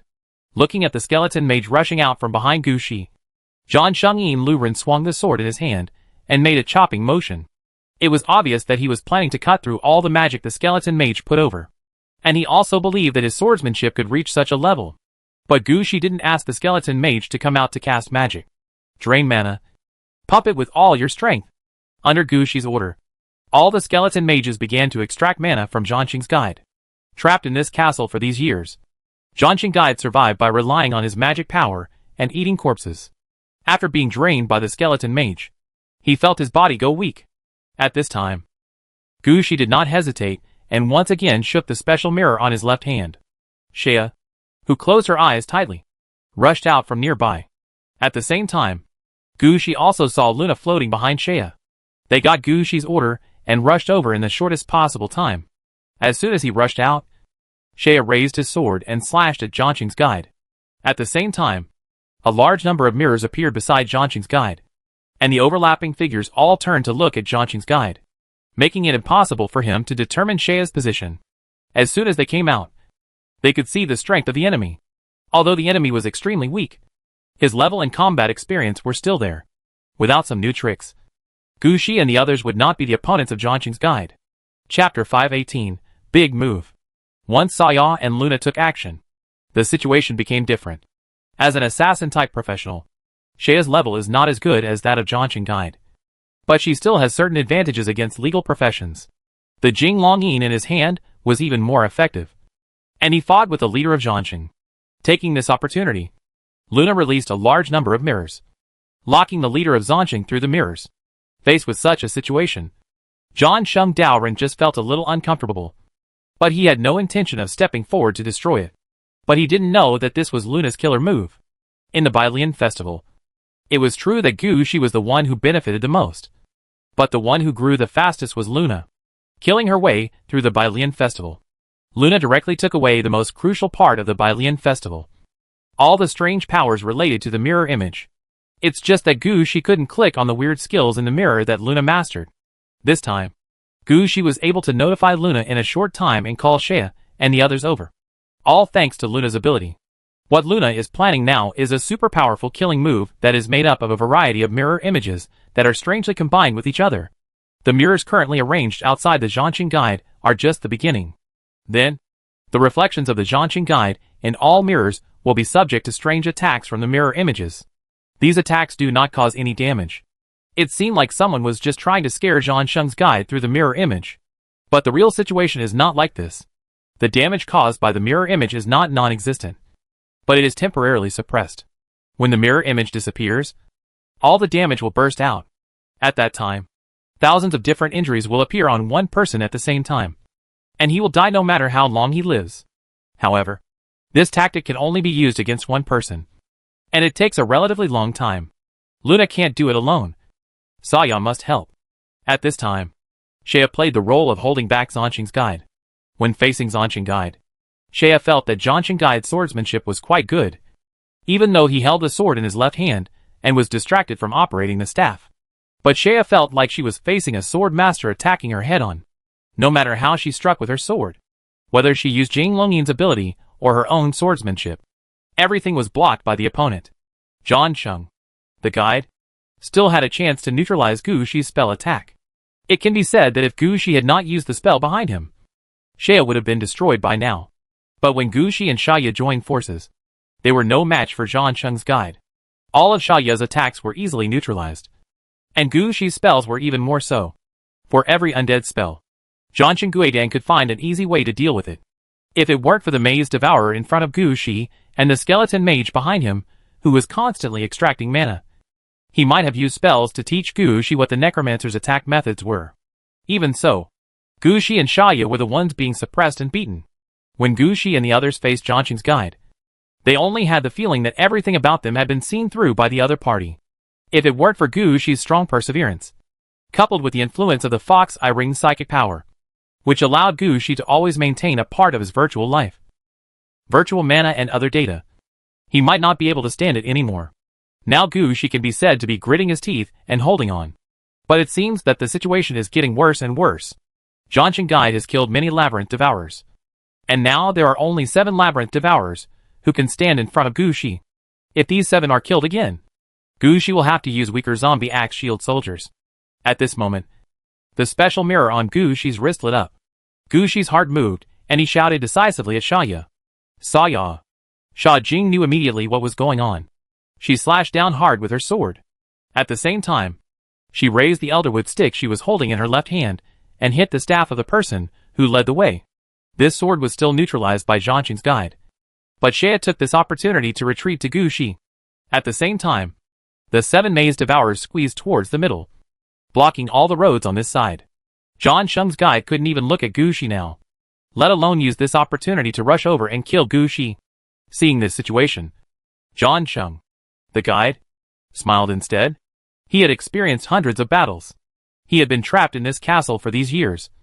And he kept looking back, reflecting, and reviewing his life. He has already understood many things. With a look or an action from many people, he knows what the other person wants to do. This is also the reason why he can easily resolve the attacks from Xia and Gu Shi. Now that Xiaoya retreated to Gu Shi, this meant that they were planning to make bigger moves. And the person who made the big move must be Gu Shi, judging from the number of mirrors in front of him. It seems that Gu Shi is going to use some kind of attack involving light.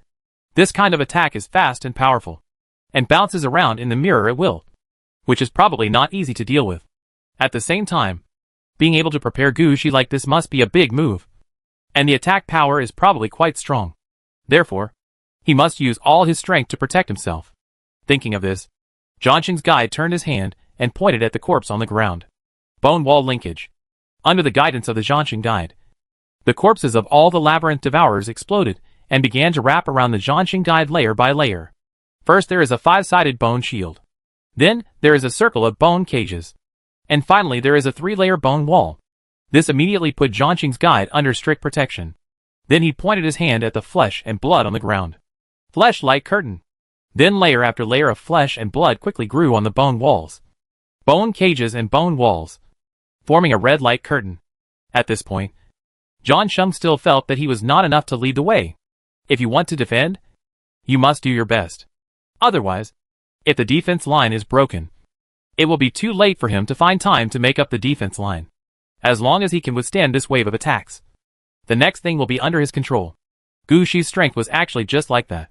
If he hadn't reacted so quickly before, he might have died long ago. It's not too late now. As long as he kills Gu Shi and takes away Gu Shi's flesh and blood, he can survive in this castle for a while longer. But just when Zhang Sheng led the way and raised a force field wall like a light shield for him again, all the mirrors in the corridor shattered. This was not what Zhang Sheng the guide had thought. He looked at everything in front of him with a puzzled look on his face. He didn't understand what was going on. The next moment, wounds appeared on his body one after another. Chapter 519 Opportunity to Kill. Zhang Sheng's guide felt something was wrong at the first moment. He knew very well that the injuries he received were not just suffered now, but were caused by someone who had used some means to inflict them on him before. If he doesn't crack this method, his injuries will only increase. It's true that there are only some minor wounds now, but as the number of minor wounds increases, the life of the life-slaying guide will continue to decrease, and the final attack will definitely turn into a backstab, throat-slitting, or even a beheading. The leader of Zhangqing didn't want to die like this. He had to solve all this in the shortest possible time, but the life-slaying guide was still too slow. If he could have seen and cut when the mirror appeared before, perhaps it could have been saved. Now he has no chance to save himself. When all the mirrors were shattered, this ultimate move, which was composed of more than 10 weird mirror abilities such as mirror maze, mirror reflection, mirror killing, mirror copy, etc., had been fully activated. Now it's just layer after layer stacked on Zhangqing's guide. No matter how strong his defense is, it's useless. This injury was already sustained a few minutes ago. If you want to break this situation, you must either use time magic to reverse time, or you can remove yourself from this point in time. Or they have extremely powerful life magic, and can withstand this wave of damage. There is no other way to deal with it. As for things like substitutes, that's simply impossible. Luna had already considered everything before taking action. The reason why the current damage is so slow is to prevent the enemy from using a substitute. Now that everything has been locked, the speed at which wounds appear on the guide's body is getting faster and faster. At first, there were only some wounds on the surface of his skin, but as time passed, the wounds on his body became bigger and bigger. A lot of blood spurted out, and his muscles and tendons were cut off. Even his bones were broken heavily. The leader of Zhansheng, who was still confidently in control of everything, was now lying on the ground, unable to move. Beside him, the bone shields were still rotating, but it was obvious that these bone shields had no use. Zhansheng, the guide, still wanted to get up again, but he had no strength anymore, and his life was passing by continuously. In just a blink of an eye, his life dropped to the extreme. However, Zhansheng guide still did not give up any hope. He had survived being trapped in the castle for so many years. There was no reason why he would die this time when he met a level 4 kid. Zhansheng and Lu Ren bit his teeth hard, and one of his teeth broke. This tooth is his life-saving ability, and it is also the special ability that the Lich attains at level 15. This tooth can cause the Lich to die and be reborn instantly. It's like restarting a Lich's phylactery. But the cost of this kind of rebirth is quite high. When he was level 15, he only got 3 such teeth. The first one was used for self-rebirth after death in battle, allowing him to return to level 1 and resume his path as a Death Knight. As a result, when he resumed his path as a Death Knight, he accidentally acquired the 3 divine skills of death, 2 items in Death Incarnate and Death Lord. At that time, he wanted to play a big game. He planned to use the Death Incarnation as his mount, use the Death Lord to break the rules and recruit Death Knights. As a result, he was suppressed and ended up living here when he returned to level 10. At that time, he heard about the Golden Crown of Thorns, so he took the initiative to come to this forest. There was the incarnation of death in the woods outside, so he came in easily. But there was no gate to the City of Death, so he had to choose another way and break into the castle. But he never expected that his attack would make all the creatures in the castle regard him as an enemy. And it was the kind that the entire castle was targeting. During the battle, he was lured into a trap and severely injured. He could have escaped originally, but when he was about to escape from the castle, he found that because he did not enter the castle through the gate of the City of Death, he was locked with the castle and could not leave the castle. This made Zhansheng the guide very angry. And finally, he used all his power and killed everyone in the castle. But he was seriously injured and died in the castle tower. It was this second tooth that resurrected him. At the same time, he was completely locked with the castle and could never leave. Even if the Lich's unique phylactery was resurrected, there was no way to take him out. On the contrary, because of his act of seeking death, he almost lost everything. His level and life dropped a lot, and he almost became like a king, who was only level 1 and was not as strong as a farmer's cannon fodder. Over the years, he has been trying hard to keep himself alive and has not used this tooth, because he knows that if he uses the third tooth, he will end up facing something even more terrible. But now, he had to use it. If he doesn't use it, he might die. As he activated the tooth, the flesh and blood on Zhansheng's guy quickly melted, revealing the skeleton beneath the flesh. At this time, it can be seen that part of the skeleton of the life-slaying guide has been turned into a gem, which is obviously a characteristic of the Lich. It's just that these gems all have cracks of one kind or another.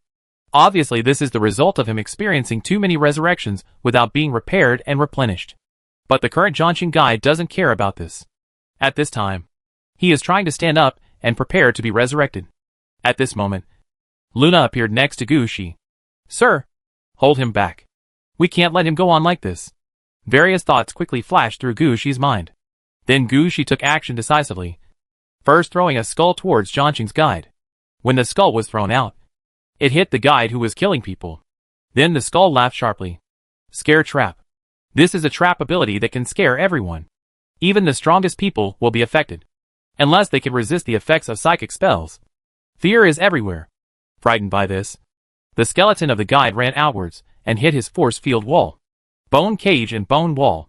His collision immediately opened up all his defenses. He even had to rush to Gu Shi.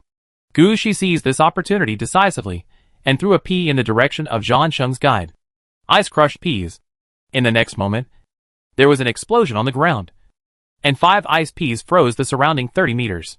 Gu Shi also took this opportunity to throw 2 more peas into the eyes of Zhansheng, who was guiding the way. Chapter 520 Killing and Purple Sword. Zhansheng's guide was frightened and rushed out, and was frozen. It was all Gu Shi's plan. This is to allow Zhansheng to stop the changes in his body and let him run. As for breaking out of the opponent's defense, this was actually just an accident. Now ice has appeared on the bones of the life-slaying guide, and his movements are no longer under control. The 2 peas thrown by Gushi also hit the opponent's eyes quite accurately. Whitcore peas. Rotten peas. Rotten peas are obtained together with ice-cracked peas. They can grow quickly and rot quickly, forming a rotten land. The whitcore peas were all produced during this period, and were all sent to Gushi. Whitcore peas, green after being buried in the soil. A large number of pea vines can quickly grow, eventually turning into at least 10 units of wood. Both types of peas have one characteristic, which is that they can grow in large quantities in a short period of time. Then they rot or die in the shortest possible time. Gushi had only one goal: to use the power of plants to crush the guide. This is the only solution Gushi can think of now. After throwing out the 2 peas, Gushi quickly rummaged through his backpack. During this period, Gushi's pea harvest was quite a lot, but not much about the current situation. As for other magic potions, Gushi didn't have any. At this time, Gushi was quite regretful. His magic was still a little lacking. It would be great if he had a core magic that could decide the outcome in one fell swoop. It seems that if that doesn't work, he will become the incarnation of death again. If it were against other people, Gushi's death incarnation would have been released long ago. But Gushi didn't have much confidence in the leader of Jiangxing in front of him. If he could come here, there was a high probability that he had the ability to incarnate death. Gushi's level was obviously much different from his. Although he didn't know why the other party didn't release his death incarnation, Gushi believed that he must have a way to deal with the death incarnation. In order to ensure his own safety, Gushi will never take the initiative to use some kind of killer weapon. Now, he could only look for suitable materials from the props in his hands. Be prepared to take action when the opponent gets up again. Luna was afraid that she wouldn't have a chance to do it again this time, and he needed to handle the current situation by himself. At this moment, the whitcore peas and rotten peas thrown out by Gushi exploded at the same time. Just as Gushi calculated, the 2 kinds of peas grew wildly at the same time, immediately crushing the skull of the person who led the way. Then a large number of pea vines grew crazily on the body of Jiangxing Guide. The 2 huge vines, like giant pythons, entangled the body of the life-slaying guide and kept squeezing his body. At this time, I have to admit that this is the best situation Gushi can take at the moment. The power of plants is the strongest at certain moments. Even stones can be crushed into pieces by the power of plants. Even if his body had just recovered, and even if more than half of his bones were made of gems, there would still be no way to resist such an attack. In just a blink of an eye, all the bones of Jiangxing's guide were shattered into pieces. Then these vines began to absorb the nearby flesh and blood crazily, preventing the Jiangxing guide from resurrecting with the last glimmer of life. This crazy growth lasted for nearly 5 minutes, and only ended when the vines filled the entire corridor. In the next moment, part of the vine shrank on the spot, and turned into 10 huge wooden sticks stuck in another part of the vines. The other part of the vine blossomed and bore fruit, producing a large number of peas. These newly born peas fall to the ground quickly. No matter where they fall, they will rot quickly, and quickly affect everything around them. Even the vines that have just turned into logs and fallen to the ground are also affected and quickly decay together. Under the influence of this rotten atmosphere, the corridors turned into swamps made of mud. The only things that were not rotten were a long sword stuck in the middle of the swamp, the remaining half of the staff, and a gray-white hand bone. Zhong Heezy's resurrection failed. You have killed the player Zhong Heezy. Seeing this message pop up, Gushi finally breathed a sigh of relief. But he still looked out and considered one thing. Is Jiangxing's guide called Zhong Heezy? The textbook only records the story of the person who led the way, but does not mention his name. Now Gushi was also a little hesitant. After all, what happened just now made him somewhat worried. But Gushi is not the kind of person who looks forward and backward. After standing in front of the swamp and looking at it for a while, Gushi took the initiative to walk to the middle of the swamp with a cold wind staff. He immediately reached out and pulled out the long sword stuck on the ground. You get the Dread Fang purple. Fear of Fear purple. Main hand weapon. Attack 35 to 41. After equipped, Constitution +8. Perception +8. Equipment requirements, Physique 10. Perception 10. Special 1, Warning Line. When encountering an enemy, the runes on the sword will actively emit a blue light reminder. When the blue light lights up, the damage of this sword will begin to increase. Increases the damage by 1 point per minute until the enemy disappears or dies.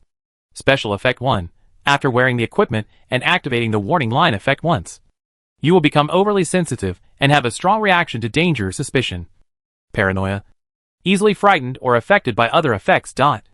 Special 2, Track/.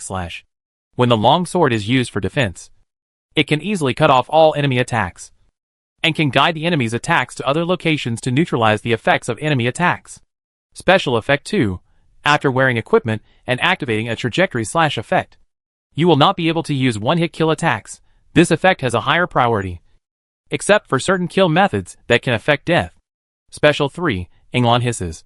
Activates all the runes on the long sword, attacks the enemy with all his strength, and locks the enemy as the primary target. When attacking the enemy, the damage is increased 3 times. Special Effect 3. After wearing equipment and activating the blue hissing bite effect once. When attacked, the damage effect will be increased by 3 times. Explanation: be careful. It is quite dangerous outside. You must be careful and careful. After taking a look at the properties of this long sword, Gushi couldn't help but sigh at his good luck. Previously, Zhanqing's guide would be scared out, but it turned out to be the effect of this sword. However, there are some problems with the ownership of this sword. The heroes and contracted undead under Gushi were pretty good, but Gushi didn't want to turn his men into cowards, who were hesitant, and would flinch at the slightest hint of wind. Putting away his fear teeth, Gushi picked up half of the staff. The moment he picked up the staff, Gushi's eyes couldn't help but light up. Chapter 521: The Second Incarnation of Death. You picked up the Death Reincarnation Staff. Gray. Fragment. Death Reincarnation Staff. Gray. Fragment: a staff from a super strong person. This staff has grown with a strong person from a white ordinary staff, and finally reached the purple level. I followed this strong man through life and death, and saw this strong man die in battle and be reborn again. I have seen this strong man gain even greater power after being reborn, even when he was imprisoned in a dark place. It was this staff that always accompanied this strong man. This staff contains all the beliefs and treasures of this strong man. The person who gets the staff will first face 3 choices. Option 1. Integrate the Death Reincarnation Staff fragments into your own staff, and the quality of the staff you use will be improved by 1 level. Option 2. Place the fragments of the Death Reincarnation Staff into the library or magic tower. The staff will convert the memory of the strong person into a book or magic book. The book will record the life of the strong person, and the magic book will record spells learned by the strong. Option 3. Send the Death Reincarnation Staff fragments to the 3 Divine Skills linkage building, which will partially affect the Death Incarnation or Death Lord skills. Or it can be given to other players to learn the Death Incarnation or Death Lord skills. Looking at the 3 choices in front of him, Gushi frowned. He didn't expect that this would be an inheritance. Turning his head, and looking at the cold wind staff he had been holding in his hand, Gushi gave up his first choice. Even if he integrated the Staff of Death into his own Staff of Cold Wind, he could only upgrade the Staff of Cold Wind to purple quality. This was not in line with Gushi's ideas. As for waiting for Zhanqing's staff to be upgraded to purple, and then taking it to strengthen it to see if it could hit orange, Gushi didn't think about it at all. According to the description, the upper limit of this staff was purple. Gushi didn't think that this thing could upgrade his staff to orange. So let's give up on this direction. As for putting this in the library, or the magic tower, to learn the route of killing the guide, this is not necessary. If it were Gushi before, he might still be moved. But now Gushi has embarked on a completely different path. What else will he do in his life? See if I can turn into a Death Knight again? Gushi Tsai is not that stupid. So it was said that there were 3 options to choose from. But the last option was actually the most attractive to Gushi. Take this thing to the linkage building of the 3 divine skills. However, when he saw this situation, Gushi noticed that the linkage building between his 3 divine skills seemed to have only 1 linkage between the Incarnation of Death and the City of Death. The Dragon Bone Laboratory. The linkage between Death Lord and Death City, Death Lord and Death Incarnation is not in place. Regarding this situation, Gushi was not sure what was going on. When he learned the Incarnation of Death, there was a direct linkage. In fact, Gushi didn't understand. The first time was because he was rewarded for 2 magical skills appearing at the same time. Just like the Novice Gift Pack, there will be no corresponding rewards after that. The most important thing is that the linkage of the 3 divine skills is not actually 3 as Gushi imagined, but 4. There is also a linkage building with 3 complete divine skills. Now Gushi, who didn't know all this, had already made up his mind to take this half of the staff to the Dragon Bone Laboratory, so that he could strengthen it for his Death Incarnation. After determining the direction, Gushi reached out and picked up the last part of the hand bone. Gushi understood that this thing was probably the last remains left behind by Zhanqing's guide. Of course, It might also be the final concentrated expression of all his energy. Generally speaking, the ones that can survive the effects of decay are of pretty good quality. Whether it is used as a material or a prop, it is probably of purple quality. Gushi would naturally not let go of such a good thing. However, when picking up the hand bones, Gushi still felt that his imagination was too low. You get the Hand of Death, purple. Hand of Death, purple. The incarnation of death is a treasure linked to the Lord of Death. After activation, you can summon another incarnation of death for yourself. After that, the Hand of Death will be converted into a decoration. Quality blue. Until the user dies in battle. Summoning another incarnation of death? Gushi looked at everything in front of him with disbelief. Just now I was thinking, why are there no linkages between the three divine skills? But I didn't expect to do one now. Judging from the current situation, this guide of life probably does not have a city of death. So his linkage is the linkage between the incarnation of death and the Lord of Death.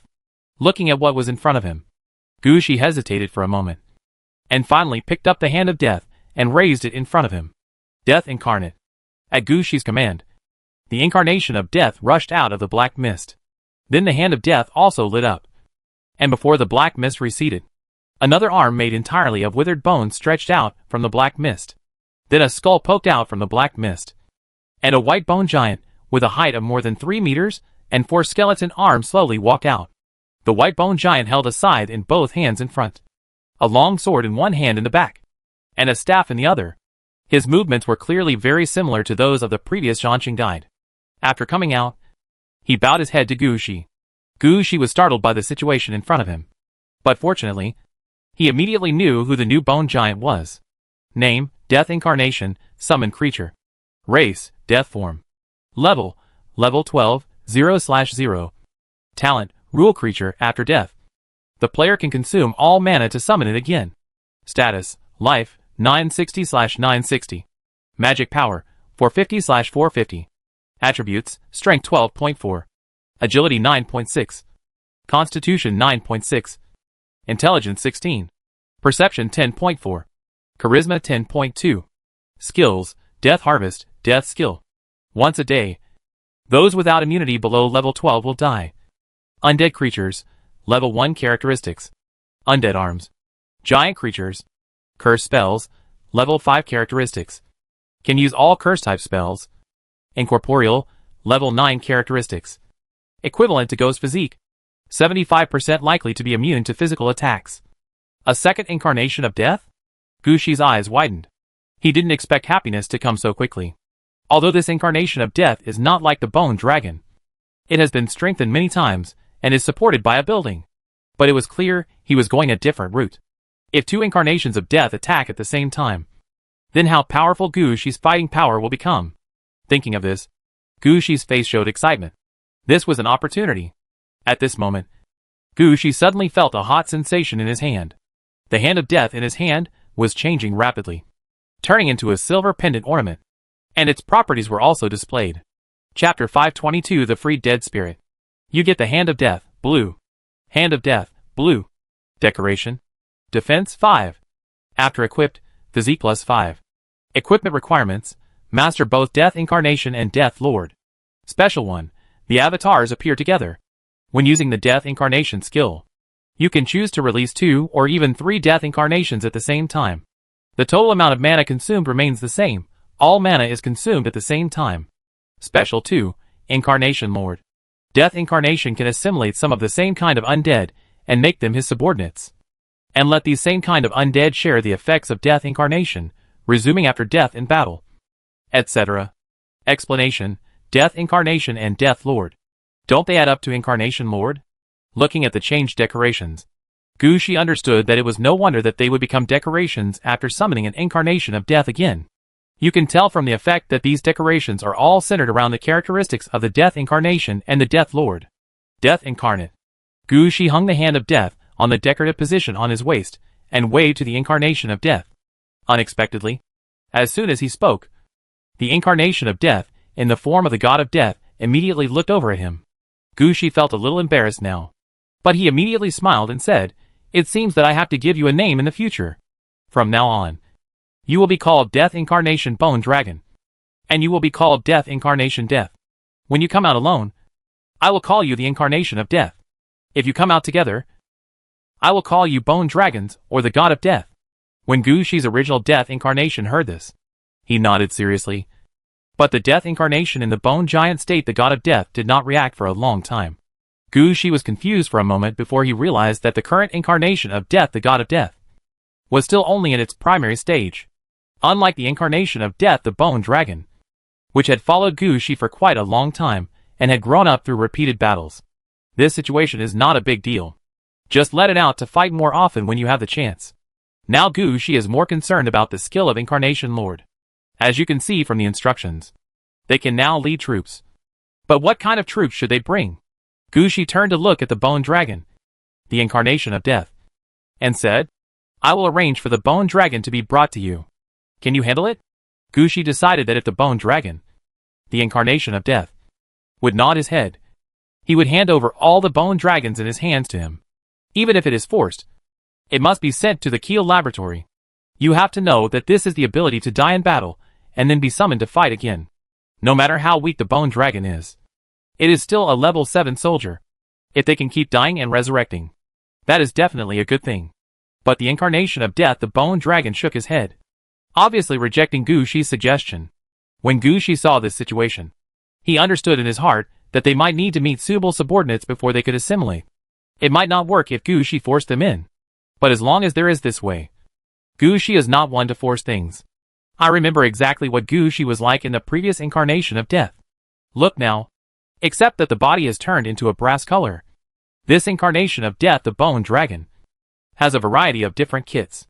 The subordinates given by the Incarnation Lord will probably also be part of these kits. Just replace the kit when the time comes. But when it came to changing the kit, Gu Shi had to think about how to deal with the incarnation of death. The God of Death. Death incarnate, the God of Death, is obviously not on the same path as the Bone Dragon.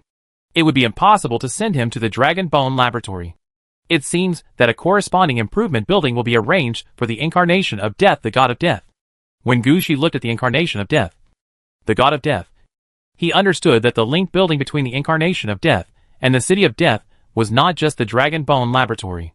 No wonder there was no link building when Gu Shi obtained the Death Lord's skill. This may be one of the reasons. After all, architectural design drawings are quite expensive, and we may not be able to afford to give them away all the time. Moreover, Gu Shi lowered his head and glanced at the hand of death at his waist. The linkage between the 3 divine skills of death may not necessarily be shown in the architectural design drawings, but may also be reflected in various treasures. As for what you will get, it depends on the route each player takes to obtain the 3 magical skills. Now Gu Shi only searches for suitable architectural design drawings by himself. In his mind, there will always be someone who comes across such architectural design drawings. The current incarnation of death, the God of Death, is not in a hurry. After all, the current battle is still centered on the incarnation of death, the Bone Dragon. Okay, now that you're here, don't just stand there and do nothing. Help me clean up this place. We don't have much time. Bone Dragon, rush up from here and see if there are any other enemies on the tower. Gu Shi pointed towards the gate of the tower, and the incarnation of death, the Bone Dragon, rushed forward quickly. But it was obvious that he was not suitable for fighting here. His body was too big, and he moved very slowly in the corridor. It was also quite difficult for him to squeeze into the small door. Seeing how hard it was for the incarnation of death, the Bone Dragon, to move, Gu Shi had to give up his original idea. Death, go! The Death incarnation, the God of Death, stood up immediately upon hearing this, bypassed the Death incarnation, the Bone Dragon, and pushed open the tower door. As the tower door opened, a foul smell hit us. Gu Shi looked inside and found that the stairs leading to the top of the tower were all decomposed corpses, and some corpses were nailed to the wall. When Gu Shi looked over, an obviously dead body suddenly raised its head. Is Zhong Hizhe dead? Gu Shi was startled by this situation. When he took a closer look, he found that the right half of the talking corpse's face had been gouged out, leaving only part of the bones on the face. When he saw Gu Shi looking over, he said something else. Is Zhong Hizhe dead? Died? Hearing this, the corpse couldn't help laughing. Dead? Finally dead. Ha ha ha. Finally dead. Then, there were many sounds on the stairs. Who died? Zhong Hizhe is dead? He is finally dead. Ha ha ha ha. After the laughter subsided, The half-corpse raised its head and said to Gushi, "Thank you, latecomer. If it weren't for you, we would have been enslaved by that demon Zhong Heezy forever. To thank you. You can take this. By the way, I don't want this corpse either. If you need it, just keep it." Ha ha ha. 300 years. 300 years later. I am finally free.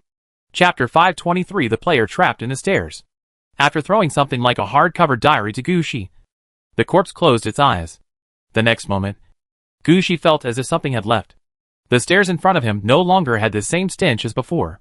Looking down at the hard-covered diary he just got, Gushi found that no prompts popped up. It seems that this is not equipment or props, but a real private diary. This made Gushi a little curious about the situation in front of him. Decent people don't write diaries, so how could a corpse that died like this write a diary? Opening the diary, Gushi could see the blood flowing from the pages. Under the blood, Gushi's eye could clearly see the contents of the diary in front of him. This diary records some situations of a player named Blood Flame Ghost Hand. This player's name is Wu Wenqing, and he comes from Bianfeng City. This city is also dominated by necromancers, but it does not produce death knights. The necromancers here also mainly use blood magic, because he was connected to the undead, but also deviated from the scope of the undead. Wu Wenqing accidentally obtained one of the 3 magical skills, the Death Lord, when he was at level 3. Later, he mastered the Incarnation of Death at level 5, and mastered the City of Death at level 7. When he was preparing to attack level 10, he heard about the situation here and came here. However, his luck was not as good as Gushi's, and he was ambushed by Zhong Heezy while exploring the castle. In the end, Zhong Heezy was nailed to death on the stairs of the tower using a secret method. He was tortured by Zhong Heezy every day just to use his flesh and blood to summon some fresh undead souls. The bones on the stairs were all fresh undead summoned by his flesh and blood, and they were also Zhong Heezy's long-term food. Before he died, he discussed with Zhong Heezy that he could open the City of Death and provide all kinds of food. But Zhong Heezy didn't believe him and used means to seal off all his power. Before Zhong Heezy died, he would never be able to leave here, even if he died. And on this staircase, there are 7 necromancers who have the same experience as him. They are the source of food for Zhong Heezy to survive in the castle. And they are also the reason why Zhong Heezy is trapped here alone and does not go crazy. After this diary, Wu Wenqing also explained that after Zhong Heezy died, the restrictions on them disappeared, and he could leave at any time. This is why when Gushi came in, he could hear the corpse talking. At the same time, in order to express his gratitude, he left something that he could use now to Gushi. At the back of the diary, he recorded some of his operating techniques for the Death Lord and the Death Incarnation, especially the Death Lord. He wrote in quite detail. There are even details on how the Death Lord operates with leadership skills, how to use financial management skills, diplomacy skills, or it is a small technique used in conjunction with recruiting soldiers. There are also some combinations and details of skills. Many of them require people to study them slowly, and they cannot be used just by mastering the technology. As for the City of Death, it is a core secret among the 3 divine skills, so he did not write more about it here. Gushi also noticed these details, but what he is more concerned about is not this, but the idea of cooperating with diplomacy in these skills. This diary records that as long as the Death Lord and diplomacy are used together, and there is a corresponding training camp in the Death City, the normal neutral troops can be converted into the corresponding undead troops and added to one's command. However, there are certain restrictions on conversion here. After all, not everyone wants to be the undead. Only those soldiers with extreme pursuits will choose to transform into undead and join. The best transformations here are knights turning into vampire knights, witches turning into vampire princesses, and mages turning into corpse witches or liches.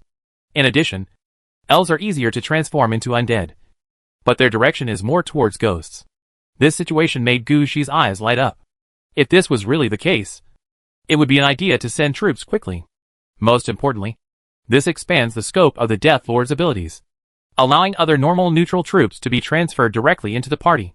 Gushi even thought a little deeper. After all, Gushi and Wu Wenqing were in different situations. Gushi learned the Death Decree, and with it, he learned the skills of the Death Lord. Princess Anna may have a similar inheritance. This diary opened up an idea for Gushi. Putting the diary away, Gushi said something to the corpse. "Thank you very much."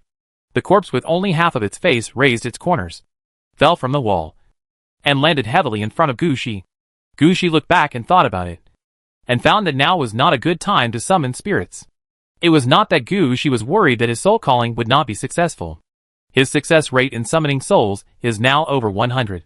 And he can succeed in summoning souls at will. He just didn't want such a good body to go to waste.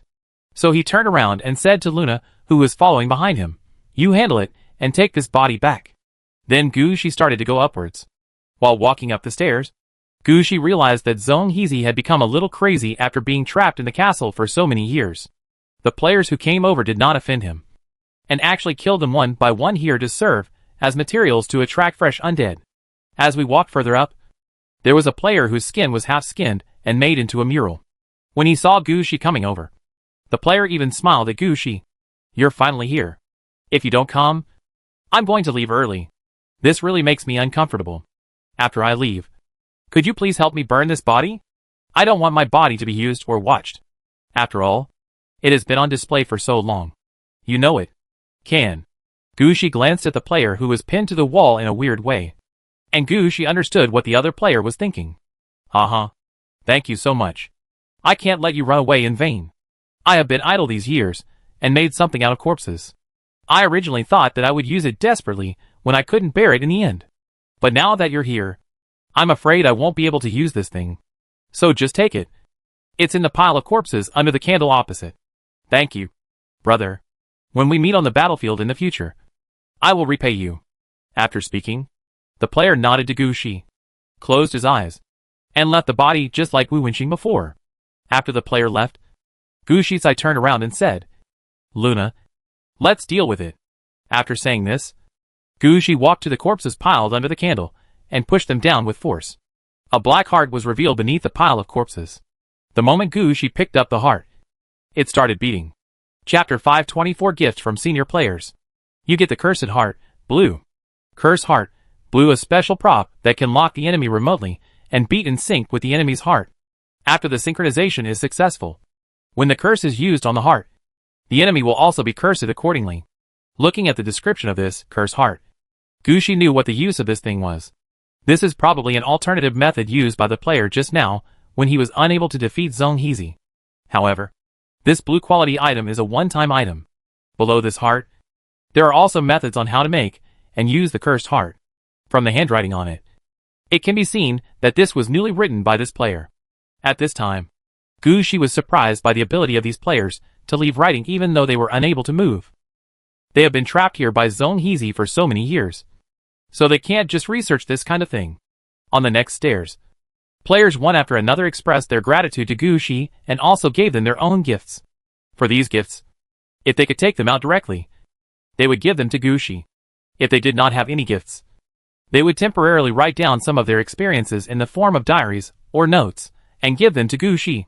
They are all players who have mastered the 3 magical skills. In terms of the 3 divine skills, he can be regarded as Gushi's senior.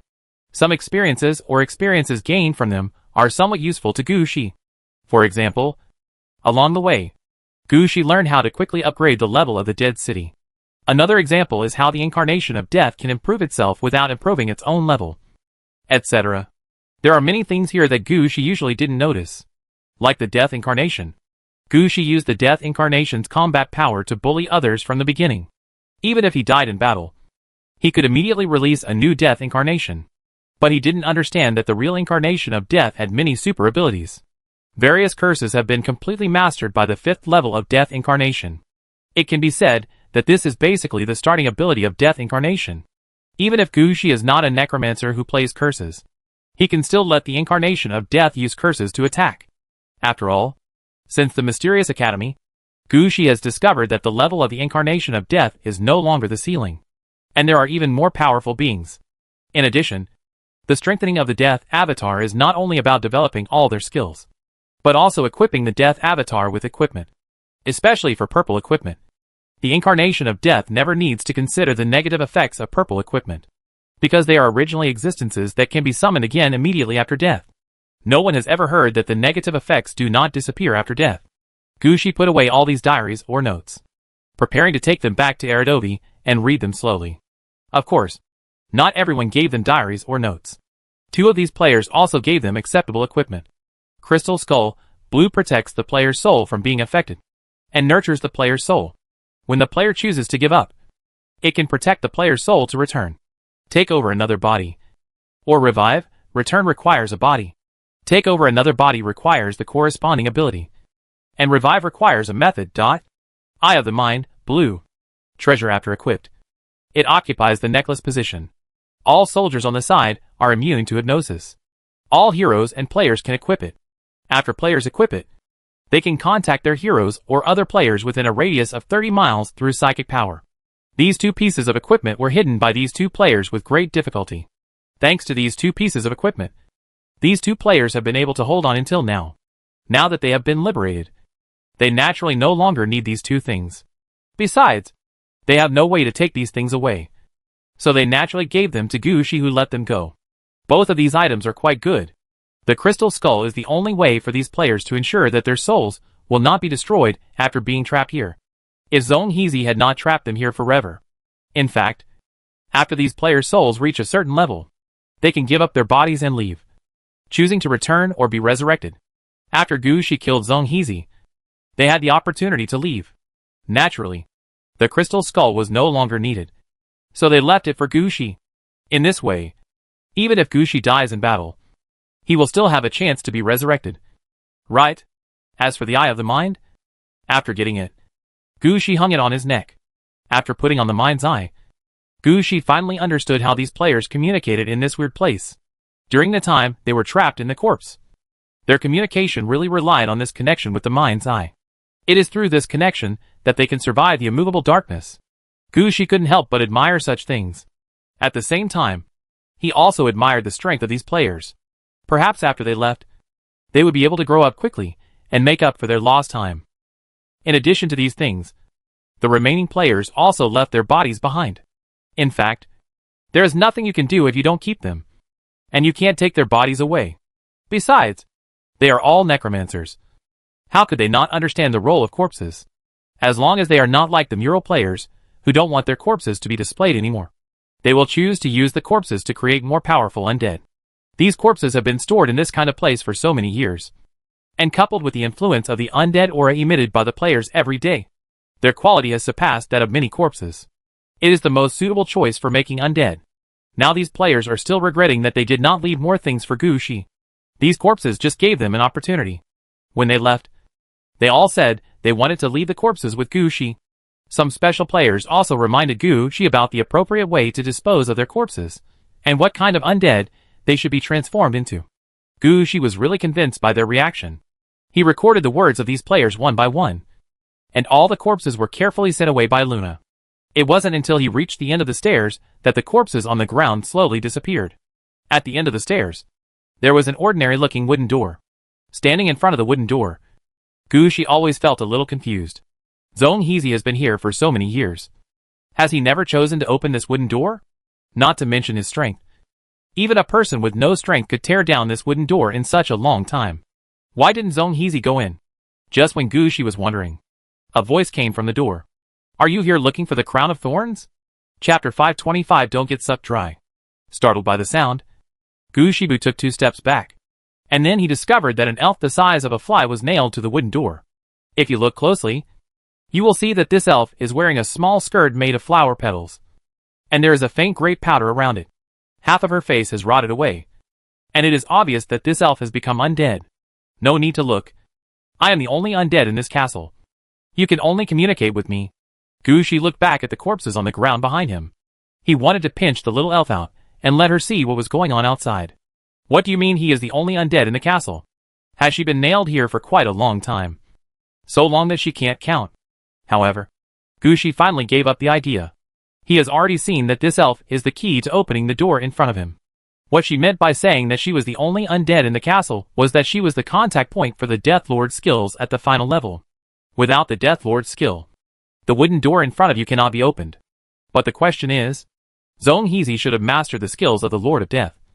So why didn't he open this wooden door? Seeing that Gushi kept looking back, the elf was a little annoyed.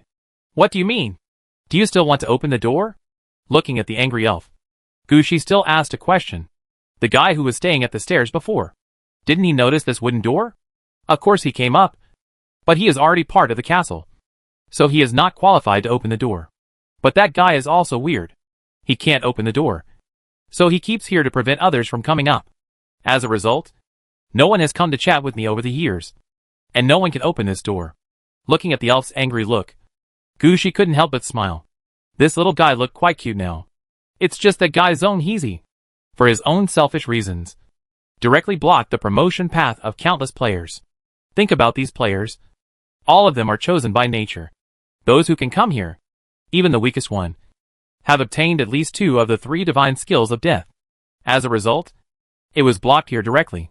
Zone Heezy's death was not unjust. If he hadn't died this time, he would have been hunted down by many powerful necromancers after he left. And in the end, not even his soul would be left behind. Gushi can't care about this now. At this time he asked again, "Is the golden crown of thorns I'm looking for inside?" "I don't know if it's the golden crown of thorns, but it must be what you're looking for. Go in." Maybe because it dragged on for too long, and Gushi kept asking questions, the elf became somewhat impatient. She didn't even pay attention to Gushi's question and opened the wooden door directly. As the wooden door opened, Gushi felt a strong suction coming from inside. Gushi didn't notice for a moment and was sucked into the room. Entering the room, Gushi lay down on the ground. There was a thick cashmere carpet on the ground. The temperature in the room was a bit high. Gushi looked around and found that there was a blazing flame in the fireplace. The high temperature in the room came from here. Standing up from the ground, Gushi noticed that the room in front of him was a princess's bedroom, because the room is located at the top of the tower. It is not very big, only about 10 square meters. In addition to a bed and a fireplace, there is only a spinning wheel in the room that does not match the style of the room. The bed was full of princess style. The walnut princess bed was covered with a pink quilt, and the white lace mosquito net hung to the ground. But that's not what Gushi noticed. Instead, a black-haired and white-skinned woman was sleeping on the bed. The quilt covering the woman could not hide her figure, but the exposed hands and shoulders showed that she wasn't wearing any pajamas. Looking from a distance, the girl was quite pretty, even though she had slept for who knows how long. Her skin was still pink and tender. However, the temperament of this girl in front of him was a little weird. She looked like a young girl, but gave people the feeling of a young woman. Gushi couldn't help but think of several fairy tales, which seemed to contain such stories. When Gushi was about to step forward to see if the woman was wearing a golden crown of thorns on her head, the woman suddenly opened her eyes. "Hello. I'm here to look for the golden crown of thorns. You don't need to say anything. I know that I am the golden crown of thorns you are looking for." The woman did not sit up, but fell on the bed as before. Speaking calmly, Gushi didn't notice that when the woman spoke, a faint pink mist had risen in the room. "You?" "Yes, I do. I also know what you want, and I just need you. I can give you what you want, and you want to help me." Hearing this, Gushi felt it was somewhat harsh. "Don't you think what you said is a bit direct?" The woman was also a little helpless at Gushi's words. "I didn't want to at first. According to the normal procedure, you should come up and kiss me to wake me up, and then we would have a wedding in this castle. Live a happy life afterwards. When you wake up from the dream, you can get the power you want, and I can also get the supplement of magic power. But now there is no time, and I don't know why no one has come for a long time. And I feel that there is an evil force in the sky staring at my castle. If it drags on any longer, my castle will be dug up as a toy. I'm in a hurry now." After saying that, the woman closed her eyes, waved to Gushi and said, "Come on. Hurry up." Gushi was quite speechless. What did this mean? He was a gentleman. How could he do such a thing? But just when Gushi stood up and was about to leave, he suddenly thought that he had come here. The golden crown of thorns was in front of him, and his promotion mission was right in front of him. How could he run away like this? So Gushi said calmly, "I am a gentleman. I am here to complete the mission." Before he finished speaking, the pink mist behind him had condensed into bubbles, and Gushi was pushed to the bed. Then the quilt on the bed was lifted, allowing Gushi to confirm his previous guess. At the same time, he also understood one thing: why this thing was called the golden crown of thorns. What a resemblance! Golden thorns abound. Before Gushi could catch his breath, a huge force came from behind him and pushed him forward. At the same time, a voice came from his ear. Maybe it took a long time, and the magic power consumed was quite a lot. Be careful not to get sucked dry. Chapter 526, Job Success and Talent Selection. When Gushi woke up from his dream, he found that he was back outside the thorny forest. His city gates and troops were also sent out. If it weren't for the thorns in the woods and the castle behind the woods, Gushi would have felt that everything was just like a dream, as if it had never happened. Gushi rolled over and got up from the ground. He pressed his waist. He didn't feel the same back pain as before. This situation made Gushi stunned. Didn't he agree to suck it dry? Why does it look different? It seemed that he remembered that when he was finally conscious, he was about to be sucked dry. The woman pricked his thumb with the spinning needle of the spinning wheel and drew a line between his eyebrows. Then he remembered nothing. With a confused look on his face, Gushi lowered his head and checked a large number of unread messages. The message at the top clearly told Gushi that he had successfully advanced. Please note that your physical strength has dropped to the edge of danger. You are stained with the blood of the Golden Crown of Thorns. You have completed the career promotion task, Golden Crown of Thorns. Task description: please find and wear the Golden Crown of Thorns. Task requirement: please find the legendary Golden Crown of Thorns in the world of Studstrup and wear it on your head. Completed. Mission successful. Promoted to Hidden Professional Death Witch Lord. Note: additional rewards will be given if the completion level is 320%. You have been promoted to the Hidden Professional Death Witch Lord. You will choose one of the following 3 talents as your main talent. You have no choice yet. Choose to archive it. Your body has been damaged, and your physical strength is being consumed a lot. You need a way to replenish your physical strength. Could you please help with talent selection? Discover an alternative method. And the Mystery Academy rewards the clone. Autonomous clone selection. Fitness technique selection completed. The fitness clone is formed. And the physical strength is replenished. Looking at the series of messages that popped up, Gushi finally understood what was going on. So the real crown of thorns was the spinning wheel. And he was fooled? Thinking about the feeling that he was about to be sucked dry, Gushi shook his head. Forget it. Fortunately, this time, the clone he got as the head of the Mysterious Academy saved his life. Without a new clone, he probably wouldn't have been able to survive such a strong suction. But like now, he can still run and jump naturally, not caring about the exhaustion. If I fight in again, I might as well forget it. Gushi shook his head, put down everything in his heart, and shouted decisively, "Clone!" As soon as Gushi finished speaking, a figure separated from Gushi's body and stood opposite Gushi.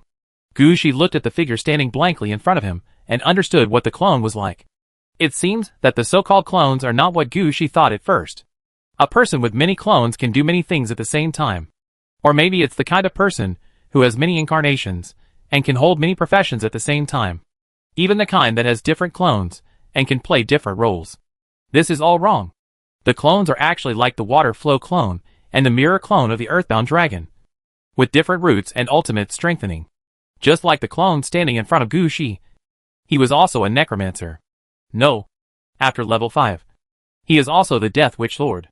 It's just that he has strengthened his physical strength, and may even specialize in physical strength in the future. He usually keeps it in Gushi's body, and his specialization in physical strength is unremarkable. When needed, Gushi can switch clones, and use specialized clones to handle things that originally seemed impossible. Just like in the previous battle, Gushi was about to be sucked dry. But with the blessing of the clone, it was not Gushi who was sucked dry. Understanding this, Gushi took a step forward, and the clone returned to his body. Then Gushi had a thought, and switched to the fitness clone state. He felt that his muscles were rapidly expanding. His arms, which were originally so thin that only bones were left, were now as thick as a normal human thigh. His strength has also been significantly enhanced. If he is asked to throw something now, it will definitely be farther than before. Mysterious Clone, Fitness Technique. A power reward from the Mysterious Academy. A clone based on the fitness technique. The clone can be divided into attachment state, switching state, and consumption state. Attachment status. The clone is attached to the main body. The main body masters the fitness technique level 1. Increases strength by 2 points. Increases physical fitness by 2 points.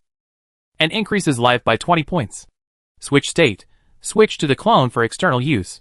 The clone masters the fitness technique level 3. Increases strength by 12 points. Constitution by 12 points. And life by 320 points. Consumption state. Give up control of the clone. Use the clone as a consumable or turn the clone into a subordinate. The clone fitness skill is upgraded to level 5. The strength is increased to 24 points. The constitution is increased to 24 points. The vitality is increased by 640 points. And obtain the full level of combat power of the main body.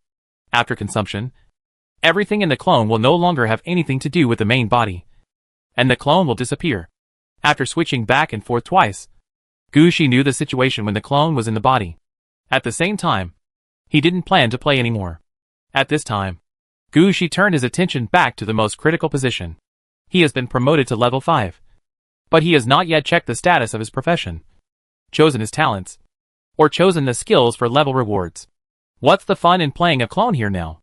Putting the clone away, Gushi immediately looked back at the system prompts. Gushi discovered that talents are given by profession, and skills are given after level up.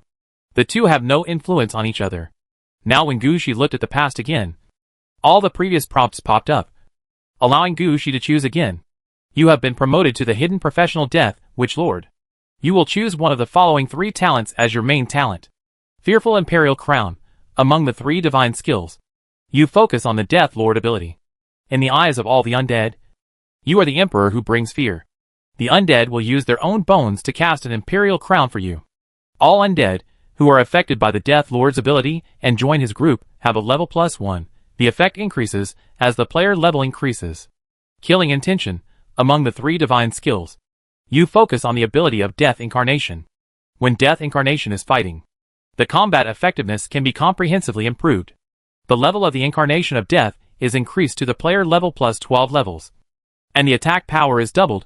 The effect increases as the player level increases. Double Death.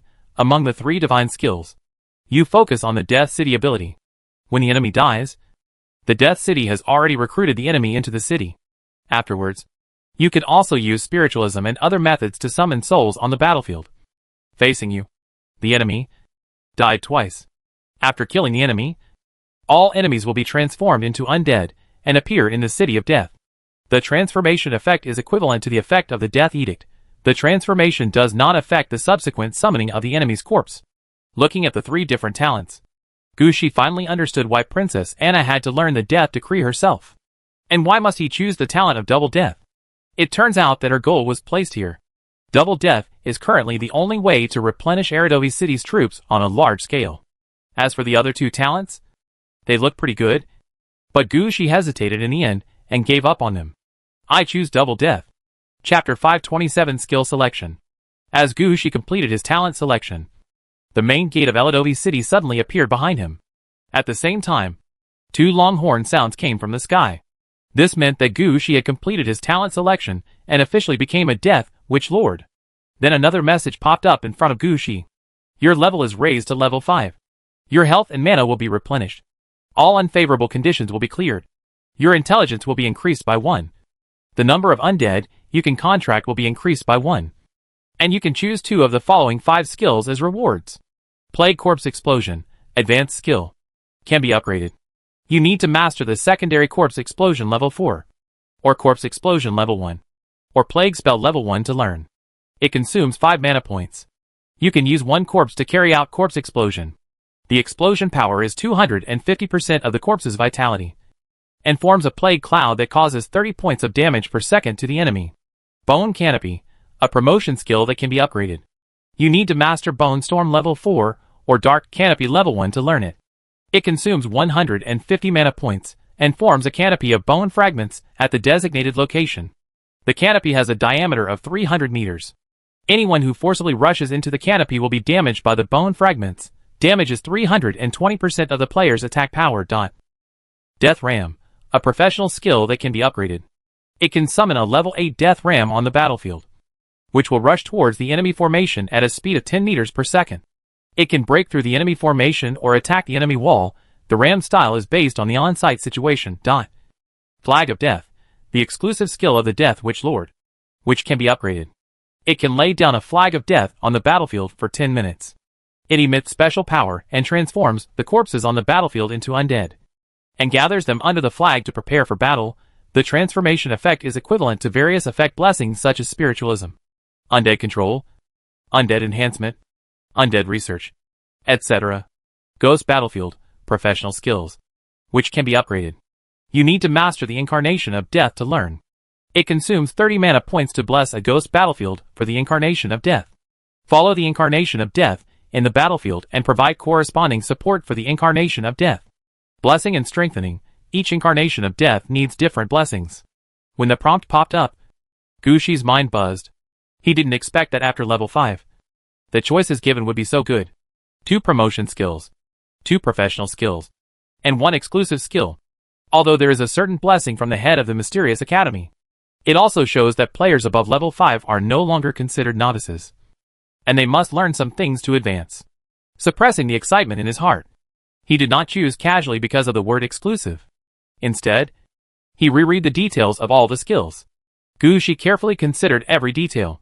Considering his current situation, Gushi temporarily gave up his exclusive skills and chose the 2 skills of Bone Canopy and Ghost Field Battlefield. The reason why he gave up the Death Flag skill was not because Gushi believed that he could master this skill again later. It's because the function of the Death Banner is just a simplified means of summoning spirits. By putting down the Death Flag on the battlefield, one can summon souls on the battlefield within 10 minutes. But the effect is comparable to Gushi's own summoning of souls. Then, there is no need for Gushi to put one of his skills on this. On the contrary, the 2 items Gushi chose were one of the advanced skills of Bone Storm, which transformed Bone Storm from an offensive spell into an offensive and defensive one.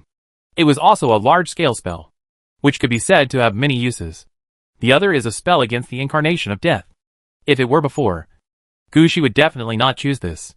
But because Gushi got some magic weapons from the last battle against Zong Heezy, Gushi now has 2 Incarnations of Death. This actually becomes Gushi's best option at the moment. 2 different Incarnations of Death can use such a ghost battlefield, and can even be gradually strengthened in the battlefield. This alone was enough to attract Gushi. After making his choice, Gushi only felt a white light descending from the sky, and then his level stabilized at level 5. At the same time, the experience that had been stored due to overflow of experience kept rising. In the blink of an eye, Gushi's experience reached the upgrade standard, 86,557 points. It takes 25,000 experience points to upgrade from level 5 to level 6. Starting from this step, it means that the player's growth rate will slow down. But no one would have thought that Gushi would stay at level 5 for so long and go through so many battles. The amount of experience saved is ridiculous. Gushi felt that if he wanted to, it wouldn't be a problem to rush straight to level 7 in one go. However, Gushi has no intention of upgrading immediately. Gushi was very clear about the current situation. He came here to complete his promotion. But there was still one unfinished task at hand. The evil temple that fell from the sky is still there. Keeping experience and waiting to upgrade when you are seriously injured or in danger is the best choice. Upgrading now would be a bit of a waste. You must know that as the level increases, and the number of undead men join the battle, Gushi will have fewer and fewer ways to gain experience. Unless Gushi challenges the enemy at a higher level like before, it will be difficult to maintain so much experience. In order to ensure their own safety, most players will leave experience that can be upgraded to 1 level and use it at the most dangerous or critical moment. Otherwise, when someone really needs to level up to do something, or needs a lot of experience, and finds that there are no monsters around that can provide experience, the situation will be embarrassing. Gushi took a look at his current level. Level 6 is definitely enough. Level 7 is a bit uncertain, but 80% is enough. The danger is not too great now. Gushi plans to use the evil temple to test his level 5 level. If it doesn't work, there will be a guarantee after upgrading to level 6. If the evil temple passes easily, then he will be promoted to level 6 when he leaves this world, leaving behind the experience of reaching level 7. If the evil temple is too strong, then there is nothing you can do. You may have to increase the strength directly and rush to level 7 to fight tooth and nail. So in the current situation, everything depends on the evil temple. I don't know what is happening with the companions who were summoned together. Have you defeated the followers of the evil god? Gushi just took a look at the time, before and after he entered the castle, plus the time he spent sleeping. About a day and a half had passed, and it would be the 3rd day soon. We don't know what the situation of the evil temple is now. If the evil temple is put down, they will be out of luck, and half of their harvest will be taken back. Then Gushi's mending the demon would be in vain this time.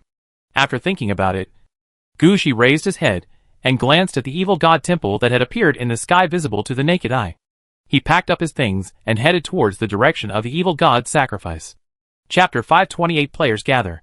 The place where the followers of the evil god made sacrifices was located between the Alpine Castle and the White Castle, forming an equilateral triangle with them. They chose this location not only because it was relatively close to the two castles, but also because it was large enough. At the same time, the evil god believers also wanted to use the evil god temple as their third castle. However, because there are no defensive buildings here, under the attack of the players and strong men summoned by the 7 major forces, the followers of the evil god here were not blocked at all, and were directly charged. At the same time, 2 cities belonging to the followers of the evil god, Alpine Castle and White Castle, were also captured yesterday. But even so, the evil temple falling in the sky had no intention of stopping. Obviously, preventing the evil god's temple from falling cannot be achieved by killing the evil god's believers. When Gu Shi followed the map and came here, he noticed that it had turned into a chaotic military camp. A large number of tents were pitched directly on the ground, and 3 troops with obviously different origins were moving in and out of the camp. From what Gu Shi could see, the main directions among these 3 troops were humans, mages, and elves. When Gu Shi approached, some creatures immediately flew up in the camp. Gu Shi took a closer look and found that flying in the sky were griffins and dwarf cavalry, Pegasus and elf cavalry, and a magician troop standing on a flying carpet. After they flew up, they formed a battle formation in the air and immediately locked onto Gu Shi's position. It can be seen that the players behind them are already quite strong, and a complete legion has been formed under them. They have also developed a flying unit specifically for them. These flying units have the functions of scouting, airstrikes, and raids. The most important thing is that the controllers of these flying arms are human beings, and these soldiers can obviously judge some corresponding situations. Unlike the gargoyles under Gu Shi, there is no way to communicate without learning their unique language. Knowing that his gargoyle could not communicate with them, Gu Shi could only raise his own flag and stopped approaching. When the flying troops saw Gu Shi stopped, they knew what was going on. So they sent a soldier from each to go back and report. After a while, a player wearing half armor came out of the camp. He is a Westerner with long golden hair like flowing clouds and a pair of eyes as red as flames. There was a thick beard on his face, giving him a bohemian air. When he appeared, he was only wearing half armor, and his shining silver armor was eye-catching in the sunlight. There are a large number of wild boar patterns carved on the surface of the armor, showing that his hometown is a city with wild boar as its totem. His image is full of strength and wild beauty, while also revealing an uninhibited and wild atmosphere. His eyes were full of determination and decisiveness, as if no matter what difficulties he encountered, his faith and determination could not be shaken. After walking out, he said loudly, "Is it the player or the leader?" "Player. Lord of the Dead Witch. Breath of the Undead. Gu Shi." Gu Shi immediately reported his name. The player was stunned for a moment, and then reported his name, "Player. Charge Knight. Victory of the Tiger. Alexander." As he spoke, he walked up to Gu Shi and extended his hand to Gu Shi. Gu Shi shook hands with him, and then asked, "Which family summoned you? And why did you come so late?" "Shadow Crown. I have other tasks to do, so I'll go deal with them first." "What's the situation here now?" While talking, the other 2 players in the camp also came out. One of these 2 players is a male elf. His body is tall and thin, like a tall pine tree. The golden hair flowed like a waterfall, mixed with fragments of grass blades, as if they were growing in his hair. He was wearing clothes carefully sewn from deerskin. When walking around, shadows of deer would appear around him from time to time. It was obvious that they were purple equipment and a symbol of his identity. In his hand, he held a strange long staff with a bunch of crystal grapes hanging on the top, which was undoubtedly his unique symbol. The other was a witch in a red robe. Her hair was down, and the tips were damp and reddish, as if she had just been through something. She does not hold a staff like other magic systems, but has a dagger hanging on her waist. When she saw Gu Shi, her eyes lit up, and she rushed to Gu Shi immediately. "Brother, you are here. Looking at you. The mage practices fitness skills, right?" Gu Shigang wanted to say something. "Where did I practice my fitness skills?" But thinking about the fitness clone, he could only acquiesce. "I knew there would be someone like you. A wizard who practices fitness. This is truly a genius choice. Do you want to come to my tent so I can try out the effects of a wizard practicing fitness?" Gu Shi was speechless. What was going on? Now they still had time to play these things. "Donna, please stop joking and don't scare people away." Alexander also noticed Gu Shi's eyes, and quickly stepped forward to stop him. After hearing what Alexander said, the witch named Donna retreated. But she was still muttering. There's obviously a smell on her body. So she must be the same kind. What's wrong with playing with her for a while? At this time, Alexander began to introduce these two players to Gu Shi. The elf player's name is Su Chun. Needless to say, his level is over level 15. And he is considered the strongest among the three players. However, he usually doesn't pay much attention to things. So Alexander is the main one who calls the shots in this camp. The witch player is called Li Dangna. She has just reached level 10 and her situation is a little unstable.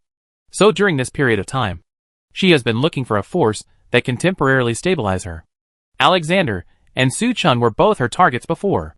But after trying it, Li Dangna directly said that Su Chun was a wooden man and Alexander was like a wild boar. It was really boring. It would be better to play with her own men in the camp than with them. That's why she was so excited when she saw Gu Shi. But Gu Shi looked confused. Is it really okay for you to just say this directly in front of others? When looking at Li Dangna, Gu Shi found that the person involved didn't seem to care. Su Chun even felt like he was watching a show. Regarding this situation, Gu Shi couldn't help but shook his head. Who are these people? Let's change the topic. A few of you came here in advance. What about the sacrifices of the evil god's followers? Has it been solved? Why is the evil god's temple in the sky still falling? Chapter 529. What are you waiting for? Just go in. Hearing Gu Shi's question, Alexander could only smile bitterly and turn to look at Li Dangna. You guys are really useless. Let me tell you this. I was the first to fight here. However, you also know that mages like us don't have any close combat capabilities.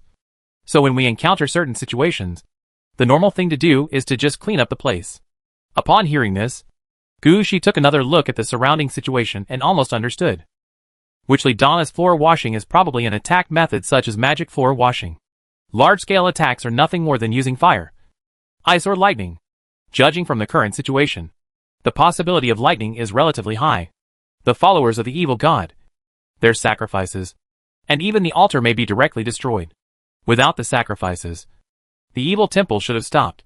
But the problem is, I don't know what went wrong with Li Dangna. The sacrifice of the evil god was terminated. But the landing of the evil temple did not stop. When Alexander and his men arrived here, there was no way to stop them.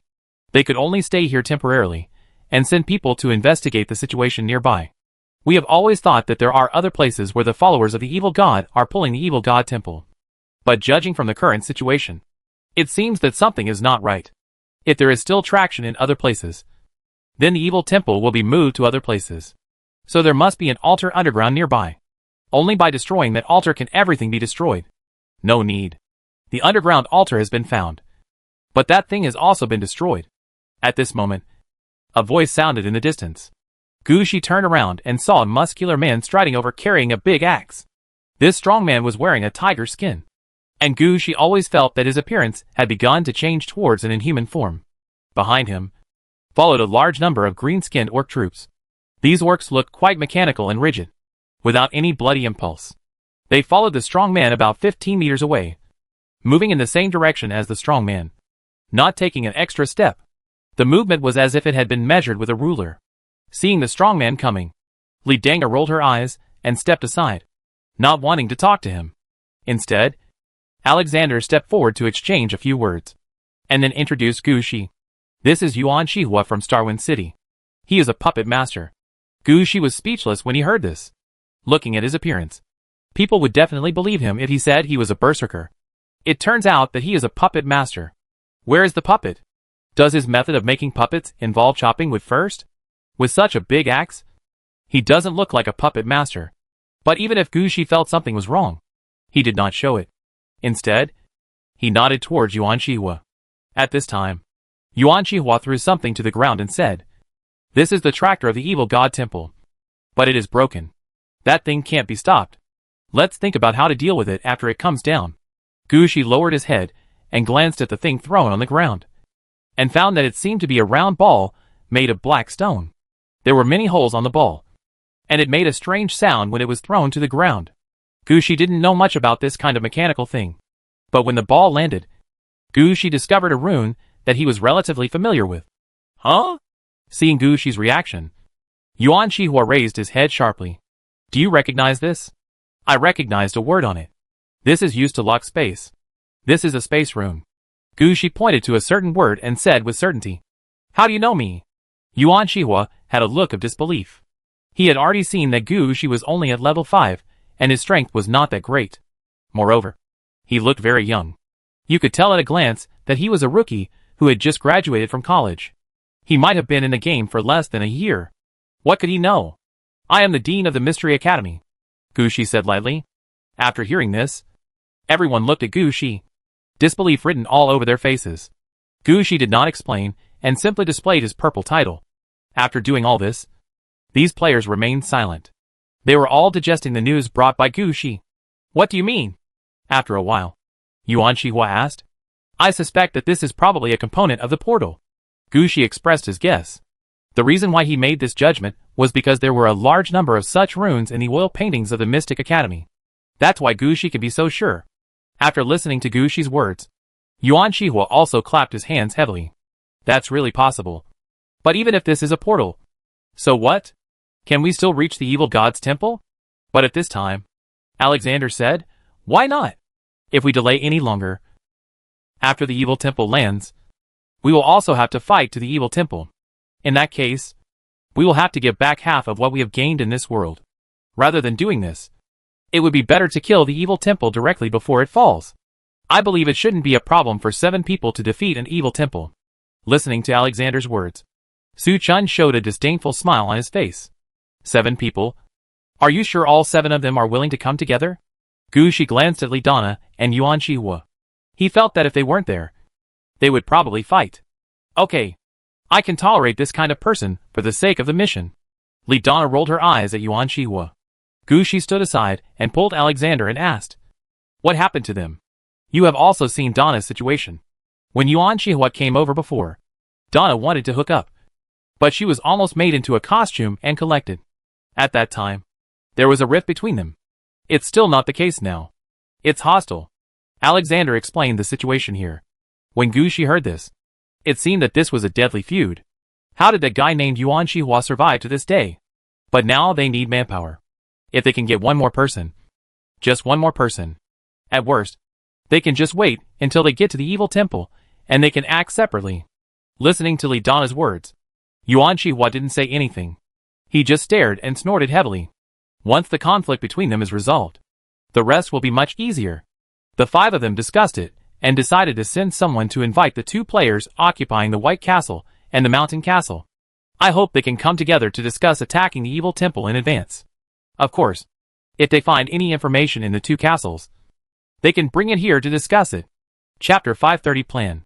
Compared to Li Dana and Yuan Shihua, who are conflicting with each other, the remaining 2 players are not difficult to communicate with. When they knew that this matter was related to the main mission, they all rushed over. Gu Shi met Fan Kong, whom he had met before, and a priest who was dressed up to be blind. This pastor was a helper invited by the wings of Holy Light Cathedral. His name was Ai Qingxing. Even though he is a priest, he actually takes the root of a human knight. Speaking of which, he and Alexander were actually on the same team. After all the players gathered together, they tacitly agreed not to communicate about their gains in this world. Everyone knows that these gains are their own, and only the evil temple is the trouble for the 7 of them. Seeing everyone gathered together, Yuan Shihua said directly, brothers, it's not my idea to call you here. It's the opinion of the head of the Mysterious Academy. His idea was to hit the evil temple directly before it fell. Anyway, now that the sacrifices of the evil god's believers have been destroyed by us, and the evil god's temple is still falling, we have to attack it no matter what. So there is actually no difference between attacking now and attacking later. When Yuan Shihua opened his mouth, Gu Shi understood that people like him were really lucky if they didn't die. This is to directly put people on the fire, and then add to the fire along the way. But Gu Shi is not afraid of trouble. He has already grabbed the position of department head of the Mysterious Academy. So the small fire in front of him is nothing. He stood up immediately, nodded in Fan Kang's direction, and then spoke directly. In order to get the best reward, we definitely cannot let the evil temple come to fruition. But now we have no other way to go. The altar has been destroyed. The sacrifices have stopped. And the followers of the evil god have been killed. Everything we can do has been done. Now that the evil temple is still falling, we have no other chance. If we fight now, our strength will be intact. If we fight again after the evil temple falls, our strength may be reduced partially. The most important thing is that if we wait until the evil temple falls and fight again, our rewards will not be calculated like this. For players, the most important thing is actually the word reward. Everyone understands that beating them now is considered to have completed the main mission. If they wait for the evil temple to fall, their main mission will be considered a failure. The difference in rewards here is quite large. Fight, Ai Qisheng said decisively, with black cloth tied around his eyes. He was actually the most explosive among the players. He didn't say much after he sat down, but it could be seen from his actions that he didn't like to wait, but liked to take the initiative. Gu Shi thought about it, and felt that this was actually very reasonable. Fong Kong was probably summoned from the astrological station, and he was probably the first to come to this world. So he had the opportunity to pick and choose the castle he wanted to attack.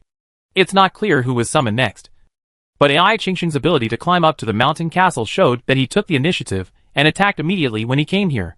On the other hand, Li Dana was able to reach the position where the followers of the evil god were offering sacrifices. Gu Shi was not sure how much of this opportunity was obtained. Even when Li Dana said that the sacrifice site was leveled with magic, Gu Shi felt that there were many doubts in it. I'm afraid that Li Dana got something at the sacrifice site, and she made such a decision in order to avoid being discovered. It's no wonder that Li Dana was so excited when Gu Shi proposed to fight out. If the evil temple really fell, what she got would probably be taken back. Gu Shi didn't want to care about who was right or wrong here. Anyway, Gu Shi had only one goal this time, which was to destroy the evil god temple. As for what others get, if he doesn't see it, it doesn't belong to him. And he's not greedy. The same is true for other players. Everyone has their own gains. And some players have even received benefits. They don't want the evil temple to fall and affect their gains. Therefore, the opinions raised by Gu Shi were exactly what they wanted to say. Regarding this point, they didn't say much. In just a few words, Gu Shi and the others settled everything. But how to enter the evil temple next has become a very serious problem. It's definitely impossible to fly up. Then the only way to go is to teleport. Gu Shi was certain that the ball on the ground was removed from the portal.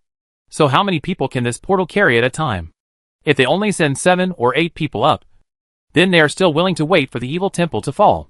After all, if only a few of them go up, that's not called fighting. That's called dying. Then the eyes of several players fell on Yuan Shihua. Where did you find it? This thing has been buried underground not far away. If I hadn't been lucky, no one would have discovered it. Yuan Shihua boasted about his abilities. But Li Dana immediately added, You are just digging there with your puppet.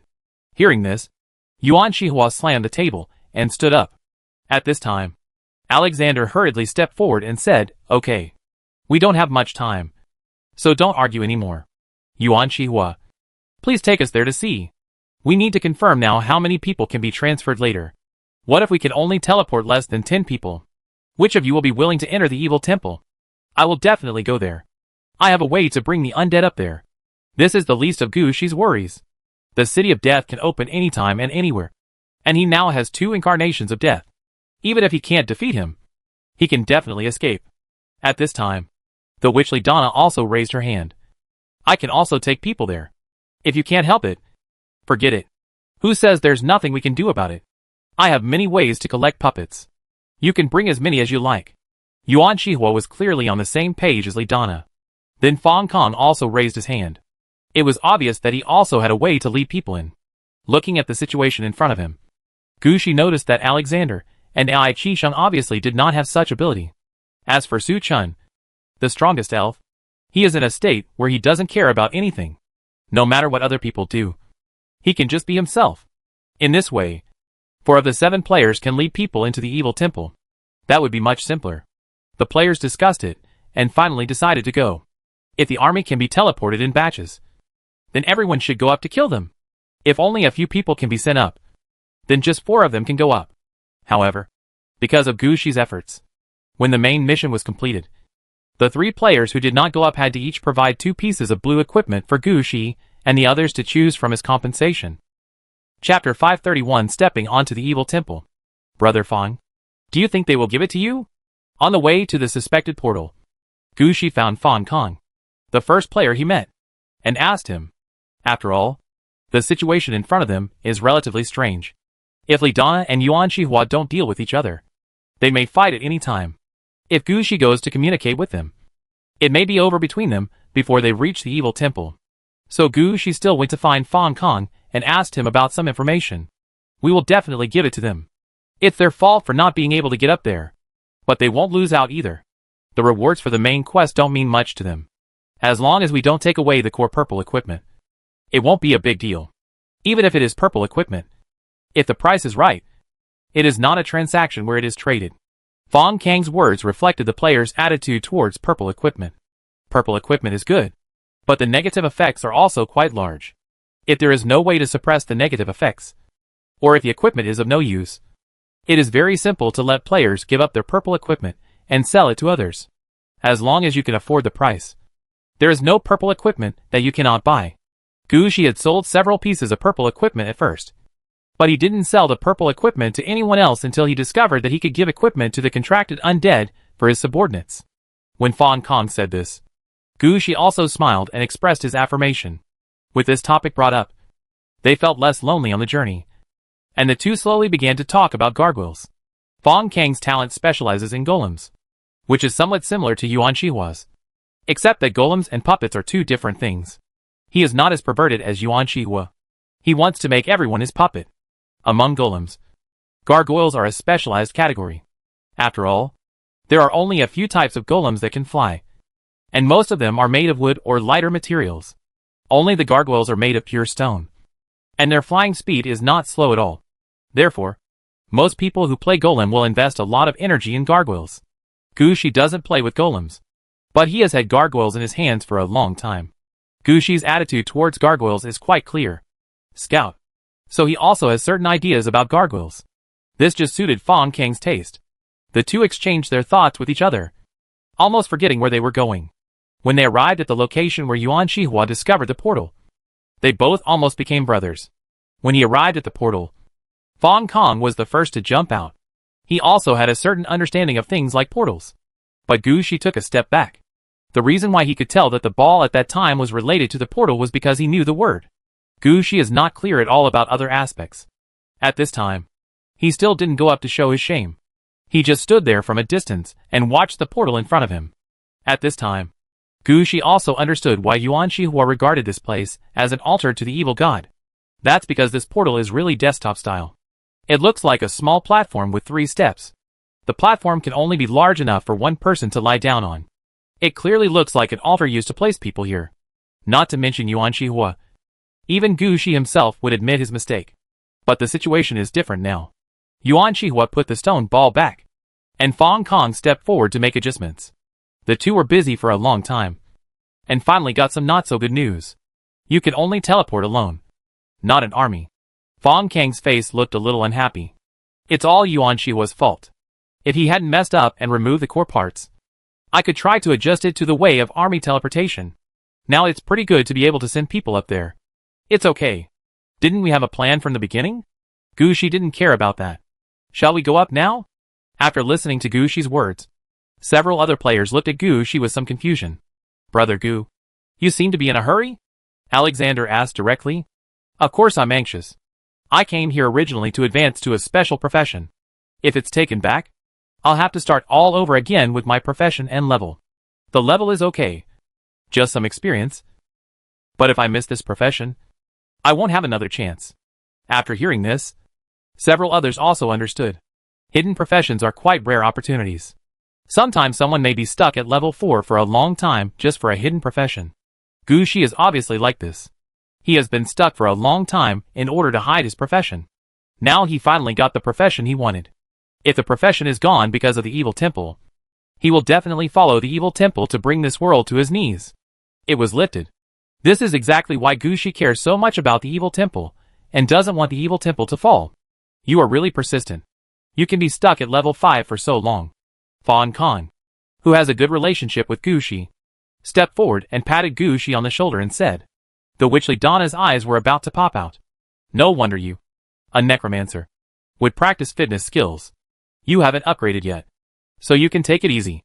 After hearing this, Gu Shi didn't know how to explain it. Finally he simply ignored it. Soon Fan Kong adjusted everything. The platform in front of you can only teleport one person at a time. Fong Kong glanced at Gu Shi and the others and said, I want to operate the teleportation array. So I'll be the last to leave. You guys will be the first to get in later? I'll go over first. On the one hand, this is my idea. I naturally want to play at home. On the other hand, no matter who of the two goes up first, the other one may not dare to go over. It's better for me to go over first and get everything under control. Gu Shi glanced at Li Donna and Yuan Shihua. Just as Gu Shi said, no matter which one of them gets there first, the rest will not get there again. Who knows if the other party will do something if no one is around? It was precisely because of understanding this that Gu Shi said that he would go there first to ensure that he could suppress the others. As for who is second or third between Li Donna and Yuan Shihua, that is for them to decide by themselves. And Gu Shi cannot control them. After being looked at by Gu Shi, Li Dana and Yuan Shihua also understood the situation. They looked at each other, snorted heavily, and finally agreed with Gu Shi's opinion. After all, they all planned to go to the evil temple to challenge themselves. And they did not give up the idea of going up. So after arranging his position, Gu Shi took the initiative to walk to the altar-like platform. Then Fong Kong nodded to Gu Shi. Are you ready? If you are, I will start teleporting. Ready! As soon as Gu Shi finished speaking, a ray of white light fell from the sky and dragged him away from the teleportation platform. Chapter 532, Respective Troops. After the white light, Gu Shi found that he was no longer at the previous platform teleportation array. At this time, Gu Shi found that he was in a huge space. Looking up, there is a thick ceiling more than 100 meters above. The blue ceiling looks like a huge rock falling from the sky, giving people an extremely oppressive feeling. Looking around, Gu Shi found that the room in front of him was thousands of acres in size. With Gu Shi's eyesight, he couldn't see what was on the wall. The only thing that was certain was that there was a door there. But Gu Shi had no idea how many doors there were, how big each door was, and where it led. But Gu Shi couldn't leave at this time. He promised Li Dana and Yuan Shihua that no one would do anything. So he naturally had to get everything done.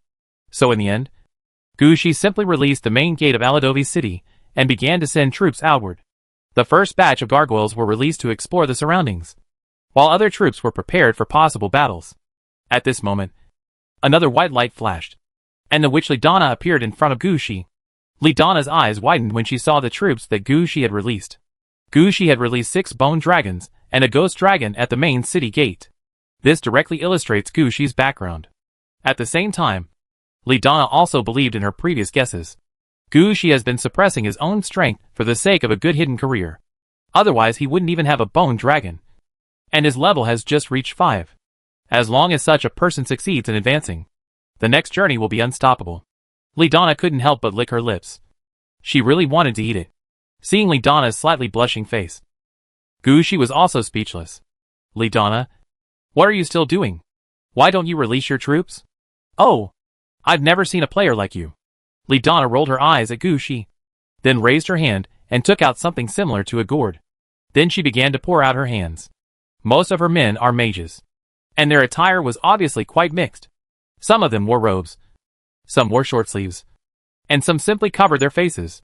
There are also various weapons in their hands, some holding long and short staffs, some holding books, and some holding crystal balls or daggers. After being poured out of the gourd, these mages didn't have any opinions. They just gathered together in 2s and 3s and communicated with themselves. Li Dana didn't care about the attitudes of these mages. In her opinion, such mages were free mages. When these mages were released, Gu Shi immediately ordered his men to keep an eye on them. Gu Shi promised Yuan Shihua before. Even if he didn't like Yuan Shihua very much, he still had to do this. Being stared at by Gu Shi's undead troops, Li Donna couldn't help but roll her eyes. Do you want to stare at me like that? If you have the guts, just look over here and I'll open it up for you to see. Gu Shi ignored it. Now was not the time to do this. Just when Li Donna wanted to get closer to Gu Shi, another white light fell, and Yuan Shihua walked out of the white light. When he saw the undead troops released by Gu Shi and glanced at the mages in groups of 3 or 3, he knew that Gu Shi had done what he promised. So he nodded to Gu Shi and began to release his troops. Unlike Li Donna, who used a gourd to equip her troops, Yuan Shihua's troops were all in his hands. When he released the troops, Gu Shi noticed that there was a ring on each knuckle of Yuan Shihua's finger. He just moved his fingers, and the green-skinned orcs, who had been made into puppets, emerged from all directions from the sky and the earth. Gushi didn't even have time to take a closer look. These orcs had already occupied a suitable position, protecting Yuan Shihua among them. Only then did Li Donna believe that Gushi was the first one to come over because he wanted to protect her. If Yuan Shihua was the first one to come up, a trap would be enough to set up at his speed. The mages under her command are relatively strong, but in close combat, the mages are useless. If they are ambushed by these orcs, Li Donna will only die. After thinking about this, Li Donna nodded to Gushi, as if to express her gratitude to him. However, Gushi was a little confused.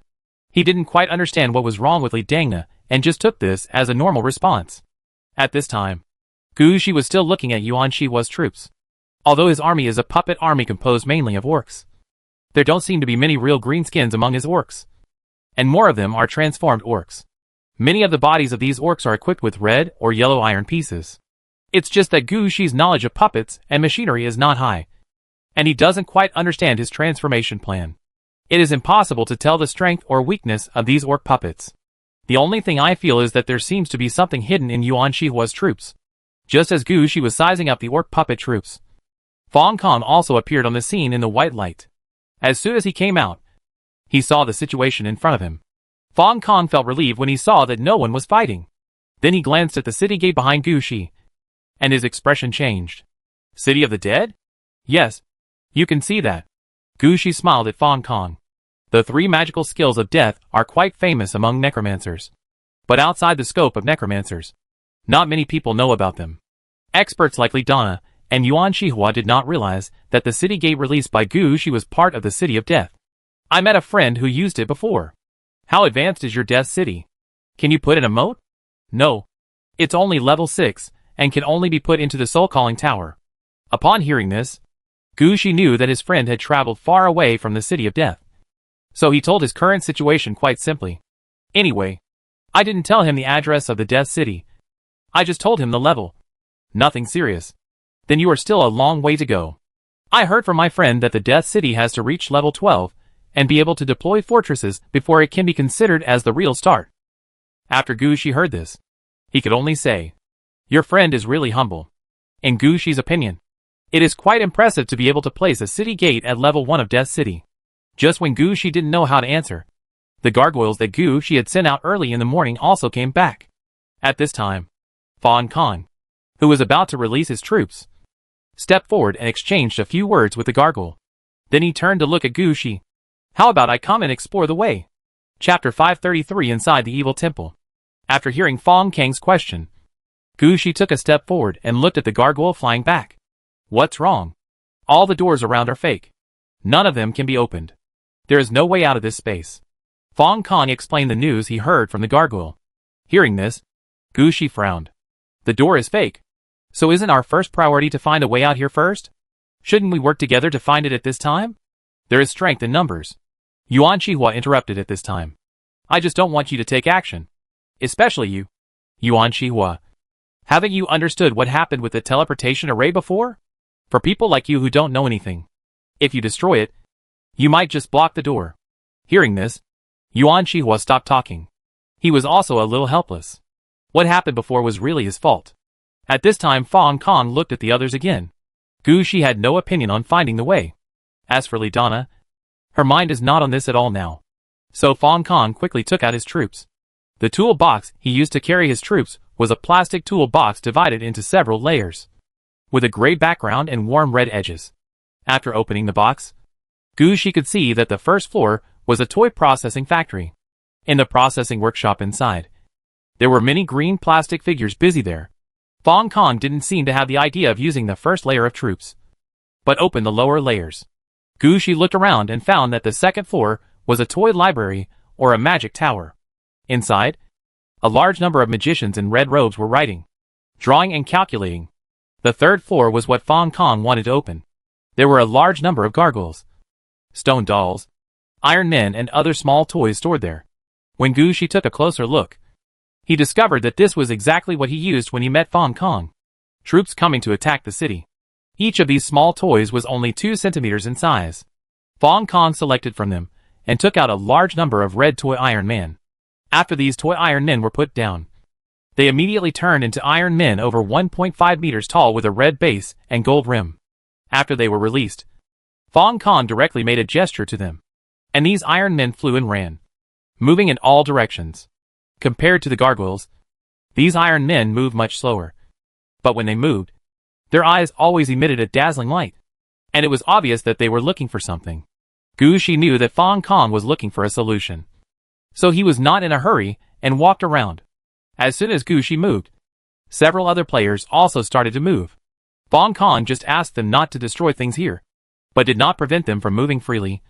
So they quickly divided into 4 parts, each occupying a position, and waiting for the results. Fong Kong also took this opportunity to release his troops bit by bit. In addition to the stone dolls and iron men that Gu Shi had seen before, there were also the green plastic toys on the first layer, 1/3 of which had been taken out. After taking them out, they turned into green-skinned dwarves less than 1 meter tall, holding a big hammer in their hands. It was obvious that they had the ability to repair various golems. As for the mages on the second level, he only took out 1/20. After these mages came out, they did not gather with Lidana's mages, but carefully inspected the status of the stone statues and iron men. It is obvious that they are the designers of this golem, and they also have the ability to adjust the golem's fighting style and enhance its combat effectiveness. After the stone dolls and iron men, Fong Kong released some copper-skinned bronze men and larger silver mechas. Gu Shi even saw the light of gold and diamonds on the floor where he stored his troops. But Fong Kong did not use these 2 troops. At most, he only released the silver mecha and did not take any more action. As for the lower 2 floors, Fong Kong did not open them, and Gu Shi did not take a closer look. But he was sure that there were more powerful golem troops below. When Fong Kong released his troops, the flying red iron man also came back. They gathered together and fell in front of the mage. The mages immediately took off the iron man's head. Each of them held a human head and studied it there, exchanging words from time to time. After a while, a mage came to Fong Kong and said a few words to Fong Kong. Hearing this, a smile appeared on Fong Kong's face. He clapped his hands and said, "Guys, we have found the road. Now let me explain. There are 4 roads here, corresponding to the 4 sides. Should we fight together or separately? Any precision?" Gu Shi had been observing Fong Kong's actions, and he found that Fong Kong was the kind of person who made decisions before taking action. The fact that he could say such a thing meant that he had seen what was going on. "I just sent my men to check and found that there are 4 doors that can be opened. But I am not sure which road behind the door is real and which road is fake. Normally, we should move forward together and try things one by one.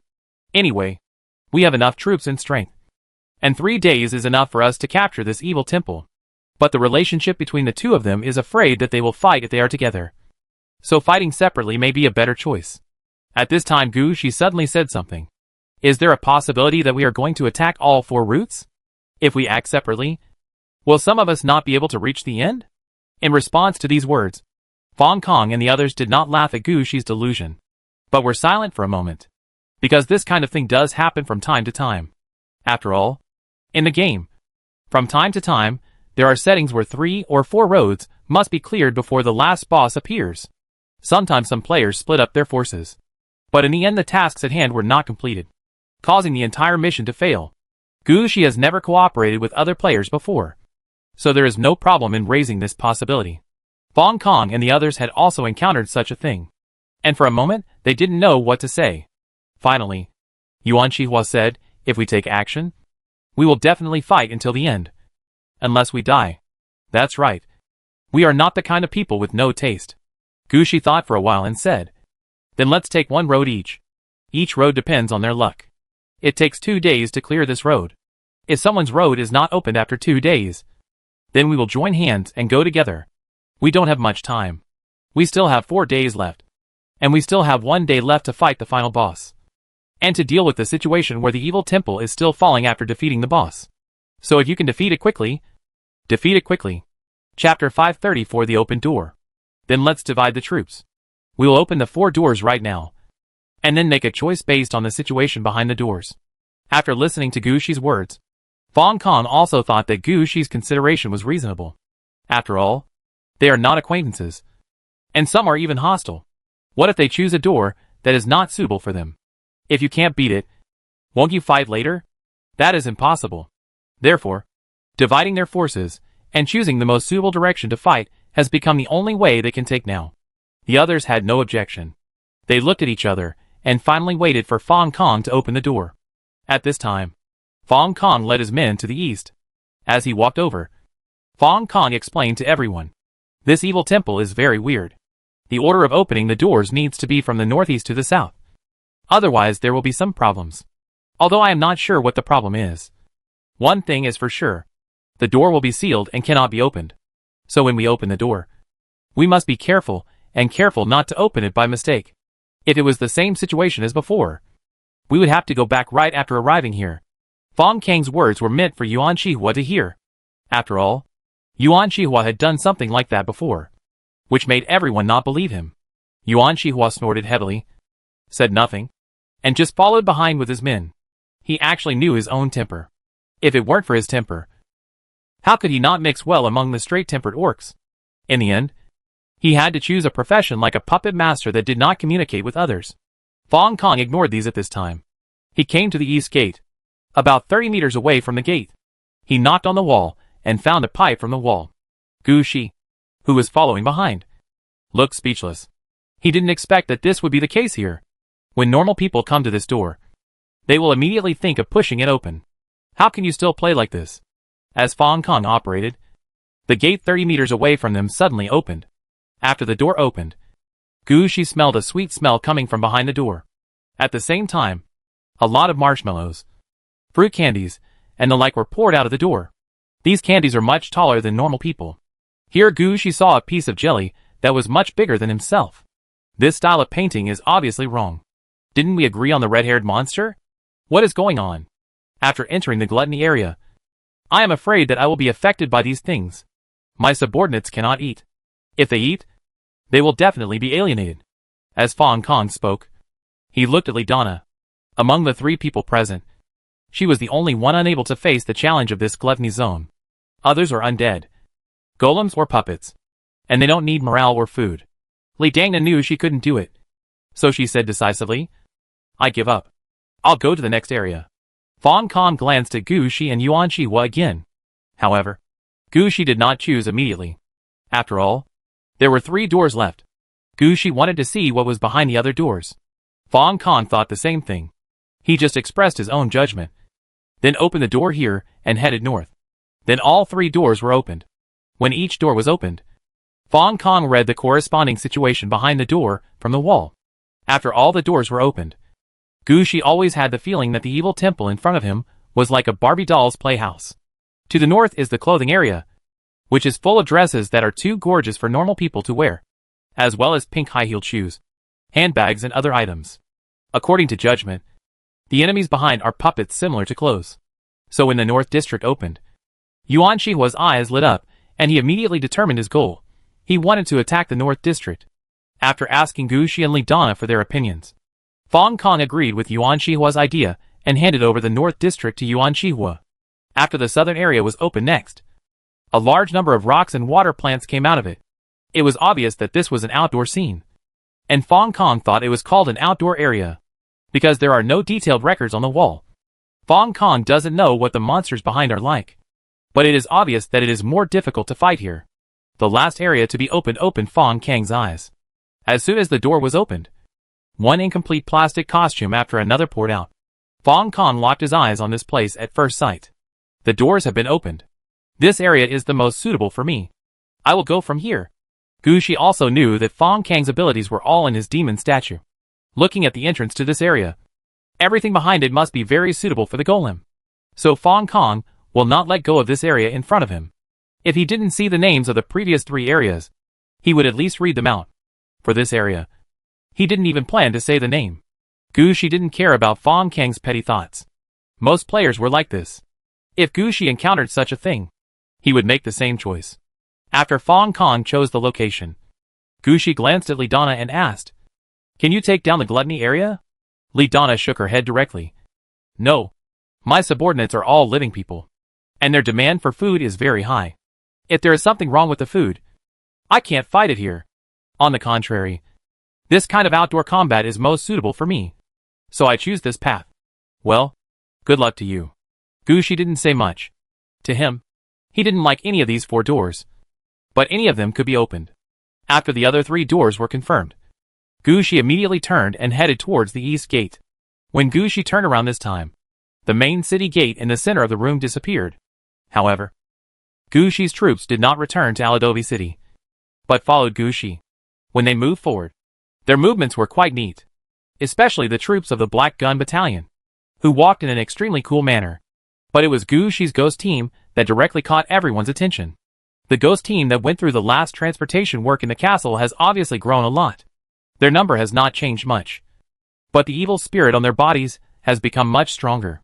When they are floating in the sky, their appearance can scare all the monsters to death. Gushi led them to the east door and kicked away the candies that rolled on the floor of the room in front of him. Then he led his men and entered the east door. The moment he stepped in, Gushi felt the color around him change, and he and his troops were sent to another location. Chapter 535, Transforming Evil Spirits. After the surrounding environment stabilized, Gushi could see the situation clearly. There turned out to be a huge pipe-like passageway. A large amount of huge food was sliding down from the top of the pipe, and then sliding down the pipe. Looking back, Gushi stretched out his hand and released the garrison gate, blocking the gate that was about to close, leaving an escape route for himself. Then Gushi released an army and rushed towards the food. The troops released by Gushi were the bone locusts that he had already considered when he came here. The weakest insect swarm under Gushi mainly devours everything. Gushi in front of him was a little unsure about what was wrong with the food. At the same time, he didn't know what the enemy looked like. He was not sure whether the enemy would change if the food was not cleaned. Therefore, he would immediately select a large number of white bone locusts and let them try the properties of these foods. If that doesn't work, Gushi also has the dead-eye musicians, and the rotten rats they summon can also eat a lot of food. It can be said that this level actually has little impact on Gushi. After the white bone locusts were released, Gushi did not rush in, but began to release his troops. The situation this time was different from the situation when Gushi advanced to the next level. There were too many uncertainties, and Gushi did not dare to invest all his main troops in one go. He only released Robbie's bone-cutting battalion, plus part of the skeleton and zombie squads, and used them to protect himself. As for the more powerful troop uniforms, Gushi asked them to place them at the Steel City Gate and the main city gate respectively. Wait and release it when needed. While Gushi was preparing his troops, the bone locusts had already pounced on the food. Just as Gushi thought, these locusts can eat anything and are willing to eat anything, although they don't like sweets. They were bitten off the food in front of them. But soon the bodies of those white bone locusts that had eaten the food began to shake in place, which was clearly affected by the food. Robbie, get ready to fight. As Gushi spoke, he stared at the situation of these white bone locusts. When he gave the order, the bodies of all the white bone locusts sent out to eat exploded, and a large amount of red hair came out of the white bone locusts' bodies. These white bone locusts turned into red-haired locusts. It seems the food is poisonous. Gushi could see what was going on here at a glance, and a new batch of white bone locusts rushed out. Their target was the red-haired locusts that had just changed, because when they mutated, these red-haired locusts withdrew from Gushi's team.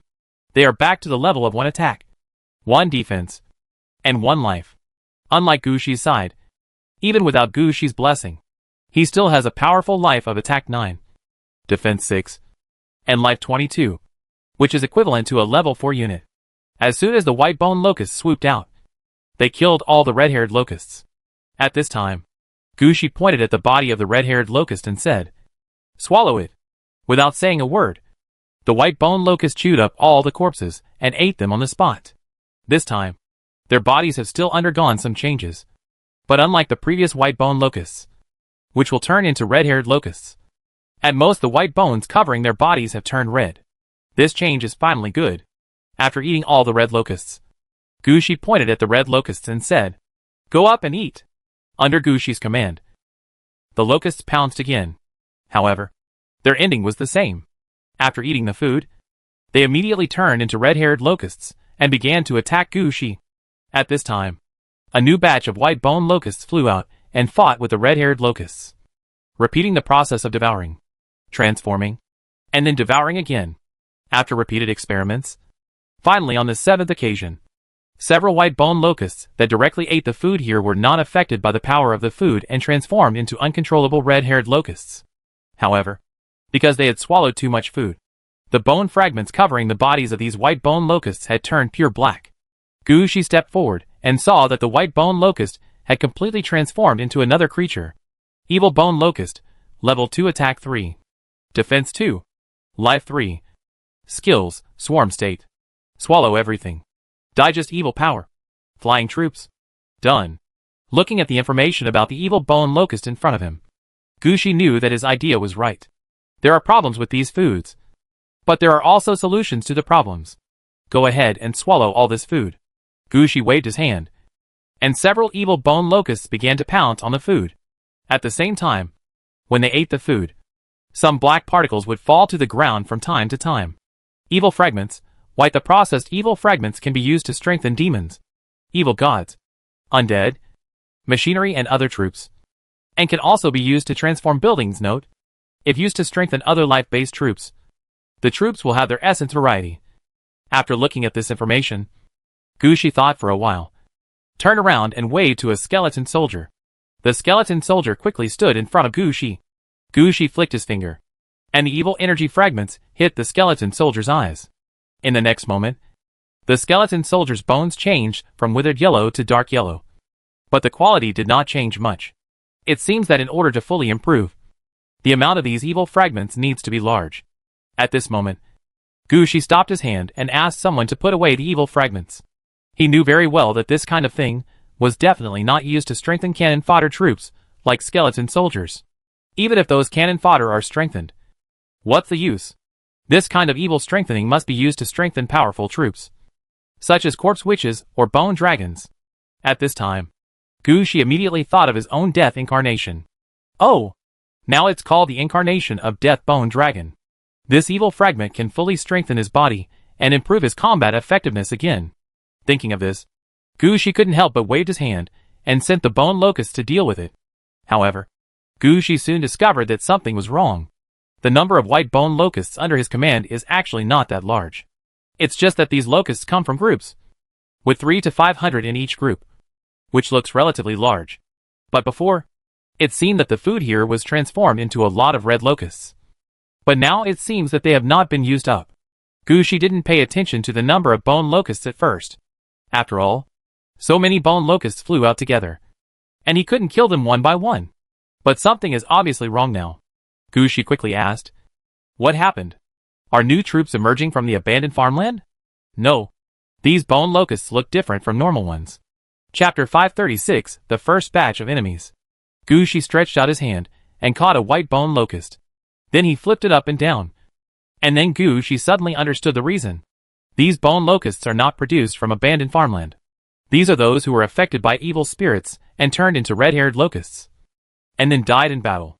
Since they no longer belong to Gushi's troops, they are considered part of the enemy.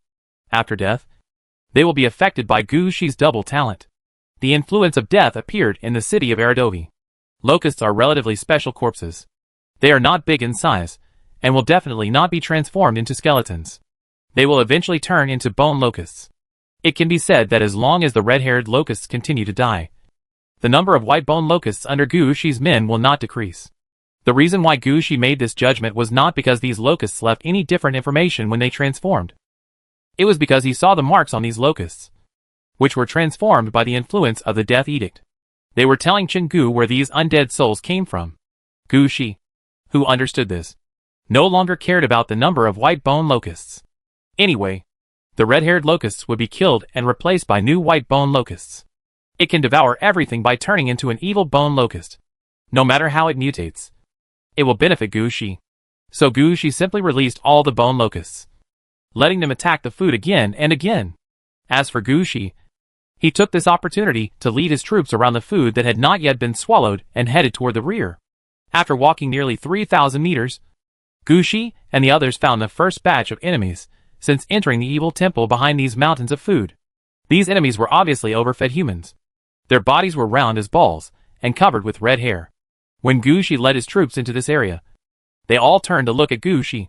However, even though they had noticed Gushi's arrival, the movements in their hands did not stop, and they were still devouring various candies.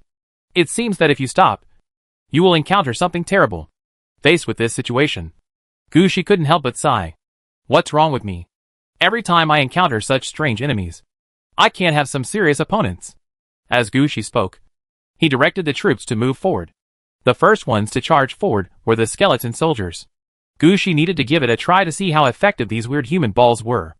Just as Gushi's men started charging, all the red-haired human balls began to roll. As they rolled, the red hair on their bodies kept dancing. From a distance, they looked like red hedgehogs being thrown out.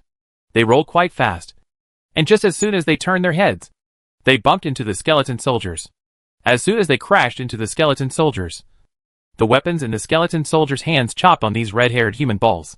However, the rolling speed of these red-haired human balls was obviously close to the knight's charge, and the skeleton soldiers were knocked out in the first moment, and only had time to chop out his sword. Their swords only cut off some of the opponent's red hair at most, and did not hurt anyone at all. Instead, the skeletons that were knocked out were quickly suppressed by these red-haired human balls, and smashed directly to the ground into bone fragments. They were too dead to die. Seeing the scene in front of him, Gushi did not hesitate and ordered decisively. The zombie troops move forward and defend.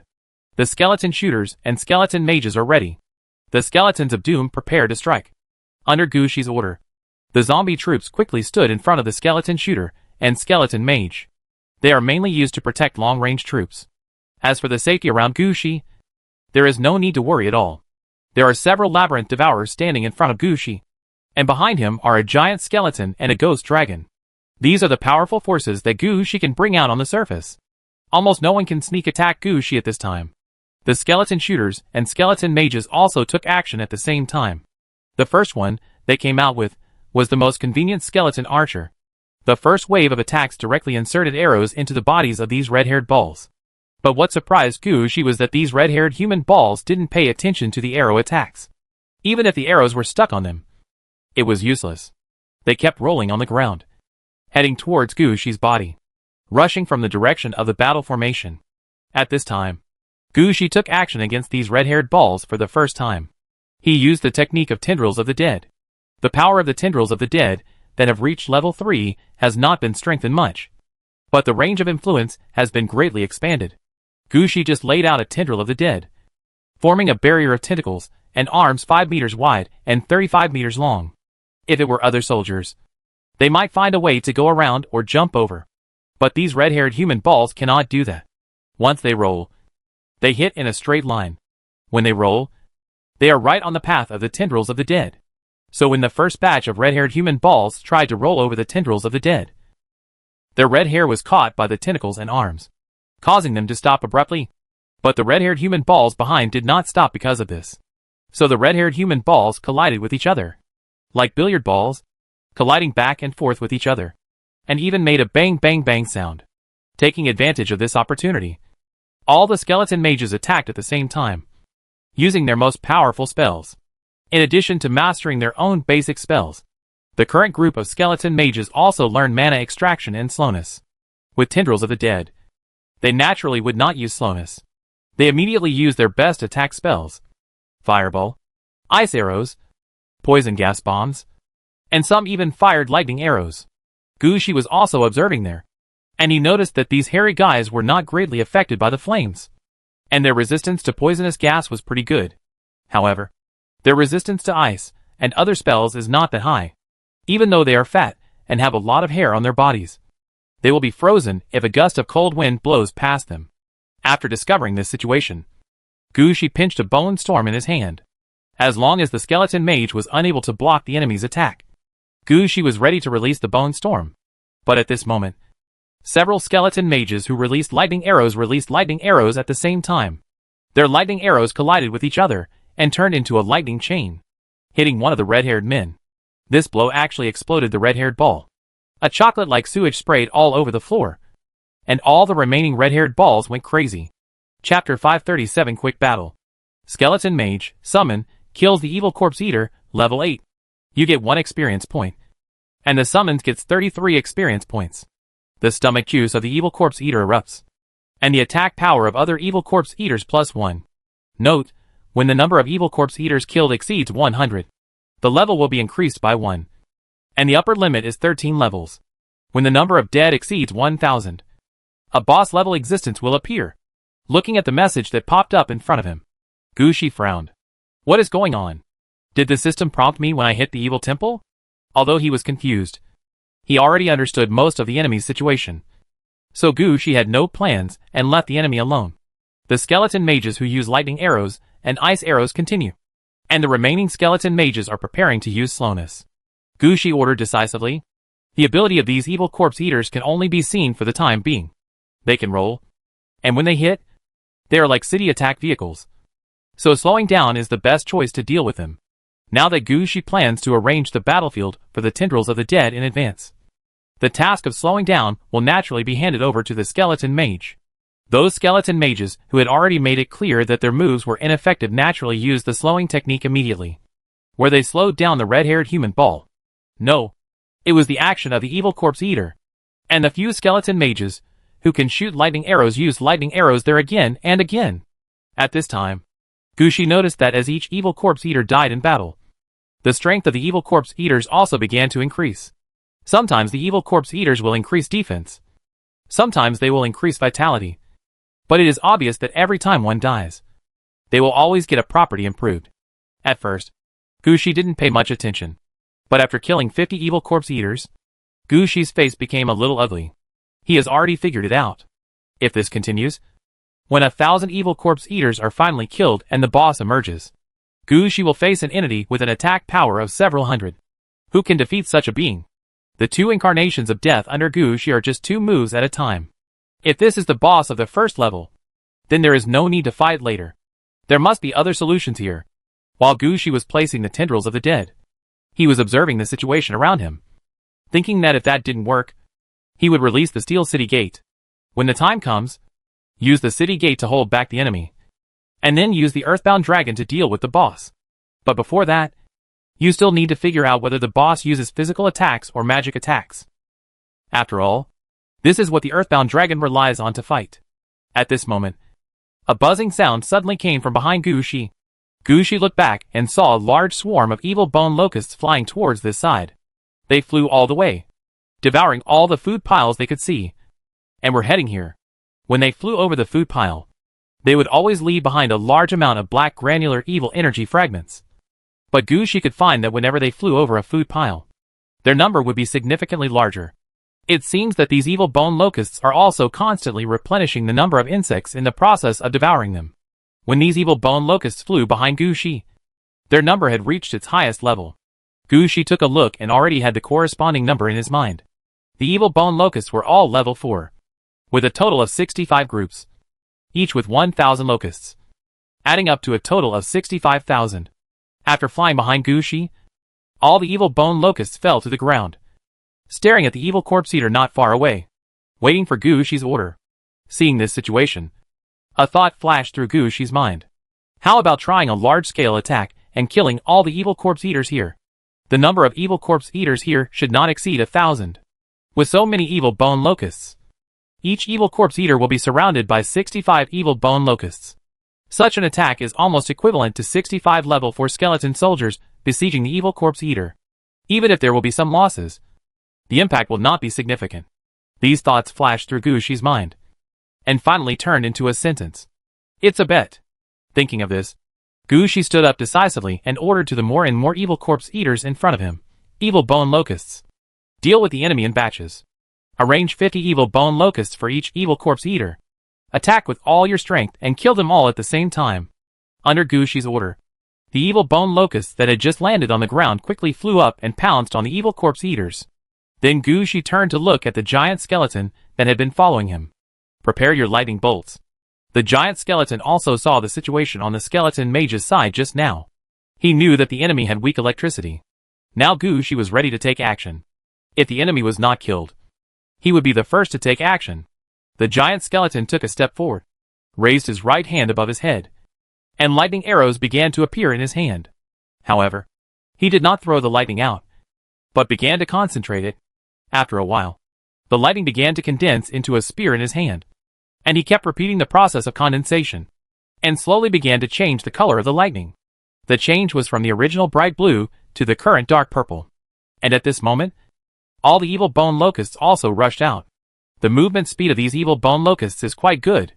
As soon as they rush out, They fly into the sky as soon as possible, because these evil bone locusts did not attack themselves. The evil corpse eaters did not pay attention to these evil bone locusts, which gave them the opportunity to lock everything in the sky. Finally, the evil bone locusts in the sky separated and formed a team of 50. Pounced on the evil corpse eaters below. At this time, the evil corpse eater was still preparing to roll up again, wanting to crash into Gushi's troops and break through Gushi's battle formation. But at this moment, all the evil bone locusts in the sky swooped down and bit these evil corpse eaters heavily, just as Gushi estimated, with 50 level 4 evil bone locusts, plus the blessing effects of Arida's city and Gushi's side. It would not be a problem to defeat a level 8 evil corpse eater. It often only takes 2 or 3 attacks to kill an evil corpse eater. And then it's time for the evil bone locusts to devour their corpses and the gastric juices they spurt out. It's just that Gushi also made a slight miscalculation here.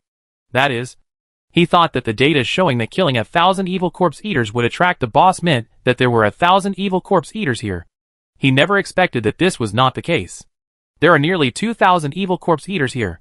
However, after killing 1,000 evil corpse eaters, the remaining ones will be fused and strengthened to become a giant boss. Chapter 538 Boss Battle. Seeing those evil corpse eaters rolling out of the pile of food and melting together like plasticine, Gushi couldn't help but feel annoyed. Gushi had also seen the battle just now. 50 evil bone locusts can defeat 1 evil corpse eater, and the process is quite easy. If you divide them into 25 and hunt one, it's okay to be afraid. It's just that Gushi didn't know this situation and missed the best option. The evil corpse eater was now mixed with gastric juices like chocolate liquid, merging into various candies nearby, which were slowly piling up. What the hell? Gushi muttered, and the steel city gate was released in advance. At the same time, the giant skeleton behind Gushi raised his hand and threw the lightning spear in his hand before the giant evil corpse eater appeared. Gushi had no objection to the giant skeleton's move. In his opinion, the giant skeleton obviously has a lot of combat experience, and he knows when is the best time to take action. Sure enough, the spear went down and directly hit the gathering evil corpse eaters. The red hair all stood up under the action of lightning, and some of the fused bodies were ejected. The evil corpse eaters that were ejected lost all their breath after rolling on the ground twice. It was obvious that they had given up on themselves when they merged. The evil corpse eater that was merging with this blow directly lost half of its body. The evil corpse eater that originally looked like it would grow to 30 meters tall is now less than 10 meters tall. The difference here is not that big. Gushi did not wait for the opponent to become stronger again. He waved his hand, and all the evil bone locusts rushed out again and bit the evil corpse eater. But this time, the evil bone locusts did not play much of a role. Although they killed a lot of evil corpse eaters, gained a lot of experience, and their levels increased rapidly. But now all the evil corpse eaters here have reached level 13, and they cannot be killed by the evil bone locusts in just a few bites. On the contrary, the evil corpse eaters now have increased strength, and their red hair has a certain attack power. When the evil bone locusts approach, the red hair will also hit the evil bone locusts. As a result, the evil bone locusts that had previously suppressed the evil corpse eaters also suffered a lot of losses. On the contrary, the evil corpse eater did not suffer much loss. Looking at the situation in front of him, Gushi raised his hand decisively, causing the evil bone locust to retreat. Taking advantage of the opportunity of the evil bone locust's retreat, the evil corpse eater finally completed this fusion. The final evil corpse eater is a small mountain of meat made of all kinds of messy things. The surface of this small meat mountain, which is nearly 10 meters high, is covered with red hairs that are more than 1 meter long. Under the red hairs are lollipops made of eyeballs, or other weird things. And at the bottom of the meat mountain, there were not hands or feet or anything like that, but a bunch of excited faces. These faces are constantly eating everything out there, moving around by opening their mouths to eat. I've fought all kinds of weird monsters, but this is the first time I've seen one so disgusting, Gushi muttered, and a group of skeleton soldiers rushed forward. There are over 100 of these skeleton soldiers, but they are not there to attack the enemy, but to serve as cannon fodder for trial use. After all, Gushi had no idea what attributes the guy in front of him had or how powerful he was. He didn't even know whether he was used to physical attacks or magic attacks. Without some cannon fodder to test his moves, Gushi wouldn't even know how to fight. However, the enemy also understood Gushi's thoughts. As the skeleton soldiers rushed toward him, all the faces below the evil corpse eater exhaled at the same time. Like a missile, it hit Gushi's head. the direction of the battle formation. In the mind of the evil corpse eater, as long as he falls into Gushi's battle formation, he can use his best ability to devour everything around him. As long as he keeps eating, his strength will continue to rise. At that time, it would be useless no matter how many troops Gushi had. But he never expected that Gushi's reaction was quite fast. When the evil corpse eater fell, Gushi made his choice immediately. Some combat teams went directly up to judge the opponent's situation. The remaining combat team protected the skeleton archers and skeleton mages and retreated. This part is what Gushi needs to protect.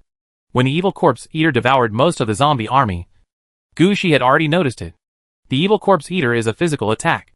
Even though he moves slowly, with this body, almost no one can resist his impact. The zombies Gushi left behind were all scattered by him after he turned them around in a circle and flicked the red hair on their bodies, and finally became food in the mouths of the evil corpse eaters in the meat mountain. At that moment, Gushi could tell that the opponent's attack power was super strong. Just like this, Gushi smiled instead. The stronger he became, the more satisfied Gushi would be. When the evil corpse eater was about to charge towards him, Gushi pressed his hand down, and the steel city gate was finally lowered. This time, the steel gate slammed heavily on the evil corpse eater, suppressing half of his body. The earthbound dragon also bit the evil corpse eater immediately, twisting its body constantly, trying to bite the red-haired monster into pieces. The evil corpse eater became angry when he saw this situation. He swung the things on his body and hit the earthbound dragon. But when Gushi released the steel city gate, he had already informed the earthbound dragon that the evil corpse eater was a physical attack direction. So the earthbound dragon immediately transformed its body into the incarnation of water. The attack of the evilized corpse eater hit the earthbound dragon, but it was thrown out and hit back at the evilized corpse eater. At this time, Gushi also raised the cold wind staff and began to consume his own mana. This time Gushi chose the corpse explosion technique. The materials used to use the corpse explosion technique are the zombie corpses that died here just now and have not been swallowed by the evil corpse eaters. After blasting the evil corpse eater once, Gushi took a deep breath and said lightly, "It's a bit of a waste." Then the cold wind staff pointed forward, and the incarnation of death was activated. In the black mist, a bone dragon flew out, and then a huge four-armed skeleton walked out. It is different from the bone dragon flying into the sky with black mist. The incarnation of death, the Grim Reaper, who had just joined Gushi's subordinates not long ago, had undergone some changes at this time. Originally he was holding a sickle, a long sword and a staff. Now the long sword has turned into a long sword flashing with the light of faint blue runes, and the staff has turned into a flail composed of 3 skulls. Gushi handed over 2 pieces of purple equipment that no one was using to the hands of the incarnation of death, in order to enhance the combat effectiveness of the incarnation of death. The God of Death. Chapter 539 Kill the Boss. After Gushi's 2 death incarnations appeared on the battlefield, Gushi drank a bottle of micro-magic potion that replenished 100 mana on the spot. Then Gushi raised the cold wind staff and moved it twice. Ghost Battlefield. Ghost Battlefield.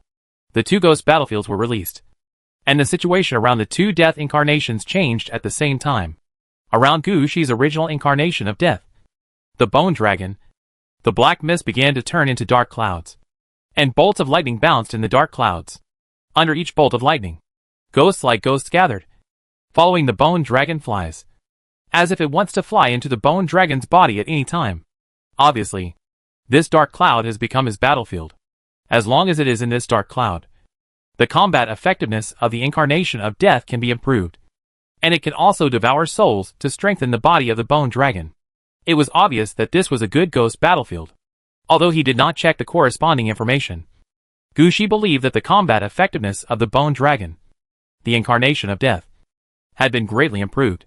Unlike the situation with the massive bone dragon, Gushi's other incarnation of death, the ghost battlefield on the death side, was obviously weaker. After the death incarnation, the god of death blessed the ghost battlefield. A large number of bone arms appeared on the ground. The death incarnation, the god of death, which was originally standing on the ground, is now completely standing on these arms. No matter which way he moves, these skeletal arms will automatically pave the way for him. The movement speed is no slower than the death incarnation bone dragon. After blessing the ghost battlefield, the 2 incarnations of death rushed towards the evil corpse eater that had turned into a mountain of flesh. One after the other, The incarnation of Death Bone Dragon immediately directed a Death Dragon breath downwards. At the same time, his eyes also flashed the melting light to enhance the power and duration of the Death Dragon breath. After this blow, the evil Corpse Eater's body began to collapse on the spot. But the evil Corpse Eater is also the boss of the evil Corpse Eater. Even if it starts to collapse, his fighting consciousness has not disappeared. All the heads at the bottom of him are spraying gas towards the ground. And the huge body it slammed into the incarnation of Death in the air, the Bone Dragon. It's just that this time the incarnation of Death, the Bone Dragon, has obviously become different. Having been blessed with the Ghost Realm battlefield, his body has been significantly strengthened. Not to mention his originally relatively strong vitality. When the evil Corpse Eater collided with him, the Bone Dragon, the incarnation of Death, flicked his head. His claws grabbed the red hair of the evil Corpse Eater, and the Death Dragon breath sprayed on this guy's head. At this time, the incarnation of Death, the God of Death, rushed to the position where the evil Corpse Eater had just jumped. He raised the Tsunapu held in his right hind arm and swung it towards the evil Corpse Eater. The next moment, 3 curses appeared on the evil Corpse Eater at the same time. This is the characteristic of Tsunapu. Gushi wanted to give this thing to Princess Anna before. However, Princess Anna didn't like to use this thing. Instead, it took advantage of the Death incarnation that Gushi had just obtained, the God of Death.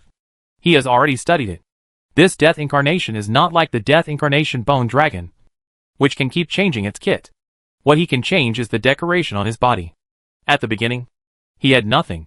But like the player, he can equip his entire body with weapons and armor.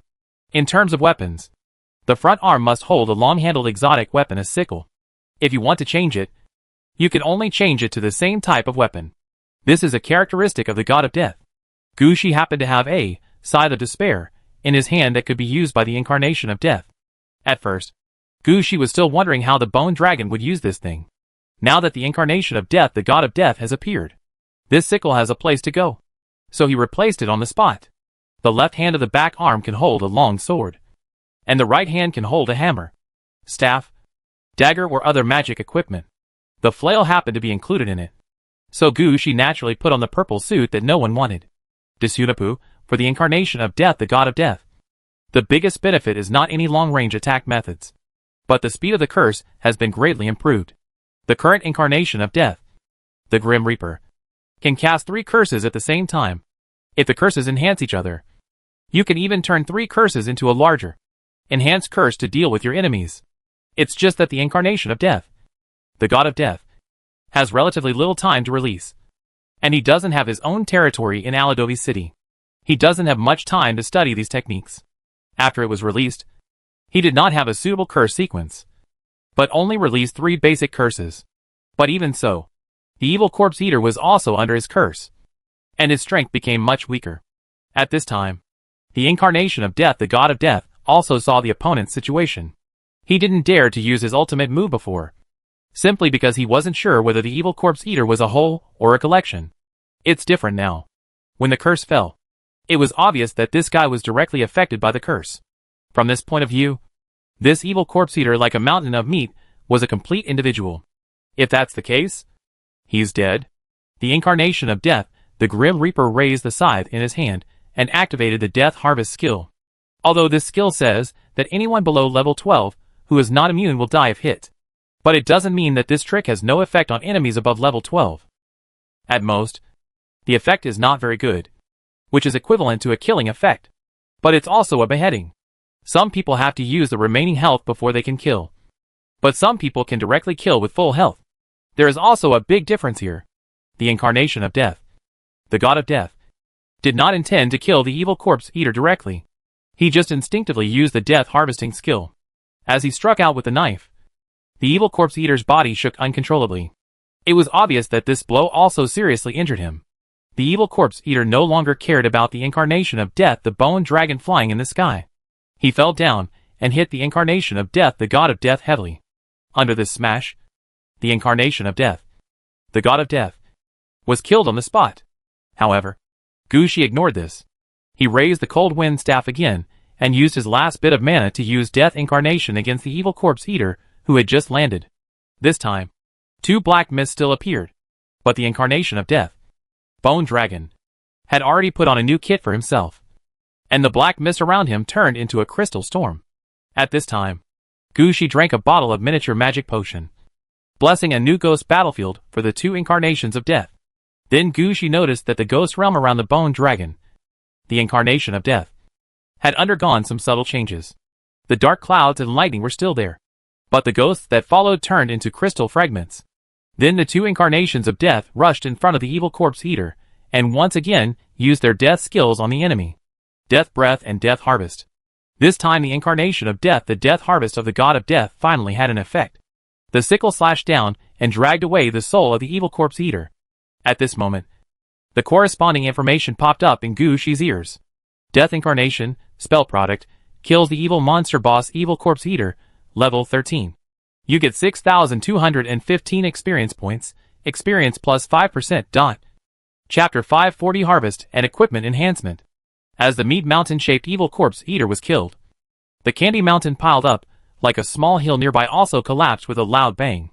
The candy rolling all over the floor immediately covered up the corpse of the Evil Corpse Eater, and almost buried Gushi and the others inside. But at this time, Gushi didn't care about this at all. The Steel City Gate was still here. Gushi said H, low to the inside. And the ghost team that specialized in cleaning the battlefield flew out and began to clean up the battlefield. At the same time, the evil bone locusts that had suffered heavy losses also began to eat again, digesting the evil energy while also replenishing their own group. While his men were cleaning the battlefield, Gushi also came to the corpse of the evil corpse eater. As the big guy like a mountain of meat died in the battle, the small evil corpse eaters that originally combined this guy were also scattered on the ground. However, after the death of such evil corpse eaters, their bodies will explode on the spot, and the gastric juice in their bodies will spurt out, melting some nearby things. Even those foods are not immune. When Gushi came over, he happened to see some things that could not be melted by gastric juice soaked in it. But there was no need for Gushi to give any orders at this time. As long as he took a look, someone would immediately get things done. No. As soon as Gushi walked to the place where the evil corpse eater died in battle, the ghost team had already taken the initiative to deliver various things soaked in gastric juice to Gushi. Seeing the identical by Wu Chang's holding things and standing in line in front of him, Gushi suddenly felt as if he had become the king of H.L. and was about to line up to be sent to H.L. Seeing this situation, Gushi suddenly had the idea that the Lord of the Underworld was afraid of this. Then various messages began to pop up in front of Gushi's eyes. You got 17 servings of food scraps. You got rotten weapon fragment, white, asterisk 73. You get fusion metal, green, asterisk 39. You get evil hair, blue, asterisk 12. You get the evil meatball, level 6, asterisk 19. You get the evil crystal, level 7, asterisk 1. You get the evil core, purple, asterisk 1. Food residue, gray undigested food residue, which contains some special powers, and can be used as materials for alchemical potions. Rotten weapon fragments, white. The remaining fragments of weapons rotted by strong acid can be given to soldiers for use. After use, each soldier's attack power can be increased by 2 to 3 points. Fusion metal, green. A special metal formed by melting and extruding a large amount of indigestible metal. It can be used to strengthen the weapons and equipment of players or heroes. The level of weapons and equipment can be increased by 1 to 2 levels each time. Evil hair, blue. The most essential hair of the evil corpse eater, which can be used to make robes of blue or higher quality or other textiles. Evil eyes flesh, level 6. The flesh and blood of the evil corpse eater can be given to the subordinates to use, directly upgrading 10 soldiers to level 6. After the upgrade, the soldiers will be affected by the evil spirit and become evil soldiers. Evil crystal, level 7. The crystal formed by the condensed flesh and blood of the evil corpse eater can be used by his troops, directly raising the 5 soldiers under him to level 7. Evil core, purple. A blue quality weapon can be converted into purple weapons or equipment, but the weapons and equipment are affected by evil forces, and the negative effects will be greatly increased. Looking at the harvest in front of him, Gushi's gaze finally fell on the evil core that was only the size of a thumb and looked like red raw ore. This is a prop used directly to improve the quality of equipment. Gushi has never seen it before. I don't know if this thing is effective or not, but one thing is for sure. Gushi is never worried about any negative effects. The orange fox eye ring can directly suppress the negative effects of 2 purple suits, and the negative effects of other purple suits will also be suppressed. Halved. Now what Gushi needs to consider is which equipment to upgrade. This time, Gushi hesitated. He turned his head and glanced at his cold wind staff. And then at the spiritual lamp he held in his left hand. He didn't know what to choose for a while. However, Gushi finally put down the cold wind staff. Regarding the situation of the cold wind staff, Gushi knew very well that this thing had a chance to develop on its own and finally break through to purple quality. Therefore, Gushi did not intend to use the evil core to forcibly improve it. Gushi was also hesitant about the Soul Dark Lantern. The two spells of the Soul Dark Lantern were both directed towards the soul. Gushi felt that it was useless now. It's not even as useful as the anti-lit shoulder pads. If Gushi hadn't found a suitable new offhand item, he might have replaced the soul lamp. Therefore, strengthening the spiritual lamp is not a good choice for Gushi. Slowly lowering his raised left hand, Gushi was about to see if there was any other equipment he could upgrade. As a result, when he put down his hand, he suddenly saw his championship ring. This is the chief reward from the Nether Bone Wind Academy. Although this thing is a blue ring, its properties are actually quite ordinary. It only has one attribute blessing and one special effect. If this is not proof of identity, even if it is said to be in green clothing, some people will believe it. Except for the fox eye ring. Gushi has never found any other rings. And over time he forgot about this thing. Now it seems that this ring is a good material that Gushi can use to strengthen it. Thinking of this, Gushi reached out and took off the championship ring from the index finger of his left hand. Then without saying a word, he directly placed the evil core on the championship ring. The next moment, Gushi saw that the evil core, which was like a raw stone, quickly melted into a waxy red liquid, and quickly wrapped around the championship ring as if it were alive. Then the championship ring seemed to have lost all its luster, quickly dimming and even turning black, looking as if it had just been dug out of the soil. This situation left Gushi quite speechless. He could still take this thing out. But in the next moment, something even weirder happened. A large amount of red hair grew from where Gushi placed the championship ring and wrapped around it.